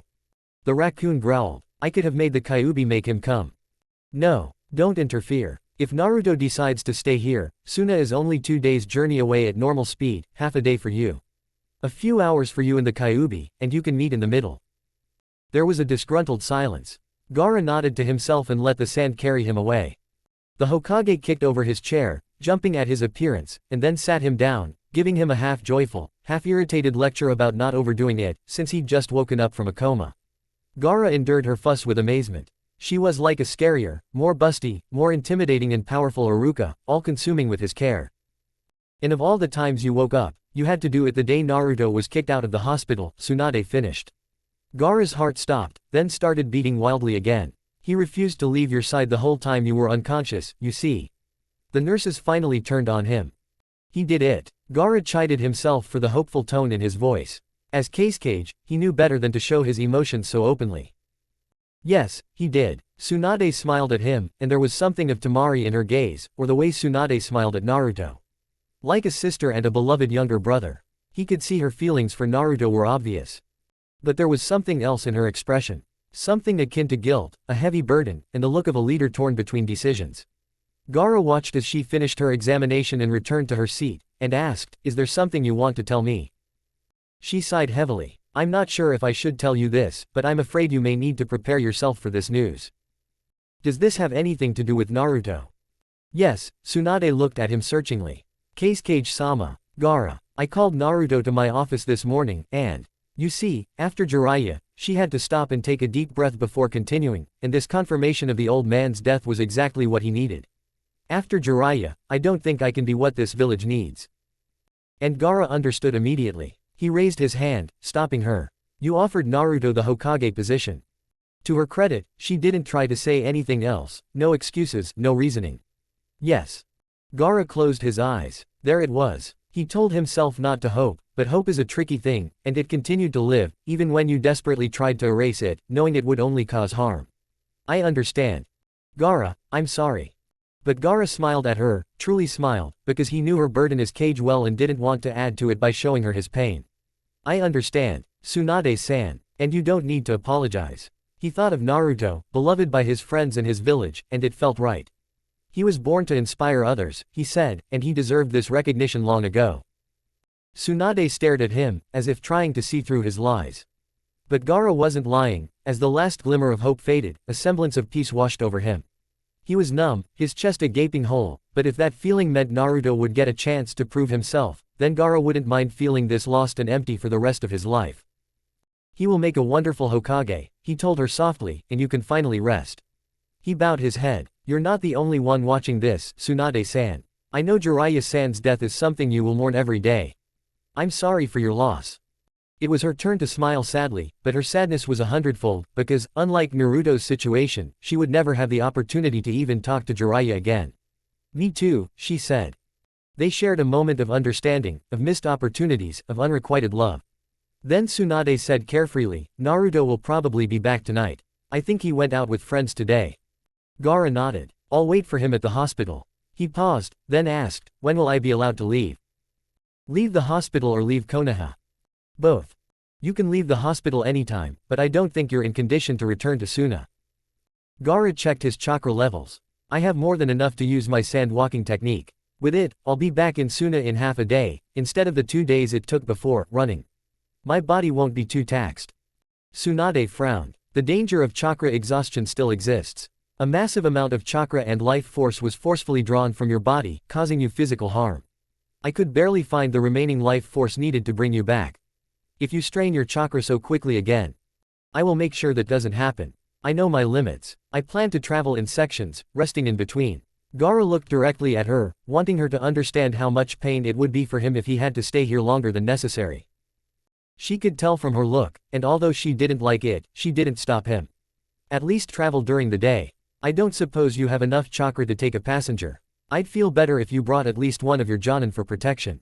Your sand shinobi are still hanging around here, helping with repairs, you know. They didn't dare come to see you, but the nurses complain that they are pestered with questions about your condition at least 30 times a day. Gaara smiled. I'm lucky to have shinobi who care for me, he said. It took time and a lot of effort on my part, but I think it was worth it. Tsunade laughed. Of course, if they were even more devoted to you, I think my nurses would have rebelled until I threw your shinobi out of Konoha. Do you need them for repairs? Perhaps I can lend them to you for a few more days. No, it's fine. Considering the increased number of summoned enemies and the cage fighting outside the village, the damage is much less than before, even taking into account the bombs. Gaara nodded. Good. I think another night of rest will restore my chakra enough that I can take another person with me. You wouldn't happen to know where my jonin are. I need to tell them to gather the others and get ready to leave. Of course, which one do you need? A man named Tasuki. He has. I know who you're talking about. We owe him quite a few of our children. He and his partner defused a bomb right outside their hideout. Tsunade stood up. I'll find him and send him to you, and you'll go back to the hospital to rest, understood?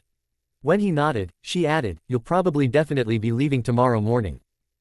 Yes, Gaara smiled weakly. Thank you for everything, Tsunade-san. To his surprise, she bowed to him, bowing deeply. Thank you, Gaara, she said. You sacrificed yourself to save a village that wasn't even yours. If you hadn't given your entire life holding that circle, the flames would have exploded, destroying most of the village. As Hokage, I am completely indebted to you. Rest assured, if anything were to happen to Suna, Konoha will not hesitate to send any necessary aid. Gaara bowed his head gracefully. Thank you, Hokage-sama. She smiled at him. Rest in peace, Kazekage-sama. Gaara stood and bowed slightly to her. Then he allowed the sand to carry him back to his room. His presence was not yet lost, so he gratefully set the gourd aside and allowed his exhausted body to stretch out on the bed once more. Now that he was back here, trapped in the silence, his thoughts returned with a vengeance.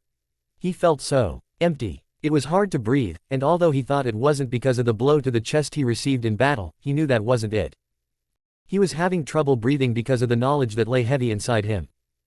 He would be alone again. Gaara was afraid of being alone, incredibly afraid. He always had been like this, ever since Yashimaru tried to kill him and was killed instead. He was afraid of being alone, forgotten, used, abandoned. He always needed other things to validate his existence. For years it had been fighting and killing, but then Naruto had come. And now Naruto was gone. Gaara could feel the hysteria building within him, his breathing short and sharp, his heart pounding as he struggled to calm himself, thinking not of the loneliness in Suna, but of the times when he hadn't been alone. Naruto. Gods, that hurt. Gaara clenched his fists, vehemently resisting the urge to curl up and shut out the world, like he had done so many times before. If he closed his eyes, covered his ears, and sang the songs Yashimaru sang, the monsters would go away.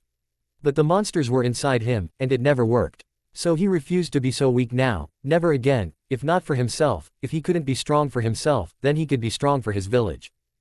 Because Naruto had taught him to be strong, even when it seemed like you'd never know what happiness was again. Naruto had taught him to smile. That's my Nindo, you understand. Never let anything break you. And Gaara carefully gathered the pain, the aching ache, the terrible emptiness, and hid it all tightly inside himself. He couldn't let Naruto doubt his decision. He couldn't leave Naruto regretting becoming Hokage. This was the last and most important gift he would ever give Naruto, the man he loved. He would let Naruto go. Naruto returned to the hospital and found what appeared to be the entire sand contingent stationed on the ground floor. He blinked. What the hell?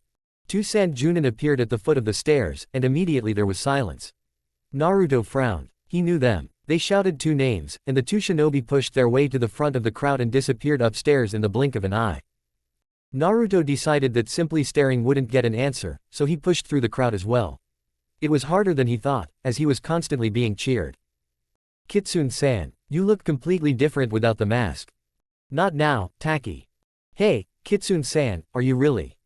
Not now, Nabe. Kitsune-san. And so on. Finally, Naruto gave up and simply pushed through the crowd, ignoring the outraged cries of his friends. He thought about how the nurses felt about this and decided that if he didn't want to get into trouble, he'd leave the sand shinobi to face their wrath alone. He approached the two shinobi, who were watching his actions with smiles. They even applauded when he reached them. He cast them a dark look and said, "Ren, Seiji. What the hell is going on?" "Ah, Kitsune-san, or is it Uzumaki-san now?" Ren said cheerfully. "Naruto is fine," Naruto said impatiently. "What are you doing here? And by the way, you know that Anbu weren't supposed to be sent to Konoha. Kankuro will be angry that you disobeyed his orders and snuck in here." Seiji smirked. "Naruto-san, you should know better. Are we really going to let our Cage fight without his most elite bodyguards? Besides, everyone else agreed with us and helped us get us here. If you're going to punish someone, you're going to punish everyone." Naruto rolled his eyes. "As if I want to waste time punishing you. Anyway, you still haven't answered my original question, what's going on?" "I thought you were with him all week." Ren asked, surprised. "Shouldn't you know?" Naruto stared at him. Then, "Oh my god, don't tell me that the first and only day I get kicked out of the hospital, Gaara will wake up." Ren and Seiji exchanged glances. Then they looked at Naruto. "You're out of luck," Seiji said, smirking. "Worst timing," Ren agreed. Naruto cursed and ran up the stairs. He bumped into a nurse and, ignoring her, would have charged further if they hadn't been on the stairs. She would have fallen and broken her neck. Growling with impatience, he picked her up and was about to run when she grabbed his wrist. "What?" he barked. Then he blinked. "Sakura." Sakura rolled her eyes. "Yeah, exactly. Naruto, about Gaara. Yeah, I know he's awake, and if you'd let go, he tried to yank his wrist free. It was like trying to get out of cement. Damn it, Sakura and her superpowers." "That's not it." Sakura glared at me. "I heard about the offer." Naruto blinked and stopped tugging. "What? You know. But I heard about it from Gaara." The words echoed in his mind. It took him a moment to process them, then another moment to grasp their meaning, and another moment to remember how to breathe. "How?" he asked weakly. "Looks like he went to Tsunade-sensei when he woke up." Sakura finally let go of him, but Naruto couldn't move. "Naruto. When I went to him, it was. I don't know how to describe it. He seemed normal, he acted normal, but somehow I just got this feeling," she exhaled. "You'll understand when you see him." Naruto looked at her silently. He wasn't even going to tell Gaara until he sorted out his feelings. He didn't want to hurt Gaara, but it seemed fate had conspired against him again. "Why?" he finally asked, finding his voice. "Why would she?" "Because she wanted to prepare him for this, I guess." Sakura bit her lip. "Naruto, I'm really happy for you, you know. You deserve this spot. I really wish you could stay because I feel like I barely got to know you, and I really want our old team to finally get back together like the other teams. But if..." She sighed in frustration. "What I'm trying to say is..." "Damn it." She gently pushed him up the stairs. "Just go to him. I'm sorry I talked so much." When Naruto looked back at her, her brows drew together. "I said go, Naruto." He walked automatically. His body moved on its own, his mind buzzing in the void. Gaara knew. What should he say now? How should he act? He reached Gaara's room, but stopped at the closed door. He raised his hand to knock several times, then lowered it again. He wasn't ready for this. While he was debating whether he should leave first and think about what to say before returning, the door opened, revealing two satisfied faces. Naruto blinked, then sighed. "How many of you managed to sneak in here without Kankuro finding out?" he asked. Omi laughed. "Did you see Ren and Seiji, Kitsune-san?" "Naruto, just Naruto." He looked at them. "So, there are only 4 of you. Honestly." "Just us," Tsuki confirmed. He looked Naruto up and down and said, "So it's true. You really are Konoha's Jinchuriki and the Yondaime Hokage's son?" Naruto glared. "Yeah, and stop that, okay. I'm still the same guy who trained with you, and I can still kick your ass." Omi sighed. "Kitsune. No, Naruto-san, you know what Tsuki is like. Just ignore him." He grabbed his partner's hand. "Come on, Tsuki. Give Naruto-san some time with Kage-sama." Naruto stood up, letting them pass. But just as Tsuki was being dragged past, Asuna Ninja patted his arm. "I want to say, on behalf of everyone else in Sand, that you're welcome to stay with us.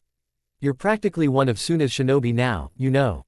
And you have many friends among us. We'd hate to lose you to a village where you were never truly appreciated." You only appreciated me because you only knew me through the mask, Naruto said absently, not really thinking about his words. Omi stopped abruptly and turned to Naruto, breaking him out of his reverie. Naruto-san, it's the mask that makes you realize we love you for who you are, not because you're not the son of the Yondaime Hokage or the Jinchuriki of Konoha. Sure, you were cold at first and all, but can you honestly say you changed once you got to know us better? He couldn't say anything. Omi gave him a satisfied smile and continued dragging Tasuki down the hallway. The tall shinobi smirked and gave him a mocking salute before they disappeared up the stairs. You really can be sure that we love you just the way you are. Damn, this day just keeps getting harder and harder. Naruto took a deep breath, squared his shoulders, and entered Gaara's room, closing the door behind him. Then he turned to face the bed. Gaara was sitting there, cross-legged, wearing his normal clothes, not the hospital gown he'd been wearing during his coma. And as soon as Naruto looked at him, he understood what Sakura had meant. Everything about him was perfectly normal, except that it wasn't.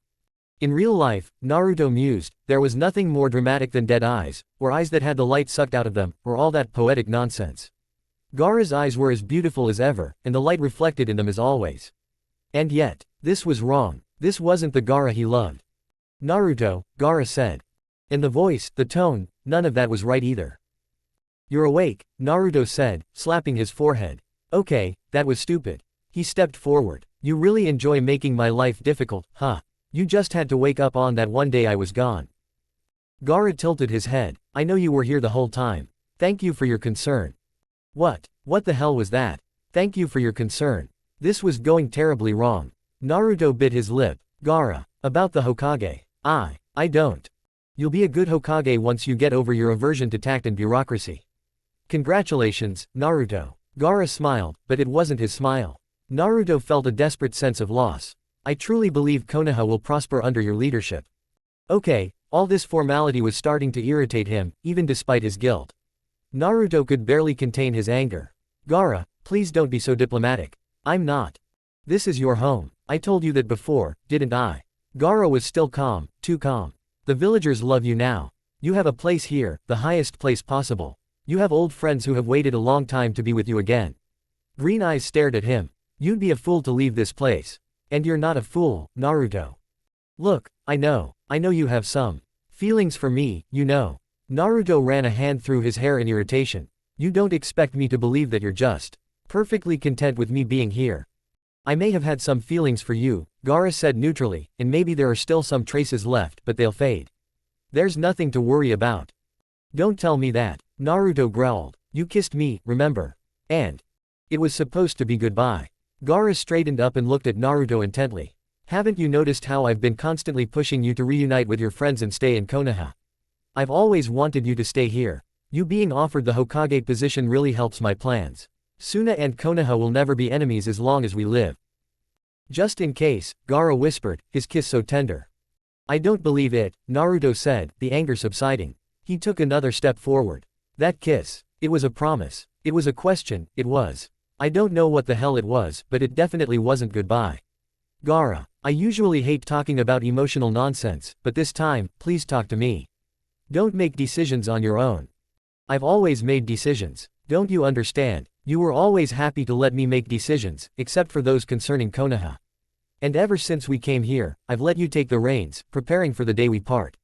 You were born to be Hokage, Naruto. All this time in Konoha is proof of that. Naruto shook his head furiously. Don't try that on me, Gaara. It won't work. I know you. No, don't. The words came out flatly and made Naruto freeze. They exchanged glances. Naruto didn't know what to say. Gaara remained silent. Finally, the redhead sighed. Go, Naruto, he said, and his voice finally held some feeling, weariness. Don't disgrace yourself by arguing with what will be. I'm still your friend, and as a friend, I tell you that this is the best path for you.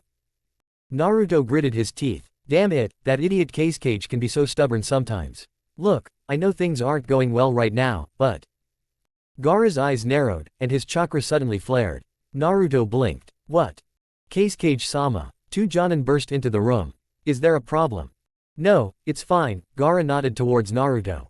There are still many of my shinobi who want to talk to me, Naruto. Please leave. Naruto's jaw dropped. He couldn't believe Gaara was dismissing him as just another damn shinobi. He straightened, feeling the kitsune's coldness seep into him as well. Fine, he said darkly, but I'll come back when you don't have to hide behind your shinobi, and this time you'll let me speak. Gaara simply stared at him. Fine, Naruto barked, turning sharply and running from the room. He was halfway down the stairs when he remembered the rest of the Sanda ninja would be downstairs, and he really didn't want to run into them now. Changing direction, he headed for the large window at the end of the hallway. Naruto decided he'd let Gaara absorb the news first, jumping across rooftops in the moonlight on the way to the inn. Then, when Gaara was more receptive and Naruto had learned to control his anger, they could have a proper talk and maybe decide on something to do together. Yeah, that was a good idea. Things would look better in the morning. Oh, shut up. The noise died down. All eyes turned to Kiba, most of them glaring at him. Kiba glared at him. Finally, he turned to Hinata and gave her an embarrassed smile. It's all yours now, Hinata-chan. Hinata nodded, looking nervous but determined. She glanced around the meeting room, at everyone sitting and relaxing, and cleared her throat. Thank you for coming. I called this meeting. You know why I called it, right? Otherwise, you wouldn't have come. She took a deep breath and continued, Naruto-kun is important to all of us. And we are important to Naruto-kun. In many ways. A friend, a brother, a role model. She smiled at Konohamaru and the team, who looked both awkward and awestruck surrounded by their elders. She didn't know them very well, but she knew they were close to Naruto too and deserved to be at this meeting. And that's why I asked you all to come here tonight. Because Naruto is facing a very difficult decision. And he needs our help. And I really hope that we can do the right thing and put his happiness above our own. Someone's hand shook him very vigorously, waking him. Naruto groaned. Go away, he muttered. The hand left. And then. Naruto, if you don't wake up in the next 3 seconds, I will grope Iruka in very inappropriate places, in public. A pause. And then Naruto jumped out of bed with a scream. Get your perverted hands off Iruka-sensei, you pervert. Huh. He rubbed his eyes. No, the people in his room were still there. He stared. What are you all doing here? I guess the question is, Neji said dryly, what are you still doing here? This is my room, right? Naruto asked blankly. Then it dawned on him. And what do you mean, still? See, I told you he doesn't know, Sasuke said with a smirk. Sakura sighed. How could he not know? Maybe he just overslept. No, I don't think he really does know, Kakashi said critically. His things are still unpacked. Naruto groaned. It was still too early. Look, someone explain to me what's going on. Why are you, 4 of you in my room? Kakashi's eyes flashed. Well, you see, I was just out this morning looking for chipmunks, and then. Gaara left, Sasuke said bluntly. Naruto looked at him blankly, and Kakashi muttered something about disrespectful former students. What, he was kidnapped? Sasuke sighed in exasperation, giving him a look that said, you're such an idiot. Sakura interjected, Naruto, Gaara left early this morning with another Sandanbu. He's using his sand movement technique to cover the distance to Suna piecemeal. What, he left? No way, he's not well. Looks well enough, Neji said. With a snarl, Naruto swung his legs off the bed. That idiot, when I catch him. Naruto, sit down and listen. Scary Sakura stepped out, and Naruto's body instinctively obeyed. He stared at her, his eyes wide. Listen, tell him you'll catch up with him. Then what? What will you do? Ask him nicely to return to Konoha. But he can't leave yet. And why not? Because he's injured. He can't cover that distance. Tsunade-sensei already cleared him, Sakura informed him. Nothing can stop him. But there's me. Sakura seemed to read the thought in his eyes and softened. Naruto, she said, let's get this straight, okay. Why are you staying in Konoha? He looked at her. You're all here, and the villagers don't hate me anymore. Oh, and about the Hokage. I thought that was obvious. But Sakura was smiling, pleased and not the least bit embarrassed. Why didn't you stay? Naruto glanced nervously around the group. Just say it, Sasuke told him, rolling his eyes. Well, Gaara, mostly. Okay, so, that's 2 options. Option 1, you return to Suna with Gaara as Konoha's representative. This will become official after you pass the next Jonin exam, and you'll be free to travel back and forth and see us whenever you want. Option 2, you stay in Konoha as Hokage and see us all the time.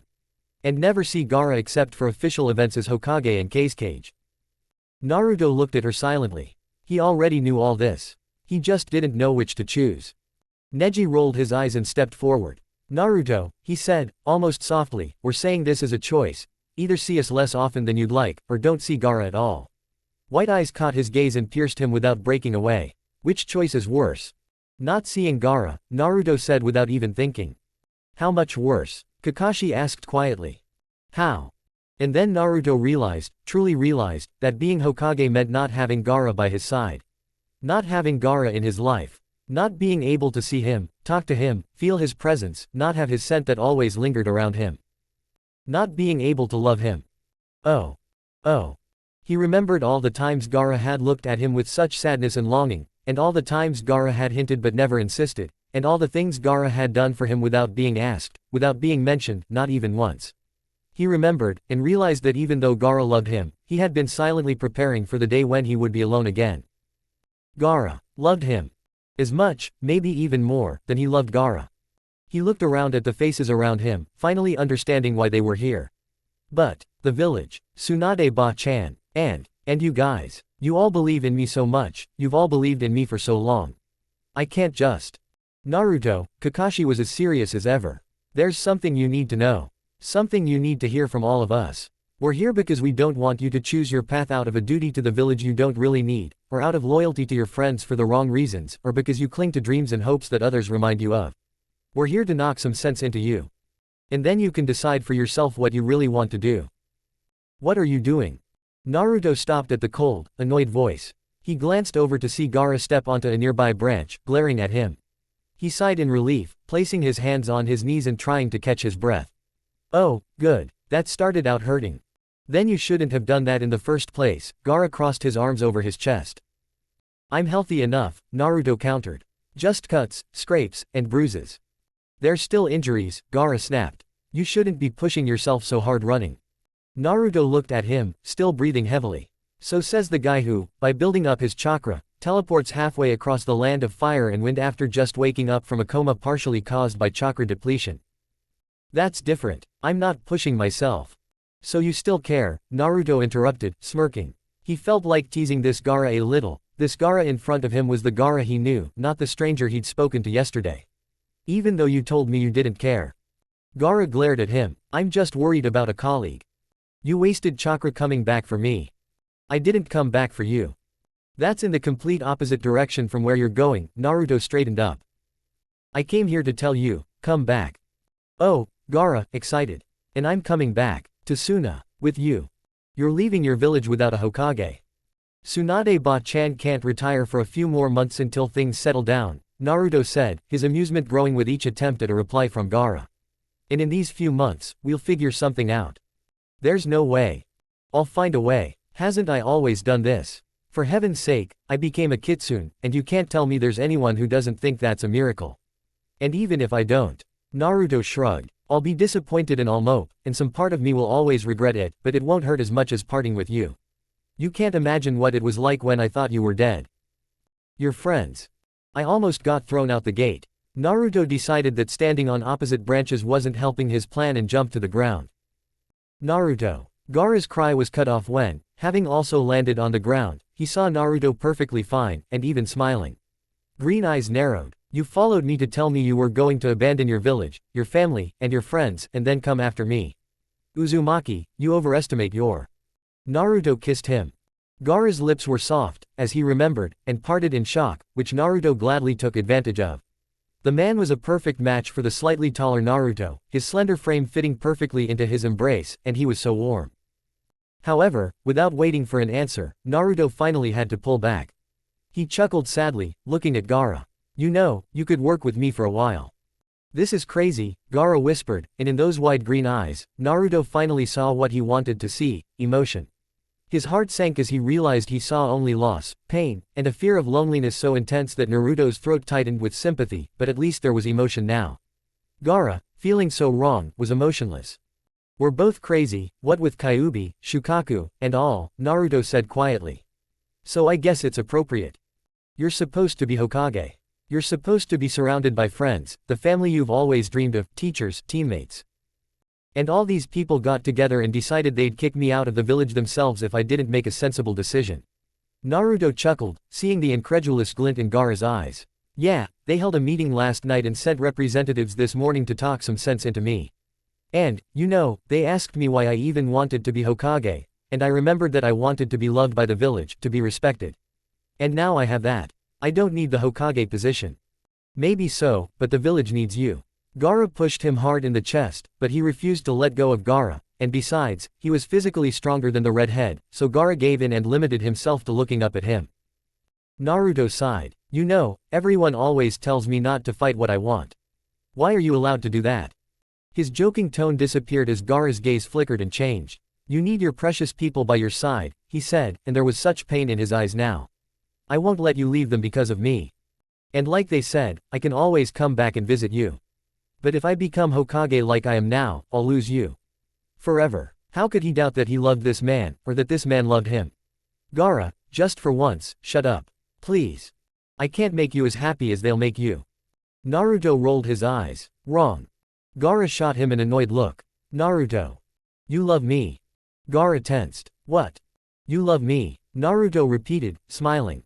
Naruto. Because I'm in love with you, you see, Naruto said almost casually. I've been in love with you for a long time. But it wasn't until this morning that I realized how far I've gone. It's a done deal. Hopeless. And if you don't feel the same way, I'll be so upset I'll smash my head with that tree over there. Just so you know. That completely stunned look, coupled with the incredulous hope on Gaara's face, is this really true? Is this really true? Is Naruto pretending to be an idiot again? Was perhaps the cutest thing Naruto had ever seen. He knew he was grinning like the idiot Gaara suspected him of being, but he didn't care. Naruto, Gaara finally said carefully, did the kind nurses give you some pills? Naruto shut him up with another kiss. He'd never been able to get Gaara to like him verbally, so he decided not to try. And finally, he felt Gaara kiss him back. That tense body gradually relaxed, pressing against him, and Naruto hugged him tighter, wishing that this feeling would never end. Gaara winced in pain, and Naruto immediately loosened his grip. Sorry, I forgot you were still injured, he said quickly. Honestly, what made you leave in that state? I ran from you, Gaara admitted, resting his head on Naruto's shoulder. Oh, right. Naruto winced. We're both in such deep shit, he muttered. Why can't we just go back to how we were? You know how it is. One mind, two bodies. Gaara was silent. Then, very quietly, he said, I've been slowly losing you the entire time we were in Konoha. Do you know how painful it was, Naruto? You can't imagine. It was like watching you slowly die, and knowing there was nothing I could do to stop it. And I don't have the strength to go through that again. You won't have to, Naruto said furiously. He pulled back enough to look Gaara in the eyes, wanting him to see. Look, I've spent what feels like an eternity agonizing over this, and it wasn't an easy decision. This is what I want, Gaara, and I'm not changing my mind. They stared at each other, as if in a battle of wills. Naruto tried to convince Gaara. Finally, Gaara smiled at him, the same smile Naruto hadn't seen in a long time. If you ever regret your decision and try to undo it, I won't be held responsible for my actions, he said casually, but Naruto saw vulnerability, humility, a deadly seriousness. Hope. Then you better not let me regret it, Naruto said, but his smile was soft. However, it turned sinister when he added, start by kissing me properly. Or, oh yeah, let me know I'm needed. It's unpleasant when one has confessed their undying love, and the other is simply trying to drive them away, you know. Gaara smirked. Perhaps the other side isn't fully convinced yet. Yes. Naruto raised an eyebrow. Well, then let me convince you. Green eyes widened. Wait, I didn't mean, MMPH. When the distraught Sand Anbu found his cage an hour later, he took one look at the scene, blushed, and ran off. Of course, he soon came to his senses and returned half an hour later with a camera. While no one can go back and start over, anyone can start from this moment and create a completely new ending. Karl Bard. A small round table on 3 graceful legs, covered with a snow-white tablecloth, stood nearby. 2 chairs with regal high backs and plush red cushions. A white bone china tea set, decorated with gold pattern and slightly translucent, as befits good bone china. 2 identical plates. A 3-tiered dessert stand, on which various delicacies were displayed. The subject stared. The case-cage placed his cup back on the saucer with a soft clink and dabbed his lips with a napkin. About time, Gaara said, a hint of amusement in his voice. But there's also strawberry shortcake. Naruto protested, eyeing the tray. And another small dessert, and those strange orange-flavored powdered balls. I'm already full, Gaara said. And keeping our fellow examiners waiting is rude. Oh, shit. Blue eyes darted to the frozen crowd. Anyone want some? Too bad the food is going to waste. Gaara, though, just finished the rest of his tea. The examinees continued to stare. Does that mean, no? Kakashi shook himself off and lazily raised his hand. Cake, he said, losing the battle to the wry, mocking grin spreading across his face beneath his mask. Sure, help yourself, but I'm not going to look away when you take off your mask to eat. Oh, that's not for me. Haruka loves strawberry shortcake. My role in the exam is done, so now I can stop by the academy and surprise him.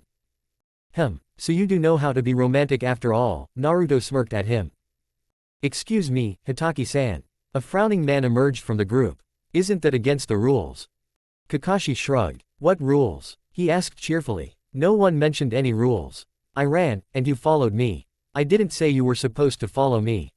But the location of the written exam was probably kept secret, so those two were here eating breakfast. Gaara stood up, his expression turning menacing. Are you accusing us of cheating? That's a logical conclusion, considering you've apparently been here for a while. You may be the case cage, but even you aren't exempt from the rules. Naruto stood up as well, his grin widening. Like Kakashi-sensei said, what are the rules? It's simple, the goal of the chase is the destination, right? So we simply scouted out possible exam locations and found this one without any trouble. If you'd used your wits, you might have avoided that stupid chase and even had time to eat breakfast. What's the holdup? Zabuza stepped out of the building, his bored gaze falling on the table. What the hell? Where did that come from? Hey, aren't those the snacks Haku made? Why are you here? Naruto asked. You're a mist ninja, not a leaf ninja. You were just accepted back into the mist, so you shouldn't be leaving too often. I couldn't let Haku come here alone to take the exam, could I? I'm helping with surveillance, Zabuza grinned maliciously. I can spot the scammers just as easily as I can kill them. Hey, is that fruitcake? Haku said he had nothing left. He gave them all to us, that's why, Naruto said smugly. He reached out and popped the last of the fruitcake into his mouth. He muttered around his mouthful. Zabuza growled and lunged at Naruto, who dodged it easily. They began running in circles. Kakashi blinked, then shrugged. He walked over to Gaara. Cake. Gaara nodded and handed his plate to Kakashi. My plate is cleaner than Naruto's. You can take the cake to Haruka-san on a plate, but I need it back later. It's part of the set. Sure, Kakashi replied easily, transferring the cake to a plate. Can I have the balloons too? Yeah, thanks. Is this all yours? No, not the cakes, I mean the furniture. Yes, that's right. I like to sip my tea outside in the fresh air and sunshine sometimes. It's convenient to carry the items needed for this exercise. It was Naruto's idea. When Kakashi finished the rest of his meal, Gaara took out a scroll and, muttering a few words and making hand seals, placed it under the table, and everything, table, chairs, and dishes, disappeared in a puff of smoke. Just you, Gaara-kun. You and Naruto, Kakashi shook his head, smirking. Gaara glanced at the group watching Naruto and Zabuza run. Or any of the Konoha examinees with you? No. This time, we have 9 Jonin, pursuing separately to create even more confusion. 2 of them are simply decoys, followed by fake examinees. If anyone gets lost and mistakes them for one of the 7 Jonin who appeared at the beginning of the chase, they're finished. So much for their observation and vigilance, Kakashi beamed. Interesting, Gaara muttered. He waved his hand without looking. A wave of sand appeared next to them, and the next second, Naruto crashed into it. Oof. He muttered hoarsely, avoiding a graceful fall onto his back thanks to a careful roll. He jumped to his feet and glared at Gaara, while a pleased Zabuza laughed at him in the background. Why are you on his side? I'm on no one's side, Gaara informed him. I just don't want to waste any more time. He turned gracefully and headed for the building. See you soon, Kakashi-san. Have fun, Kakashi called. Naruto smiled briefly. See you later, Kakashi-sensei. He ran after Gaara. Zabuza followed them. Kakashi looked thoughtfully at the plate in his hands. Maybe he should try something made of little marbles. In the end, there were 3 left, and Haruka would never know. Or wait until he found Haruka and let him hand-feed him. Yes, that was a much better plan. Delighted, Kakashi turned to leave and noticed that the group that had followed him was still standing. You're still here. They stared at him. Then it dawned on them that they must be inside the building, and they ran. I swear, kids these days, Kakashi grumbled, watching them rush inside. They're completely brainless. Naruto finished the last of the written questions with a flourish, flipped the paper over, and removed the cheat protection. He glanced at Gaara, who had finished before him and was now leaning back in his chair, thoughtful. Smirking to himself, Naruto turned in his seat and lay down on Gaara's lap. Green eyes opened and stared at him. That look clearly said, what are you doing? Naruto smiled hopefully. A faint smile touched Gaara's lips. Then the cage leaned back in his chair, closing his eyes again, but this time a pale hand came up and lay on his blonde hair with red streaks, fingers tangling in the strands, silent agreement. Naruto beamed. They remained in this state until the end of the exam was announced, the papers were collected, and the examinees departed with a reminder to return in half an hour. Some went to breakfast, but most remained in the auditorium, awaiting their results. Naruto had heard much talk about them. He sighed to himself, didn't these people have more interesting topics for conversation? After all, the war had only been half a year ago. This Jonin recruitment exam was originally intended to be a simple conclusion to the third round of the previous exams, but many of the finalists had died. So, to be fair, everyone agreed to restart the exam and admit newcomers. Every village now needed more officially recognized Jonin after the war had claimed the lives of many of their shinobi. And Konoha also needed the income it could earn from holding the exam, so it volunteered to hold it less than 6 months after the war's end. It was a win-win situation. An approaching presence and a slight cough made Naruto grunt loudly, opening his eyes and glaring. Gaara didn't even move. What? He asked. Oh, it's you, Nagasaki. The sand nin bowed slightly. Naruto-sama, I just wanted to ask. You can keep guessing whatever it is if you don't stop calling me that. Naruto said, exasperated. All the sand ninja had started calling him Naruto-sama when he and Gaara informed Suna that they were officially together. Suna seemed to think their relationship meant Naruto was some sort of consort for Gaara, and since they loved and respected their kage, they concluded they should treat their kage's lover with the same honorifics. Naruto tried to stop them, but to no avail. Gaara couldn't help it. If he were normal, he'd be rolling on the floor laughing. As it was, his lips curled into a smile whenever he heard someone call Naruto that. It was so out of character for Naruto. Naruto suspected that was why the Suna nin insisted on calling him by that silly name. Their reverence for the kage had become almost ridiculous lately. Naruto-sama, Nagasaki said without a trace of remorse, I was wondering if the battle I was promised would actually happen. Perhaps in the next part of the exam. What battle? Naruto asked, confused.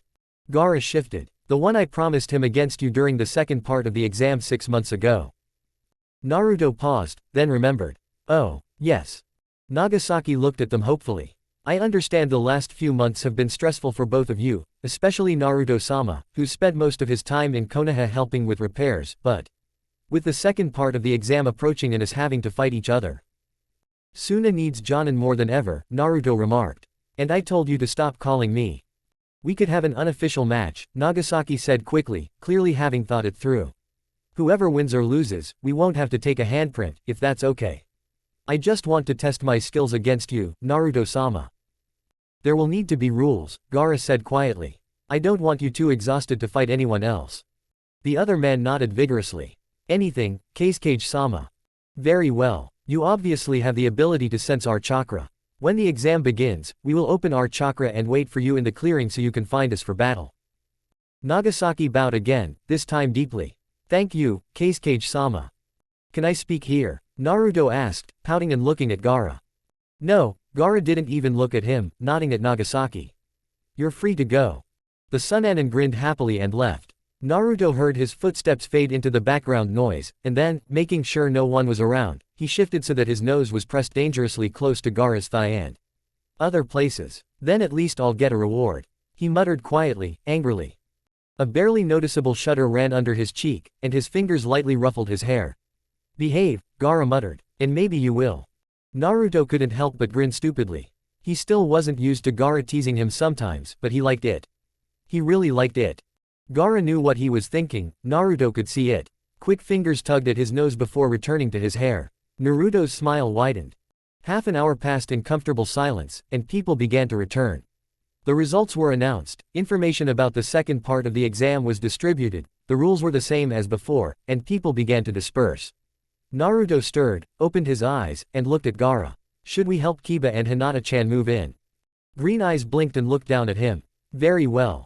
Kiba proposed to Hinata after 5.5 months of dating, but family issues arose. Hinata was officially named the Hyuga heir, and Kiba the Inuzuka heir. Both clans wanted the other to take their surname and produce offspring. Ultimately, the agreement was that Hinata and Kiba would keep their surnames, and if their children had the Byakugan, they would be raised in the Hyuga way, if not, in the Inuzuka way. Due to the mixing of bloodlines, the chances of either happening were 50-50, and the couple was forced to vow to keep trying until they had roughly equal numbers of both types of children. Naruto could hear Hinata blushing throughout the entire conversation, and even Kiba blushed. So, that's why, instead of arguing again about whose house they'd live in, Kiba and Hinata decided to get their own house, located between the two. They didn't really need help moving in, members of both clans had been helping for generations, but the most important thing was that they cared. Besides, the more helpers, the faster things would go, and Naruto knew Hinata wanted to be completely moved in by the end of the day, so that after the second part of the exam was over, they'd have a home to return to. Naruto also knew that the Inuzuka and Hyuga were secretly planning to finish decorating and unpacking the couple's house during the week of the exam, so that they'd return to a real house, not one they'd have to unpack after a grueling week of survival. He was a little nervous about the conflict that would arise when the very hot-tempered and touchy Inuzuka tried to work with the very proud and hot-tempered Hyuga, but he figured that as long as it was done with minimal disruption, that would be enough. He and Gaara arrived at the small house that was to be Kiba and Hinata's new home. The pair presided over all their assistants and greeted Naruto and Gaara warmly. Neji nodded to them from one end of the large sofa, Lee greeted them enthusiastically from the other. The other 9+3 rookies, who had also just passed their written exams, were also present. Sasuke greeted them reluctantly, Sakura cheerfully, Team 10 appeared at an upper window and shouted greetings, Shikamaru merely waved, and upon entering the house, they found Tenten and Shino. Inuzuka and Hyuga were everywhere. Inuzuka Sume and Hana ruffled Naruto's hair, while Hyuga Hanabi greeted him with a quiet, if slightly haughty, greeting, and Hiyashi with a more formal one. The other Inuzuka shouted greetings quite cheerfully, and the Hyuga deigned to nod and smile. It all filled Naruto with a warm, joyful feeling, surrounded by the shouts, laughter, and the mere presence of all his friends and the other Konoha shinobi. There was a festive air, and none of the stress of the exams dampened the mood. It felt simply amazing. And what made him feel even better was how warmly everyone greeted Gaara, as one of their own, not a Suna ninja, not a Cage, just a friend. The tight-knit group of Neji, Hinata, Lee, and Shikamaru felt most comfortable with Gaara, of course, but the others were friendly too. Even Sasuke managed a slight smile, which Gaara almost returned. Everyone already knew, even if it was still unofficial in Konoha, that Naruto and Gaara were together, and they not only accepted it, but rejoiced. The few times Gaara accompanied Naruto to Konoha on his frequent trips back were clear evidence of this. Gaara once confided in Naruto that this feeling of being at home away from home, of having another almost family in Konoha, was unexpected but greatly appreciated. Naruto gave him a deep kiss in return. They sacrificed about an hour of work, or rather, Naruto sacrificed it. Gaara simply used his sand to move everything, making him very popular with all the assistants, before Kiba roared, "Hey, it's lunchtime. Kiba-kun, the whole neighborhood can hear you." Naruto heard Hinata shout. Hiyashi, passing by, shook his head sadly. "I knew I should have gotten her a puppy when she was younger, to break her craving for a pet." Naruto watched him go, wide-eyed, as the old man strutted down the stairs. Had Hiyashi Hyuga, the curmudgeonly bully and head of the Hyuga clan, just pretended to be joking. "Hey, Hyuga, you're insulting my son," Sume yelled from below. "If you didn't have such insufferably sharp ears, you wouldn't have heard me," Hiyashi yelled back. Naruto raised an eyebrow at Sakura and Ino's giggles. Did they do that often? The girls nodded vigorously. Shikamaru grumbled from the corner, "Konoha's two greatest clans have turned into squabbling children." "We heard that," Sume and Hana cried out simultaneously. "Hear what?" Hiyashi asked. Shikamaru winced. Naruto lost the laughter battle, and Gaara smiled weakly. A buffet table was set in the small garden surrounding the house, and everyone was happily gathered around it. Ino and Shikamaru held Choji back while everyone else chose what to eat. Choji whined in discontent and hunger in the background, and then everyone jumped back as Choji was released and he pounced on the food. Naruto couldn't remember ever laughing so hard, watching the expressions on everyone's faces and the way Hiyashi Hyuga jumped back without spilling a drop from his cup or spilling a drop from his plate. Gaara scowled at the plate of food Naruto had piled high for him, knowing that if left to his own devices, he wouldn't even take a few bites. His lover was too skinny for comfort, so Naruto had decided to fatten Gaara up. "Eat," he told the redhead firmly. "All the food's all lumped together," Gaara said disdainfully, lifting his chin almost cat-like and narrowing his eyes. "Your eating habits, Uzumaki, may be disgusting, but don't. HMPH. Naruto smirked and clicked his now empty chopsticks. "You have to eat this," he said happily. "And no talking, it's impolite when you have food in your mouth." Gaara glared at him, promising torturous nights alone on the floor. All the girls around them giggled at them again. Get a room, Choji grumbled.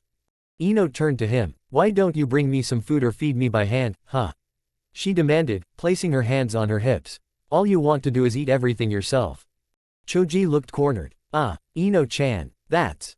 Kiba was smarter. When Hinata turned to him, blushing slightly, he was already holding out a plate, chopsticks at the ready. Her blush deepened when Hannah whistled and said loudly, brushing away a fake tear, my little brother is all grown up and manly.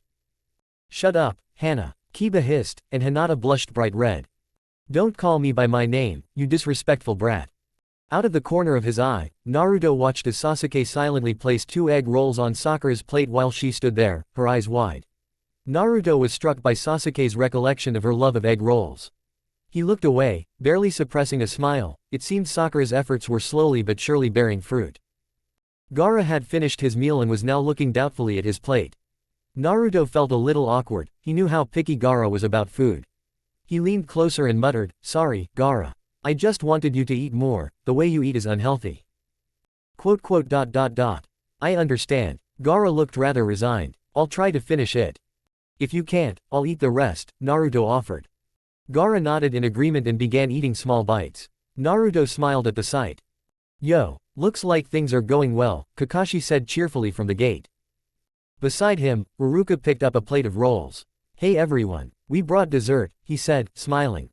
Kakashi-sensei. Uruka-sensei. Naruto ran to greet them, hugging Uruka while Kakashi saved the plate of rolls from falling to the ground. Beaming, he pulled back, looking up at Uruka, and remembered that today was a school day. Are you on lunch break today, Uruka-sensei? Yes, that's right. I wanted to see how you were doing and if you needed any help. Uruka smiled at Naruto, then at Hinata and Kiba, who had approached them. If you want, I'll choose Kakashi. Hinata smiled sheepishly back. Thank you, Uruka-sensei, you didn't have to. No, Kakashi needs training, Uruka told her seriously, his eyes sparkling with laughter. Don't worry about it. Are you saying I'm fat? Kakashi feigned a cry, dramatically placing his hand over his heart. Well, you're certainly lazy enough, Kiba said, smirking. With a subtle movement, Kakashi grabbed Kiba by the head. He ruffled his hair vigorously before letting go. You're a rude boy, he informed the younger man, who rubbed his head with a grimace. Next time I'll use the 1,000 years of pain on you, and we'll see how you like it.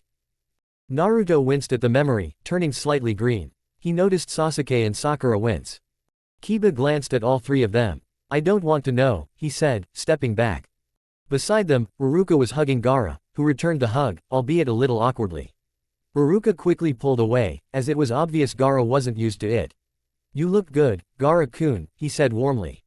Naruto doesn't think so, Gaara grumbled. He picked up his plate. He made me do it.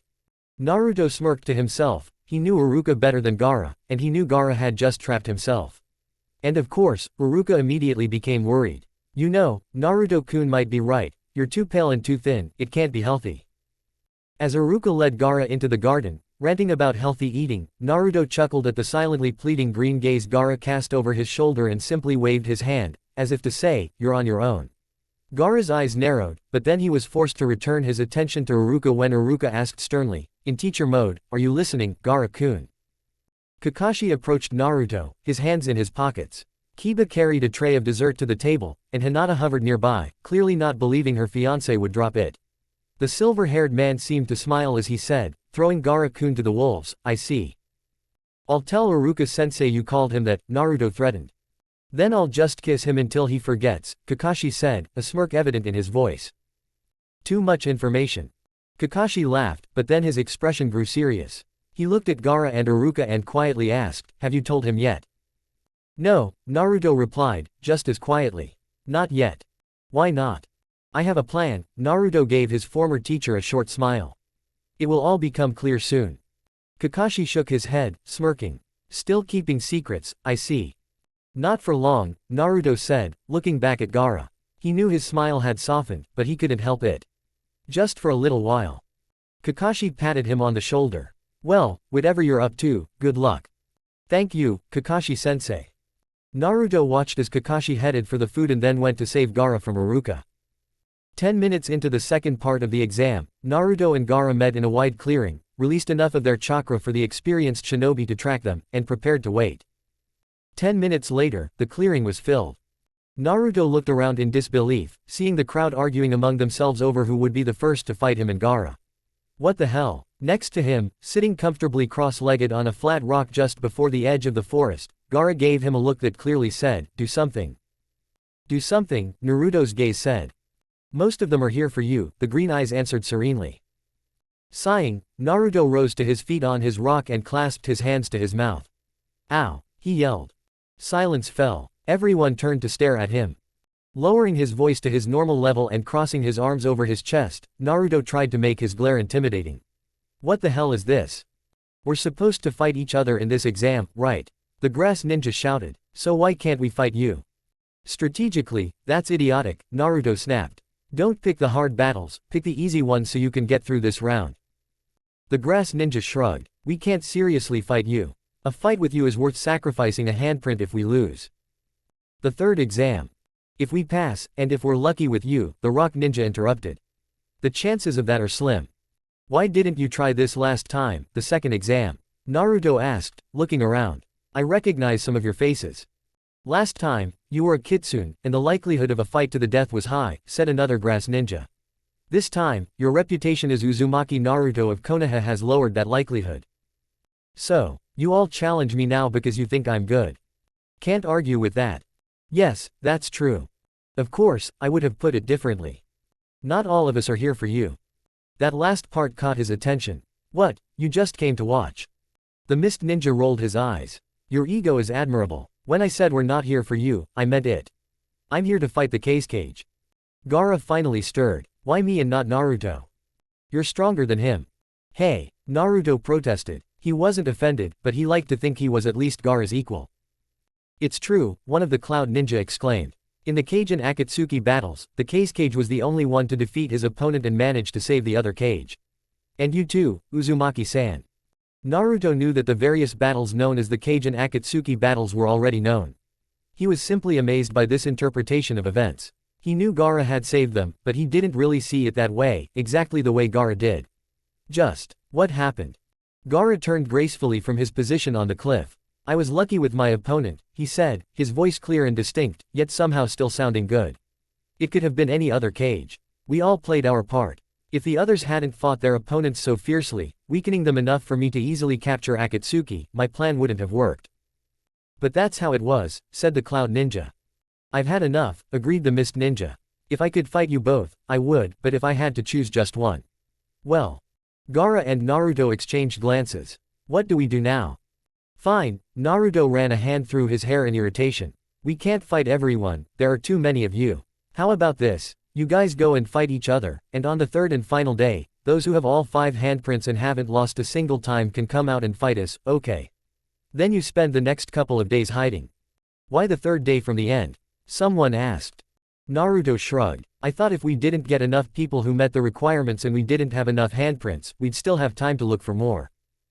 "If you're worried about the lack of handprints and trying not to skew the results," Neji drawled from the edge of the crowd, "why don't you invite those who've already been defeated to fight you?" "Oh, yeah," Naruto frowned. "Makes sense," he scowled at Neji, who rolled his eyes. "But then those of us who are stronger won't have a chance to fight you," the Mist Ninja countered. Naruto shrugged. "Fine. Both groups can come and find us, okay. But if you've already lost once and have a good chance of getting all 5 handprints we need, we reserve the right not to fight you." "Okay. Are we done?" The nods from the crowd confirmed his point. "Good. Now go." People began to disperse, in clouds of fog, smoke, or simply whisked away. Naruto sighed and sank down onto his rock. Gaara had already returned to his place. "Ah, Naruto-sama." "Oh, of course." Naruto groaned and rose to his feet again. Nagasaki perked up, seeing that Naruto was about to keep his promise to fight. The blonde glared at him. "It's unofficial, right?" Nagasaki nodded quickly. "Okay. Half an hour tops. No killing. No permanent damage. No secret family techniques that could kill you or anything like that." "No," Naruto paused and sighed. "Do we really have to do this?" The Sunanin looked dejected. Gaara tugged on Naruto's sleeve, pulling the blonde down. He whispered a few words in his ear. In a flash, Naruto grabbed Nagasaki's hand and pulled him toward the center of the clearing. "Let's do it," he exclaimed joyfully. The Sandanin's eyes widened. "What did Kage-sama tell you?" he blurted out before he could even catch himself. Naruto looked at him. If I told you, I'd have to kill you, because Gaara is mine, he said with a wide grin. Nagasaki winced. Sorry for asking. Beaming, Naruto patted him on the shoulder. It's okay. Let's get this over with. Then I can get on with the serious business. The second exam went without incident. The same Konoha shinobi who had advanced to the third round last time made it again. Neji, Lee, Sasuke, Shino, and Hinata. It seemed she had truly gained the experience and confidence she needed during the war. This time, all three Sunanin who had participated in the previous exam passed, as well as another man named Tora. Sake of the Mist was there, and not alone. Her colleague Yume had died in the war, but he was replaced by two Mist ninja, the Hoshino twins. The grass ninja, Akira, from the past, was seriously injured and unable to participate. The other two, Hijiri and Kai, were to represent their village in the third exam. Satori of the Rock survived, and she was joined by Ayako, the third woman to pass the second round. Also present were two Cloud ninja, Endo and Jin, determined to prove their village's strength, given that the entire previous Cloud group had been killed before the exam even began. Villages typically didn't send many shinobi to exams held outside their territory for security reasons. But now that the two greatest threats to the shinobi world had been eliminated, Orochimaru was dead, his forces dispersed, or rather, what remained of them and the remnants of Akatsuki were so weak they were practically buried under the earth. The villages seemed to have decided it was safe to send more participants than usual. The fact that they were all desperate for official Jonin likely also played a large role in their decision. Naruto wondered how the organizers would handle so many people making it through this round. Another preliminary round before the third exam. But Konoha had to remember that other villages needed more people to qualify. This time, Ibiki was in charge of concluding the second exam, and when he cleared his throat, the hall fell silent. As you may have noticed, we have an oversupply of participants for the third exam, he said in a hoarse voice that echoed throughout the hall. We usually hold the preliminary round right away, but considering the needs of the villages, we've decided to try something new. The third exam's matches will be conducted in pairs. A murmur of interest swept through the hall.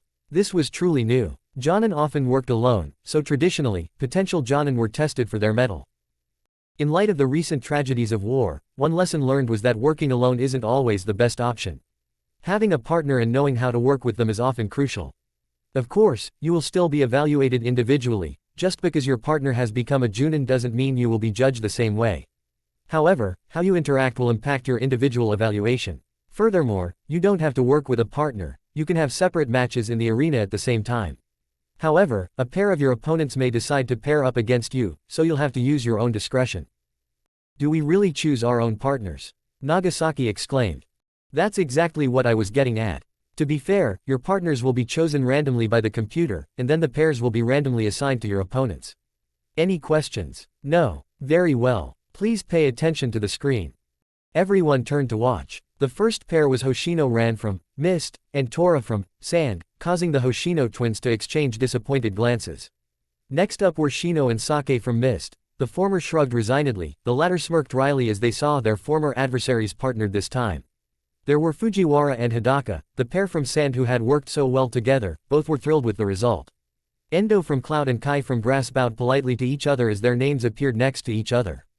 Hoshino Rin shrugged fatalistically at his brother when he was paired with Hijiri from Grass, and when Hinata and Ayako from Rock were paired, both women looked determined to prove they were better than any male duo. At this point, with only 4 pairs remaining, all eyes were on Gaara and Naruto. Could it be? The tension heightened as Neji and Lee were next to enter. Both teammates looked pleased, but they eyed the remaining 6 warily.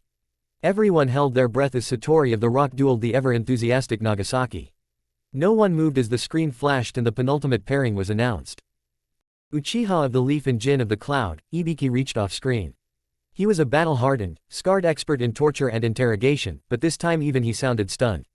He blinked. Silence fell. The screen buzzed again and finally proudly revealed the final pairing.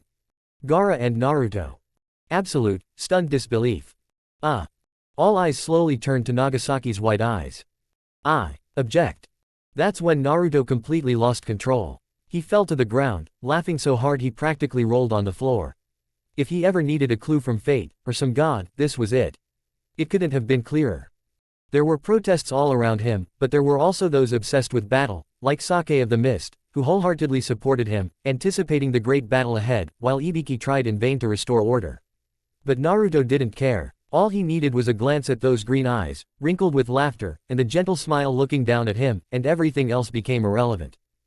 For these 6 months, Gaara had constantly tried to convince him of the wrong choice, and a shadow of doubt always glimmered in those green eyes. Did Naruto truly love him? Did Naruto love him enough to not resent him for what he would have to give up? Naruto had a plan to get rid of these doubts, but he had only recently put it into action, and for the past 6 months, his heart had been torn by the realization that he hadn't healed all the pain he had caused Gaara in the past. And he, too, often wondered if he was doing the right thing. But now, Naruto wiped away his tears and grinned awkwardly at Gaara. "See, you and I are meant to be together," he said. "And don't ever doubt it." This time, Gaara's gaze was clear and bright. "With such a great sign, even I will have to keep my doubts to myself," he chuckled. Ibiki's voice boomed through the hall, making everyone flinch. He had used some kind of voice-amplifying jutsu. "Listen, I understand your concerns, but rest assured, the system hasn't been hacked, and frankly, we must stick to our chosen pairs, and frankly, the next person who questions me will be expelled from the exam." The noise died down. "Okay, so, the computer still has to pit the pairs against each other, so sit quietly and watch the screen. And instead of wasting your energy arguing with me, why don't you spend it praying not to go up against the Kakashi and Kitsune, huh? It'll do you more good." Naruto forced himself to sit up straight and looked at the other test subjects. He nearly choked and laughed again when he realized that many of them were actually praying. Gaara's slap on the back of the head did remind him to be a little more diplomatic, but it was damn hard to hold back his laughter. "Oh well, all the better." Naruto looked up at his partner, who was watching the screen, and couldn't help but smile. Yes, his plan seemed to be in place. This Junin exam was going to be the most unforgettable in history, and not just because of the fighting. Naruto was going to make sure of that. And yes, the referee has declared a winner. The most exciting fight in history, guys. What a wonderful story to tell your grandchildren. This day will be remembered for years to come. What a stunning confrontation. What a fight. Hyuga Neji and Rock Lee fought tooth and nail for every scrap of victory. There were truly tense moments, and although in the end we all see that the fight was under the control of the Kakashi and Kitsune the entire time, the Leaf Geniuses delivered a truly superb performance, there's no doubt about it. What an inspiring display of flawless partnership. I've never seen anything like it. It's like they can read each other's minds. Naruto ignored the cheering announcer and the screaming crowd, jumping to their feet to calm down. He'd never been so nervous in his life. The fight had been difficult, as expected from Neji and Lee, whose teamwork was almost as good as his and Gaara's, but it had gone relatively smoothly, considering Naruto had been distracted the entire time by the carnivorous butterflies gnawing at his stomach, anticipating what would happen after the fight. A hand touched him. "Now tell me, what happened? You've been nervous all day. All week, actually." Naruto gave Gaara a false smile. "Something wrong. Everything's fine. Everything's fine. We won. Hooray." Gaara narrowed his eyes and looked at him.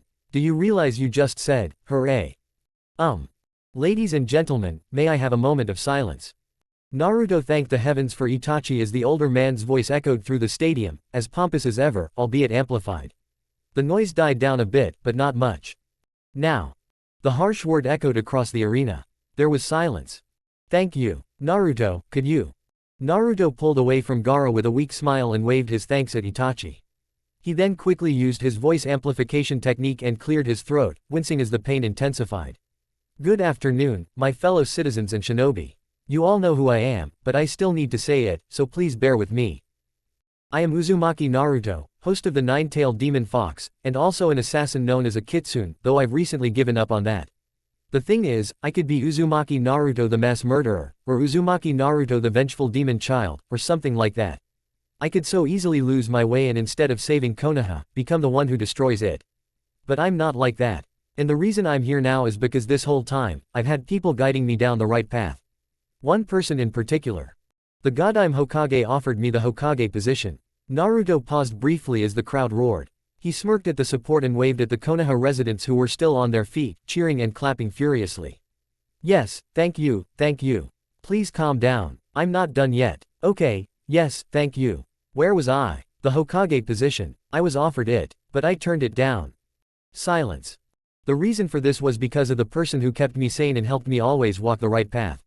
I love Konoha and I want to do everything I can to protect this village, and I would gladly do that as Hokage, but if the price is giving up the one I love. If that's the price I have to pay. It's too high a price. Because the one I love isn't from Konoha, and we could never be together if I became Hokage, since I'd have to spend almost all my time in Konoha. I've been working on this problem for the past 6 months, and only recently have I found a solution. I've perfected a technique that allows me to instantly transport myself over long distances, so I can be near the one I love whenever possible, and still return to Konoha whenever necessary. And so you can instantly notify me of this. I've also developed a device that allows for long-distance communication, so you can contact me immediately if problems arise. And now that you know all of this, Naruto sighed deeply. I would like to humbly ask all of the residents of Konoha present if they agree with me being Hokage. And loving Gaara-sanda, soon as Kazekage, at the same time. Because I can't leave him. He's a part of me now. And if you bless our relationship, I would be honored to become your Hokage. The silence continued. Movement to the right. Naruto turned, a little uneasy about Gaara's reaction. He hadn't told Gaara anything about his plans because he wanted a surprise. He wanted to prove to Gaara that he wasn't afraid to proclaim their love to the world, that he truly would resign as Hokage without hesitation if necessary. His thoughts were distracted by the suspicious glint in those green eyes. Gaara never cried. It was a fact of life. 1 + 1 = 2, a salmon swims against the tide, Gaara never cries. But now, well, there were no tears, so it wasn't technically a cry, but still. Slightly stunned, he extended his hand, unsure of what else to do. And with a small, yet no less beautiful, smile, Gaara simply reached out and shook it. It all started with one pair of hands clapping. Then another pair joined them, and another, and suddenly the entire stadium was filled with shouts, cheers, and thunderous applause. The crowd was on its feet again, but this time it was jumping. His throat tight with unspoken emotion, Naruto cancelled the voice jutsu with a one-handed cancellation seal and beamed at Gaara. I guess so, he mouthed. The corner of Gaara's mouth twitched upward. They're probably celebrating your dismissal, who knows, he mouthed. Naruto rolled his eyes. Gaara sometimes had a very strange sense of humor. And then, one by one, shinobi leapt into the arena, surrounding them, from both Suna and Konoha, and even from other villages. Naruto and Gaara shook hands and showered each other with blessings. They glanced at each other through the crowd and saw the same intent in their eyes. A minute later, too quickly even for a trained eye, two figures scurried across the rooftops, hand in hand, leaving a single clone each behind in the arena they'd escaped from. After all, they had more important matters to attend to, requiring the privacy of their own rooms. Happy lives, huh, buddy? No, I see a lot of paperwork awaiting me in the future. But, close enough, I think. Close enough. End of epilogue.